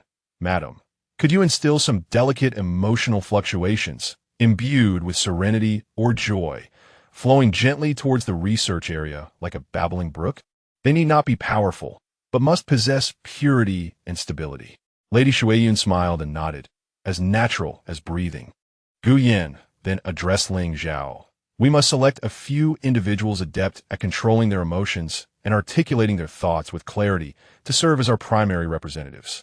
They must comprehend that we aim not only to express goodwill, but also to showcase the rational aspect of our civilization, a higher form of reason grounded in emotional consensus. I shall personally make the selections, Ling Zhao solemnly promised. As for the inquiries Dr. Thorn may pose regarding ancient civilizations, Gu Yin pondered for a moment. We can candidly share our understanding of those fragmented pieces of information, particularly concerning the strings of the heart and the web of harmony, emphasizing the significance of connection and balance. However, we shall withhold speculation about the silent whispers and the echoing tower for now. Premature discussions could incite unnecessary panic or misunderstanding prior to establishing greater trust. A month later, a compact research vessel, escorted by several armed patrol boats, departed from the Federal Space Station, heading towards the azure planet of Zephyr. On board, Dr. Thorn gazed through the porthole at the approaching planet, his eyes shimmering with the fervor of a pilgrim. Meanwhile, Vera sat at the command seat, her gaze coldly scrutinizing the entire process. On the ground, a temporary federal camp had been established within the desert research area, enveloped by 3 layers of invisible force fields. Captain Kent and his security team, clad in heavy protective gear, stood like metallic sculptures at key positions. At the edge of the research area, a small group of Zephyrians, led by Ling Zhao and dressed in simple traditional attire, awaited in calm anticipation. The sky resonated with the roar of engines. The Shackle Gala was about to commence. One party, driven by boundless curiosity for ancient echoes, another, resolute in demonstrating their intrinsic value, while the third held chains, vigilant against any steps beyond control. Every moment of this dialogue would unfold under stringent surveillance and a silent contest of wills. Chapter 51. The hatch of the research vessel hissed open in the arid air of the desert. A wave of heat carrying fine sand surged inside. Dr. Thorne was the first to step out, inhaling deeply, not merely due to the heat, but in an attempt to capture any unique sensations. Behind him followed Lyria, Elon, and the appointed technical representative, Lieutenant Marcus, with Captain Kent leading the armored security team, who swiftly dispersed to establish a perimeter. Within the research area, the silver modular structures of the federal camp reflected blinding light under the sun. Outside the camp, approximately 100 meters away, Ling Zhao stood with 3 Zephyrian representatives. They wore simple garments woven from plant fibers, their skin radiating a healthy glow, and their gazes were calm and profound. There were no welcoming ceremonies, no throngs of noisy crowds. Only the whispers of the desert winds and the faint hum of an invisible force field filled the air. Dr. Thorne disregarded Captain Kent's internal communication warning to maintain a safe distance and strode forward, his gaze firmly fixed on Ling Zhao. Stopping approximately 10 meters away from Ling Zhao, he reached the closest proximity permissible by Captain Kent. In the name of the stars and knowledge, I greet you, Guardian of Zephyr Star, Dr. Thorne began, eschewing the formalities of the Federation's standard protocol for a tone imbued with personal flair, almost poetic in nature. His universal language bore an ancient rhythm, evidently mimicking a certain literary style found within deciphered texts. I am Thorne, a scholar in pursuit of the echoes of the cosmos past. Ling Zhao inclined his head slightly. His response conveyed through his miniature translator. Welcome to the land of Zephyr Star, Dr. Thorne. I am Ling Zhao. We sense your sincerity toward knowledge. This sea of sand has also once listened to the ancient winds. His words echoed a poetic essence, cleverly reciprocating Thorne's greeting while subtly alluding to the resonance of the epic under study. In orbit, Velikon observed the unfolding scene through the high-definition feed from Captain Kent's helmet camera. Several split screens displayed real-time readings of vital signs, environmental energy fluctuation graphs, and communication signal analyses. The energy field is stable, and the emotional fluctuation index is below the threshold, reported one technician. There are no anomalies in the communications. No hidden information codes detected, another added. Velikon remained silent, her fingertips lightly tapping the console. Everything was under control, yet a sense of inexplicable unease lingered deep within her. The calmness of Ling Zhao and the absence of Gu Yin made her feel that beneath the seemingly docile surface lay unknown undercurrents. Within the research area, Lyria eagerly activated her portable quantum sensing array. The readings immediately began to fluctuate, and she gasped softly, Doctor, although the background emotional energy field readings are significantly suppressed by the force field, the patterns are astonishing. It is not chaotic. It exhibits a low-entropy, highly ordered fluctuation pattern, akin to a meticulously combed sea of light. This was starkly different from any emotional model she had simulated in a laboratory. According to Federation theory, high-intensity emotions invariably accompanied high levels of chaos, yet the reality here defied that understanding. Elon concentrated intently on documenting every subtle expression, body language, and choice of words from Ling Zhao and his companions. She noted that the eye contact among these Zephyr inhabitants was remarkably frequent, yet fleeting, as if exchanging multitudes of information silently. Their language was rich with metaphors of the natural world, the whispers of the winds, the listening sands. The pulse of the land, strikingly similar to the metaphorical system of the resonance epics fragments centered around harmony. Mr. Ling Zhao, Dr. Thorne stepped forward, disregarding Captain Kent's renewed warning, his eyes shimmering with the light of inquiry. You mentioned the ancient winds within your heritage. Do you possess any memories of a splendid civilization beyond the starry seas?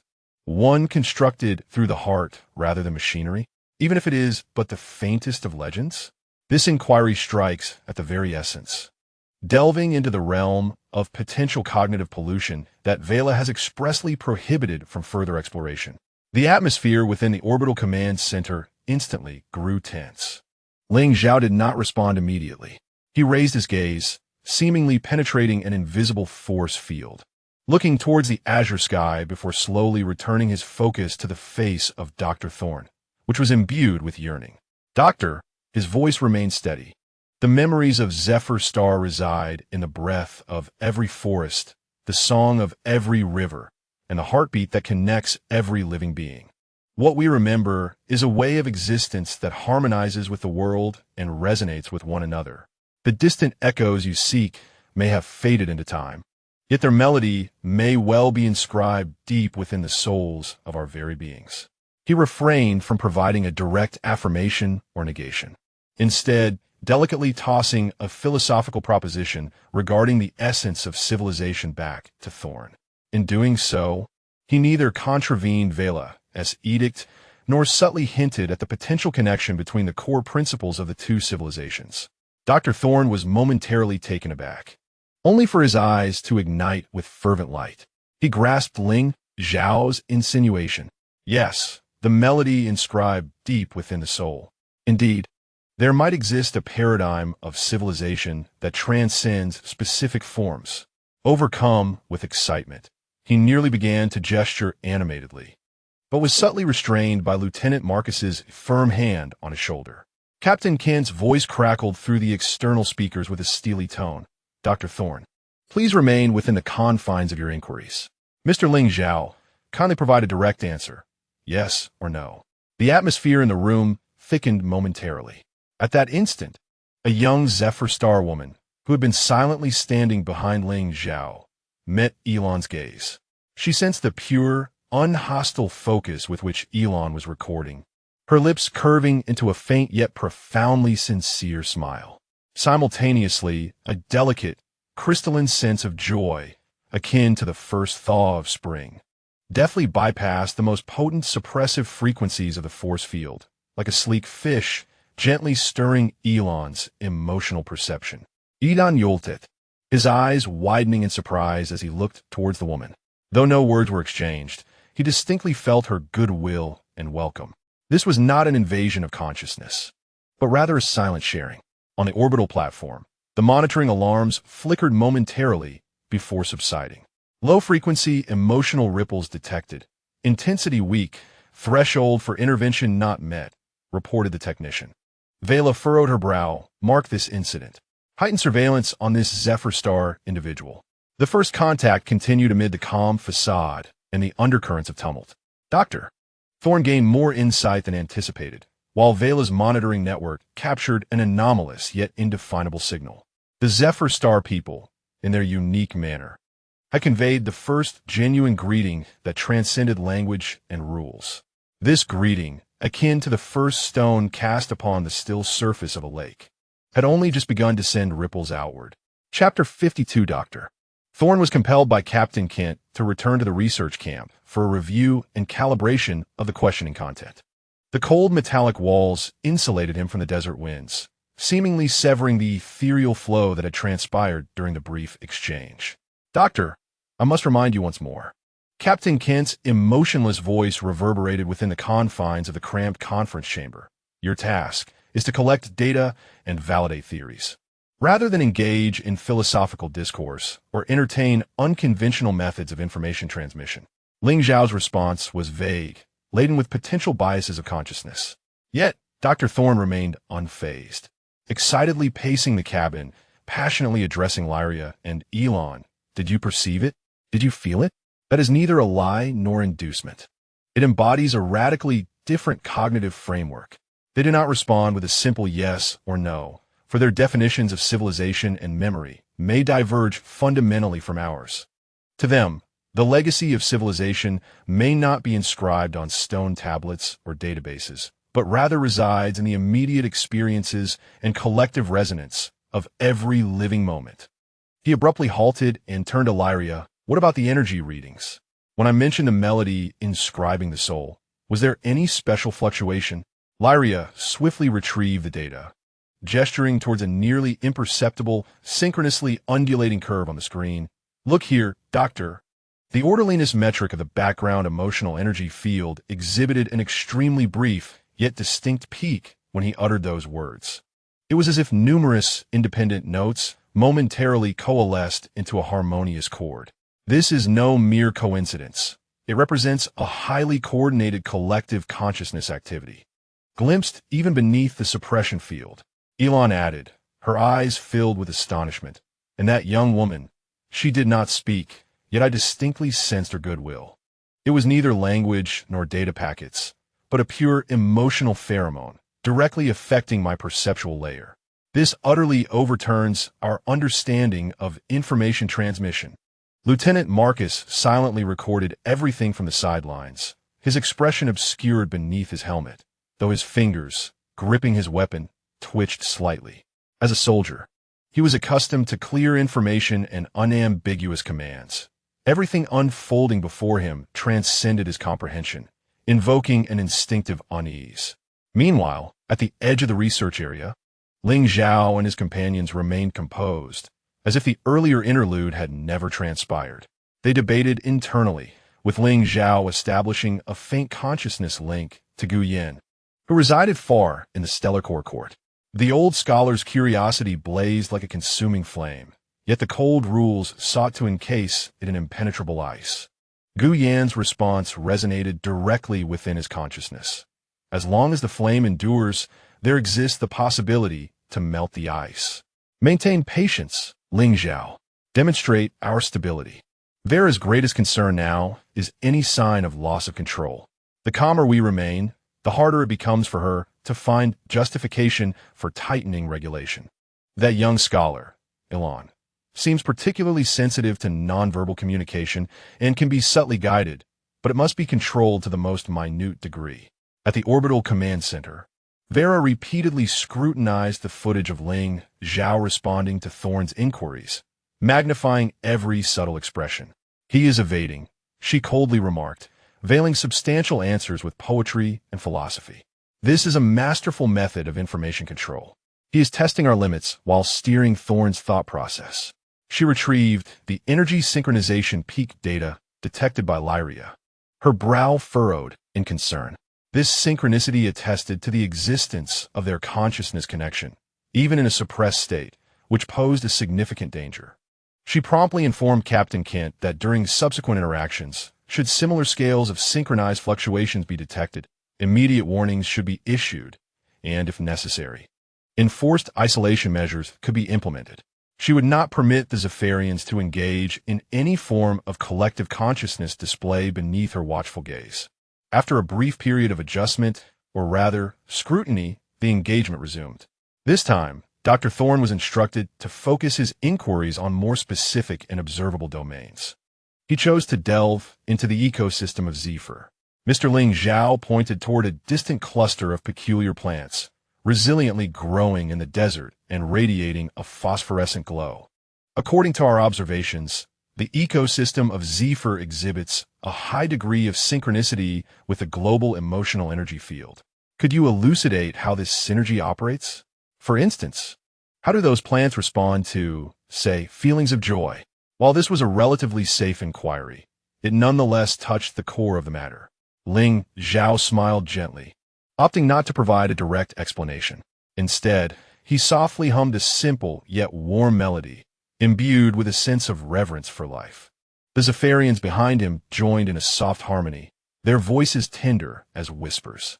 There were no intense emotional outbursts or visible bursts of energy. Yet, amidst this gentle humming, the readings on the instruments before Lyria began to shift once more. The life energy readings representing the phosphorescent plants began to subtly amplify in a soothing, breath-like rhythm, and their emitted glow appeared to soften and become more vibrant. Even more astonishingly, the instruments captured an exceedingly faint yet extraordinarily pure, nourishing emotional frequency emanating from Ling Zhao and his companions, akin to an invisible dew quietly saturating the land and the plants. This was not an attack, nor was it control. It was a form of nurturing a resonance. Doctor Thorn watched, enraptured, nearly pressing his face against the observation window. Did you see that? It was not a one-sided control. It was a reciprocal nourishment. Emotional energy nurtures life, and the flourishing of life, in turn, feedbacks and stabilizes the emotional energy field. This was a perfect closed loop, a living, breathing, benevolent superorganism. Captain Kent's voice intruded once more, unauthorized collective consciousness activity and directed energy dispersion detected. A formal warning is issued. The humming abruptly ceased. Ling Zhao calmly addressed the direction of the research camp. We are merely responding to your inquiry regarding how joy influences the ecosystem, Doctor. This is our way of existence. Silence enveloped the scene, punctuated only by the whispers of the desert wind and the warm energy reverberations recorded by the instruments, which had yet to fully subside. Doctor Thorn trembled with excitement, having glimpsed a mere fragment of an entirely new world, one that could potentially upend the scientific understanding of the Federation. As Vera stood on the orbital platform, her countenance grew increasingly somber. Before her lay a force that eluded her comprehension, a power that deftly transcended the confines she had meticulously established. The clash of ice and fire intensified in silent ferocity. Flames sought to warm the icy veneer, while the ice was resolute in its determination to encapsulate the heretical fire in a frozen embrace. Chapter 53. The limit of initial contact approached its conclusion amidst an atmosphere of superficial restraint, beneath which turbulent currents coursed. Dr. Thorn's team was summoned back to the orbital space station for preliminary data consolidation and psychological assessments. As they departed the research zone, Dr. Thorn cast frequent glances back at the seemingly desolate sea of sand, his eyes brimming with reluctance and heightened curiosity. He understood that he had merely grazed the most inconsequential corner of this vast iceberg. At the Federal Orbital Space Station, in the isolation reporting room, Thorn, Lyria, Elon, and Lieutenant Marcus each faced inquiries from the Regulatory Council, the Scientific Council, and the Security Department. Dr. Thorn's report was imbued with fervor and academic terminology, undoubtedly. The high emotional, low entropy model exhibited by the Zephyr civilization has utterly upended our civilization evolution model, which was constructed upon the historical experiences of the Federation. The synergetic stability of their bioenergetic neural networks and their capacity to positively nurture ecosystems possess immeasurable foundational scientific value. This is not merely an exploration of an extraterrestrial civilization. It is a pursuit of another ultimate possibility of cosmic life, forms, and consciousness connectivity. I strongly recommend expanding the scope of research and gradually lifting unnecessary restrictions.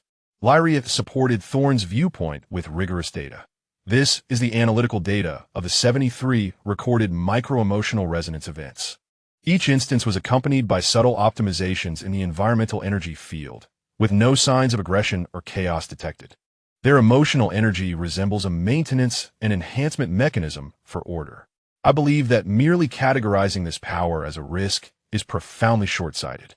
Elon added from an informatics perspective, their mode of communication is a multi-layered, three-dimensional information network. Language is merely the superficial layer. Beneath it lie emotional frequencies, ripples of consciousness, and even resonance with the environment. Our current communication and monitoring methods may have overlooked over 70% of the effective information. The goodwill conveyed by that young Zephyr woman is a testament to this. I propose the development of new, more compatible nonverbal information perception technologies. When it was Lieutenant Marcus's turn, his report was succinct and unyielding. The target individual's behavior is restrained, exhibiting no direct hostility. However, their consciousness connection capabilities exceed expectations. allowing for limited collaboration even under suppressive fields. Their communication method tends to induce and obscure, complicating intelligence interpretation. I recommend maintaining and even strengthening the current security control levels, alongside long-term psychological monitoring of all contact personnel to guard against potential cognitive infiltration. In her office, Vera Cohen meticulously scrutinized each report, particularly that of Lieutenant Marcus. The discoveries made by Team Thorne presented her with a formidable challenge. Should the scientific council widely accept these findings, they would significantly undermine the foundation of her high-risk rhetoric. However, Marcus's report also equipped her with new ammunition, revealing that the awareness connection exceeded expectations and that there were manipulative elements in the modes of communication. They are quite astute, Vera remarked to her deputy, aware of how to present themselves as innocuous and valuable. Yet, this very quality underscored their peril. A sophisticated threat adept at disguise and adaptation. Inform Kent of the subsequent contact protocol and elevate the security level by one tier. Simultaneously, draft a report emphasizing the uncontrollable nature of their awareness connections and the potential ramifications of information obfuscation strategies on federal personnel. Zafar Star, the court of the Star Corps. Gu Yin and Ling Zhao were also reviewing this encounter. Dr. Thorne is our key, Gu Yin analyzed. His curiosity and academic stature can help us garner more rational voices within the Federation. Young scientists like Lyria and Elon are more amenable to new paradigms. They embody the hope of the future. Yet Vera's vigilance was heightened. Ling Zhao sensed the icy gaze from the orbit, one that had not diminished with the conclusion of their encounter. She would not allow Dr. Thorne's influence to expand unchecked. The next contact might impose even heavier constraints.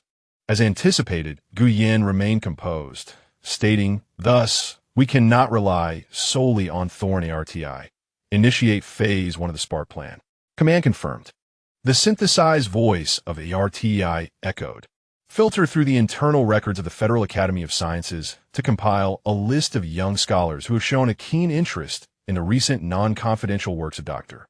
Elon and Dr. Thorne, particularly those in the fields of bioenergy, consciousness science, and ecological philosophy. Begin transmitting processed, non-sensitive data packets that showcase the ecological harmony and the orderly energy fields of Zafar Star through an encrypted academic network. Gu Yin's strategy was twofold. On one hand, he aimed to leverage Thorne's formal channels to secure upper-level support. On the other, he sought to subtly sow seeds of doubt regarding the old paradigm at the grassroots level of federal science, igniting curiosity about new possibilities. As the contact in the research zone drew to a close, a slight interlude occurred. When Elon was the last to board the transport ship, she instinctively turned back to gaze once more at the spot where the Zafar Star beings had stood. In the distance atop a sand dune, she seemed to perceive the young Zafar Star woman who had once conveyed goodwill to her, standing silently, her hair dancing in the gentle breeze. Without a wave or a word, Elon distinctly felt a faint emotional wave, akin to a blessing, wash over her before it quietly dissipated. Elon stood, momentarily transfigured, as something akin to a solid ice within her appeared to melt slightly at this unspoken farewell. She hastily boarded the ship, burying this moment deep within her heart, never mentioning it to anyone, including the records monitored by Lieutenant Marcus. The initial encounter had concluded. The official report would be filled with data, analyses, and risk assessments. Yet, it is often the subtle tremors occurring deep within the human heart, those unquantifiable shifts, that truly alter the course of events. Dr. Thorne returned with an array of questions and aspirations, while Vera, harboring deeper vigilance, devised the next steps for suppression. In this fleeting window of opportunity, Zephyr Star fortified its recovery while quietly sowing the seeds of hope across the vast territories of the Federation. Evaluations had been completed, yet the results varied starkly based on differing perspectives. Beneath the surface, currents of tension surged, gaining momentum under the guise of assessment. The next collision may extend beyond the confines of this delineated sandy expanse. Chapter 54. In the days following the initial contact, Zephyr Star seemed to descend into an unusual tranquility. Surveillance in orbit remained stringent, Yet the intangible pressure appeared to have momentarily eased, akin to a brief fissure in the dark clouds preceding a storm. In this transient respite, Ling Zhao made the decision to temporarily leave the sanctuary of the Star Court's domain and venture alone to the wind-whispering gorge in the northern reaches of the planet. This ancient gathering place of wind spirits was perpetually caressed by currents that wove through jagged red rock pillars, producing sounds that oscillated between mournful wails and triumphant anthems, said to cleanse the soul and convey distant messages. He sought to find solace from the mental fatigue wrought by his interactions with the Federation amidst the baptism of nature's symphony and to attune himself to the deeper rhythms of the planet. Gu Yin did not intervene, merely offering a gentle reminder through their mental connection. Stay connected, Ling Zhao. The energy flows in the wind-whispering gorge are turbulent. Exercise caution. His voice resonated within Ling Zhao's mind, laced with a subtle hint of concern. Since their consciousness merged, their bond transcended mere language, evolving into an instinctual coexistence. The vista of wind-whispering gorge was a masterpiece of nature's artistry. Millennia of wind erosion sculpted colossal rock layers into myriad peculiar forms, resembling silent giants guarding this vast expanse. The air was dry and pristine, infused with the essence of minerals and ancient dust. As Ling Zhao stepped into the gorge, the howling winds enveloped him. This sound was not chaotic noise. Upon closer listening, one could discern a complex rhythm and melody, sometimes weeping, at other times rising like a battle hymn. Ling Zhao closed his eyes, relinquishing his body and mind to the symphony of the winds.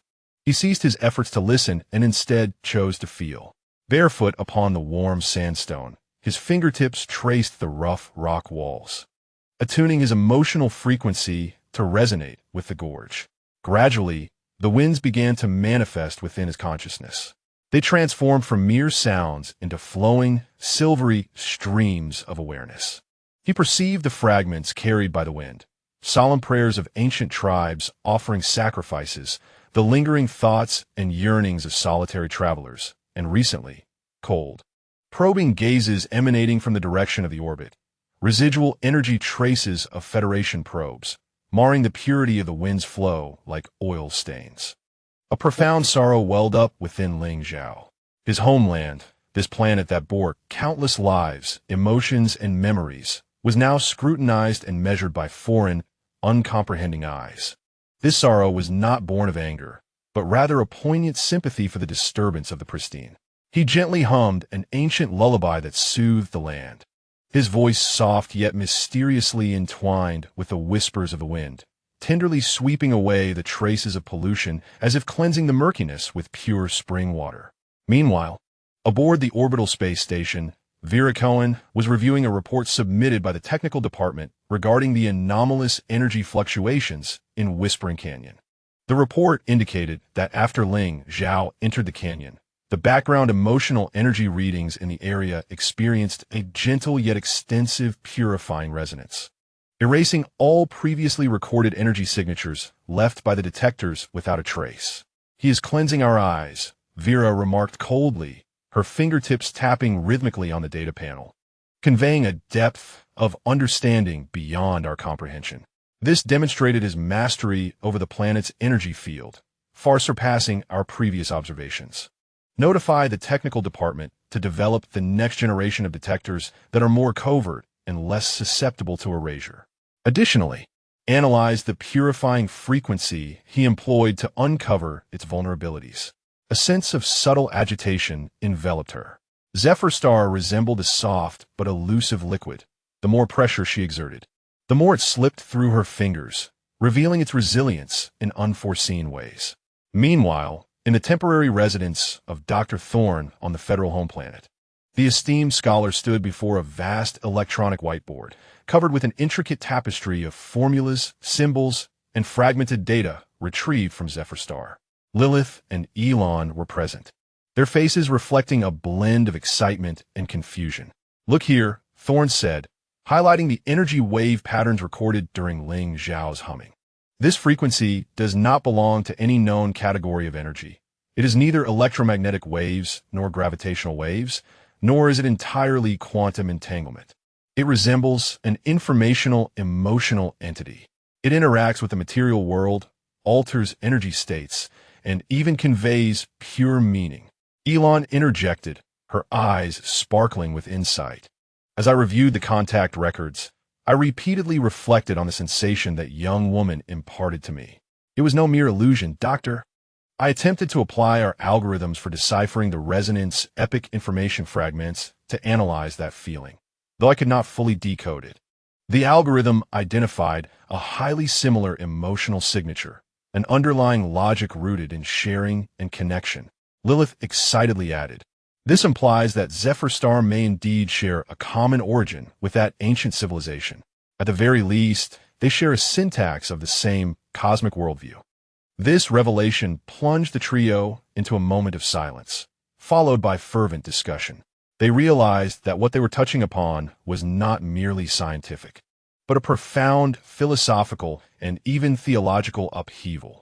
The materialistic foundation of the Federation was subtly trembling in response to these echoes from Zephyr Star and the ancient past. In Whispering Canyon, Ling Zhao's meditation was abruptly interrupted, not by external sounds, but by an exceedingly faint yet panic-laden distress signal emanating from the depths of the planet's network. The signal originated from a vast bioluminescent forest to the south, home to numerous flora and fauna highly sensitive to energy fluctuations. The content of the signal was fragmented and vague, the cold eyes of the sky, painful, unable to breathe.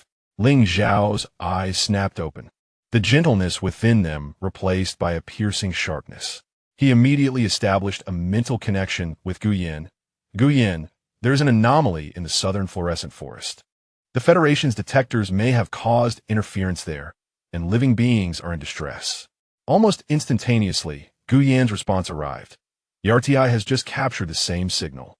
Vera's team launched 3 new high-penetration geological scanning probes into the area half an hour ago. The energy frequencies of the probes conflict with the inherent frequencies of the ecological network of the fluorescent forest, leading to local energy turbulence. We must put a stop to this. Ling Zhao's voice carried a rare urgency. That forest is home to many gentle creatures that cannot withstand such intrusive scrutiny. Calm down. Ling Zhao. Guyan's voice remained steady, yet imbued with an undeniable authority. Direct confrontation would fall into Vera's trap. I have a plan. Guyan swiftly conveyed his idea to Ling Zhao, emphasizing the need to utilize the natural, powerful energy flow of Wind Whisper Canyon as a conduit to remotely project an exquisitely delicate soothing and shielding frequency into the fluorescent forest area. This would neutralize the harmful fluctuations without directly engaging the detectors and establish a temporary protective barrier for the forest network. Ling Zhao understood immediately. He closed his eyes once more, immersing himself deeper into the winds of the canyon. This time, he was no longer a passive observer, but an active guide. He transformed his concerns for the forest, his compassion for life, and his unwavering protective intent into the purest emotional core, carefully weaving it into the roaring energy of the wind. This was an exceedingly intricate operation, demanding extraordinary control over both emotion and energy. Beads of sweat formed on Ling Zhao's forehead, and his body trembled slightly as if bearing an immense burden. The wind around him began to change. The mournful sounds diminished, replaced by a deep, powerful hum, akin to a mother soothing a frightened child. This encoded wind energy surged through the planet's energy network via secret pathways, racing toward the south at speeds surpassing physical limits. Within the fluorescent forest, some luminescent moss dimmed at a visibly rapid pace, and sensitive ferns curled their leaves. The animals emitted restless, low murmurs. At that moment, an invisible and gentle force swept through the entire forest like a warm current. The discomforting, scanning waves emitted by the Federation's detectors seemed to collide with a soft wall. Their destructive interference quietly dissipated. The forest network stabilized once more, the panic signals gradually subsiding, replaced by a weary yet serene tranquility.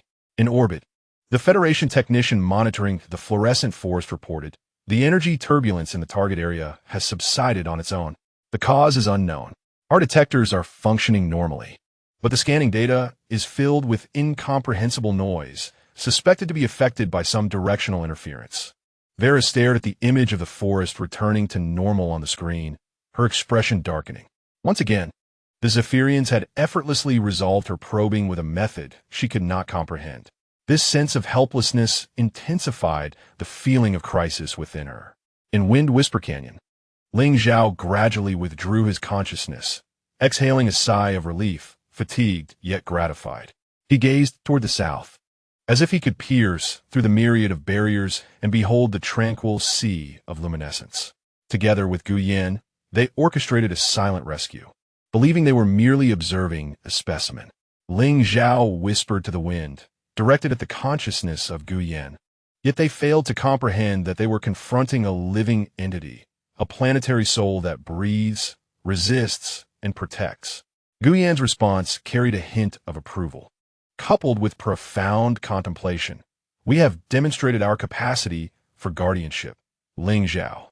However, this will only solidify Vela's conviction in our uncontrollability. The next storm may arrive with even greater ferocity.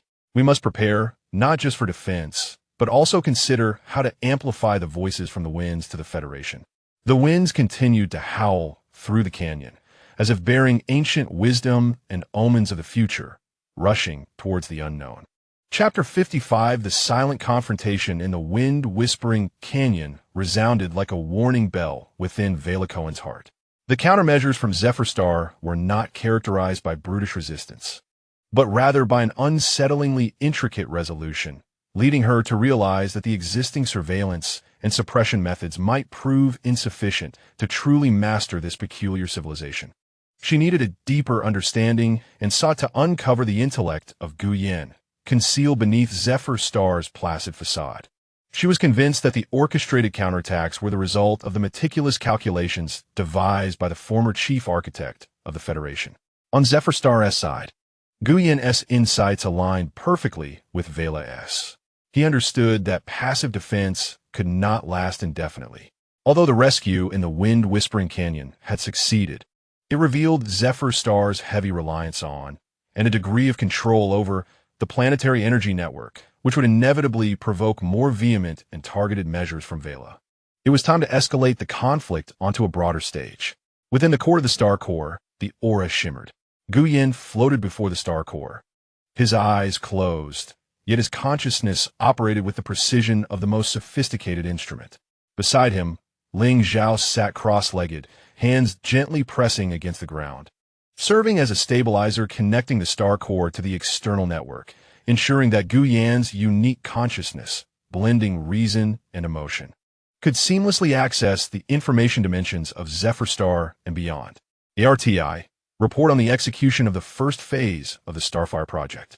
Report, preliminary screening of 374 targeted scholars within the Federation Academy has been completed.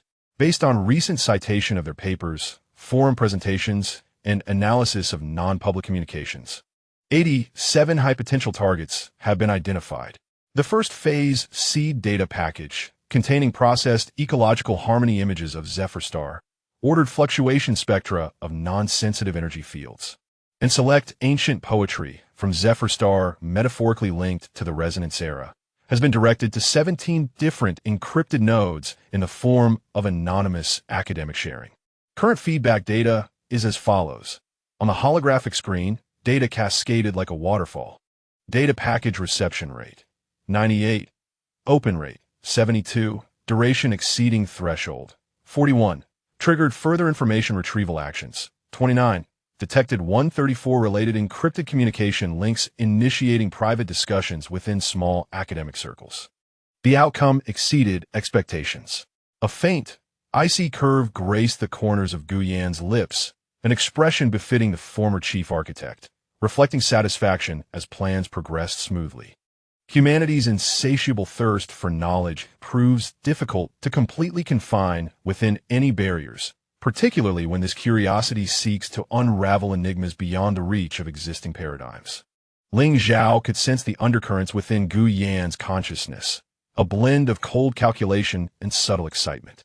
He inquired softly, "Can the sparks we ignite truly ignite a wildfire?" The rational barriers of the Federation are so formidable.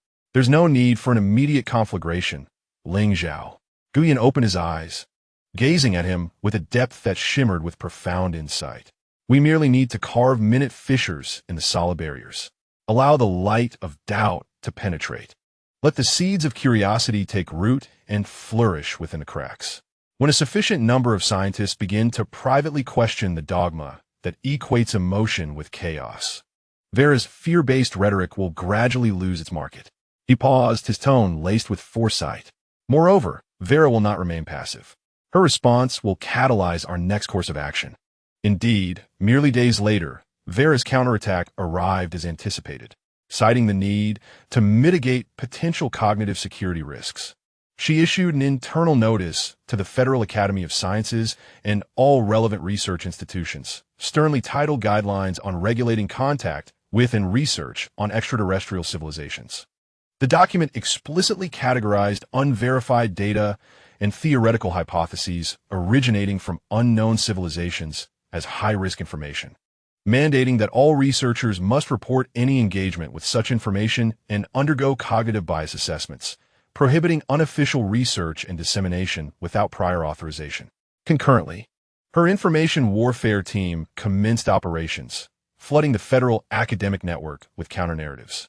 These messages cleverly distorted Dr. Thorne's discoveries, portraying the bioenergy network of Zephyr Star as a highly camouflaged and insidiously parasitic collective of consciousness, interpreting the ordered emotional fluctuations as pheromones emitted by advanced predators to attract prey, and even forcefully linking the relics of the Resonance era with historical accounts of civilizations that self-destructed due to uncontrolled consciousness, creating a chilling atmosphere of historical caution. In no time, turbulent undercurrents surged within the federal scientific community. Some young scholars, having received the seed data packets, found themselves alarmed by their revolutionary implications.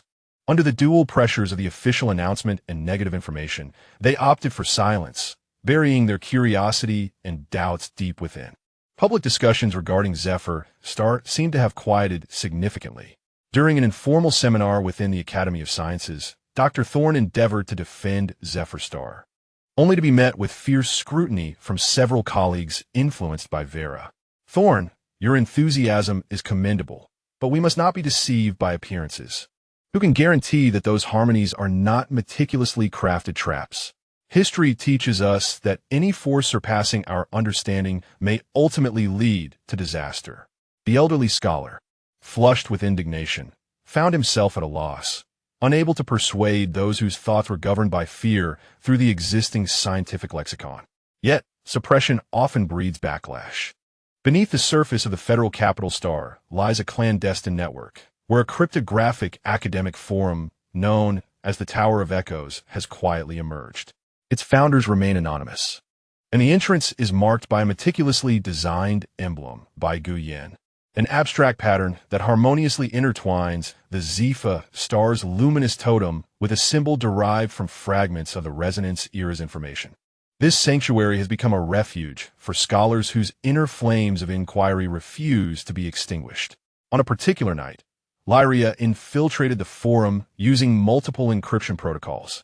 To her astonishment, she found dozens of scholars from diverse fields gathered there, cautiously sharing their analyses of Zephyr Star data, questioning the one-sidedness of official announcements, and even venturing to construct a new sociological model of the cosmos that embraces emotional variables. Regarding this analysis of energy ripples, the officials claim it to be an inductive pheromone, yet my model reveals it aligns more closely with a state of stability achieved through consensus. Moreover, the poetry of Zephyr Star bears striking resemblance to the metaphorical structures of the Resonance-era fragments. Surely this is no coincidence. What truths are being concealed by the authorities? Although the discussions within the forum were nascent, they brimmed with a vigorous spirit of exploration unshackled by official narratives. Lyria observed the scrolling text on her screen, as if witnessing a warm current surging beneath a frozen surface. She refrained from speaking, silently documenting her thoughts. As the passion momentarily stifled by official pressure ignited anew within her. In the Star Core's court, ARTI presented the active data from the Tower of Echoes Forum to Gu Yan. Phase 1 assessment of the Starfire project. Official suppression has incited a counterproductive psychology among the target demographic, fueling a deeper curiosity. A cryptographic communication community has spontaneously formed. With rising activity levels, recommendation: prepare to deploy the second phase of nourishment concerning the foundational topology of bioenergy networks and a superficial theoretical framework compatible with known physical laws. It appears the seeds of fire have been sown. Ling Zhao sensed the information conveyed within Gu Yan's consciousness and softly remarked. He gazed toward the star core, its gentle radiance seemingly brightening in response. Yet, amidst such darkness, how long could they endure this burning? Gu Yan's gaze appeared to penetrate the barriers of space, settling upon that distant, data-constructed secret garden.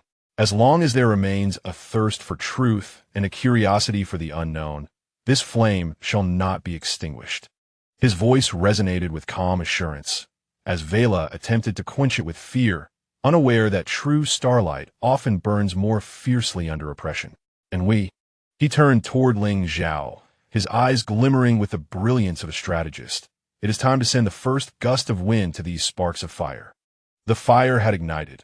Although it resided in the night and its light was faint, it had illuminated the first secret pathway leading to divergent futures.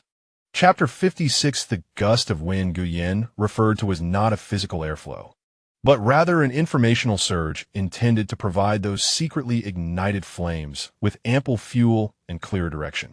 Under Artie's precise orchestration, the second wave of data packets began to flow through more concealed and dispersed paths toward the Tower of Echoes Forum and to those carefully selected scholars who exhibited a more critical spirit and independent thought. This batch of nutrients transcends mere emotional imagery and poetry. It encompasses meticulously crafted, albeit superficial theoretical frameworks. Among these are mathematical descriptions of the fundamental topological structures of bioenergetic neural networks, with critical energy resonance frequencies omitted, along with explorations of their potential connections to quantum entanglement and complex systems theory. There is even a brief report comparing the energy field of Zephyr Star with the efficiency of the existing energy models employed by the Federation. The results naturally favor the former. Although these contents remain at the level of hypotheses and discussions, without delving into core secrets, their rigorous logic and relevance to the existing scientific framework cast a heavier weight in the minds of curious scholars. However, just as Gu Yan was strategizing within the realm of information, Zephyr Star itself, a colossal living entity, began to reveal aspects that surpassed the expectations of anyone, including Gu Yan and Ling Zhao. The vast azure cradle located near the planet's equator has long been one of the most profound and tranquil regions within Zephyr Star's emotional network of life. The waters here are imbued with rich life energy, nurturing countless marine creatures that communicate and collaborate through emotional resonance. Recently, due to the gradual recovery of the planet's core and the enhanced cohesion of the global emotional network under pressure, the energetic activities in this sea have become extraordinarily vibrant. Initially, it was Madame Water Rhythm, tasked with monitoring the oceanic ecology, who noticed some anomalies. Coral clusters, which had previously only emitted light in the deep sea, began to migrate towards shallower waters, their luminescence transforming from monotonous blue or green into a kaleidoscope of dreamlike colors, shifting with the currents and the emotions of surrounding fish. Soon after, a peculiar, low-frequency hum began to propagate through the waters. This sound did not originate from any known organism. It seemed to emanate directly from the ocean itself, imbued with a vague, dreamlike consciousness.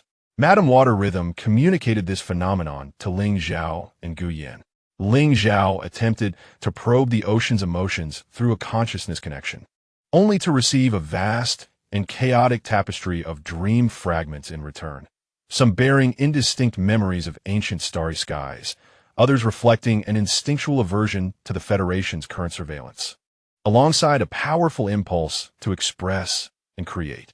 The ocean appeared to have gained a deeper existence, Breaking away from the consciousness connection, Ling Zhao furrowed his brow. Filled with a mix of confusion and awe, it was no longer merely a vessel of emotions. It seemed to be striving to create. Guyan immediately mobilized all available monitoring resources, including ARTIs scanning the global energy flow and the non-invasive environmental sensor data left in orbit by Dr. Elon's team. The analysis yielded shocking results. In the central region of the Azure Cradle, the seafloor was rising at a slow yet visible pace. This was not due to geological activity, but was instead crafted by countless luminous corals, mollusks, and a newly emerged semi-energetic microbial community, guided by an incomprehensible collective consciousness blueprint. They intertwined calcium carbonate skeletons, biogenic silicates, and pure emotional energy to construct an enormous, continuously growing coral archipelago of astonishing complexity upon the sea surface.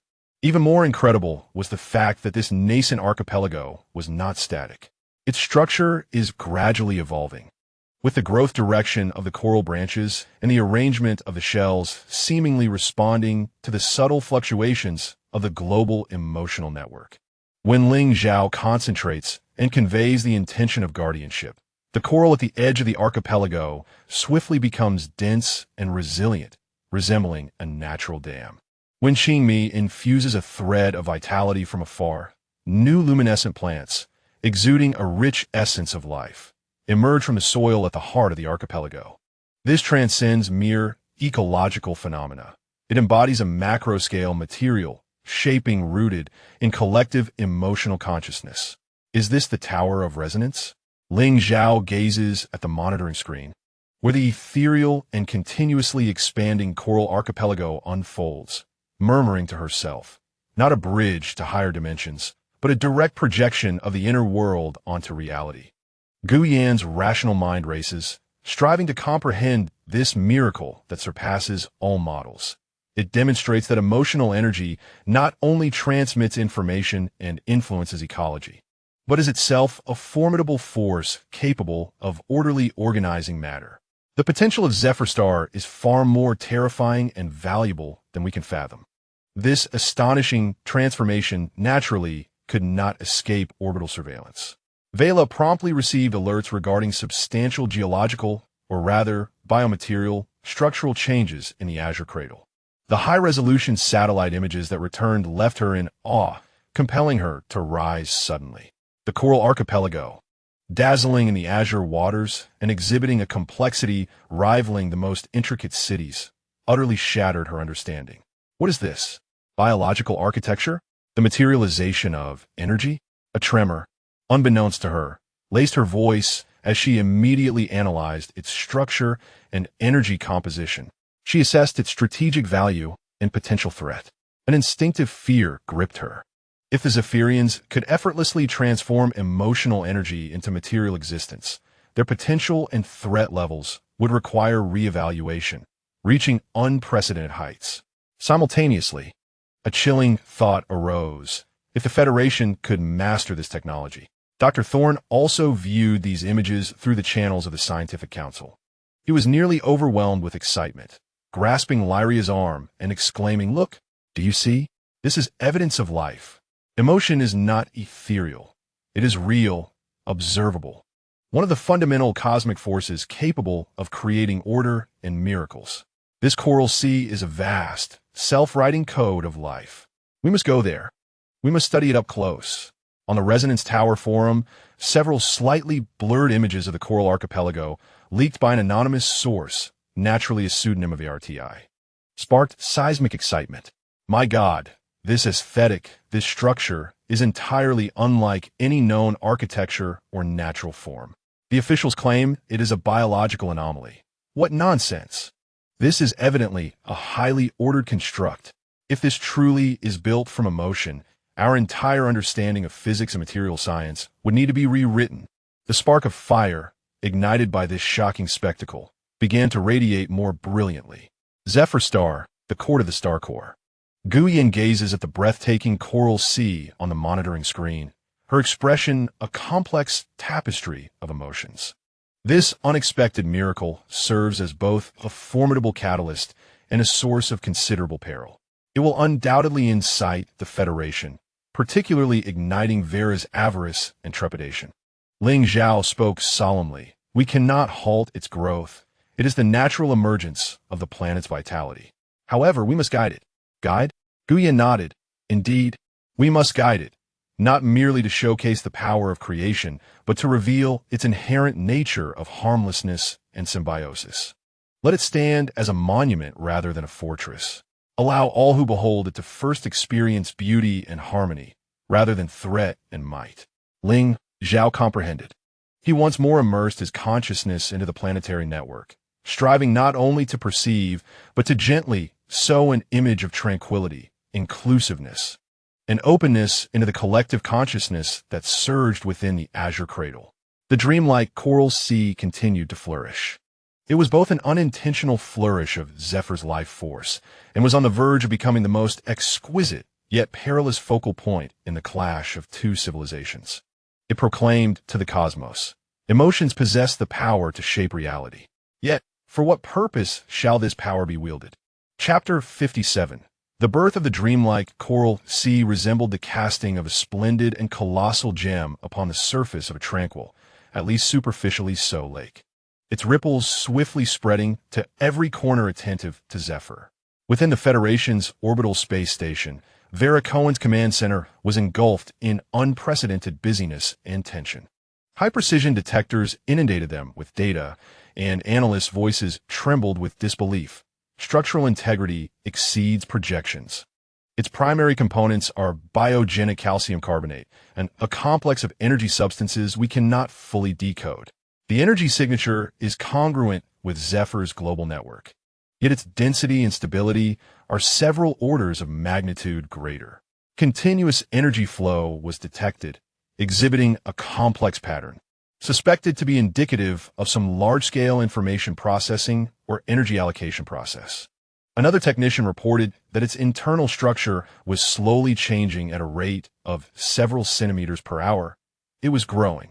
Vera stood before a vast holographic star map, where the coral archipelago shimmered brilliantly within the azure cradle, breathtakingly beautiful yet unsettlingly foreign. This phenomenon could not be elucidated by natural evolution. It pointed to a disruptive technology, or perhaps a revolutionary natural force. Strategic assessment. Vera's voice was as cold as ice. Her military advisor immediately retrieved simulation data. From a military perspective, should this structure gain autonomous control, it could instantaneously transform into a massive defensive edifice or energy launch platform. Its material energy hybrid attributes might provide exceptional resistance, or even absorption, against our existing kinetic and energy weaponry. The threat level must be reassessed, with a recommendation to elevate it to the highest potential threat level. Simultaneously, another officer responsible for resource evaluation interjected, his eyes glinting with greed. If we could decode and replicate its construction technology, it would indicate that we might possess a near-infinite, life and consciousness-based new paradigm of engineering. Its value is incalculable. Fear and greed intertwined within Vera's heart. She fixed her gaze upon the coral sea, as if attempting to see through its very essence. Notify the Thorn team that their application for non-invasive research has been rejected. No one is permitted to approach the area until a comprehensive risk assessment has been completed. Captain Kent, immediately devise an urgent control and sampling plan for the Coral Sea region. I require the capability to obtain samples from there at any moment. She cannot allow such uncontrolled power to continue to grow, nor permit scholars like Thorn to approach what may be Zephyr Prime's most perilous creation with naive curiosity. However, from the perspective of Zephyr Prime, the Coral Sea possesses an entirely different significance. Ling Zhao continuously infuses the planet's network with soothing and open intentions, guiding the growth of the Coral Sea. Astonishingly, this miracle, birthed from collective consciousness, seems innately attuned to the essence of harmony. It has not developed any sharp structures resembling weapons or defenses. Instead, it has spontaneously formed more meandering pathways, akin to resonating chambers of a natural concert hall, and ecological courtyards inhabited by various gentle luminescent fish. The entire archipelago layout exudes a sense of flowing beauty, as if an epic about life and peace has been inscribed upon the sea's surface with coral and light. Even more delightful to Lady Shuiyun, who is responsible for monitoring, is the fact that the coral sea has begun to actively purify its surrounding environment. It emanates a gentle pulsation of life, prompting pollutants in nearby waters to decompose at an accelerated rate, while damaged coral reefs visibly rejuvenate. Even some marine creatures, previously agitated by interference from federal detectors, have returned to calmness, gracefully weaving through the luminous coral forests. Is learning, Guyan. Ling Zhao awakens from a profound connection of consciousness, her face illuminated with an almost sacred glow as she comprehends the meaning of existence. It is not merely a manifestation of the planet's power. It is a living answer, a powerful response to the Federation's accusations of emotion being synonymous with chaos. Guyan silently observes the transmitted imagery of the coral islands shimmering with iridescent hues under the sun, perfectly melding with the oceanic ecosystem. They do not resemble a weapon. Rather, they embody a magnificent work of art, a harmonious ecological miracle. His mind races with calculations. This is an opportunity, Ling Zhao, Guyan states slowly. Vela wishes to contain it, study it, control it. But we can open it up. Open? Yes, a spark of strategic brilliance flickers in Guyan's eyes. Through Dr. Elon, he proposes a formal invitation to the Scientific Council and the arbitrators for a strictly regulated joint expedition, comprising multiple representatives, including scholars like Thorne and Vela security observers, to conduct the first non-contact, remote observation of the Coral Sea. Let the Federation's high-ranking officials witness the true nature of this emotional creation. It is not a breeding ground of chaos, but a masterpiece of order and beauty. It is not a threat, but a potential. He aims to transform the Coral Sea into a silent order on the political stage of Zephyr Prime, leveraging its irrefutable existence to sway those still grounded in reason. Meanwhile, on the Federation's home planet, the Echo Tower Forum has erupted into a frenzy due to the further leak of imagery from the Coral Sea, yet another masterstroke of ARTI. Scholars fervently engage in discussions regarding the physical laws that the Coral Sea may adhere to, marveling at the ecological harmony it exhibits.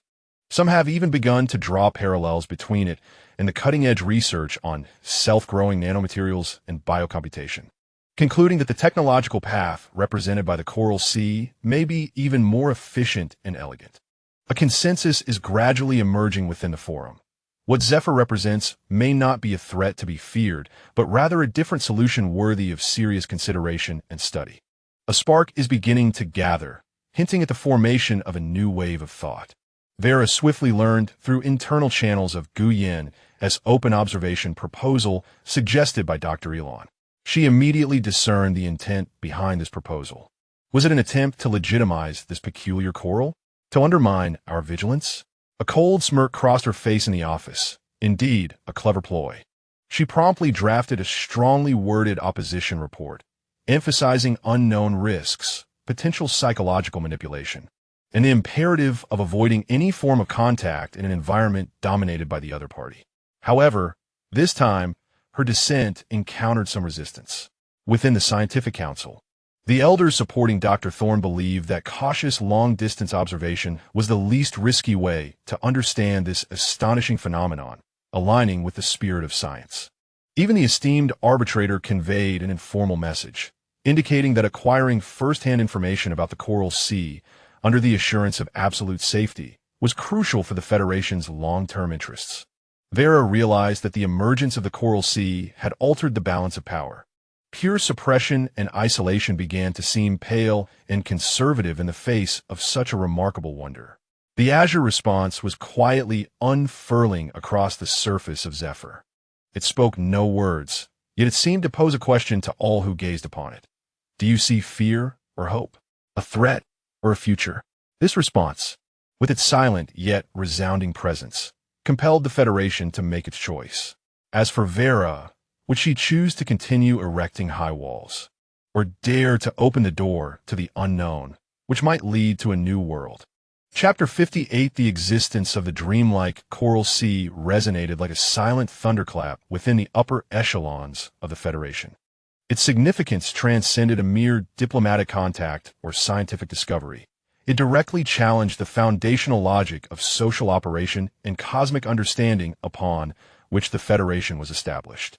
In the private contemplation chamber of the arbitrator, a leader renowned for his prudence and foresight, he sat alone, gazing at the holographic image of the Azure Cradle. The splendid, harmonious, and slowly growing coral archipelago reflected a mesmerizing brilliance in his profound eyes. Unlike Vera's report of the utmost potential threats and the immeasurable value assessed by resource evaluators, he perceived a possibility, a distinctly different path of civilizational development, one that harmoniously unites inner emotion with the external material world, embodying an almost artistic philosophy of existence. We have long believed that reason is the sole cornerstone of order, while emotion is the source of chaos. The arbitrator whispered softly, his voice echoing in the tranquil room. Before him lay an embodiment of order, birthed from the chaos we perceive. Were we mistaken? Or is the truth of the universe far more inclusive than we dare to imagine? He recognized the validity of Vera's concerns. The unknown indeed harbors risks. Yet, as a steward of civilization, he understood that stagnation and the refusal to comprehend phenomena beyond one's own paradigms constituted the greatest peril.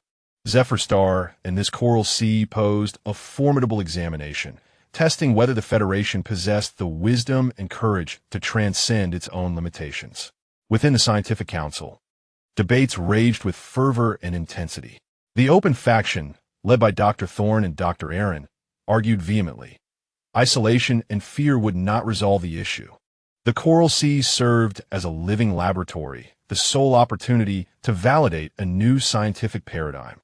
Its very existence testified that emotional energy could be a highly ordered and creative force.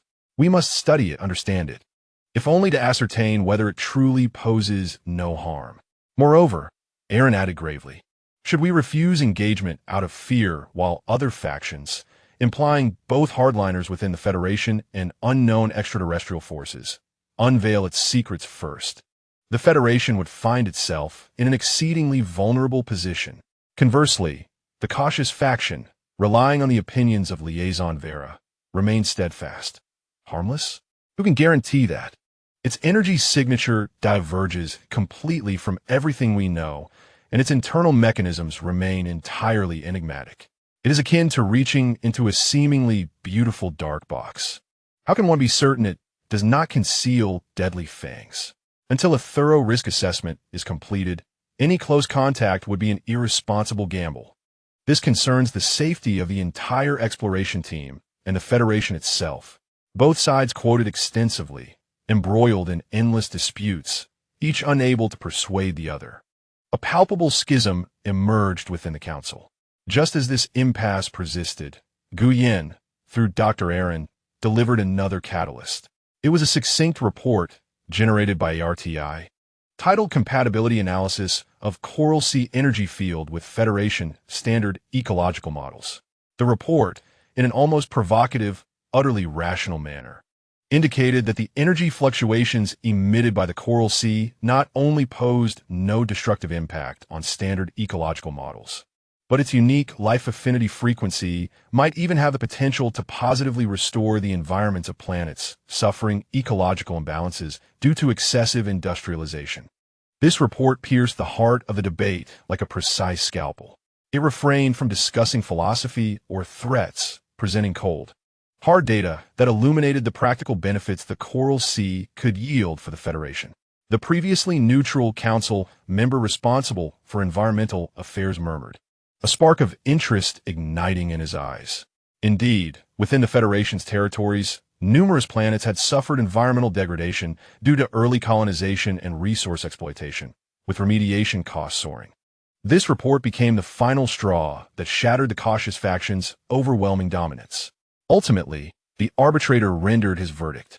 Based on the spirit of scientific exploration and the long-term interests of the Federation, his voice was transmitted through encrypted channels to various parties, authorizing a strictly regulated, multi-departmental remote observation mission in the dreaming Coral Sea.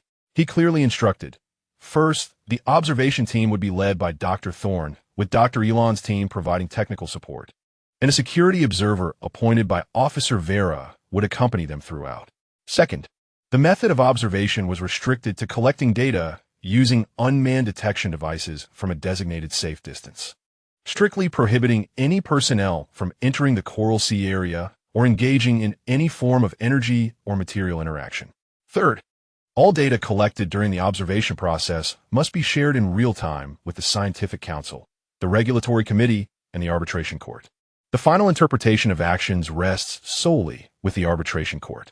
This represents a quintessential political compromise, satisfying the researchers' needs of the open faction while addressing the security concerns of the cautious faction, all the while ensuring that ultimate control remains firmly in the hands of the highest authority. Upon receiving the news on Zephyr Star, the reactions within the core court were rather nuanced. They were still apprehensive. Qingmi curled her lips, somewhat disdainful of the Federation's caution. This was not fear, it was rationality. Gu Yin calmly corrected her, stating that maintaining distance until full comprehension is an appropriate response for any mature civilization. The arbiters had made the most reasonable choice given the current circumstances. How should we respond to this remote observation? Ling Zhao inquired, more concerned with how to seize this opportunity to demonstrate stability and openness. Gu Yin had already formulated a plan. During their observation, he would guide the Coral Sea to maintain a gentle vitality. There could be some slow structural adjustments, showcasing benign interactions with the surrounding ecology, but no aggressive or unpredictable drastic changes should occur. What we want them to see is a controllable miracle, an understandable unknown. He paused, gazing deeply at Ling Zhao. Simultaneously, Ling Zhao, you need to prepare. I have a premonition that this observation will not proceed smoothly. Vera will not be content to merely be a bystander. Indeed, upon receiving the Arbiter's orders at the Federation's orbital space station, Vera Cohen displayed no emotion. She calmly approved the more stringent safety measures proposed by Captain Kent, even adding 2 escort vessels equipped with high-precision energy-damping weapons to patrol the perimeter of the observation area.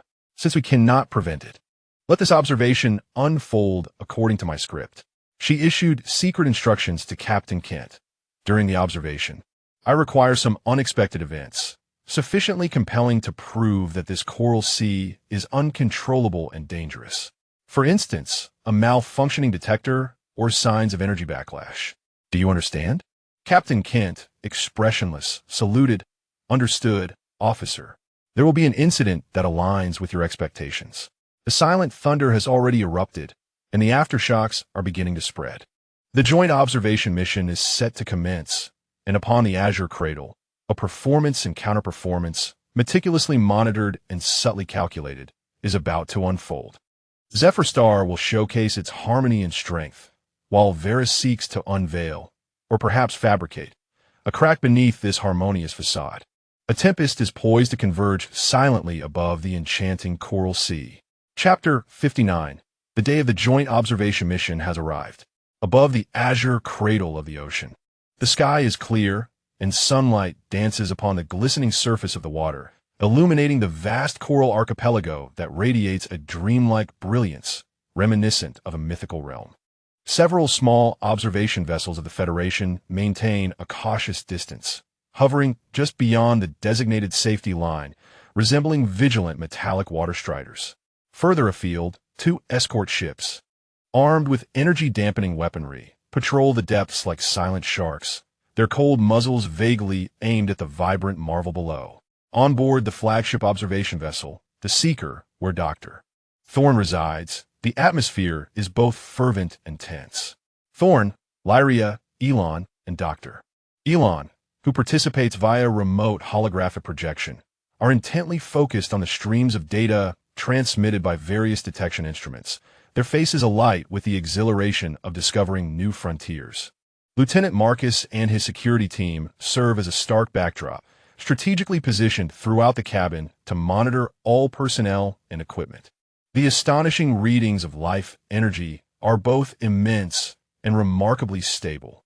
Lyria gazes at the nearly overflowing data on the screen, her voice trembling. It resembles a living, breathing superconducting coil. Structural scans reveal an intricate network of internal passages that adhere to a certain fractal geometric aesthetic, exhibiting exceptional efficiency. Elon adds that she is attempting to analyze the structure of the coral sea through information theory, as it appears to spontaneously optimize its energy flow and pathways of information transmission. Dr. Thorne, brimming with enthusiasm, gestures animatedly toward Dr. Elon's projection, exclaiming, "Look, Elon!" It responded. It truly responded. The monitoring display reveals that when Lyria attempts to send an exceedingly faint, standardized energy pulse, symbolizing curiosity and greeting, toward the coral sea, a non-contact interaction permitted only after intense debate. Several coral branches near the pulse point exhibit a noticeable acceleration in the flow of their luminous surfaces, their colors becoming more vibrant, as if infused with vitality. Subsequently, a small group of softly glowing, jellyfish-like creatures gracefully emerges from the coral thicket, swirling in the vicinity of the pulse point, creating a fleeting yet beautiful, dynamic tableau. This is not an attack nor a rejection. It resembles a friendly salutation, a yearning for understanding. This scene is relayed in real time through the data linked back to the orbital space station, the Scientific Council, and the Arbiter's Contemplation Chamber. Within the Scientific Council, many members, initially reserved, express murmurs of astonishment. This orderly, predictable, and even communicative feedback significantly undermines the prejudice that emotional creations must inevitably be chaotic. In the Arbiter's Contemplation Chamber, a subtle curve appears at the corners of the leader's mouth. The Zephyrian, or rather, this coral sea, speaks through facts, and it speaks beautifully. However, in the command center of Velicon, the atmosphere is starkly different. The target exhibits a high degree of consciousness, coordination, and environmental interaction capabilities. The technician's report was cold, its reaction patterns exceeding the preset model, casting uncertainty over the risk assessment. Vela gazed expressionlessly at the screen, displaying a group of jubilant, glowing jellyfish, her eyes sharp as blades. This harmonious scene was precisely what she dreaded, as it rendered her theories of threat utterly ridiculous and unfounded. Captain Kent, she instructed through a secure channel, it is time to execute the contingency plan. Ensure it appears as though a technical malfunction of the detector has triggered a chain reaction. Aboard the Knowledge Seeker, Captain Kent received the directive. Without revealing his intentions, he exchanged a glance with Lieutenant Marcus. The lieutenant understood and stealthily approached the console of an auxiliary detector responsible for emitting low-frequency environmental scanning waves. While the device appeared to function normally, it had been tampered with internally. He feigned routine calibration, his fingers swiftly gliding across the touchscreen to input a clandestine command. In an instant, the auxiliary detector's previously stable scanning wave frequency surged dramatically, the power exceeding the safety threshold, unleashing a sharp, chaotic, and aggressive energy beam directed at a relatively vulnerable patch of newly formed coral near the coral sea. Alert! The auxiliary detector is out of control. Abnormal scanning, wave frequency. The piercing alarms echoed in the bridge. What? Dr. Thorne exclaimed, astonished. Lyria screamed, shut it down. That frequency will harm them. Elon's face turned pale. She could sense the cold, emotionless noise within the chaotic energy beam. Everything transpired in the blink of an eye. Just as the chaotic energy beam was about to reach the coral cluster, an unexpected transformation occurred. The targeted, newly formed coral seemed to possess an instinctive awareness. Its surface glow shifting from a warm pearlescent hue to a vigilant icy blue. They neither resisted nor recoiled. Instead, they adjusted the angles of their branches and the distribution of their energy fields with dazzling swiftness. The next moment, the chaotic energy beam collided with an invisible, smooth barrier. Over 90% of its energy bizarrely deflected and scattered into countless harmless strands of light, dissipating into the surrounding seawater and air. Only a minuscule portion of the energy impacted the coral cluster itself, causing a slight dimming of a few outermost corals, yet they did not shatter, quickly regaining their luster under the influx of rich life energy. The entire process was as swift as lightning, executed with precision akin to countless calculations. This was not a frenzied counterattack, but an exquisitely refined means of neutralization. Inside the observation craft, a profound silence enveloped the crew. They were astounded by this scene that defied comprehension. This was not the reaction speed of a mere organism. It resembled a highly advanced, collective consciousness-based, instantaneous defense mechanism. Lyria's instruments recorded data frantically, murmuring, energy deflection, efficiency 974. How is this possible? This level can only be achieved by the most advanced energy defense technology. Island gazed intently at the rapidly recovering coral cluster, a singular thought occupying his mind. They were safeguarding themselves, and they possessed an innate knowledge of how to protect their existence with minimal cost. Dr. Thorne, his mouth agape, took a moment before erupting with heightened excitement. Do you see? This is not chaos. It is order. It is a highly coordinated wisdom rooted in survival instinct, an intelligence we have never witnessed, belonging to the very essence of the life network. On the orbital platform, Vera suddenly rose to her feet. What she sought were evidence of chaos and danger, yet what unfolded before her was something entirely different, a chilling display of extraordinary order, resilience, and adaptability that was nearly indestructible. This evoked a deeper sense of unease within her than mere aggression could ever instill. In the hall of stellar cores, Guyan's lips curled into a subtle, steely smile. Indeed, it has come, he remarked to Ling Zhao, referring to Vera's unexpected findings. However, our coral sea has provided an answer more exquisite than we anticipated. Ling Zhao exhaled a sigh of relief, for he had nearly succumbed to the impulse to intervene. But the coral sea's response had far surpassed his expectations. It understands survival far better than we do, he reflected. Captain Kent and Lieutenant Marcus wore expressions of deep concern. Their unexpected plans had not only failed, but had also inadvertently facilitated a flawless demonstration of power by the opposing side. The joint observation mission, thus, approached its conclusion amidst this sudden and anticlimactic turn of events. Vera attempted to pierce through the facade of harmony, only to be gently deflected by the coral sea in an almost graceful manner, leaving no trace of crack behind. In the cradle of this strategic game, Zephyr Star, or rather, the miraculous sea birthed by Zephyr Star, had claimed dominion in the first phase through a silent yet intricate counterdefense. It proclaimed to all observers, "It is beautiful, yet far from fragile. It is serene, yet harbors unimaginable power to protect this tranquility." The true storm, perhaps, was only beginning to brew. Vera would not rest. Following this encounter, her assessment of Zephyr Star would undoubtedly veer into a more extreme direction. Chapter 60, the Joint Observation Mission, concluded. Yet the data and imagery transmitted by the knowledge seeker, particularly the astonishing recording of energy deflection, had only begun to send ripples through the Federation. The Scientific Council found itself engulfed in unprecedented division and fervor. Led by Thorne and Island, the progressive faction brimmed with enthusiasm. Heralding the exquisite response of the Coral Sea as the pinnacle manifestation of collective life wisdom, they fervently demanded an immediate elevation of contact protocols to initiate deeper collaborative research, even proposing an audacious concept for a symbiotic research station, a modest federal facility at the periphery of the Coral Sea with limited connections to the Zephyr network. We are not confronted with an adversary, but rather a mentor. Thorne passionately brandished his data board at the council meeting. It teaches us that order can emerge from resonance, and strength can be born from harmony. If we refuse to learn, it will be a disgrace for the entire scientific community of the Federation. Conversely, the cautious faction seized upon the energy deflection incident to amplify their concerns.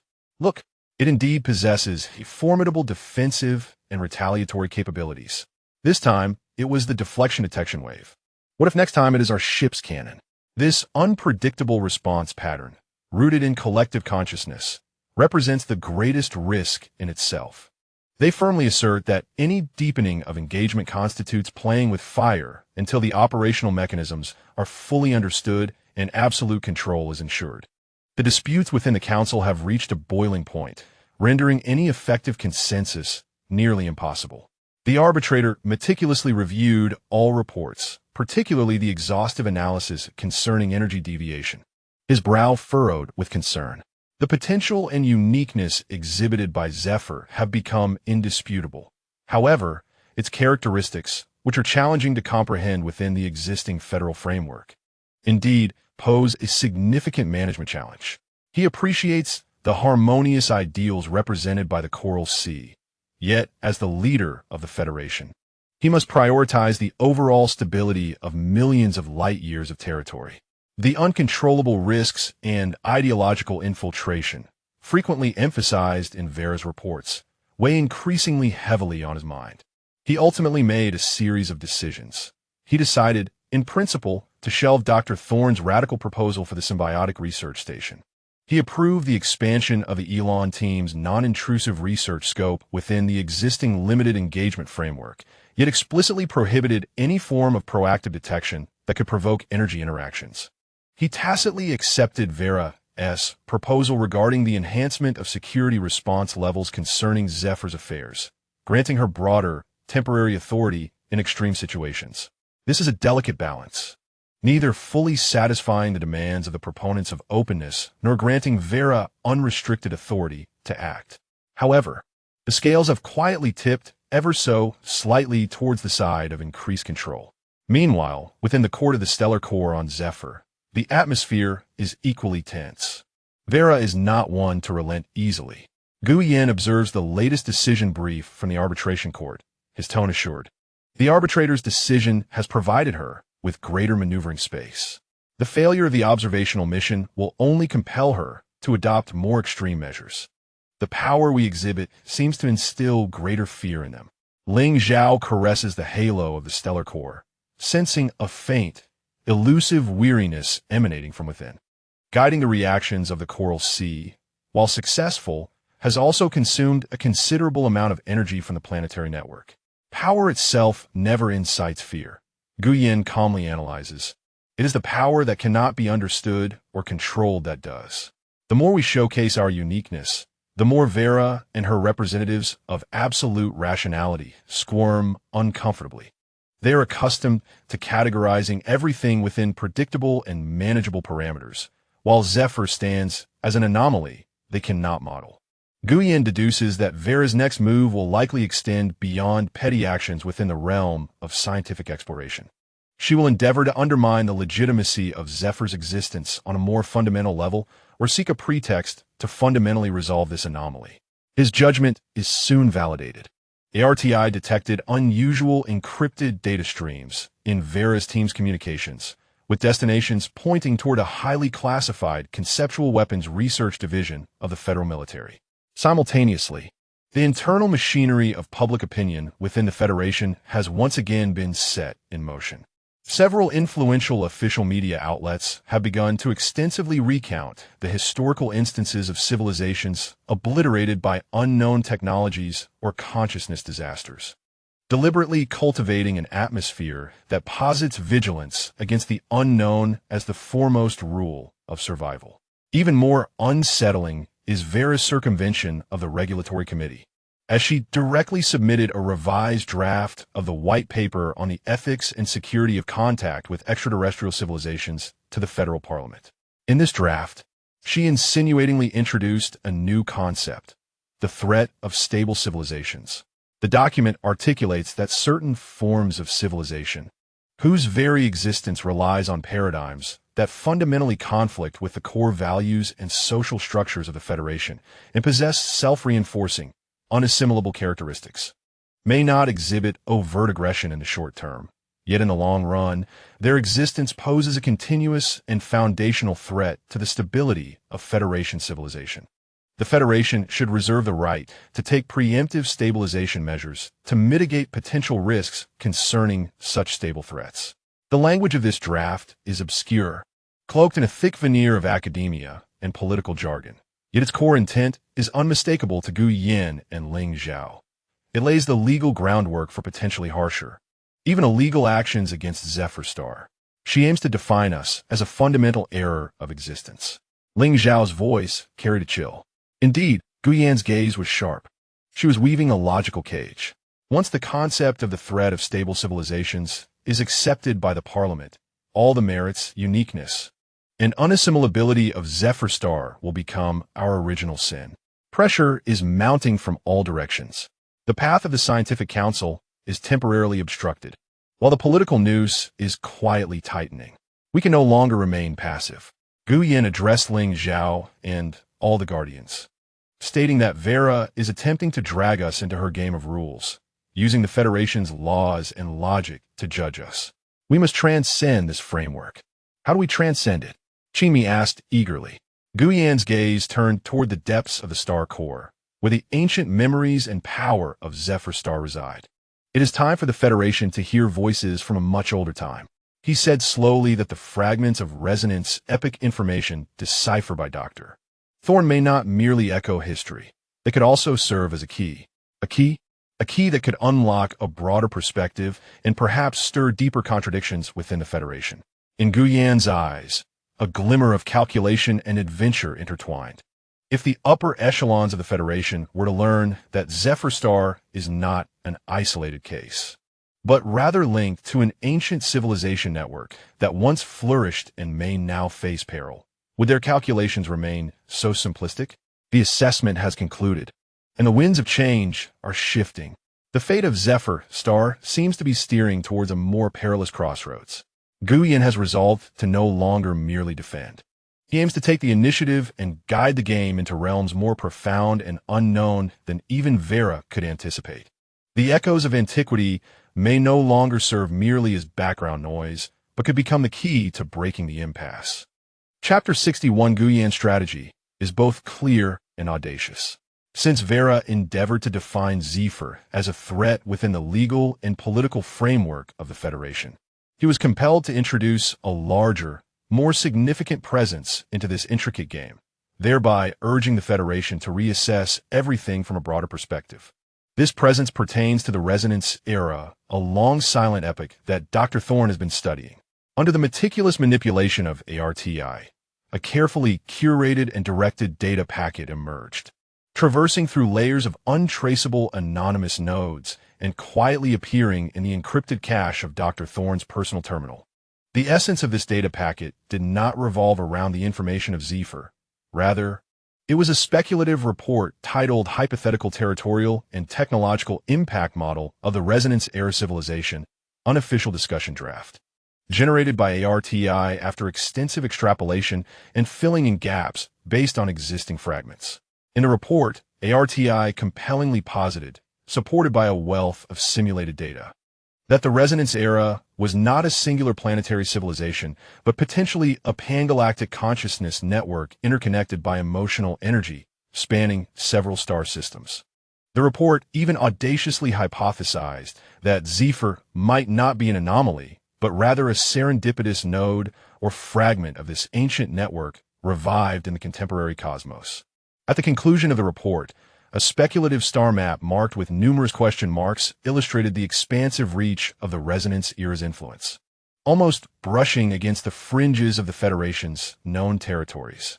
The authenticity of this report was challenging to verify immediately, yet its astonishing possibilities were sufficient to send chills down the spine of any scholar who encountered it. Upon discovering this anonymous gift, Dr. Thorn was nearly driven to madness. He sequestered himself in his laboratory for 2 consecutive days, rigorously recalculating models and verifying data, ultimately conceding that despite the report's speculative nature, its logical framework was meticulous and its implications terrifying. A galactic network of emotional civilizations, he exclaimed to Lyria and Elon, his voice hoarse with exhilaration. If this is true, Zephyr is not merely an anomaly to be dealt with. It could be the key to understanding cosmic history, even linking us to some lost grand web. Our previous debates seemed trivial and absurd against such a monumental backdrop. He promptly submitted the report, along with his preliminary validations and analyses, to the Council of Elders and the arbitrators with utmost priority. He even appended his wager to the report. If there existed even a 1 in 10,000 chance that the hypotheses regarding the Resonance Era were true, Any reckless action against Zephyr could not only obliterate a civilization, but also cause irreparable damage to what might be one of the universe's greatest legacies, potentially inviting unimaginable consequences. This report struck like a colossal stone into the already turbulent waters of the Federation's upper echelons. The elders of the Council of Science were taken aback. If indeed a shadow of an unimaginably glorious ancient civilization loomed behind Zephyr, then to simplistically categorize it as a threat or a subject of study would be profoundly hasty. Some members, originally neutral or even cautiously inclined, began to waver in their stance. The arbitrator remained silent in the contemplation chamber, pondering the speculative star map for an extended period. His gaze swept over the dotted lines marked near the federal territories, denoting areas of potential impact. Stirring tumult within his heart, a slumbering behemoth, even the mere shadow of it, was sufficient to instill reverence in any rational leader. The so-called steady-state threat, as articulated by Vera, seemed to necessitate a re-evaluation in the presence of this possible ancient web. For the first time, he began to seriously contemplate whether confronting Zephyr Star truly aligned with the optimal interests of the Federation. However, in Vera Cohen's eyes, this sudden ancient report was undoubtedly yet another scheme devised by Guyen. Absurd, nonsensical. She scolded sharply in the command center, using an ethereal, long-extinct phantom to bolster her own positions. Guyen had indeed run out of tricks. She immediately ordered her analytical team to diligently seek out flaws and signs of forgery within this anonymous report and drafted a vehement rebuttal, accusing it of being yet another manifestation of Zephyr Star's infiltration and information warfare aimed at disrupting the Federation's judgment and buying time. Yet, she acutely recognized that this report had indeed made a certain impact at the higher echelons. It introduced a new, uncertain variable, diverted attention, and wavered the resolve of some individuals. This could not continue. A glint of determination flashed in Vera's eyes. Guyen was exploiting the information asymmetry in our internal divisions. This impasse must be shattered. There must be decisive, irrefutable evidence to demonstrate either the peril posed by Zephyr Star or that its value could be safely appropriated. She cast her gaze once more towards the coral sea cradled in azure. Following the previous unexpected incident, conventional detection methods seemed increasingly ineffective. She required a more direct, profound approach. A perilous plan began to take shape in her mind. She summoned Captain Kent and initiated a top-secret project codenamed Deep Dive. "We need a sample, Captain Kent." Vera's voice was cold and resolute. Not mere data from remote scans, but tangible material and energy composite samples from the very core of that coral sea. I must uncover its innermost secrets, its vulnerabilities, or ascertain whether it can be stripped, replicated, and controlled. "Officer, this contravenes our existing agreements with Zephyr Star and exceeds the red lines delineated by the arbitrators," Captain Kent reminded her, his tone unperturbed, merely stating facts. "Thus, it must be an unauthorized, improvised operation determined by frontline personnel based on a security risk assessment." Vera fixed her keen gaze upon him. "An unfortunate accident. Just like the last time the probe went awry. Only this time, we need to get closer to the core. You will require the most elite team and a set of specialized equipment capable of shielding against conventional detection to conduct microscopic sampling." Captain Kent paused in silence before standing at attention and saluting. "Understood. I will assemble the deep dive team and formulate an operational plan." The ancient ripples continued to spread, attempting to alter the dynamics of the game. Meanwhile, Vera had resolved to reach into that azure marvel herself, to seize what she desired, even at the risk of awakening the slumbering behemoth or tearing apart the already fragile facade of peace. A tempest stirs within the realms of information and intrigue, while a more immediate and perilous physical confrontation is poised to unfold beneath the enchanting depths of the Coral Sea. The tranquility of Zephyr Star may have reached its final moment. Chapter 62. The deep dive operation commences under an absolute veil of secrecy. Captain Kent personally selects 4 of the most elite, unyielding, and psychologically resilient Special Forces operatives, impervious to emotional contamination. They are outfitted with the Federation's most advanced subaqueous gear, Their sleek black dive suits perfectly absorb sonar and most energy detection, and the small thrusters at their backs operate nearly silently. Instead of weapons, they wield a specialized device known as the molecular silent collector, capable of delicately extracting minuscule samples at the moment of contact, instantly enacting energy lockdown, theoretically preventing macro-level energy backlash. Their objective lies at the heart of the coral sea, an exceptionally large main vein coral, pulsating with a radiant glow akin to a heartbeat. Vera and her scientific advisor surmise that this locale serves as the nexus of energy flow throughout the coral sea and is the most likely repository of its core secrets. The operation is timed during the tranquil phase of Zephyr Star. Based on extensive observations, this period sees the least fluctuation in the planet's emotional network, theoretically minimizing alertness. Days later, under the shroud of night, the azure cradle lies tranquil. Moonlight spills across the calm surface, illuminating the vast coral sea, which emanates a soft, ethereal glow in the darkness, resembling a dreamscape. Two camouflaged microsubmarines glide into the water like phantoms, descending towards their target zone. The underwater vista is far more breathtaking than any aerial observation. The luminescent coral jungles resemble a starlit canopy beneath the sea, as diverse bioluminescent creatures leisurely navigate their midst, weaving a tapestry of vibrant life that exudes serenity and peace. Even the steadfast Special Forces operatives find themselves momentarily entranced by this unimaginable spectacle. Maintain focus. Filter out irrelevant sensory input. Captain Kent's cold voice resonates through their bone conduction headsets, anchoring the team back to reality.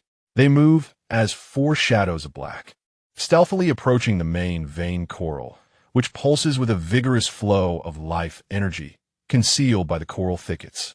Everything proceeds with an unexpected smoothness. The coral sea appears truly ensconced in slumber, showing no reaction to their approach. However, within the Starcore court, Guyan's brow furrows slightly. Arti, report any anomalies in the energy flow of the azure cradle. Report. 4 high-density, non-biological energy signatures detected, approaching the core of the coral sea in stealth mode. The energy signatures match 99.7 with those of the Federation's Special Operations Units. Behavioral analysis indicates an intent to conduct covert sampling. As anticipated, a flicker of cold light flashes in Guyan's eyes, while Vera can no longer restrain herself from reaching out. Ling Zhao, who had been with eyes closed, attuned to the planet's network, promptly responds, "I sense them. 4 cold voids, tainting the dream of the sea. They tread carefully, yet the skin of the coral sea has begun to perceive an unsettling presence. This disquiet is not one of fierce hostility, but rather an instinctual aversion akin to pure water being infiltrated by subtle oil. A subtle stagnation in the energy flow of the coral sea has emerged, nearly imperceptible. They desire a sample?" Ling Zhao's voice carried an icy tone. "Then let us bestow upon them a gift." Guyan nodded. "Execute according to the secondary plan. Guide the coral sea to engage in selective resonance repulsion. Do not attack. Merely ensure their inability to integrate, making their every action akin to struggling in viscous mercury." Below the surface, Captain Kent's team had reached the base of the primary coral. The coral was immense, its trunk exceeding 10 meters in diameter, resembling a glowing dragon coiling upon the seabed, with a radiant energy aura coursing through it like lifeblood, exuding a heart-pounding vitality. A team member cautiously extended a molecular silence collector, aiming at a particularly vibrant energy flow at a branch node. Just as the tip of the collector was about to touch the coral's surface, a transformation occurred. The previously gentle energy flow seemed to awaken with consciousness, forming a minuscule, rapidly rotating energy vortex around the point of contact. The stripping field emitted by the collector collided with this vortex, failing to acquire a sample and instead becoming ensnared in an invisible quagmire, with all forces cleverly deflected, dispersed, and absorbed. Simultaneously, the surrounding seawater felt as though it had suddenly gained weight.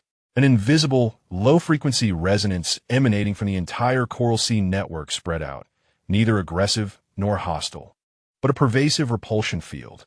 The Special Forces members felt their movements suddenly slow, with each minor shift requiring several times the effort, while the thrust of their propulsion systems plummeted as if ensnared by countless invisible threads.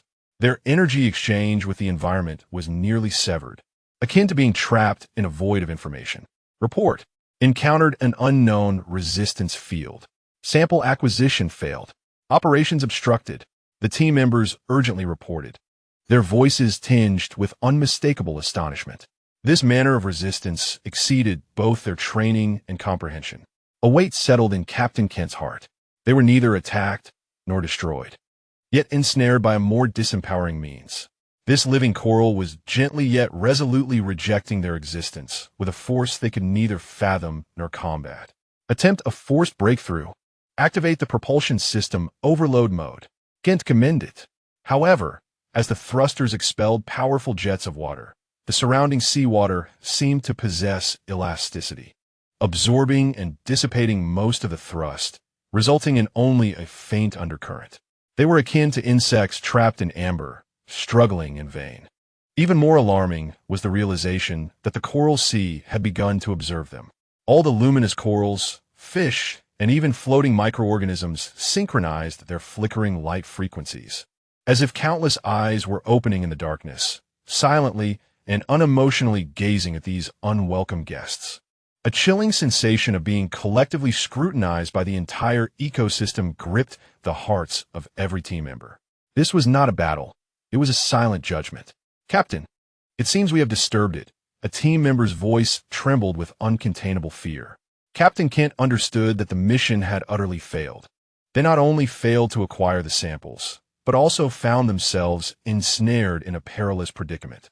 The coral sea possessed the effortless power to annihilate them, yet it chose to exhibit its absolute dominion in a more condescending manner, patiently awaiting their next move. Abandon the mission. Initiate emergency evacuation protocols. Kent commanded through gritted teeth. The miniature submersible received the signal and unleashed several tethering beams from its concealed position, attempting to pull the team members back. However, as the beams traversed the viscous repulsion field, they became exceedingly unstable.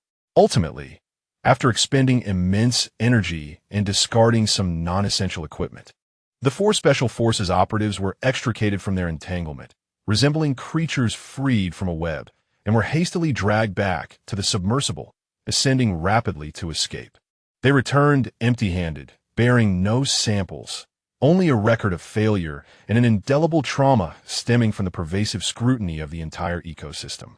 Beneath the surface, the luminosity of the coral sea gradually resumed its normal rhythm, the intangible repulsion field dissipating quietly, as if nothing had transpired. Only the section of the primary coral that had been targeted for collection seemed to radiate an intensified glow, akin to a sentient organ growing more vigilant after being touched.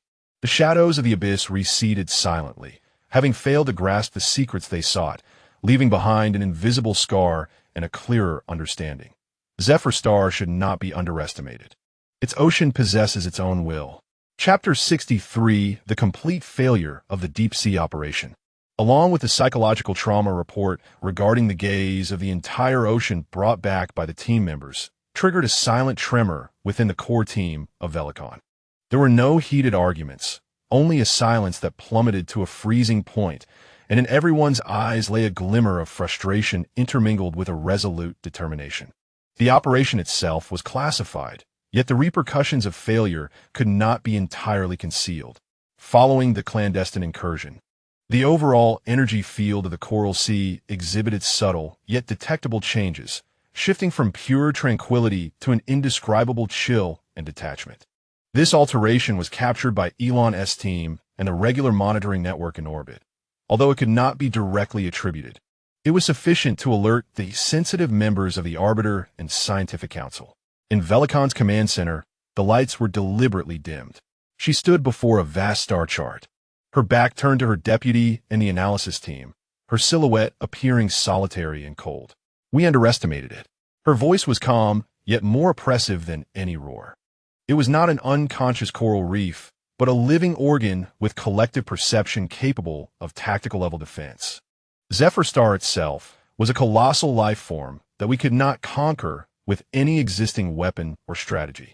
The liaison officer, the deputy who had cautiously inquired about the deep-sea acquisition, spoke up. No samples, no data, only shame. Velikon interrupted him, slowly turning to face him, her gaze sharp as a scalpel. Yet this failure was not without merit. It had utterly shattered the last vestiges of illusion. It has been unequivocally established that Zephyr Star, under the leadership of Gu Yin and Ling Zhao, will categorically reject any form of amalgamation or research. They will employ methods beyond our comprehension to exclude us. She approached the console and retrieved a file marked with crimson seals, titled Cleansing Department, Preliminary Assessment of Applicability for the End Protocol. Conventional military suppression could be deflected by the Star Eye and that peculiar energy. Covert operations would be submerged within their home turf's ocean of information and biological defenses. Political pressure would be obstructed by Gu Yan's information warfare and the hesitance of the arbitrators. Vera articulated with deliberate precision that there remained but one path, a route that would ensure the eradication of the threat without leaving any uncontrollable contamination in its wake. Are you referring to the end protocol of the cleansing? Queried the deputy, his voice somewhat dry. Not at this moment. Vera shut the file. The arbitrators would not approve. The scientific council would vehemently oppose, and even within the military, dissenting voices would arise. We require a trigger, one sufficiently loud and terrifying to silence all opposition. A catastrophe instigated by Zephyr Star itself, irrefutable in nature. A ruthlessly cold plan began to coalesce in her mind. Since we cannot breach from the outside, we shall ignite from within. Meanwhile, in the core hull of Zephyr Star, the fleeting relief of having successfully repelled the deep-sea incursion was swiftly supplanted by deeper concerns. Vera would not relent. Gu Yin asserted that his consciousness was synchronized with portions of the data streams of the RTI and the planet's network, analyzing signs of the reorganization of federal forces in orbit. She had lost credibility in the deep-sea venture. Yet she had discerned certain lines we would not cross. We would not initiate an attack. She would exploit this information. What else does she intend to do? King exclaimed in exasperation. Is she truly planning to dispatch the fleet to bombard again? More likely, it would be a stigmatizing annihilation, Gu Yin replied, his gaze profound. She needed to transform us from a contentious research subject into a universally acknowledged, lethal virus that must be eradicated immediately. Achieving such a characterization would necessitate a bloody incident affecting federal personnel or assets. Ling Zhao's expression sharpened. She intends to fabricate an accident and then frame us for it? Highly probable, Gu Yin nodded. Moreover, the location of the incident will likely be chosen in the Coral Sea. It represents Zephyr Star's most recent and striking display of power, as well as the focal point of internal concerns and divergences within the Federation. An attack that would be most impactful and persuasive. We must enhance our surveillance, particularly regarding the movements of Vera's direct subordinates. Lady Shueyun expressed her apprehension, but given their position in orbit, it is challenging to anticipate specific actions in advance. Conventional monitoring is insufficient. Gu Yin pondered. We require a pair of eyes closer to the flames. He turned to Ling Zhao, contemplating whether the seed sown by the Starfire Project could indeed yield a friend capable of providing us with early warnings. Not someone at the level of Dr. Elon, but rather someone closer to the operational level, yet still possessing a conscience. Ling Zhao appeared contemplative, linking his consciousness with the faint, benevolent ripples emanating from the Federation within the planetary network. These ripples largely stemmed from the anonymous musings of the Echo Tower Forum, disordered and faint. Yet among these, there exists a thread that appears particularly lucid, imbued with persistent anxiety and confusion, seemingly stemming from a recent arrival in orbit, possibly a researcher or logistical personnel. In the Federal Orbital Space Station, within the cramped quarters of the junior technician's dormitory, Elon sat alone, her gaze fixed on a small terminal screen before her. It was not an official report, but rather the encrypted interface of the Echo Tower Forum. She repeatedly scrutinized the crude analyses circulating within the forum regarding the energy deflection in the Coral Sea, alongside various posts questioning the official narrative surrounding the anomalous detector. Her mind replayed the incident aboard the Voyager, the sudden loss of control of the scanning wave, the Coral Sea's exquisitely precise deflection response, and the overly standard and swift reactions of Captain Kent and Lieutenant Marcus. Furthermore, the recent unsettling aura emanating from the Coral Sea's energy field pierced her intuition like a cold needle, igniting her nerves with unease. Something was amiss. The hostility exhibited by the liaison officer Vela towards Zephyr was far beyond the cautiousness expected in scientific inquiry. Moreover, the unusual mobilization of security forces and the tense atmosphere only deepened her disquiet. Her fingers hovered hesitantly over the keyboard. A friend in the logistics department had vaguely mentioned some irregular equipment requests and personnel isolations.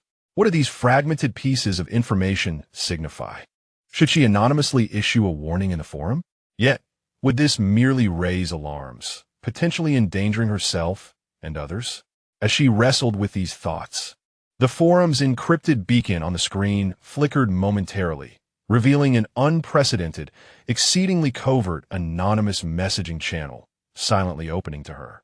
No words accompanied it. Only an exceedingly brief pulse of pure emotional energy, transmitting a faint yet unmistakably clear notion. Beware of framing the Coral Sea. Elon's body shivered, her hand instinctively covering her mouth as her heart raced. This was not the tone of any known member on the forum. It bore an oddly familiar quality, reminiscent of the sensation when the young woman from Zephyr conveyed goodwill, though diminished 1,000-fold. That directness was unmistakable. Was Zephyr warning her?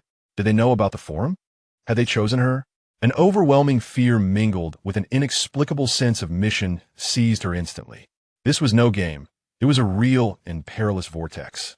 In the hall of stellar nuclei, Ling Zhao slowly retracted her exceedingly delicate tendrils of consciousness, her complexion slightly pale.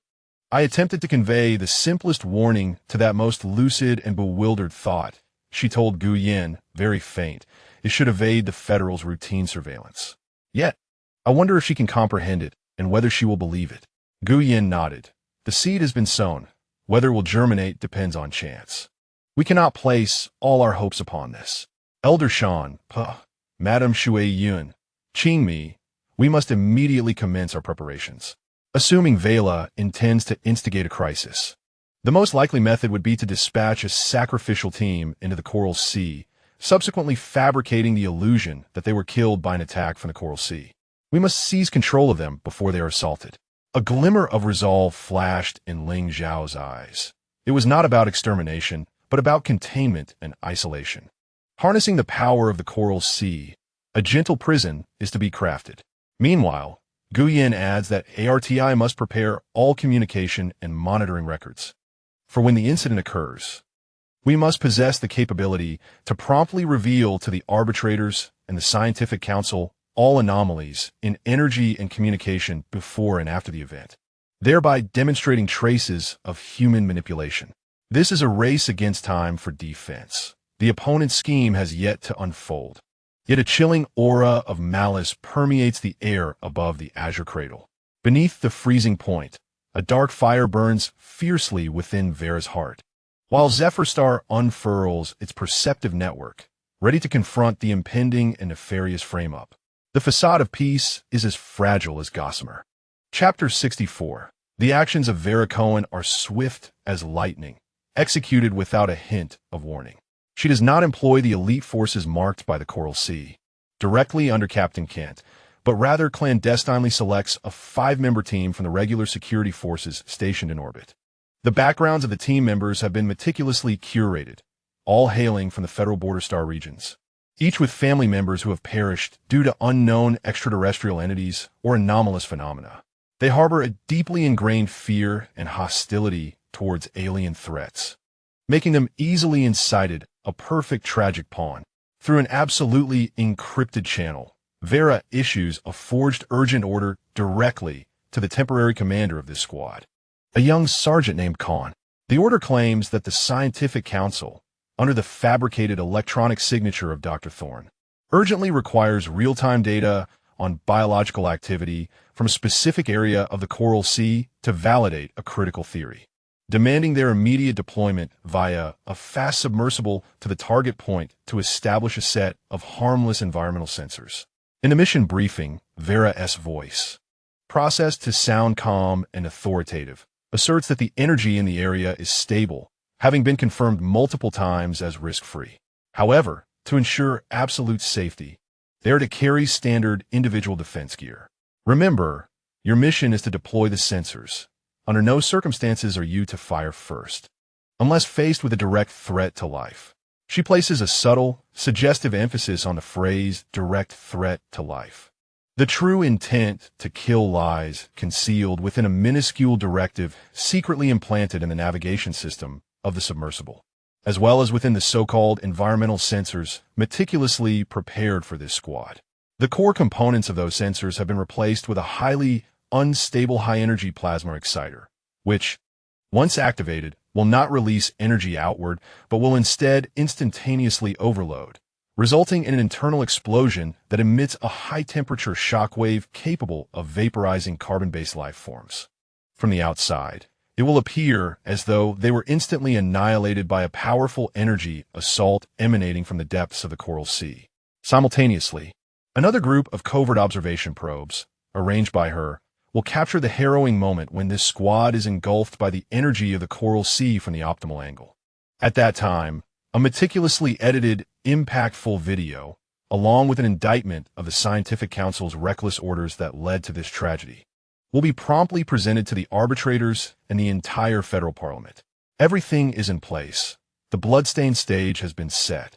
Zephyr Star, the court of the Stellar Core. At the very moment when the Khan squad received their orders to commence pre-departure preparations, Ling Zhao abruptly opened his eyes. It has begun. His voice carried a hint of tension as a potent mixture of resolute determination and fear, camouflaged as compliance, coalesced in the atmosphere. The target lay in the southeastern flank of the Coral Sea, an area marked by us as the birth nest.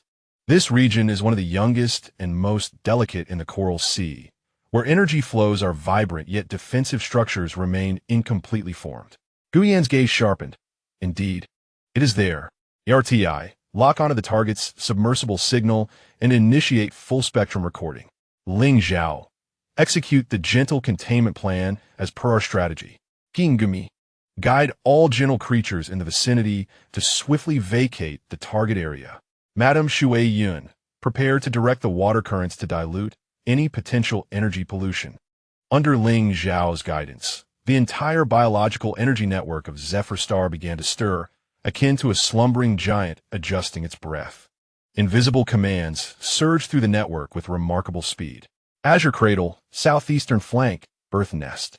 The Khan squad's submersible silently descended into the depths. 5 soldiers donned standard diving suits. Equipped with their gear, navigated towards the area emanating a soft, lavender glow, resembling immense petals layered in new coral formations. The young Sergeant Khan was filled with anxiety and a touch of confusion regarding the orders. This marine expanse was breathtakingly beautiful, bearing no resemblance to the perilous zone he had envisioned. Yet he remained resolute, signaling his team to commence the deployment of seemingly innocuous sensors. Just as the first soldier pressed the sensor base against a coral branch, the anomaly did not arise from a counterattack by the Coral Sea, but rather from the equipment in their hands. The plasma activator within the sensor was silently activated remotely, causing the core to overload instantaneously, emitting a blinding white light accompanied by a piercing shriek. "This is bad. Equipment malfunction," Khan screamed, instinctively rushing to deactivate the device. But everything transpired too swiftly. However, in the fleeting moment before the catastrophic energy was about to erupt, the entire coral seabed beneath them seemed to transform into a living, soft, and resilient gel. The few pink and purple corals on the verge of being affected by the explosion curled and sank at a speed defying the laws of physics, as if protected by an invisible, flowing energy cushion. Simultaneously, an intangible yet formidable will surged forth from every coral, every glowing moss, and even from the seawater itself. This was not an attack, but an absolute confinement and embrace. The impending explosive device was ensconced in a suddenly emerging energy bubble, thick as liquid light. The destructive energy within the confined space violently clashed, yet the majority was absorbed and dissipated by that energy bubble, resulting in only a faint shock wave escaping, akin to a muted whimper, failing to inflict any substantial damage. Meanwhile, Khan and his comrades felt themselves plunged into a nightmare. They found themselves utterly immobilized, as if frozen in transparent amber. The seawater had ceased to be a support and had transformed into an impenetrable wall. They possess the ability to breathe, to think, to fear, yet they have relinquished all control over their own bodies. They stand helplessly as the lethal explosion is silently dissipated into nothingness, leaving only the energy bubble enveloping the twisted metal, resembling an odd trophy, suspended before them. Success. The forces of Zephyr Star completed the entire process of defense, isolation, and evidence preservation almost instantaneously at the moment the adversary made their move. In orbit, the concealed probes arranged by Vera faithfully recorded every detail.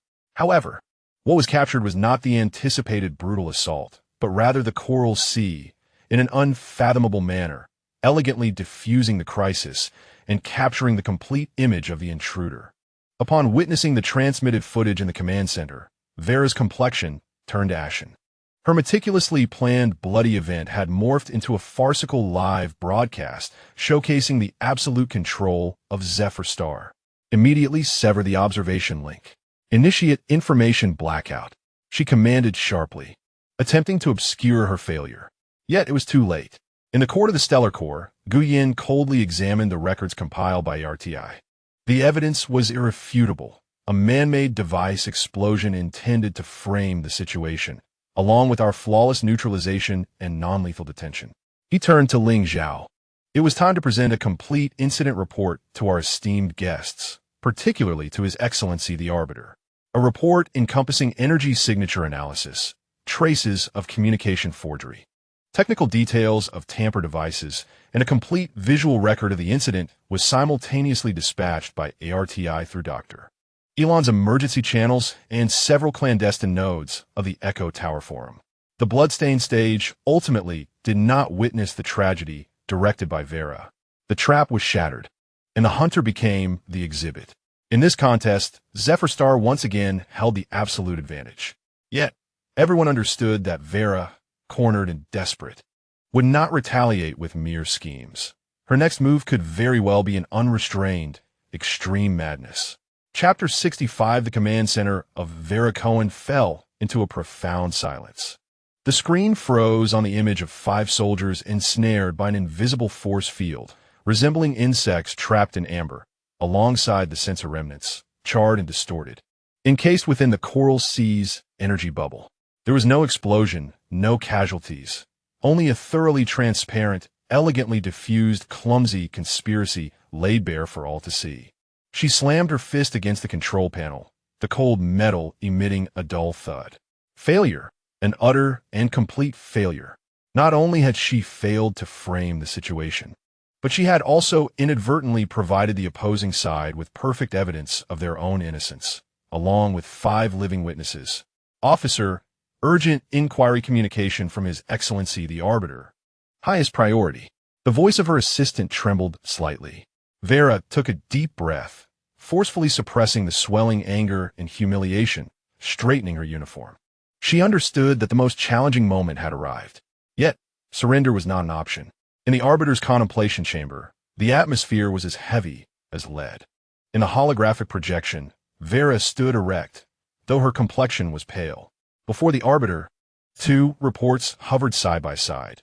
One was an exhaustive account of events delivered by ARTI through the Elon channel, while the other was an urgent briefing just submitted by Vera, claiming an unpredictable attack from the Zephyr Star's defense system, resulting in her team being trapped while executing a scientific research task. Officer Cohen, the Arbiter's voice betraying no emotion, yet resonating with a palpable tension, revealed that within 7 minutes of the incident, the Echo Tower Forum, a cryptographic academic community unknown to me, had acquired a far more comprehensive visual account and preliminary analysis of the event than the Regulatory Committee's report. This analysis starkly contradicted the core conclusions of your report. What do you have to say about that? Vera, maintaining her composure, replied, Your Excellency, that so-called forum is evidently a product of Zephyr Star's consciousness infiltration and information warfare. Its content is utterly unreliable. As for that detailed account, it is merely a tool meticulously fabricated by Gu Yin, utilizing the technical prowess of his former chief architect to obfuscate the truth. Our soldiers were indeed attacked and unlawfully detained by an unknown defensive mechanism of the Coral Sea while engaged in a legitimate scientific support task. This is a grave violation of federal sovereignty. Scientific support task? The arbiters summoned another data set, revealing that the equipment model the team had acquired was entirely different from the environmental sensors routinely employed by Dr. Elon's team. Moreover, preliminary remote analysis of the explosive remnants indicated that their internal structure resembled the core of a miniaturized plasma weapon. How do you account for that? Vera's heart sank, but she was prepared with her retort. That was an upgraded protective device equipped to address potential risks. As for the internal structure, it could very well be a consequence of the energy field erosion and modification by Zephyr Star. Your Excellency, Gu Yin and Ling Zhao are exceptionally skilled at creating illusions. We cannot allow them to lead us astray. The immediate priority is to take decisive action, rescue our unlawfully detained soldiers, and convey to Zephyr Star that any harm inflicted upon federal citizens will incur repercussions. She attempted to muddy the waters, forcibly shifting the focus from the exposure of the conspiracy to the detention of soldiers and the infringement of sovereignty, seeking to fabricate an excuse for potential military action. The arbiter fixed her with a penetrating gaze, as if able to see through all facades. He did not immediately counter her assertion, but stated, The Scientific Council has convened an emergency meeting. Dr. Elon and Dr. Thorne have jointly submitted a motion to establish an independent investigative team with diverse representation, tasked with verifying the situation on Zephyr Star and demanding the assurance of safety for the detained individuals, alongside cooperation with the investigation. The support within the council is substantial. A chill ran through Vera. An independent investigative team? All her arrangements would be laid bare. Your Excellency, this is far too perilous. This plays directly into Gu Yan's hands. He will utilize the investigative team to further infiltrate and mislead. Enough, the arbiter interjected, raising his hand to halt her. The investigative team must be established. This is a necessary accountability for the federal internal structure and our potential allies. However, he continued, his tone growing more severe, the scope of the team's actions, access permissions, and security assurances must be strictly delineated and controlled by the regulatory committee, specifically by you. Until the investigation yields results, I will not authorize any military rescue operations. However, he paused for a moment, his gaze penetrating. Officer Cohen, should the final investigation reveal that this incident was indeed an unprovoked assault by Zephyr Star, or if they have committed any misconduct against the detained soldiers, I shall authorize you to take all necessary measures to resolve this crisis, including the implementation of the Cleanser Department's contingency plan. Do you understand? Vela's pupils contracted slightly. This was the last line drawn by the arbitrator and her final opportunity. The investigative team was a double-edged sword, yet if wielded adeptly, she could fabricate new evidence during the investigation or render the investigation itself unfeasible. Understood, Your Excellency, Vela replied, lowering her gaze to conceal the glimmer of coldness within. I shall fully cooperate with the investigative team and ensure their safety. At Zephyr Star, within the core of the star, Gu Yin and Ling Zhao were also analyzing the latest flow of information. The arbitrator had compromised, establishing the investigative team, but granting control to Vela. This was to be expected, Gu Yin remarked. He needed to quell internal pressures while not entirely relinquishing control over Vela. What about the 5 soldiers? Ling Zhao inquired. They were gently confined in a naturally formed cave beneath the Coral Sea, their lives secure, but in a state of deep sedation, unable to communicate with the outside world. They were living evidence, yet a hot potato. Gu Yin pondered. We cannot harm them, yet we cannot easily return them either. At least until the independent investigative team confirms the truth, they must remain with us. They are our bargaining chip and a means of protecting them from Vela silencing. He turned to Ling Zhao. When the investigative team arrives, We must demonstrate utmost transparency and cooperation, but only concerning the nest incident itself. The other secrets of the Coral Sea, especially the star core and deep network, must remain strictly confidential.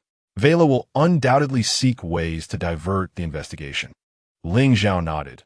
I will guide the Coral Sea to maintain the most stable and inert state during the investigation, revealing only the necessary defensive records and the confinement point. Meanwhile, in the Federal Orbital Space Station, in Elon's chamber, she curled up in her chair, her complexion pale. The complete record of the bloodstained stage incident circulating in the forums, though quickly suppressed by official forces, along with the cold and clear chain of evidence, left her feeling as if she were trapped in an icy abyss. This was no accident. It was a calculated act of murder and framing. The target was the Coral Sea, which she had once admired, along with the 5 compatriots treated as mere pawns. The warning was genuine. Zephyr Star was indeed attempting to alert her, or those like her who might possess a conscience. She recalled Vela's typically cold gaze and Captain Kent's enigmatic actions. A chill surged up her spine, soon replaced by a fervent anger. She could no longer remain silent, nor merely be a passive observer. Her hands trembled slightly, yet she resolutely opened the encrypted writing interface of the Resonance Tower forum. She refrained from publishing a public post and instead sent an encrypted message to a select few anonymous IDs in the forum whom she deemed most rational and likely to believe her. This message contained a detailed record of her personal observations and concerns, anomalies surrounding the details of the incident on the Seeker's vessel, irregularities regarding the recent actions of the security forces, and her intuitive judgments about the overall atmosphere within Vera's team. While she lacked concrete evidence, she provided clues and direction. At the end of her missive, she wrote, "The truth is being buried. We need eyes, we need ears. We need all those who still possess reason and conscience to collectively discern the contours in the darkness." She was uncertain of the impact of her actions, but felt compelled to do something. On the eve of judgment, all parties were fervently preparing. An investigative team was on the verge of being established. Vera was orchestrating her final counterattack. Zephyr Star was fortifying its defenses, and within the Federation, silent fissures were quietly widening between conscience and fear. Chapter 66. The list of the investigative team, finalized by the arbitrator, was a product of intricate yet fragile political balance. The leader, Dr. Oliver Chun, a venerable member of the Scientific Council, renowned for his rigor and relative neutrality, was appointed to this role.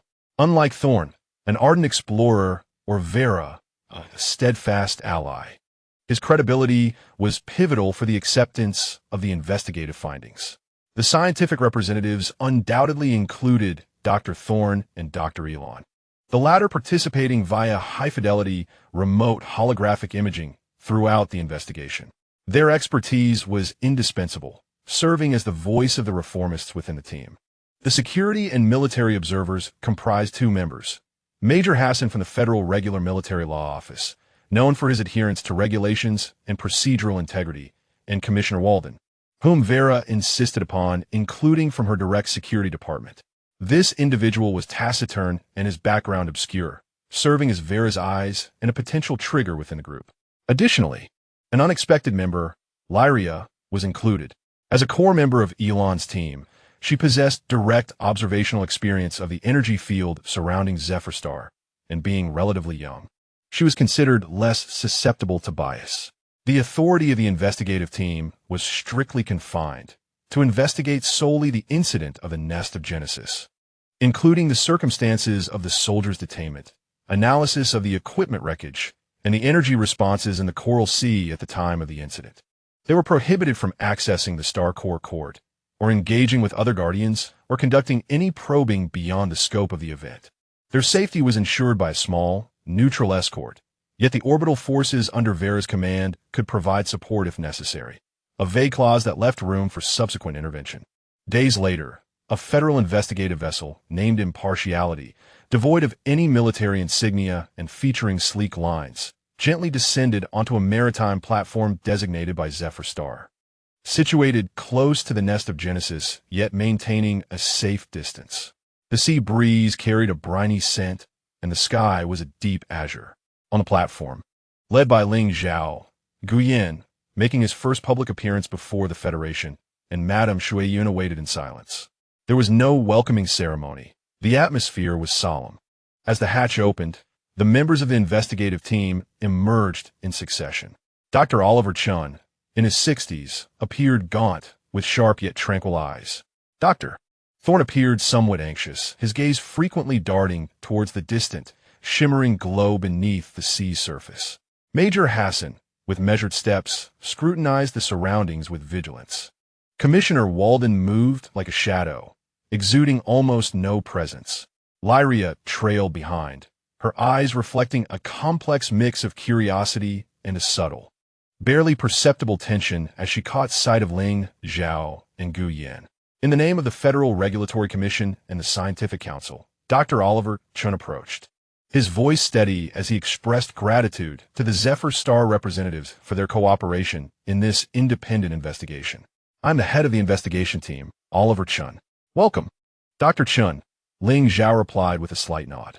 I am Ling Zhao, and this is Gu Yan. We believe it is imperative that the truth be elucidated. Gu Yan remained silent, calmly meeting the gaze of each member of the investigation team. His very presence was a silent declaration. After a brief introduction, the investigation swiftly delved into its core matters. Dr. Chun requested confirmation of the status of the 5 detained soldiers. Ling Zhao signaled for Lady Shuiyun to step forward, who gently began to sing a melodious tune. As her voice resonated, the nearby sea surface rippled slightly, and a vast, translucent bubble, buoyed by glowing jellyfish and gentle energy currents, slowly emerged from the water. Within the bubble, 5 federal soldiers floated in the pale blue sea, their eyes closed and expression serene, while vital signs were displayed on the bubble's wall, indicating all was well. They appear to be in the deepest slumber. They are currently in a protective hibernation state within our energy field, designed to prevent any impulsive actions or external harm until the truth is ascertained, Ling Zhao explained. They are safe and can be awakened at any time, ready to undergo questioning under appropriate supervision. Major Hassan meticulously examined the remote life data that had been transmitted, nodding in acknowledgement. Physiological indicators were stable, with no signs of trauma. He turned to Dr. Chun, affirming that it conformed to non-lethal detention characteristics. Commissioner Walden, meanwhile, remained fixated on the energy bubble and the intricately intertwined, glowing coral roots visible beneath it, seemingly evaluating some aspect of the situation. The next step involved examining the wreckage of the equipment.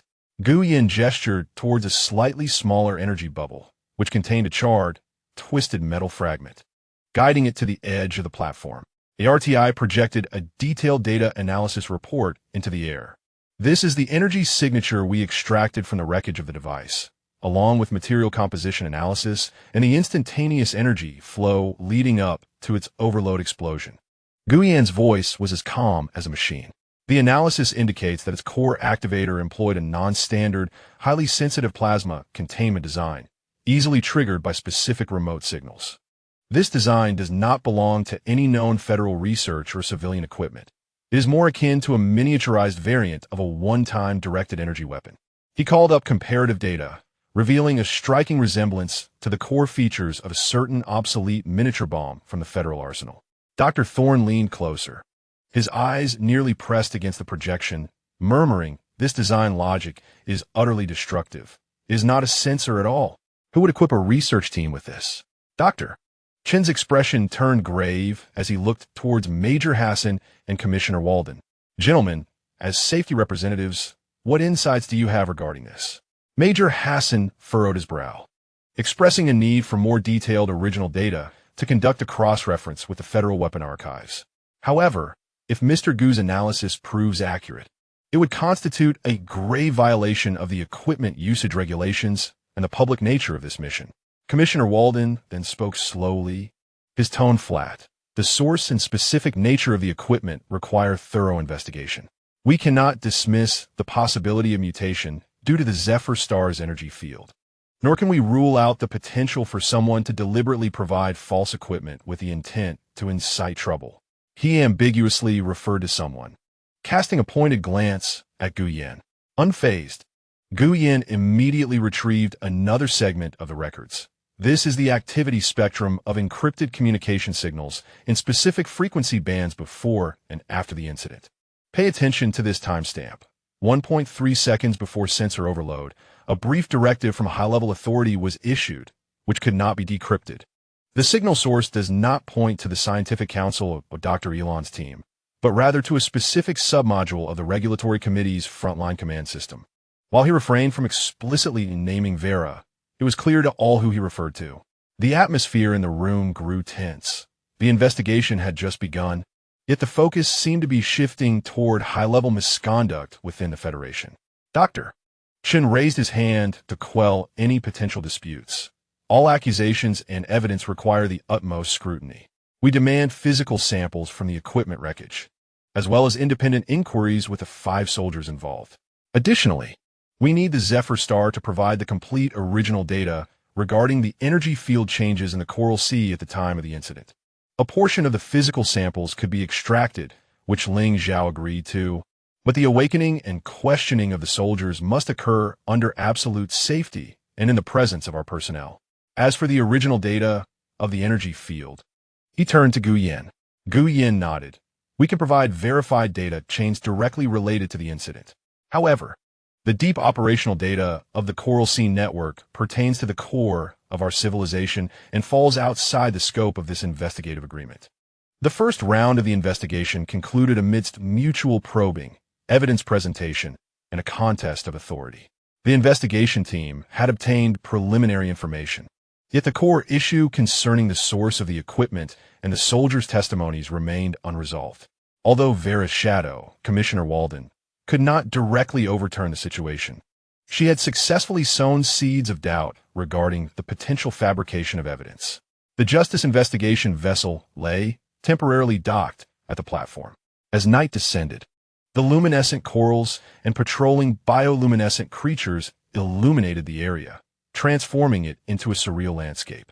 Members of the investigation team analyzed the data gathered during the day aboard the ship, debating the next course of action.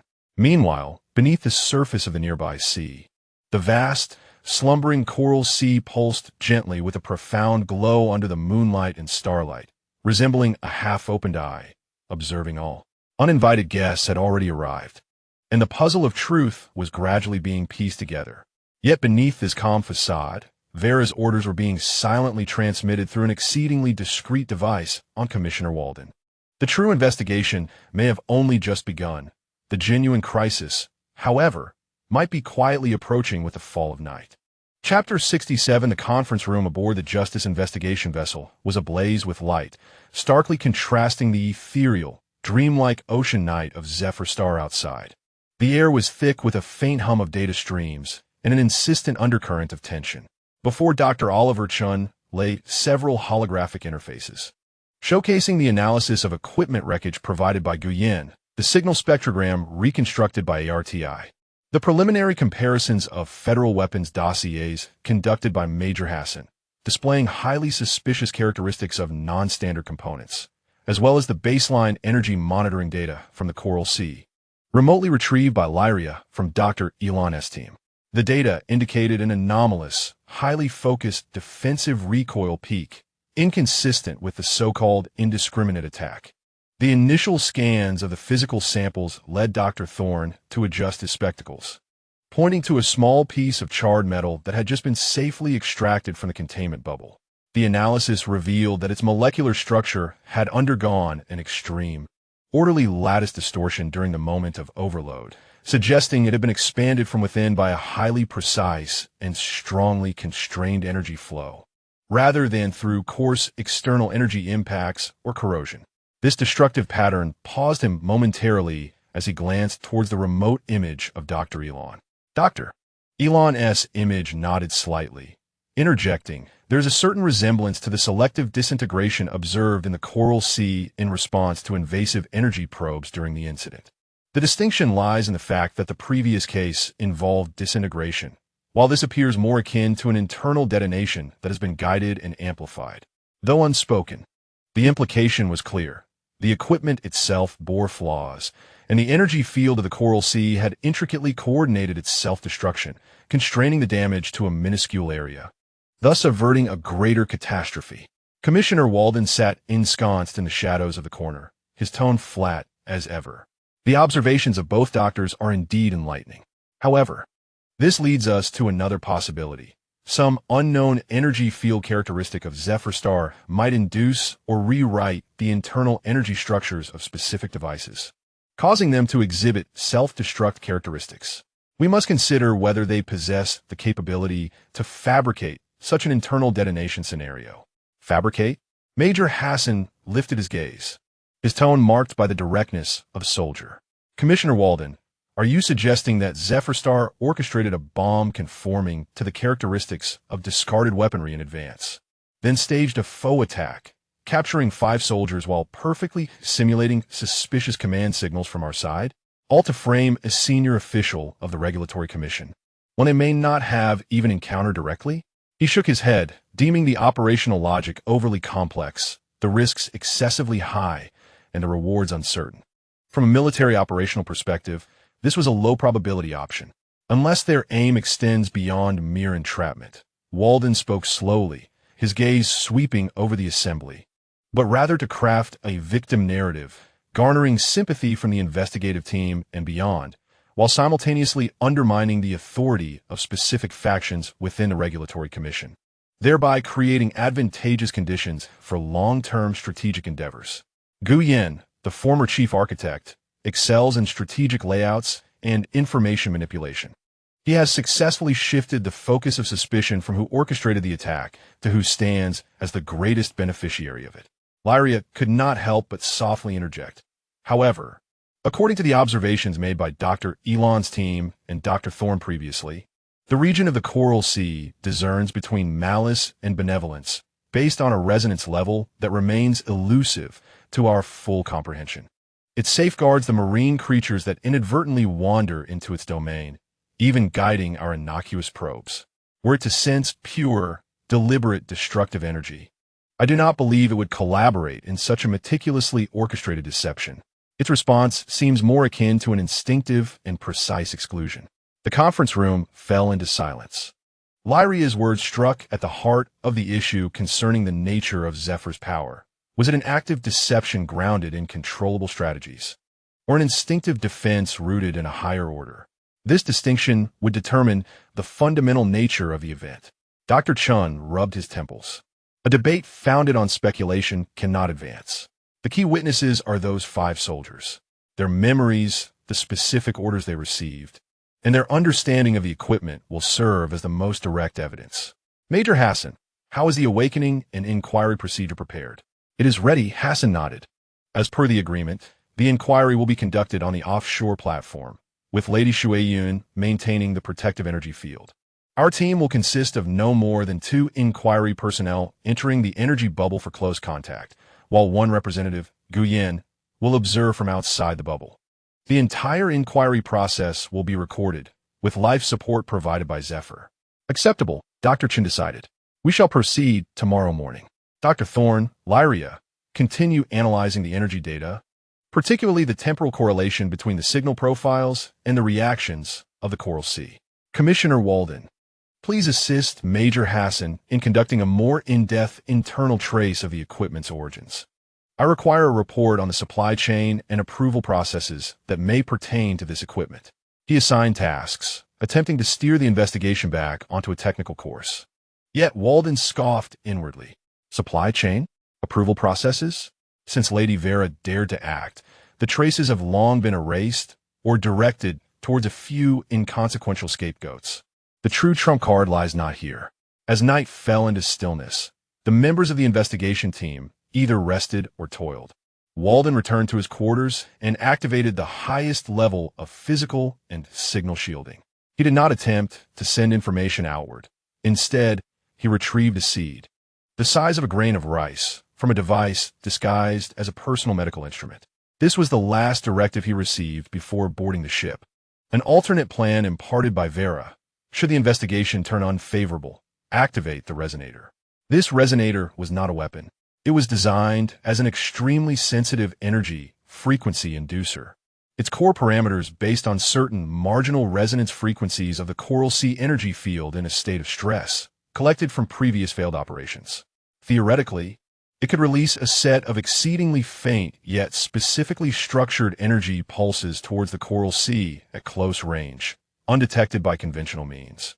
Akin to gently tapping a massive glass bell with a specific tuning fork. The objective was not to cause direct destruction, but to provoke a reaction.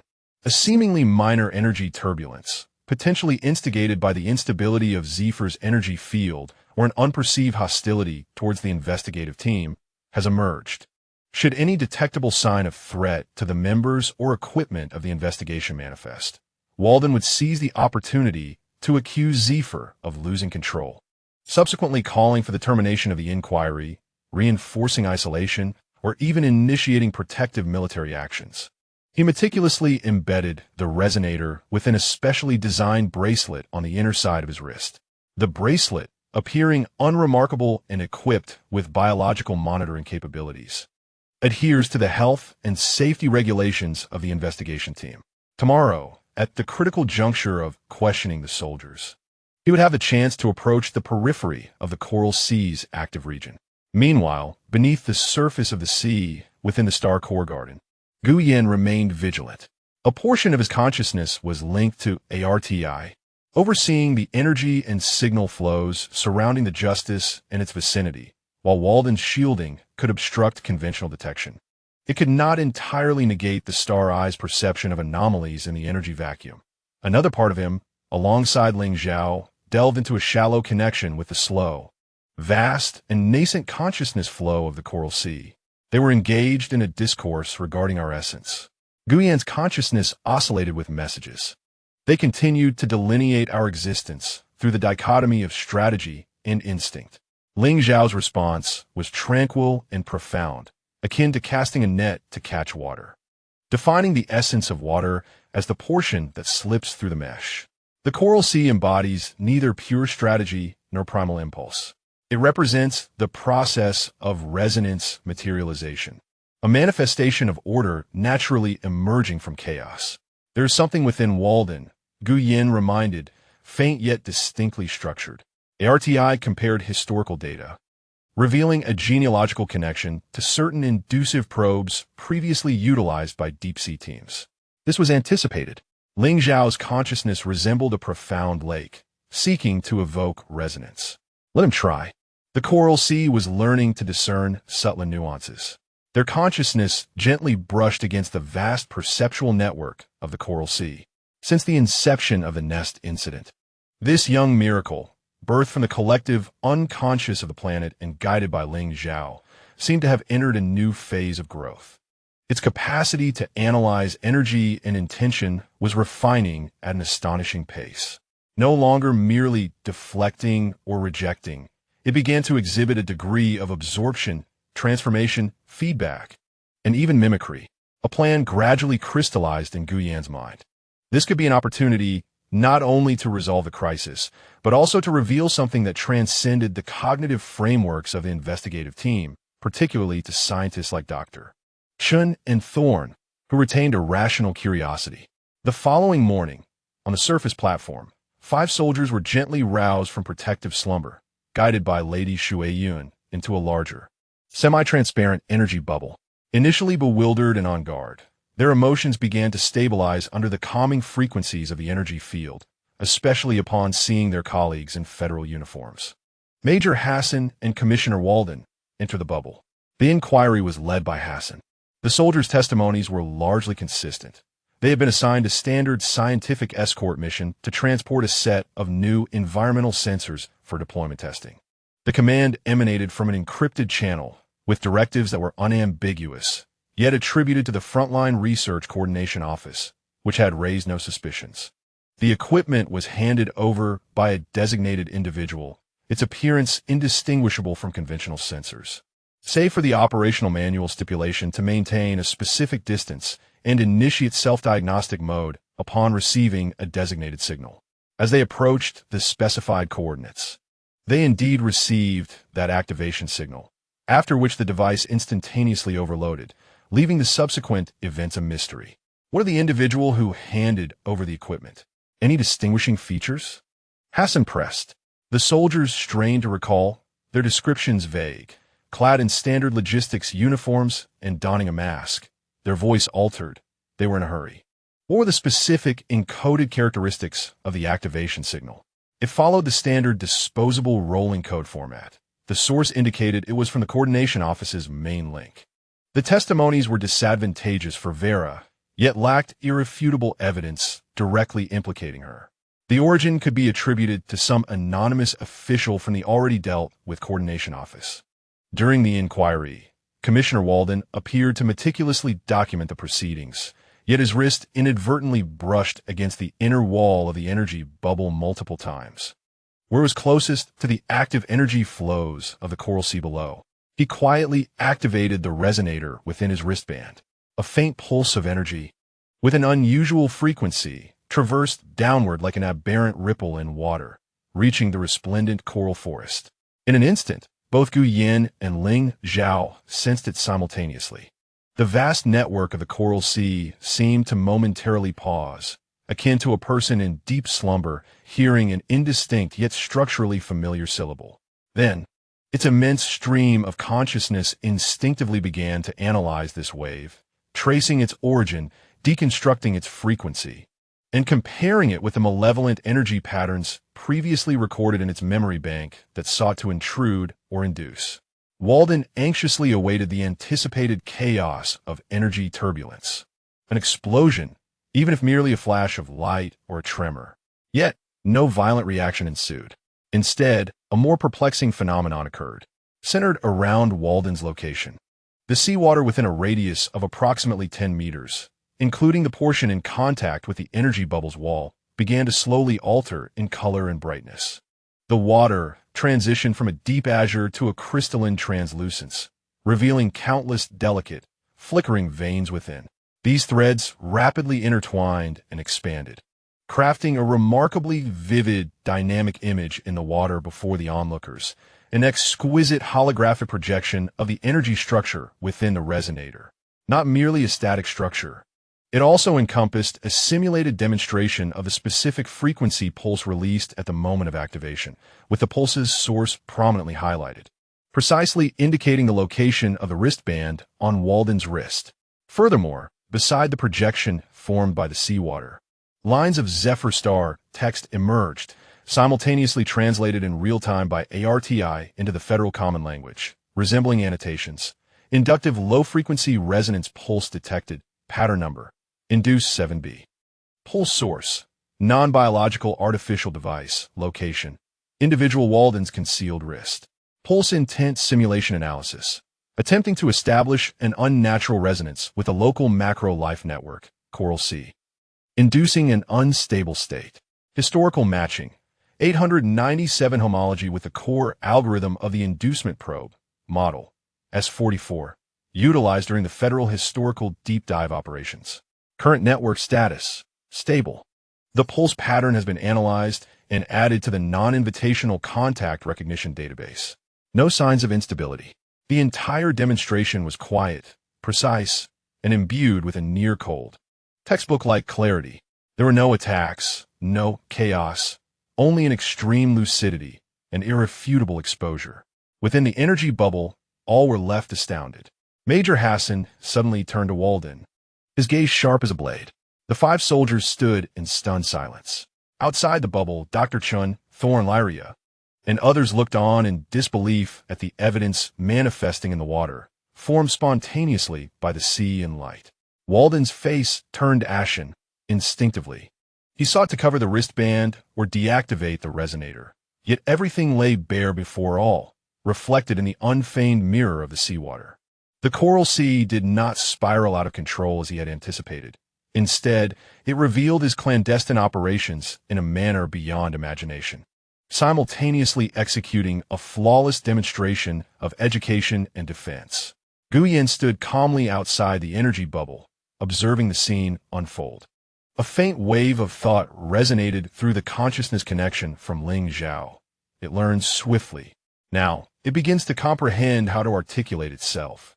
Dr. Chun, recovering from his shock, displayed an unprecedented fury.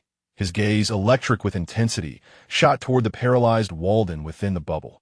Commissioner Walden, please elucidate immediately what is the meaning of this.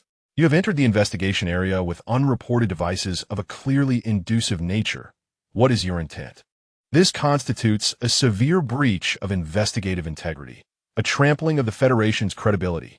At this moment, the scales of the investigation tipped decisively, due to the Coral Sea's unexpectedly sagacious response. However, as Dr. Chin questioned with rising indignation, Gu Yan's brow furrowed slightly. Through the monitoring of ARTI and the star pupil, he detected, on a distant orbit, several rapid response vessels under Vera's command seemingly receiving some directive, starting to subtly adjust their posture and energy readings. Walden's failure may have been anticipated in Vera's calculations, or perhaps she had a backup plan. Deep beneath the sea, following the exquisite demonstration, the vast energy flow of the Coral Sea appeared to undergo momentary, imperceptible rhythmic changes, as if digesting the new information from this interaction, or perhaps listening to some ancient, grander resonance echoing from the depths of the universe. Chapter 68, the shockwaves ignited by the Walden incident spread with astonishing speed within the Federation over the subsequent 24 hours. On board the Justice investigation vessel, the atmosphere plummeted to a freezing point. Walden had been apprehended on the spot by Major Hassan, with the wristband and resonator sealed as crucial evidence. Dr. Chun, rarely displaying such wrath, reported directly to the arbitrator via a quantum-encrypted channel. His words severe. Members of the investigation team have carried and secretly activated inducive attack devices with the intent to sabotage the investigation and frame the subjects under scrutiny. This transcends mere procedural violations. It constitutes a criminal act of deliberate disruption of peaceful contact and the fabrication of a pretext for military conflict. I demand the immediate revocation of Vera Cohen and her department's authority regarding this investigation and related military actions, and that she be designated as a subject of inquiry. The holographic image of the arbiter in the conference room appeared more solemn than ever, his brow furrowed. Before him floated visual evidence from the Coral Sea, analytical reports from the equipment, and the remnants of a last encrypted communication prior to Walden's control. Though the content had been self-destructed, the recipient's identification was sufficiently revealing. Oliver, I comprehend your indignation. The arbiter's voice resonated with gravity. The evidence is irrefutable, and Walden's conduct is intolerable. I have ordered the suspension of all his privileges within the security department and assembled a special audit team to investigate his department. However, he shifted his tone, his gaze sweeping across Dr. Chun, Thorne, Lyria, and Elon, who was participating remotely. The revocation of Senator Vera's authority over the affairs on Zephyr Prime involved the intricate balance of power within the Regulatory Council and the urgent security protocols, particularly in light of the recent developments in the orbital defense situation. Recent developments? Dr. Chun astutely seized upon the key phrase. The arbiter did not respond directly, but instead summoned a brief alert from the orbital monitoring station, approximately at the same time as the evidence presentation incident occurred on your end.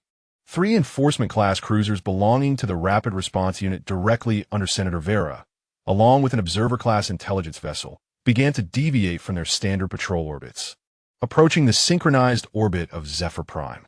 They claim to have received alerts regarding anomalous energy fluctuations and potential security threats at the investigation site. According to Clause 7 of the Emergency Security Supplementary Regulations, they are authorized to advance to a state of alert without further authorization to provide emergency evacuation and fire cover for the investigation team. Another supplementary regulation. Doctor, Thorne could not help but exclaim, how many loopholes has she created for herself? This is clearly premeditated. Major Hassan's complexion darkened, for Walden's actions, regardless of their outcome, had furnished her with a pretext to mobilize force. If the Coral Sea were to manifest turbulence as Walden wished, she could forcibly intervene under the guise of protecting the investigation team. If the plan were to fail and be exposed, as it is now, she could still justify advancing the fleet, citing the unstable energy manifestation at the scene as a threat to the investigation team's safety, thereby exerting military pressure. Doctor. Chen looked toward the arbiter. Can't you prevent her from doing this? A flicker of weariness and helplessness crossed the arbiter's face. The supplementary regulations were collectively approved by the Regulatory Council. She possesses the authority to enact them. The Scientific Council and my office are urgently initiating a motion to suspend the application of this clause in the current incident, but it requires time for debate and voting. In the meantime, those 4 warships have already positioned themselves. He displayed a real-time orbital map for glaring red dots hovering like swords above Zephyr Prime, stationed in synchronous orbit. Though their main cannons were not charged, their sensor arrays were fully operational, firmly locking onto the nest of Genesis area on a surface platform. They are conducting high-intensity, multi-band scans, including some deep penetration modes we have never encountered before. Dr. Elon's image conveyed a tone of concern. This seems more than mere surveillance. It resembles the collection of certain attack parameters. What is the response from Ling Zhao and Gu Yan? Above the surface platform, Ling Zhao, Gu Yan, and Shui Yun gazed up toward the sky. Though invisible to the naked eye, the perception of the star pupil and the monitoring network of the RTI distinctly delineate the energy profiles of the 4 battleships, cold, sharp, and suffused with an overwhelming pressure. They advance with an alacrity more immediate than anticipated. Gu Yan's voice remains calm, yet his gaze is penetrating. Vela has relinquished her entanglement in the intricacies of the investigation, opting instead for a blatant display of force. She seeks to compel us into revealing a weakness through the muzzle of a railgun or to orchestrate a situation that necessitates a counterstrike. Ling Zhao extends her hand, palm upward, as if to touch the unseen threat. The violence birthed from fear is often the most urgent. She senses the investigation slipping from her grasp and feels the tremors of the unknown order represented by the Coral Sea unsettling the foundations of her understanding. The sword hanging above is not merely a spectacle for us, but also for the arbiters and all who waver. Ultimately, emotional civilization requires force for its governance.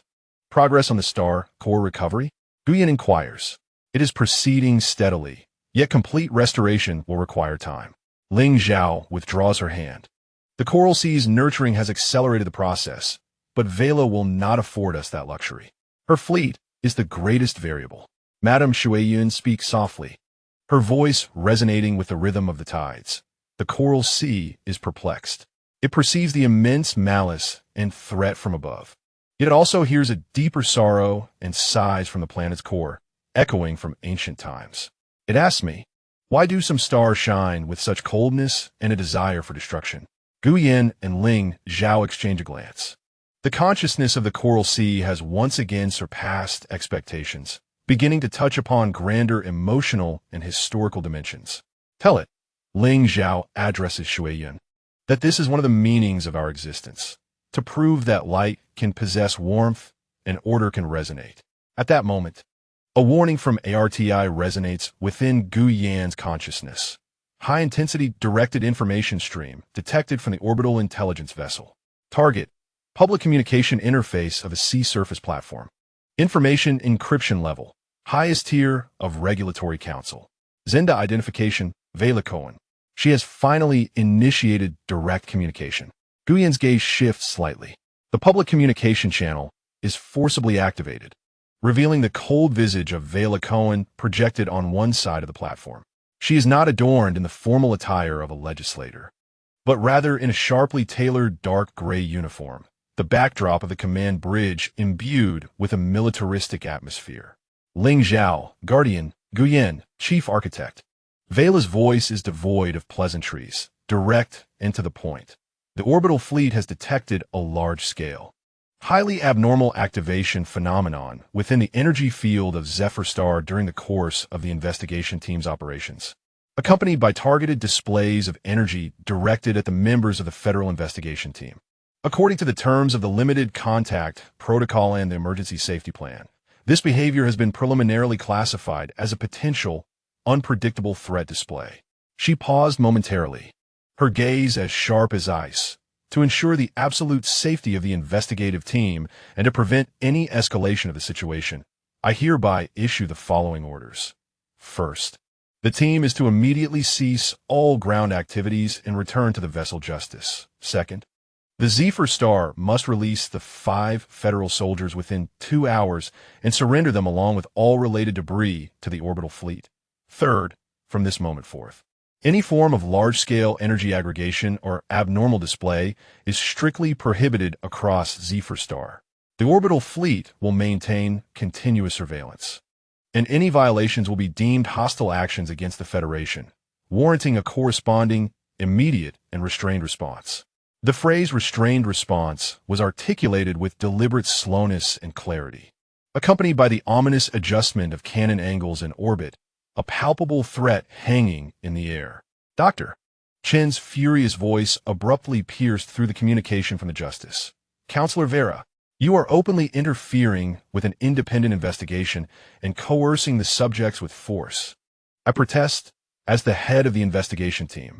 Your Excellency, the Arbiter, Dr. Chen began, but Vera interjected, her tone leaving no room for dissent.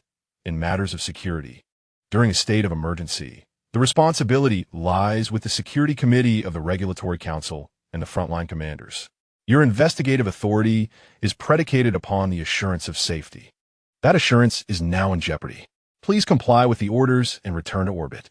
The decision on whether the investigation will proceed, and in what form, will be determined by the Regulatory Council based on a new security assessment. She completely circumvented the Arbiter and the Scientific Council. A profound silence enveloped the platform, broken only by the mournful sound of the sea breeze. Ling Zhao stepped forward, addressing Vera's projection with an unruffled demeanor. Counselor Vera, the threatening display you speak of was a response to your investigators carrying offensive devices, attempting to provoke instability in our energy field. The evidence is irrefutable. The sea bears witness. Your current use of force to demand our unilateral cessation of self-defense measures and compliance with orders contradicts the principles of equality and mutual respect enshrined in the Limited Contact Protocol.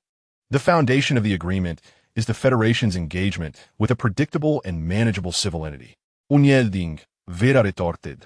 The capabilities you displayed today only serve to affirm the unpredictability and potential danger of the Zephyr Star's energy field. Constructing a dynamic information model with seawater, this surpasses any prior assessments of technology or biological capabilities we have encountered. This is no longer merely emotional resonance. It is the sophisticated manipulation of information and strategic deception, potentially possessing autonomous awareness. The Federation must reassess your risk level. She had finally articulated her deepest fear, that Zephyr Star possessed not only power, but also the wisdom to wield and manifest that power. This fusion of intelligence and emotion unsettled her far more than sheer energy, for it eluded categorization or negation through the lens of pure rationality. At that moment, Guyen spoke, his voice transmitted through ARTI, clear and composed. Counselor Vera, what you fear is not a threat, but rather the unfamiliar. Your inability to comprehend leads you to seek control. Your inability to control drives you to destroy. Zephyr Star will not acquiesce to ultimatums. The 5 soldiers may be taken by the investigative team under safe and supervised conditions. The debris must remain on Zephyr Star as evidence until the investigation is concluded. Regarding the energy activities, as long as your fleet maintains restraint and refrains from provocative scans or preparations for attack, Zephyr will uphold its current defensive status. He paused momentarily, articulating a pivotal statement. However, should your warships exhibit any signs of firing or substantial preparations for attack, in accordance with the principles of interstellar civilization self-defense, we shall be compelled to undertake all necessary measures, including but not limited to the deployment of the Star Eye. The mention of the Star Eye caused Vera to fix her gaze intently. It was the first instance she had heard this term directly from Guyen, referring to the core component of Zephyr's defense system, despite prior intelligence having hinted at it. The extension of the Star Core, the Eye of Zephyr's will.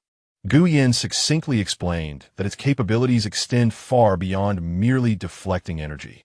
I would advise you to consult the ambiguous records from the Resonance era regarding the descriptions of the Guardian Eye of civilization. Although it is merely conjecture, I believe Dr. Thorne could provide some intriguing insights.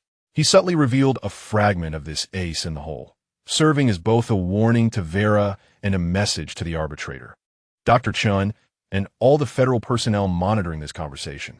The existence of Zephyr may be entwined with a grander cosmic historical narrative, and blind destruction could carry consequences far beyond imagination.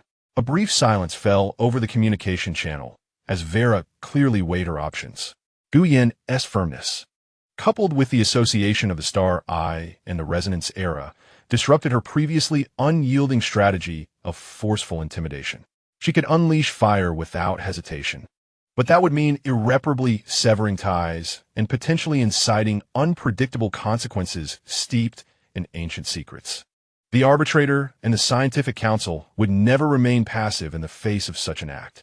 Just then, an unexpected transformation occurred. It did not emerge from orbit, nor from the ocean's surface, but from the depths of the seabed within the vast coral sea, previously disturbed by Walden's resonator and Vera's fleet's malice. And having absorbed Ling Zhao's thoughts regarding the icy starlight, the peculiar rhythm emanating from the depths of the coral sea, seemingly attuned to ancient echoes, suddenly intensified. The waters of the nascent nest area began to emit a deep, resounding hum without warning. It was not merely sound, but a resonant vibration that directly affected the perception of all living beings. The luminous currents within the water surged forth with unprecedented speed, coalescing at the heart of the coral forest, where a massive, intricate structure composed of light and water was rapidly taking form. This structure was not made of physical coral, but rather a manifestation of pure energy and information encoding.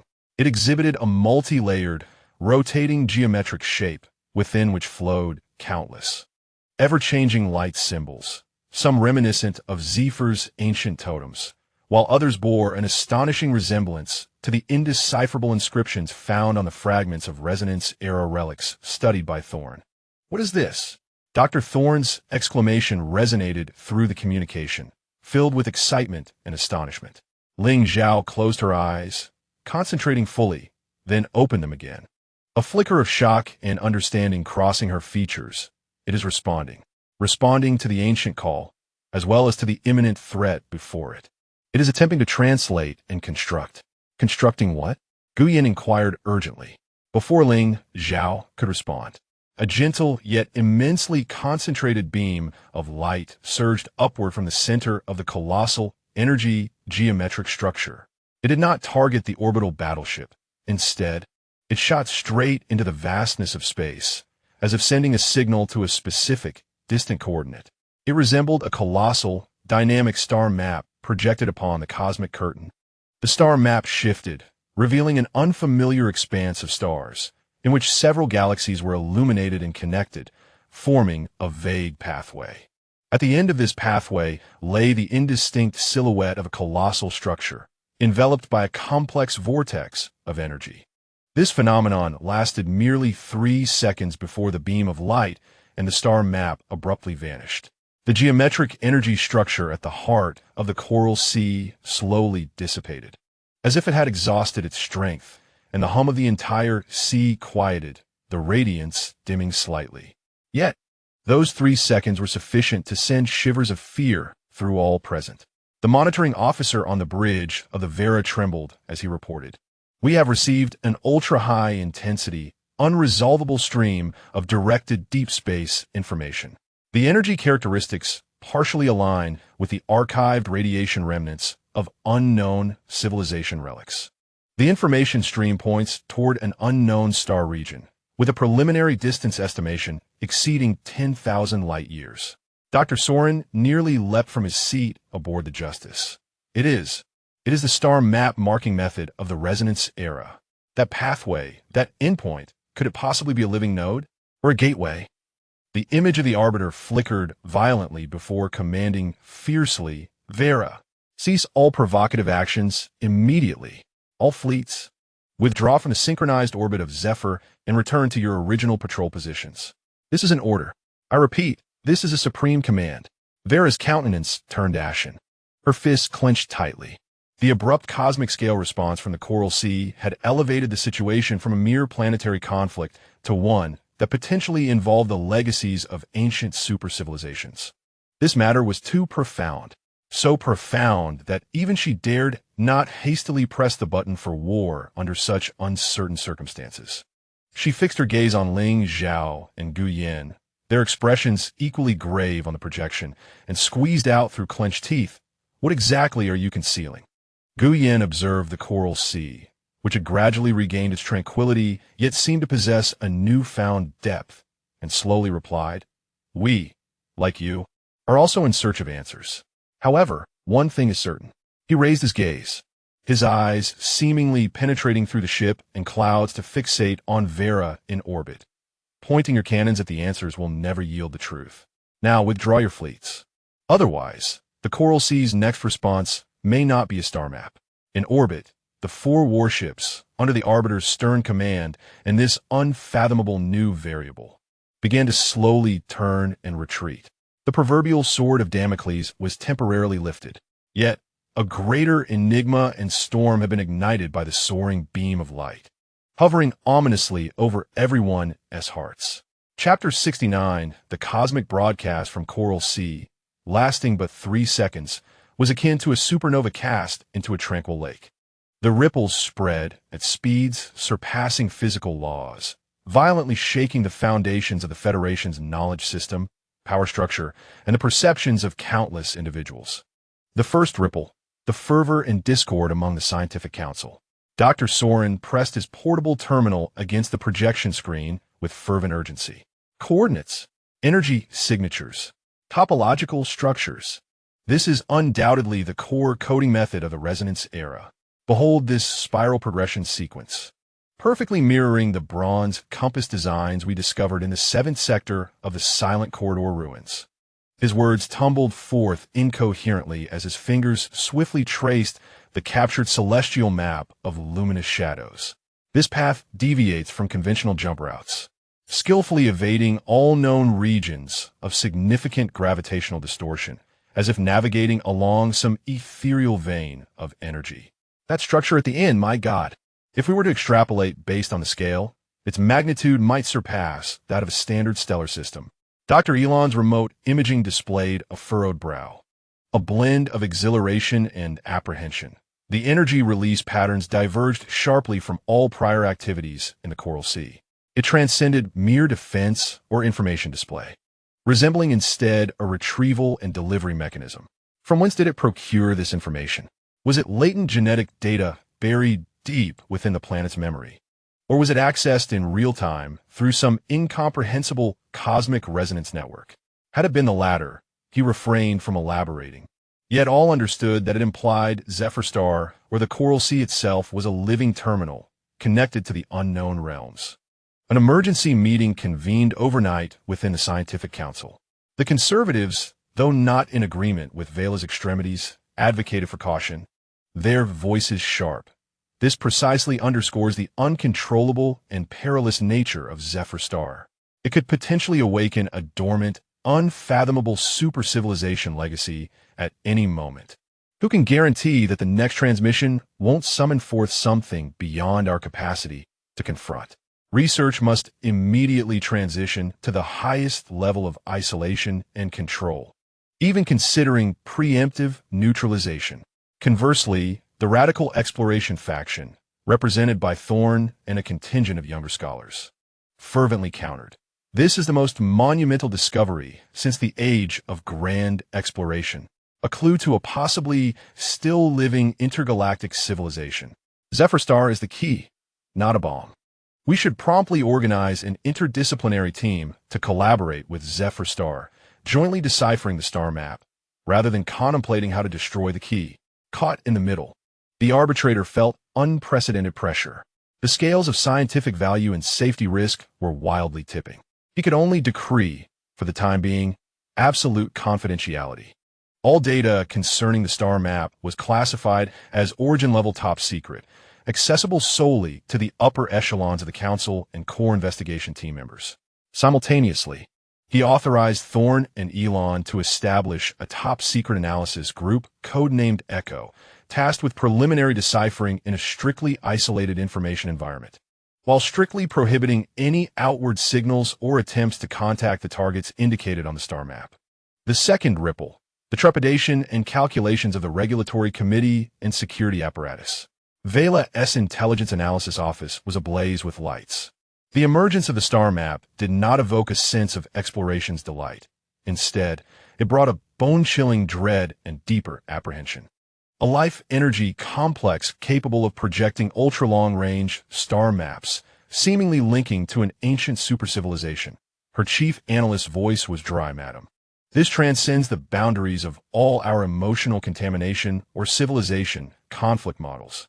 This pertains to the activation of civilizational relics and the superposition risk of unknown advanced contact, potentially necessitating a redefinition of the danger level to Omega. In the federal classification, this represents an unknown existence or phenomenon that may endanger the very survival of civilization. Vela stood before the star map projection, her silhouette elongated by the shifting lights, exuding an aura of cold resolve. Guyen spoke of the star eye and the resonance era. She softly remarked that he had long been aware, or at least had his suspicions. This was their trump card, but it could also be a trap. By wielding ancient enigmas, they sought to intimidate us and buy time. She turned, her gaze sweeping over her subordinates. But regardless of whether this was a trump card or a trap, it underscored one point. The existence of Zephyr Star was no longer a mere issue of governing a border civilization. It had transformed into a nexus, a variable that could potentially disrupt the entire known cosmic order. She swiftly organized her thoughts and issued new directives. 1. Internal. Immediately prepare a top-secret report for submission to the Regulatory Council and the Military Command. The report's core argument: Zephyr Star has been confirmed to possess the capability to actively engage and connect with the vestiges of potential hostile or uncontrollable ancient supercivilizations, rendering an unpredictable and high-risk cosmic anomaly. It is recommended to initiate the preparatory review process for the purification protocol and grant frontline commanders broader preemptive strike authority in the event of irreversible activation signs of the anomaly. 2. External. Regarding Zephyr Star, ostensibly comply with the Arbiter's orders, withdrawing the fleet to standard alert distances. However, covertly elevate all reconnaissance forces to combat readiness, with a focus on monitoring energy readings from the Coral Sea and the Star Core Court. Simultaneously, activate several silent observer satellites, long deployed in the outer orbit of Zephyr Star and disguised as meteors. These satellites are equipped with the most advanced passive all-band sensing arrays. They do not emit any signals, but merely listen, aiming to capture any deep space information flow that may be emitted or received from Zephyr Star, related to the star map or the resonance era. 3. Concerning the echoing tower, intensify monitoring efforts.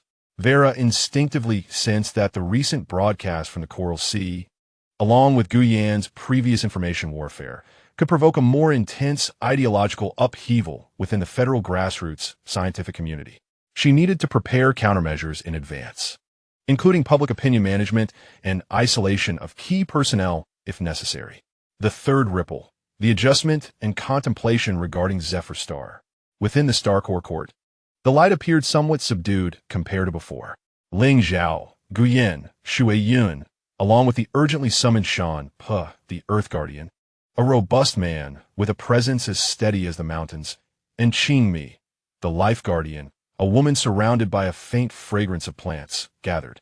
The emergence of the star map was not directly orchestrated by me or Guyan.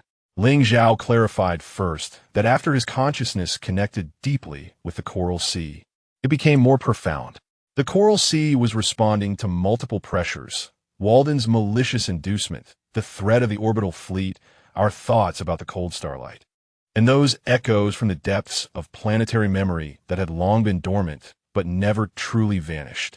It acted as a mirror, reflecting the forces exerted upon it, while inadvertently revealing distant visions beyond the mirror surface. Shan Po's voice was as weighty as the friction of rock. Is that vision a blessing or a curse? What impact would it have on Zephyr Star if the thing it points to awakens? As the Earth Guardian, he was more concerned with the planet's stability and safety.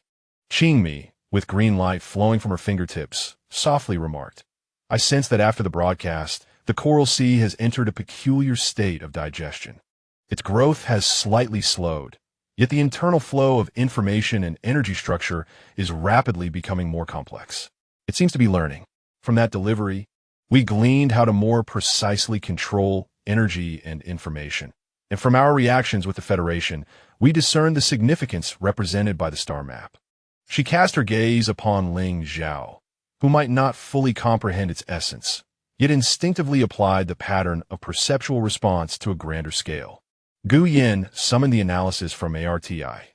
The data structure of the star map is exceptionally intricate, imbued with pronounced asymmetric encryption characteristics and self-similar fractal logic.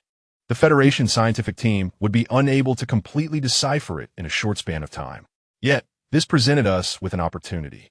He surveyed the group. Vela would be intimidated, but would never relent. She would categorize this matter as a greater threat, seeking authorization for more formidable military force. Meanwhile, the rational faction within the Arbiter and the Scientific Council will be captivated by the star map's value, plunging into deeper contradictions. Madame Shueyun grasped the implication. The star map had become a new lever. It could serve as Vela's pretext for instigating war, while also functioning as our bargaining chip to buy time, fragment the Federation, and even seek collaborators. Indeed, Guyen nodded. We must proactively steer this ripple. He proposed an audacious plan. 1. Limited sharing, through Dr. Elon's clandestine channels. We would inadvertently leak a portion of filtered and processed ambiguous information regarding the ancient legends of Zephyr Star, related to whispers of the starry sky and distant kin, to the Echo Analysis Group. While this information would not constitute direct clues, it would provide cultural context for the Federation scientists, suggesting a potential cultural or bloodline connection between Zephyr Star and the Resonance Era, rather than a mere key-unlock relationship. This could further ignite enthusiasm for research and collaboration within the scientific community, thus increasing resistance to Vela's push for war. 2. Strengthening the spark. Utilizing ARTI and the encrypted forum Echo Tower, we would, under the guarantee of absolute secrecy, release in-depth discussions on the value of cultural diversity and the notion that the unknown should not be equated with a threat. These discussions would cleverly relate to recent events, the Walden conspiracy, orbital deterrence, Coral Sea response. Guiding grassroots contemplation is the Federation's primal fear stifling a new window for understanding the universe. 3. Demonstrating order. We would invite an investigative team, contingent upon the withdrawal of the orbital fleet, to conduct a round of non-invasive, friendly observations of the Coral Sea. Guided by Ling Zhao and Shueyun, we would showcase how the Coral Sea orderly integrates energy post-broadcast, repairs subtle damages, and coexists harmoniously with ordinary marine life. This would serve as factual evidence to Dr. Chun and others, proving that this power, even when connected to the ancient, remains fundamentally constructive and orderly, responding to malice while embracing goodwill. 4. Accelerating recovery. We would concentrate resources and prioritize the restoration of the star core. Ling Zhao assessed that once the star core is fully restored, our control over the Coral Sea and the overall perception of the planetary network would significantly enhance, potentially enabling us to interpret the echoes of planetary memories with greater clarity, thus preparing for future upheavals. Shan Pe and Xing Mi expressed their agreement and would mobilize the forces of the Earth and Life Network to assist in stabilizing the Coral Sea region, while discreetly reinforcing the defenses of other critical nodes on the planet. The fourth ripple, the undulating silence. Aboard the Justice, Lyria confined herself within her chamber. She repeatedly watched the recordings of the Coral Sea, which displayed evidence and projected star maps. The intricate model constructed by seawater and the brilliant beams of light that soared into the deep cosmos challenged her rational scientific education instilled since childhood. Quietly, she connected to the Resonance Tower Forum, navigating through multiple layers of redirection and anonymity. The forum had already been ignited with fervor due to the sporadic leaks surrounding the Walden incident, despite official denials. Rumors and the outrage of researchers continued to circulate. When Lyria, using an anonymous account, cautiously mentioned that certain energy displays might contain information encoding methods that transcend our current physical models. It sparked intense and professional discussions. She observed many familiar experts in the field, identities concealed, yet discernible through their discussion style and depth of knowledge, seriously exploring possibilities rather than outright dismissal. A peculiar sense of resonance arose within her heart. Perhaps the sparks ignited by Gu Yan were indeed beginning to sprout beneath the frozen soil of thought. In the more distant, darker corners of the universe, beyond the federal territories, lay a void unmarked on any star map.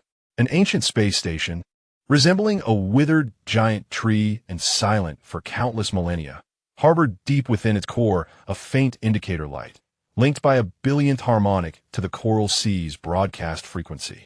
This light, almost imperceptible, slowly transitioned from a dark red hue to a dim orange-yellow. It did not awaken. Rather, it marked the beginning of a weak echo from a long slumber that had endured through ages. This ripple was so subtle that even Zephyr's star-eyed and the Federation's most advanced detectors failed to notice it. Yet, it undeniably existed. Akin to a pearl oyster in the deep sea, sensing the nearly non-existent vibrations of another shell opening and closing 10,000 light-years away. Chapter 70 in the orbit of the Federal Main Star, the Regulatory Council's circular assembly hall was shrouded in a simulated deep blue night. Illuminated only by the cold light emanating from the massive, floating holographic star map at its center. The attendees were few, yet they represented the core of the Federation's highest authority, the 7 permanent council members and representatives of the military command summoned in urgency. The atmosphere was heavy, as if it could crystallize into ice. Valarkin stood before the podium, a meticulously edited presentation of evidence projected behind her. The moment Walden was exposed, the anomalous displays of the Coral Sea's dynamic model, and the shocking imagery of the 3-second beam of light alongside the blurred star map. Her voice, as if forged in absolute zero, was clear, hard, and left no room for ambiguity. In summary, Zephyr is no longer the emotional civilization sample of research value within the framework of the Limited Contact Protocol. It exhibits, firstly, a highly autonomous and unpredictable capacity for macro-energy information manipulation, surpassing the realm of biological instinct, now exhibiting characteristics of strategic deception and information warfare. Secondly, the ability to actively connect and activate a cosmic-level information channel directed towards an ancient super-civilization of completely unknown scale and intent from the Resonance Epoch. This signifies that Zephyr itself has become an uncontrollable anomaly activation node. She retrieved a risk assessment model highlighted in bold red, the symbol of Omega glaringly suspended at the center. According to Article 7 of the General Outline for Responding to Civilizational Threats, a high-level risk is defined as a singular event or entity that may directly or indirectly lead to the collapse of the federal civilizational framework or pose an existential crisis. The dual capabilities currently exhibited by Zephyr Star, particularly the latter, align perfectly with this definition. We may be confronted with a child who can whimsically dial the slumbering giant, of whom we know nothing, leaving us unable to discern whether it is friend or foe, or even if it possesses a mechanism for awakening. A representative from the military command, a stern-faced veteran adorned with stars on his epaulettes, gravely inquired, "Counselor Cohen, what is your specific recommendation?" "I propose," Vera articulated with deliberate precision, "that we immediately initiate the preparatory review process for the final stage of the purification protocol. Concurrently, we must grant the frontline commander of Zephyr Star the authority for preemptive response, enabling them to utilize all necessary measures, including the planet disintegrator, without secondary authorization. Should irreversible activation signs of the anomalous node be detected, or if a clear and imminent threat to the Federation is imminent." "The planet disintegrator," exclaimed an older counselor, gasping in shock.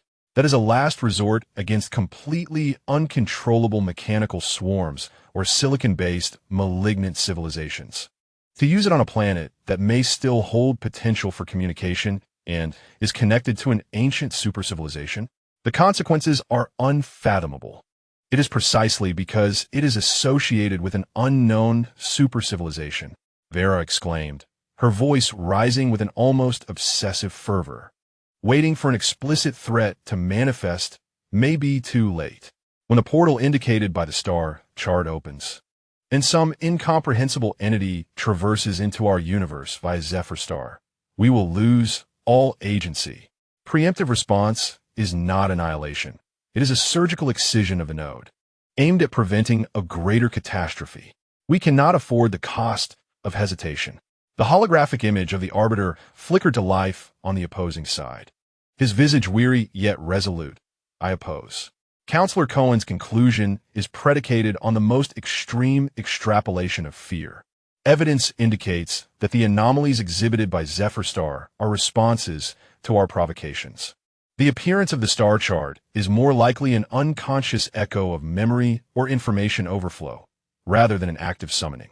Initiating the preparatory review of the purification protocol would thrust us to the brink of war, severing all possibilities of understanding this cosmic phenomenon through dialogue and in-depth research.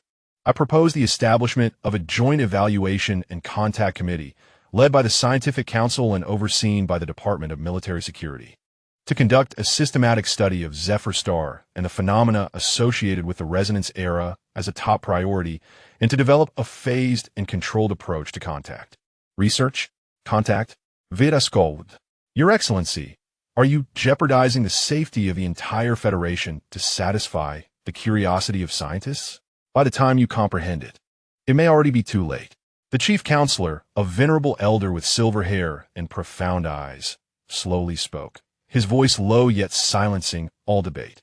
He gazed at the star chart, remaining silent for nearly a minute before articulating. Counselor Cohen's concerns hold merit. High-level risk cannot be overlooked. However, the Arbiter's caution aligns with the long-term interests of civilization survival. Blindly destroying a potential key to the ultimate mysteries of the universe is equally an unforgivable short-sightedness. He rendered his judgment. 1. The preliminary review of the rectification protocol shall not commence at this time. However, the military command is authorized to deploy an additional Silent Watcher fleet to the Zephyr Star front. This fleet, composed of the most advanced stealth and counter-surveillance vessels, is tasked with the highest level of monitoring of all energy and information activities on Zephyr Star, particularly deep space directional activities, and to establish an immediate response mechanism. 2. The preemptive reaction authority proposed by Vera was rejected, yet limited self-defense escalation authority is granted to frontline commanders upon confirming that Zephyr Star has initiated irreversible hostile actions against the Federation, requiring remote confirmation from at least 2 Executive Council members. 3. In principle, the establishment of a joint assessment and contact committee is agreed upon.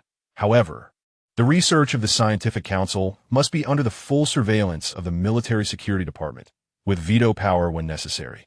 And all on-site contact plans must receive unanimous approval from the Executive Council of the Regulatory Committee. This is a quintessential compromise of the Federation. It grants Vera enhanced surveillance capabilities, binds the hands of the Scientific Council, while not entirely closing the door to dialogue and research. Vera accepted the terms with an impassive facade, yet inwardly she scoffed. This is sufficient. The Silent Watcher fleet and the monitoring veto power are her new levers and triggers. She merely requires one confirmed act of hostility, even if that action necessitates some provocation. A new dawn arrives for Zephyr Star. In the newly birthed Nest Sea region, after a night of digestion, the glow of the Coral Sea resumed its former gentle rhythm, appearing even more refined and restrained. Under the guidance of Ling Zhao and Gu Yin, Dr. Chun, Thorn, Lyria, and others, with Major Hassan responsible for security, and Walden detained, were invited to embark on a sightseeing raft woven from luminescent jellyfish and flexible seaweed, to closely observe the daily life of the Coral Sea while maintaining a safe distance. They witnessed injured fluorescent fish being gently enveloped by the soft tendrils of coral, healing. Observed how currents were intricately guided to nourish different coral regions, and beheld the spontaneously formed, ever-changing complex patterns of light and shadow among the coral clusters, as if silently performing a grand symphony about growth and harmony. There was no aggression, no uncontrollable eruptions, only a profound, tranquil, and wise order. It is managing the entire ecosystem, Lyria murmured, her recorder incessantly capturing not merely growth but optimization, regulation, and repair. This represents a distributed intelligent management model based on resonance feedback that we had never envisioned. Dr. Thorne was captivated by those light and shadow patterns. Look at this sequence of symbols. Although not identical, the topological logic bears resemblance to the geometric language of resonance, epic, I deciphered. Is it recording information in this manner, or conducting some internal computation? Dr. Chun silently observed, his inner equilibrium wavering between scientific marvel and security warning. Everything before him was so serene and constructive, starkly contrasting with the uncontrollable anomalous nodes described in Vera's report. Yet, the summary of the Regulatory Committee's resolution had already been transmitted in an abridged version, and the news of the imminent arrival of the Silent Watcher fleet loomed like an inescapable shadow. Guyen stood on another small raft, side by side with Ling Zhao. They communicated through their consciousness. A precarious equilibrium has been established within the Federation. Guyen remarked that while Vera has acquired Sharper Blade, she has simultaneously been shackled. The scientific community has gained legitimacy for its research endeavors, yet it too finds itself fettered. This presents us with an opportunity, albeit accompanied by greater peril. Ling Zhao sensed the steady and resolute pulsation emanating from the depths of the Coral Sea, following the star map incident. The Coral Sea's sensitivity to malicious energy has escalated by several magnitudes. It has even begun to vaguely anticipate certain highly concentrated waveforms imbued with destructive intent. When the Silent Watcher fleet arrives, it will undoubtedly perceive this. Can one distinguish between surveillance and aggressive intent? It is a formidable challenge, pure and ultimate observation, if imbued with sufficient energy and penetrative force, can manifest as an oppressive intrusion within its perception. Nonetheless, it has developed a greater sense of restraint, no longer hastily misinterpreting oppression as aggression and overreacting. Ling Zhao gazed towards the distant horizon, recognizing the urgency to accelerate the revival of the star core. Once the star core fully awakens, our dominion over the planetary network will deepen, potentially enabling us to interpret the information shared and received by the Coral Sea with greater clarity, and even to engage in dialogue with the echoes of planetary memories. Beyond the Federation's borders lies the void. The ancient space station, resembling a withered giant tree, has seen its core indicator light. After enduring dozens of hours in an orange-yellow state, flicker weakly yet undeniably brighter by a nanocandela. Accompanying this nearly imperceptible change in luminosity within the station's interior, a long-dormant data nerve composed of non-metallic, peculiar fibers connecting to a secluded chamber deep within trembled ever so slightly. It was neither electrical current nor signal, but rather a physical, micrometer-scale quiver, like a giant that has slept for billions of years. Stirred from its dreamless slumber by a familiar scent from a distant time and space, its eyelashes flickered. This tremor, however, went undetected by any known sensors. Simultaneously, several other extremely clandestine points in the cosmos, which had also lain silent for an unknown duration, experienced a subtle deviation in the statistical distribution of background noise within a completely inert resonant cavity once thought to be defunct. These points, scattered and concealed, some nestled within the tumultuous eye of a gas giant S-storm, others adrift in the solar corona's turbulence, and yet others embedded beneath the inconspicuous icy caps of dwarf planets, had never recorded any form of connection with one another.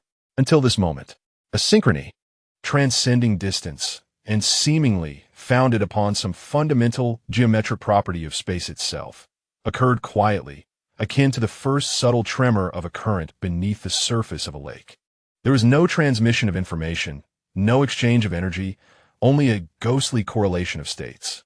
On Zephyr Star, as Ling Zhao guided a sightseeing raft towards an especially resplendent coral cluster, her steps suddenly faltered, not through the starry eyes or any sensory organ, but via a more primordial, ineffable thrill. It was as if the life pulse of the planet beneath her feet resonated at a profoundly deep level, with a distant and colossal rhythm within the universe, creating a fleeting resonance of a billionth of a second. The sensation flickered and vanished, as fleeting as an illusion. He turned his gaze toward Gu Yin, only to find that the other was also looking back, his eyes reflecting a similar, albeit uncertain, confusion. Arti. Gu Yin silently inquired within his mind, was there any recordable energy, gravitational, or space-time curvature anomaly detected moments ago? No anomalies exceeding 1,000th of background noise standard were detected. Came a swift and assured reply. Ling Zhao closed his eyes, plunging his consciousness into the tranquil depths of the planetary network, attuning himself carefully. That tremor had completely dissipated, as if it had never occurred. Yet both he and Gu Yin understood that at their level, certain sensations felt far more authentic than any instrument could reveal. It had commenced. Ling Zhao communicated to Gu Yin within his mind, his tone imbued with an unprecedented gravity. It was not the portal indicated by the star map, but a disturbance in a more fundamental background field.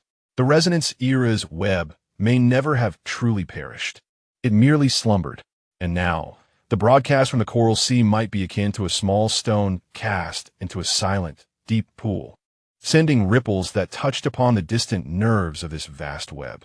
Gu Yin gazed skyward, where the shadows of the Silent Watcher fleet had yet to materialize. But he was aware of their approaching presence. Vela believed she was confronting a key capable of summoning giants. He spoke slowly, yet she, perhaps all of us, had underestimated the nature of the lock into which this key was inserted. It still connected to the entire slumbering realm. The sea breeze was gentle, and the coral sea shimmered with radiance, a scene of tranquility. However, within the hearts of the knowing, it seemed that the abyss of the universe had just delivered a breath, so faint it was nearly imperceptible.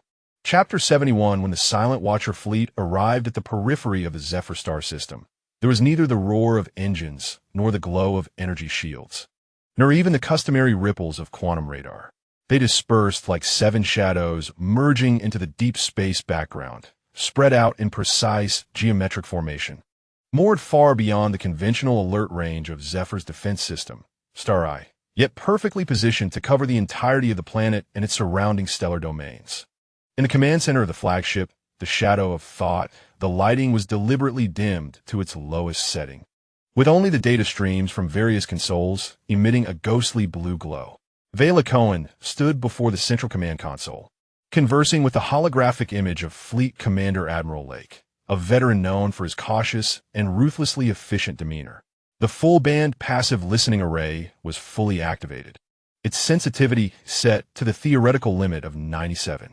Lake's voice rasped like sandpaper, with active scans yielding zero output. We shall solely listen for energy radiation, quantum fluctuation anomalies, gravitational ripples, and vacuum polarization shifts. Any sounds emanating from Zephyr and the surrounding space that surpass the natural background. Priority targets for monitoring? Vela inquired. 3 priorities, Lake stated, bringing up a spectrograph. First, any deep space directional information streams that are either sourced from or harmonically related to the energy characteristics of the star map event. Second, anomalies in the global bioenergy network of Zephyr, particularly in the Coral Sea region. Third, any unauthorized, encrypted, or unencrypted communications attempting to transmit from Zephyr outward or from external sources toward Zephyr, especially those utilizing non-standard quantum entanglement patterns. He added this last point, clearly aware of the covert methods Gu Yin might employ. Vera nodded with satisfaction. The scientists of the Joint Evaluation Committee will soon submit their initial contact research plan. I require you to ensure that each of their probing pulses and every request for energy contact undergoes your security assessment. The power of veto is not a mere formality. General Rake, any operation that might provoke Zephyr Star or could be exploited by the opposing side for information infiltration must be nipped in the bud. Understood. Rake replied succinctly. Yet I must remind you, Senator, that purely passive listening has its limitations. If Zephyr Star employs extremely low power or utilizes physical principles we have yet to comprehend for internal communication or external contact, we may remain oblivious. Then closely monitor their reactions. A glint of cold light flickered in Vera's eyes as she observed every subtle fluctuation in the coral sea, scrutinizing any minute deviations in the energy flow across the planet's surface and tracking every public action of Ling Zhao and Gu Yan. Pressure itself serves as a form of detection. Fear or anxiety will invariably leave traces. I want you to establish a behavioral baseline model for the entirety of Zephyr Star. Any deviations will signal our need for attention. Zephyr Star, the court of the stellar nucleus. A real-time orbital situational map constructed by ARTI hovered before Gu Yan. 7 nearly invisible red dots represented the silent watchers. Their existence was inferred more from the detection voids they created and the subtle disturbances in space curvature perceived by the star's gaze. A purely observational stance. Yet the sense of oppression was stronger than that of previous artillery vessels. The voice of Sean resonated, as a slight tremor in the rocks beneath him conveyed the Earth's vigilance, like cold mirrors pressed against the skin, reflecting without participation, yet making one acutely aware of being scrutinized. They're establishing a baseline. Gu Yan analyzed, recording all our normalities. Any aberrant behavior could be interpreted as signs of unusual activation. Vera was engaging in psychological warfare while gathering background data for her confirmation of hostile actions. The luminous point at Qing Mi's fingertips flickered slightly. The coral sea sensed it. Its light pulse flowed 3/7 slower than usual, as if deliberately adjusting its rhythm to avoid any potentially misinterpreted fluctuations. It was learning to conceal itself. This is not a sustainable strategy. Ling Zhao opened his eyes. Having just withdrawn his consciousness from the superficial perusal of the planetary network, pure concealment would stifle growth. And the coral sea required growth to integrate the new information it acquired. We need a method that maintains normalcy while allowing us to proceed with our plans. Perhaps even creating some minor, harmless disturbances for these silent mirrors. Gu Yan contemplated for a moment, as an idea gradually took shape. They are monitoring for anomalies. Then let us present them with an abundance of chaotic anomalies that ultimately point to benign natural phenomena. What do you mean? The interactions between the coral sea and the planetary network inherently generate vast amounts of complex energy and information exchange.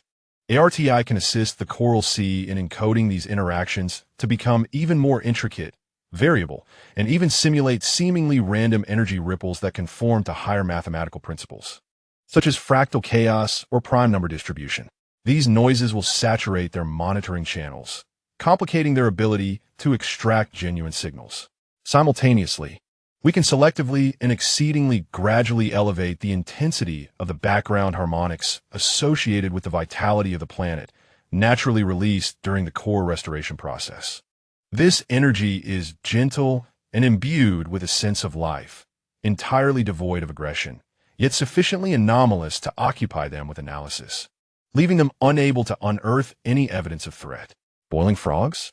Lady Water Rhythm smiled, employing the vitality of our existence as a cacophony to drown out their frigid surveillance network.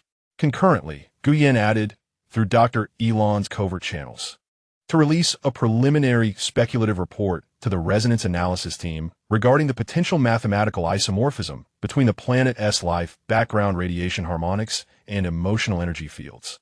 Let the federal scientists debate whether these noises are natural phenomena or the result of civilization's activities, exhausting their energies and granting us precious time. The plan was swiftly refined and executed. With the assistance of ARTI, the coral sea began to consciously express its growth, repair, and interaction with marine life through more intricate and artistic manifestations of energy. Deep within the garden of the star core, Ling Zhao guided the recovering core, gently breathing warmth and vibrant life energy into the planetary network. The entire bioenergetic field of Zephyr Star began to emanate a richer, more harmonious symphony of life, increasingly difficult to analyze through simplistic models. Act 3. The glimmer beneath the shackles. The initial research proposal of the Joint Evaluation Committee was dismissed within 2 hours, with 70% rejected by General Leak's security team. Dr. Thorne stared at the red-marked rejections. Potential information leakage risks, rejection, possible unpredictable responses from the target. Fuming as he paced within the temporary laboratory of the justice. What is there to study? They only wish for us to see with our eyes. Not even a harmless neutrino flow scan is permitted. Are we to rely on meditation and Zephyr Star to achieve a groundbreaking scientific consensus? Lyria remained relatively calm, attempting to analyze the newly emerged complex fluctuation patterns in the Coral Sea energy field from the limited external observational data permitted. Dr. Thorne, perhaps the more they wish to blindfold us, the more we must hone our remaining senses. Look, this is the spectral analysis of the light pulses on the surface of the Coral Sea over the past 12 hours. I have noted some recurring, non-random sequences that seem to respond to a periodic stimulus from within the planet that we have yet to detect. Dr. Elon's remote imaging also joined the analysis. Moreover, the global low-frequency emotional resonance baseline of Zephyr Star has seen an exceedingly slow yet persistent increase over the past few days. This rise not entirely aligning with any known biological rhythms or stellar activities. It resembles more a revival of some deep-seated vitality. They remain unaware that this revival is indeed part of the core restoration and Gu Yin's noise strategy. Yet, these discoveries continue to ignite excitement among the scientists shackled by constraints. They meticulously record these anomalies in their rigorously scrutinized internal research logs. Their dissatisfaction with official limitations growing while their curiosity about the mysteries of Zephyr Star deepens. Meanwhile, within the encrypted forum of the Tower of Resonance, bolder discussions are taking place anonymously. Some individuals have unveiled instances obscured from public view, where significant scientific discoveries have been suppressed under the guise of security throughout the annals of the Federation's history. Philosophical inquiries into the boundaries of cognition and primal fears have emerged, with some speculating, based on scant leaked information, that the star map incident may signify the existence of civilizations governed by alternative physical laws that transcend the Federation's comprehension. The ripples of thought, under the duress of stringent surveillance, have proliferated in a more clandestine and resilient manner within the desolate expanse of the withered giant tree space station. The luminescence of a particular indicator light has increased by several nanocandelas over the past few hours. Accompanying this change in brightness is a tremor from another data neuron, soon followed by a third. In a previously pitch-black corner of the space station, a complex structure, approximately 1 cubic centimeter in size and composed of peculiar crystals, has revealed a minuscule, fleeting azure glow akin to a pinprick of light. This phenomenon does not signify activation or even awakening. Rather, it resembles an unimaginably intricate system responding unconsciously to an exceedingly faint external stimulus, the broadcast from the Coral Sea and the ensuing ripples in the cosmic background field. This has triggered certain redundant circuits or memory units, long devoid of function, to produce a knee-jerk reflex, engendering involuntary physicochemical reactions. Yet, it is precisely this reflex that yields unforeseen cascading effects.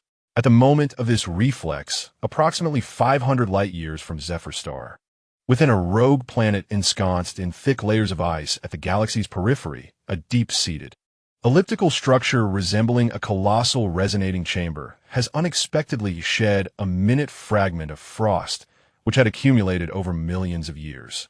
The instant the frost dislodged, the previously uniform cosmic background radiation frequency within the cavity exhibited an anomalous absorption spectrum line, remarkably narrow at 10 to the power of -12 Hz, persisting for 0.3 seconds, almost simultaneously, albeit accounting for the delay of light speed, in another direction, within the heart of a dark nebula nurturing nascent stars, an inconspicuous, non-naturally occurring metallic ice core experienced an unusual fluctuation in surface temperature of 0.00001 Kelvin. Alone, these events seem trivial and nearly impossible to correlate with any civilizational activities. Yet their highly fortuitous synchronization and timing, their distant spatial distribution, and the disparate physical processes involved, light, heat, mechanical shedding, defy probability. This very synchronicity appears to convey a signal, a resonance of states transcending mere information transfer, rooted in the fundamental structural connections of the universe. In the depths of night on Zephyr Star, Ling Zhao and Gu Yin once again simultaneously perceived a stirring. This time, the sensation was clearer, lasting perhaps a tenth of a second. It was no longer a mere resonance. It felt more like a pull, as if the planet itself were being gently tugged by countless invisible, exceedingly delicate threads, each connecting to unfathomably distant celestial masses deep within the cosmos. They gazed skyward, their eyes seemingly penetrating the rooftop, reaching into the deeper shadows where the silent sentinel fleets remained oblivious. "The web is stirring," Ling Zhao murmured. The motion was not deliberate. In Gu Yan's eyes, a glimmer akin to a flow of data flickered, as if dormant limbs were twitching unconsciously. Yet, with each spasm, the web tightened a little more. The connection between us and those heavy entities seemed to be reinforced, even if this connection currently existed only within the realm of some underlying physical field.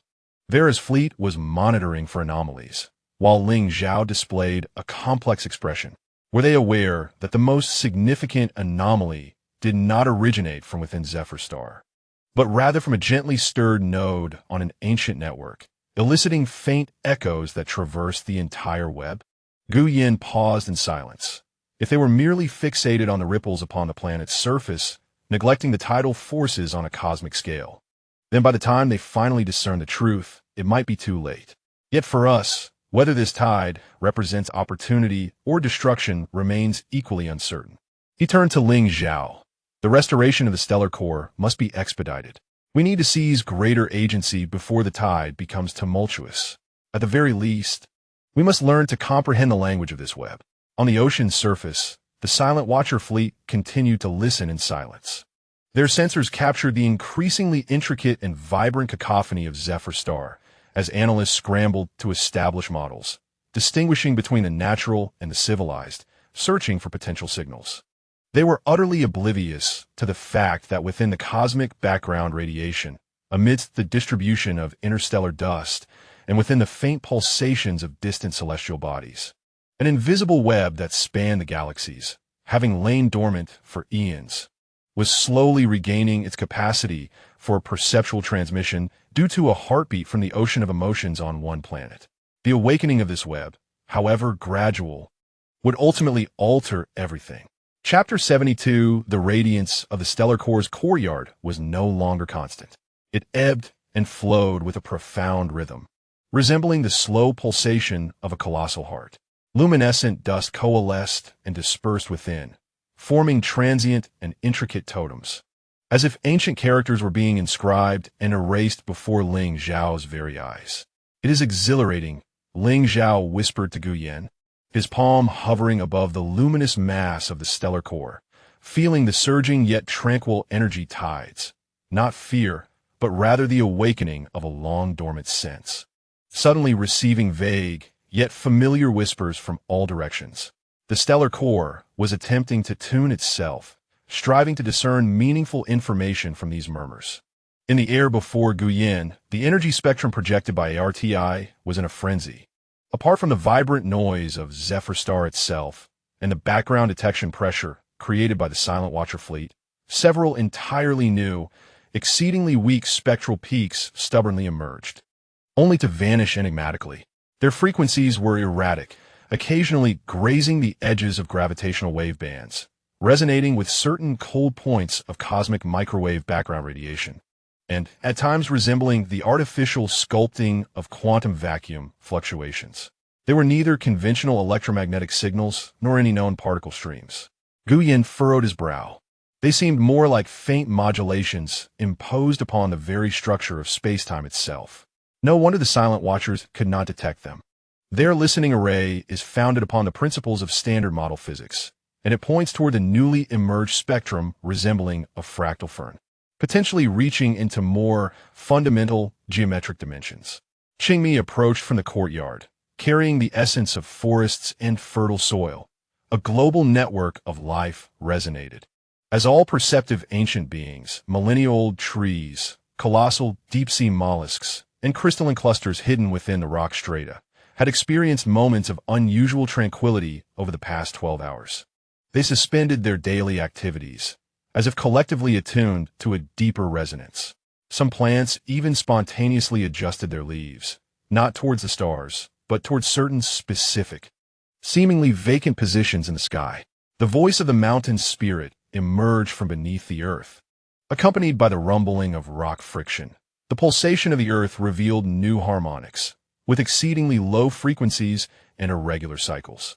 It was not geological activity. It felt as though the very crust of the planet was being gently tapped by an invisible finger from the depths of the cosmos. Zephyr Star itself was transforming into a vast, resonating membrane, sensing the increasingly distinct tremors from that awakening web. Ling Zhao closed his eyes, delving his consciousness deeper into the core of the star. He ceased to control or direct, allowing himself to become a pure receiver, to experience those whispers.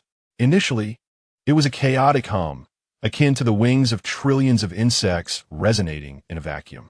Gradually, certain patterns began to emerge, not language, nor imagery, but sensation. An infinite and profound loneliness persisted for an unimaginable duration, a deep yearning for some semblance of order or harmonious state, a chilling sense of loss born from fracture or silence, and perhaps an exceedingly faint yet indomitable expectation or a readiness of will. It was in sensation that Ling Zhao opened his eyes, his pupils seemingly reflecting distant galaxies, also attuned to us. The emotional network of Zephyr Star, our very existence, felt like a warm droplet of water cast into this ocean of tranquil perception. We had drawn attention. This attention bore no hostility, perhaps even a hint of curiosity, yet its magnitude was overwhelming. Even a mere ripple of attention could be a tsunami for us. Gu Yin swiftly documented Ling Zhao's account, his mind racing. If the resonance era is a civilization based on some cosmic scale emotion or consciousness resonance, then its revival may first manifest as a resurgence of perception and emotion. Zephyr Star, as the sole or one of the very few existing high emotional order civilizations, naturally became the first object of contact after their perceptual awakening. We must establish a dialogue protocol before their consciousness or abilities are fully restored. Otherwise, when they begin to seek understanding or interaction, any misunderstanding could lead to catastrophe. The restoration of the star's core is crucial. Ling Zhao affirmed that its complete awakening would not only stabilize the planetary network, but might also endow us with clearer translation capabilities, perhaps even a degree of equivalent dialogue. However, the pace of recovery had encountered a bottleneck. A bottleneck? Energy was sufficient, yet the structure required time to reshape. Ling Zhao pointed towards the somewhat dim strands of light at the center of the star core. The complete restoration of the star core not only entails a replenishment of energy, but also an impeccable reconstruction of its internal informational energy topological structure.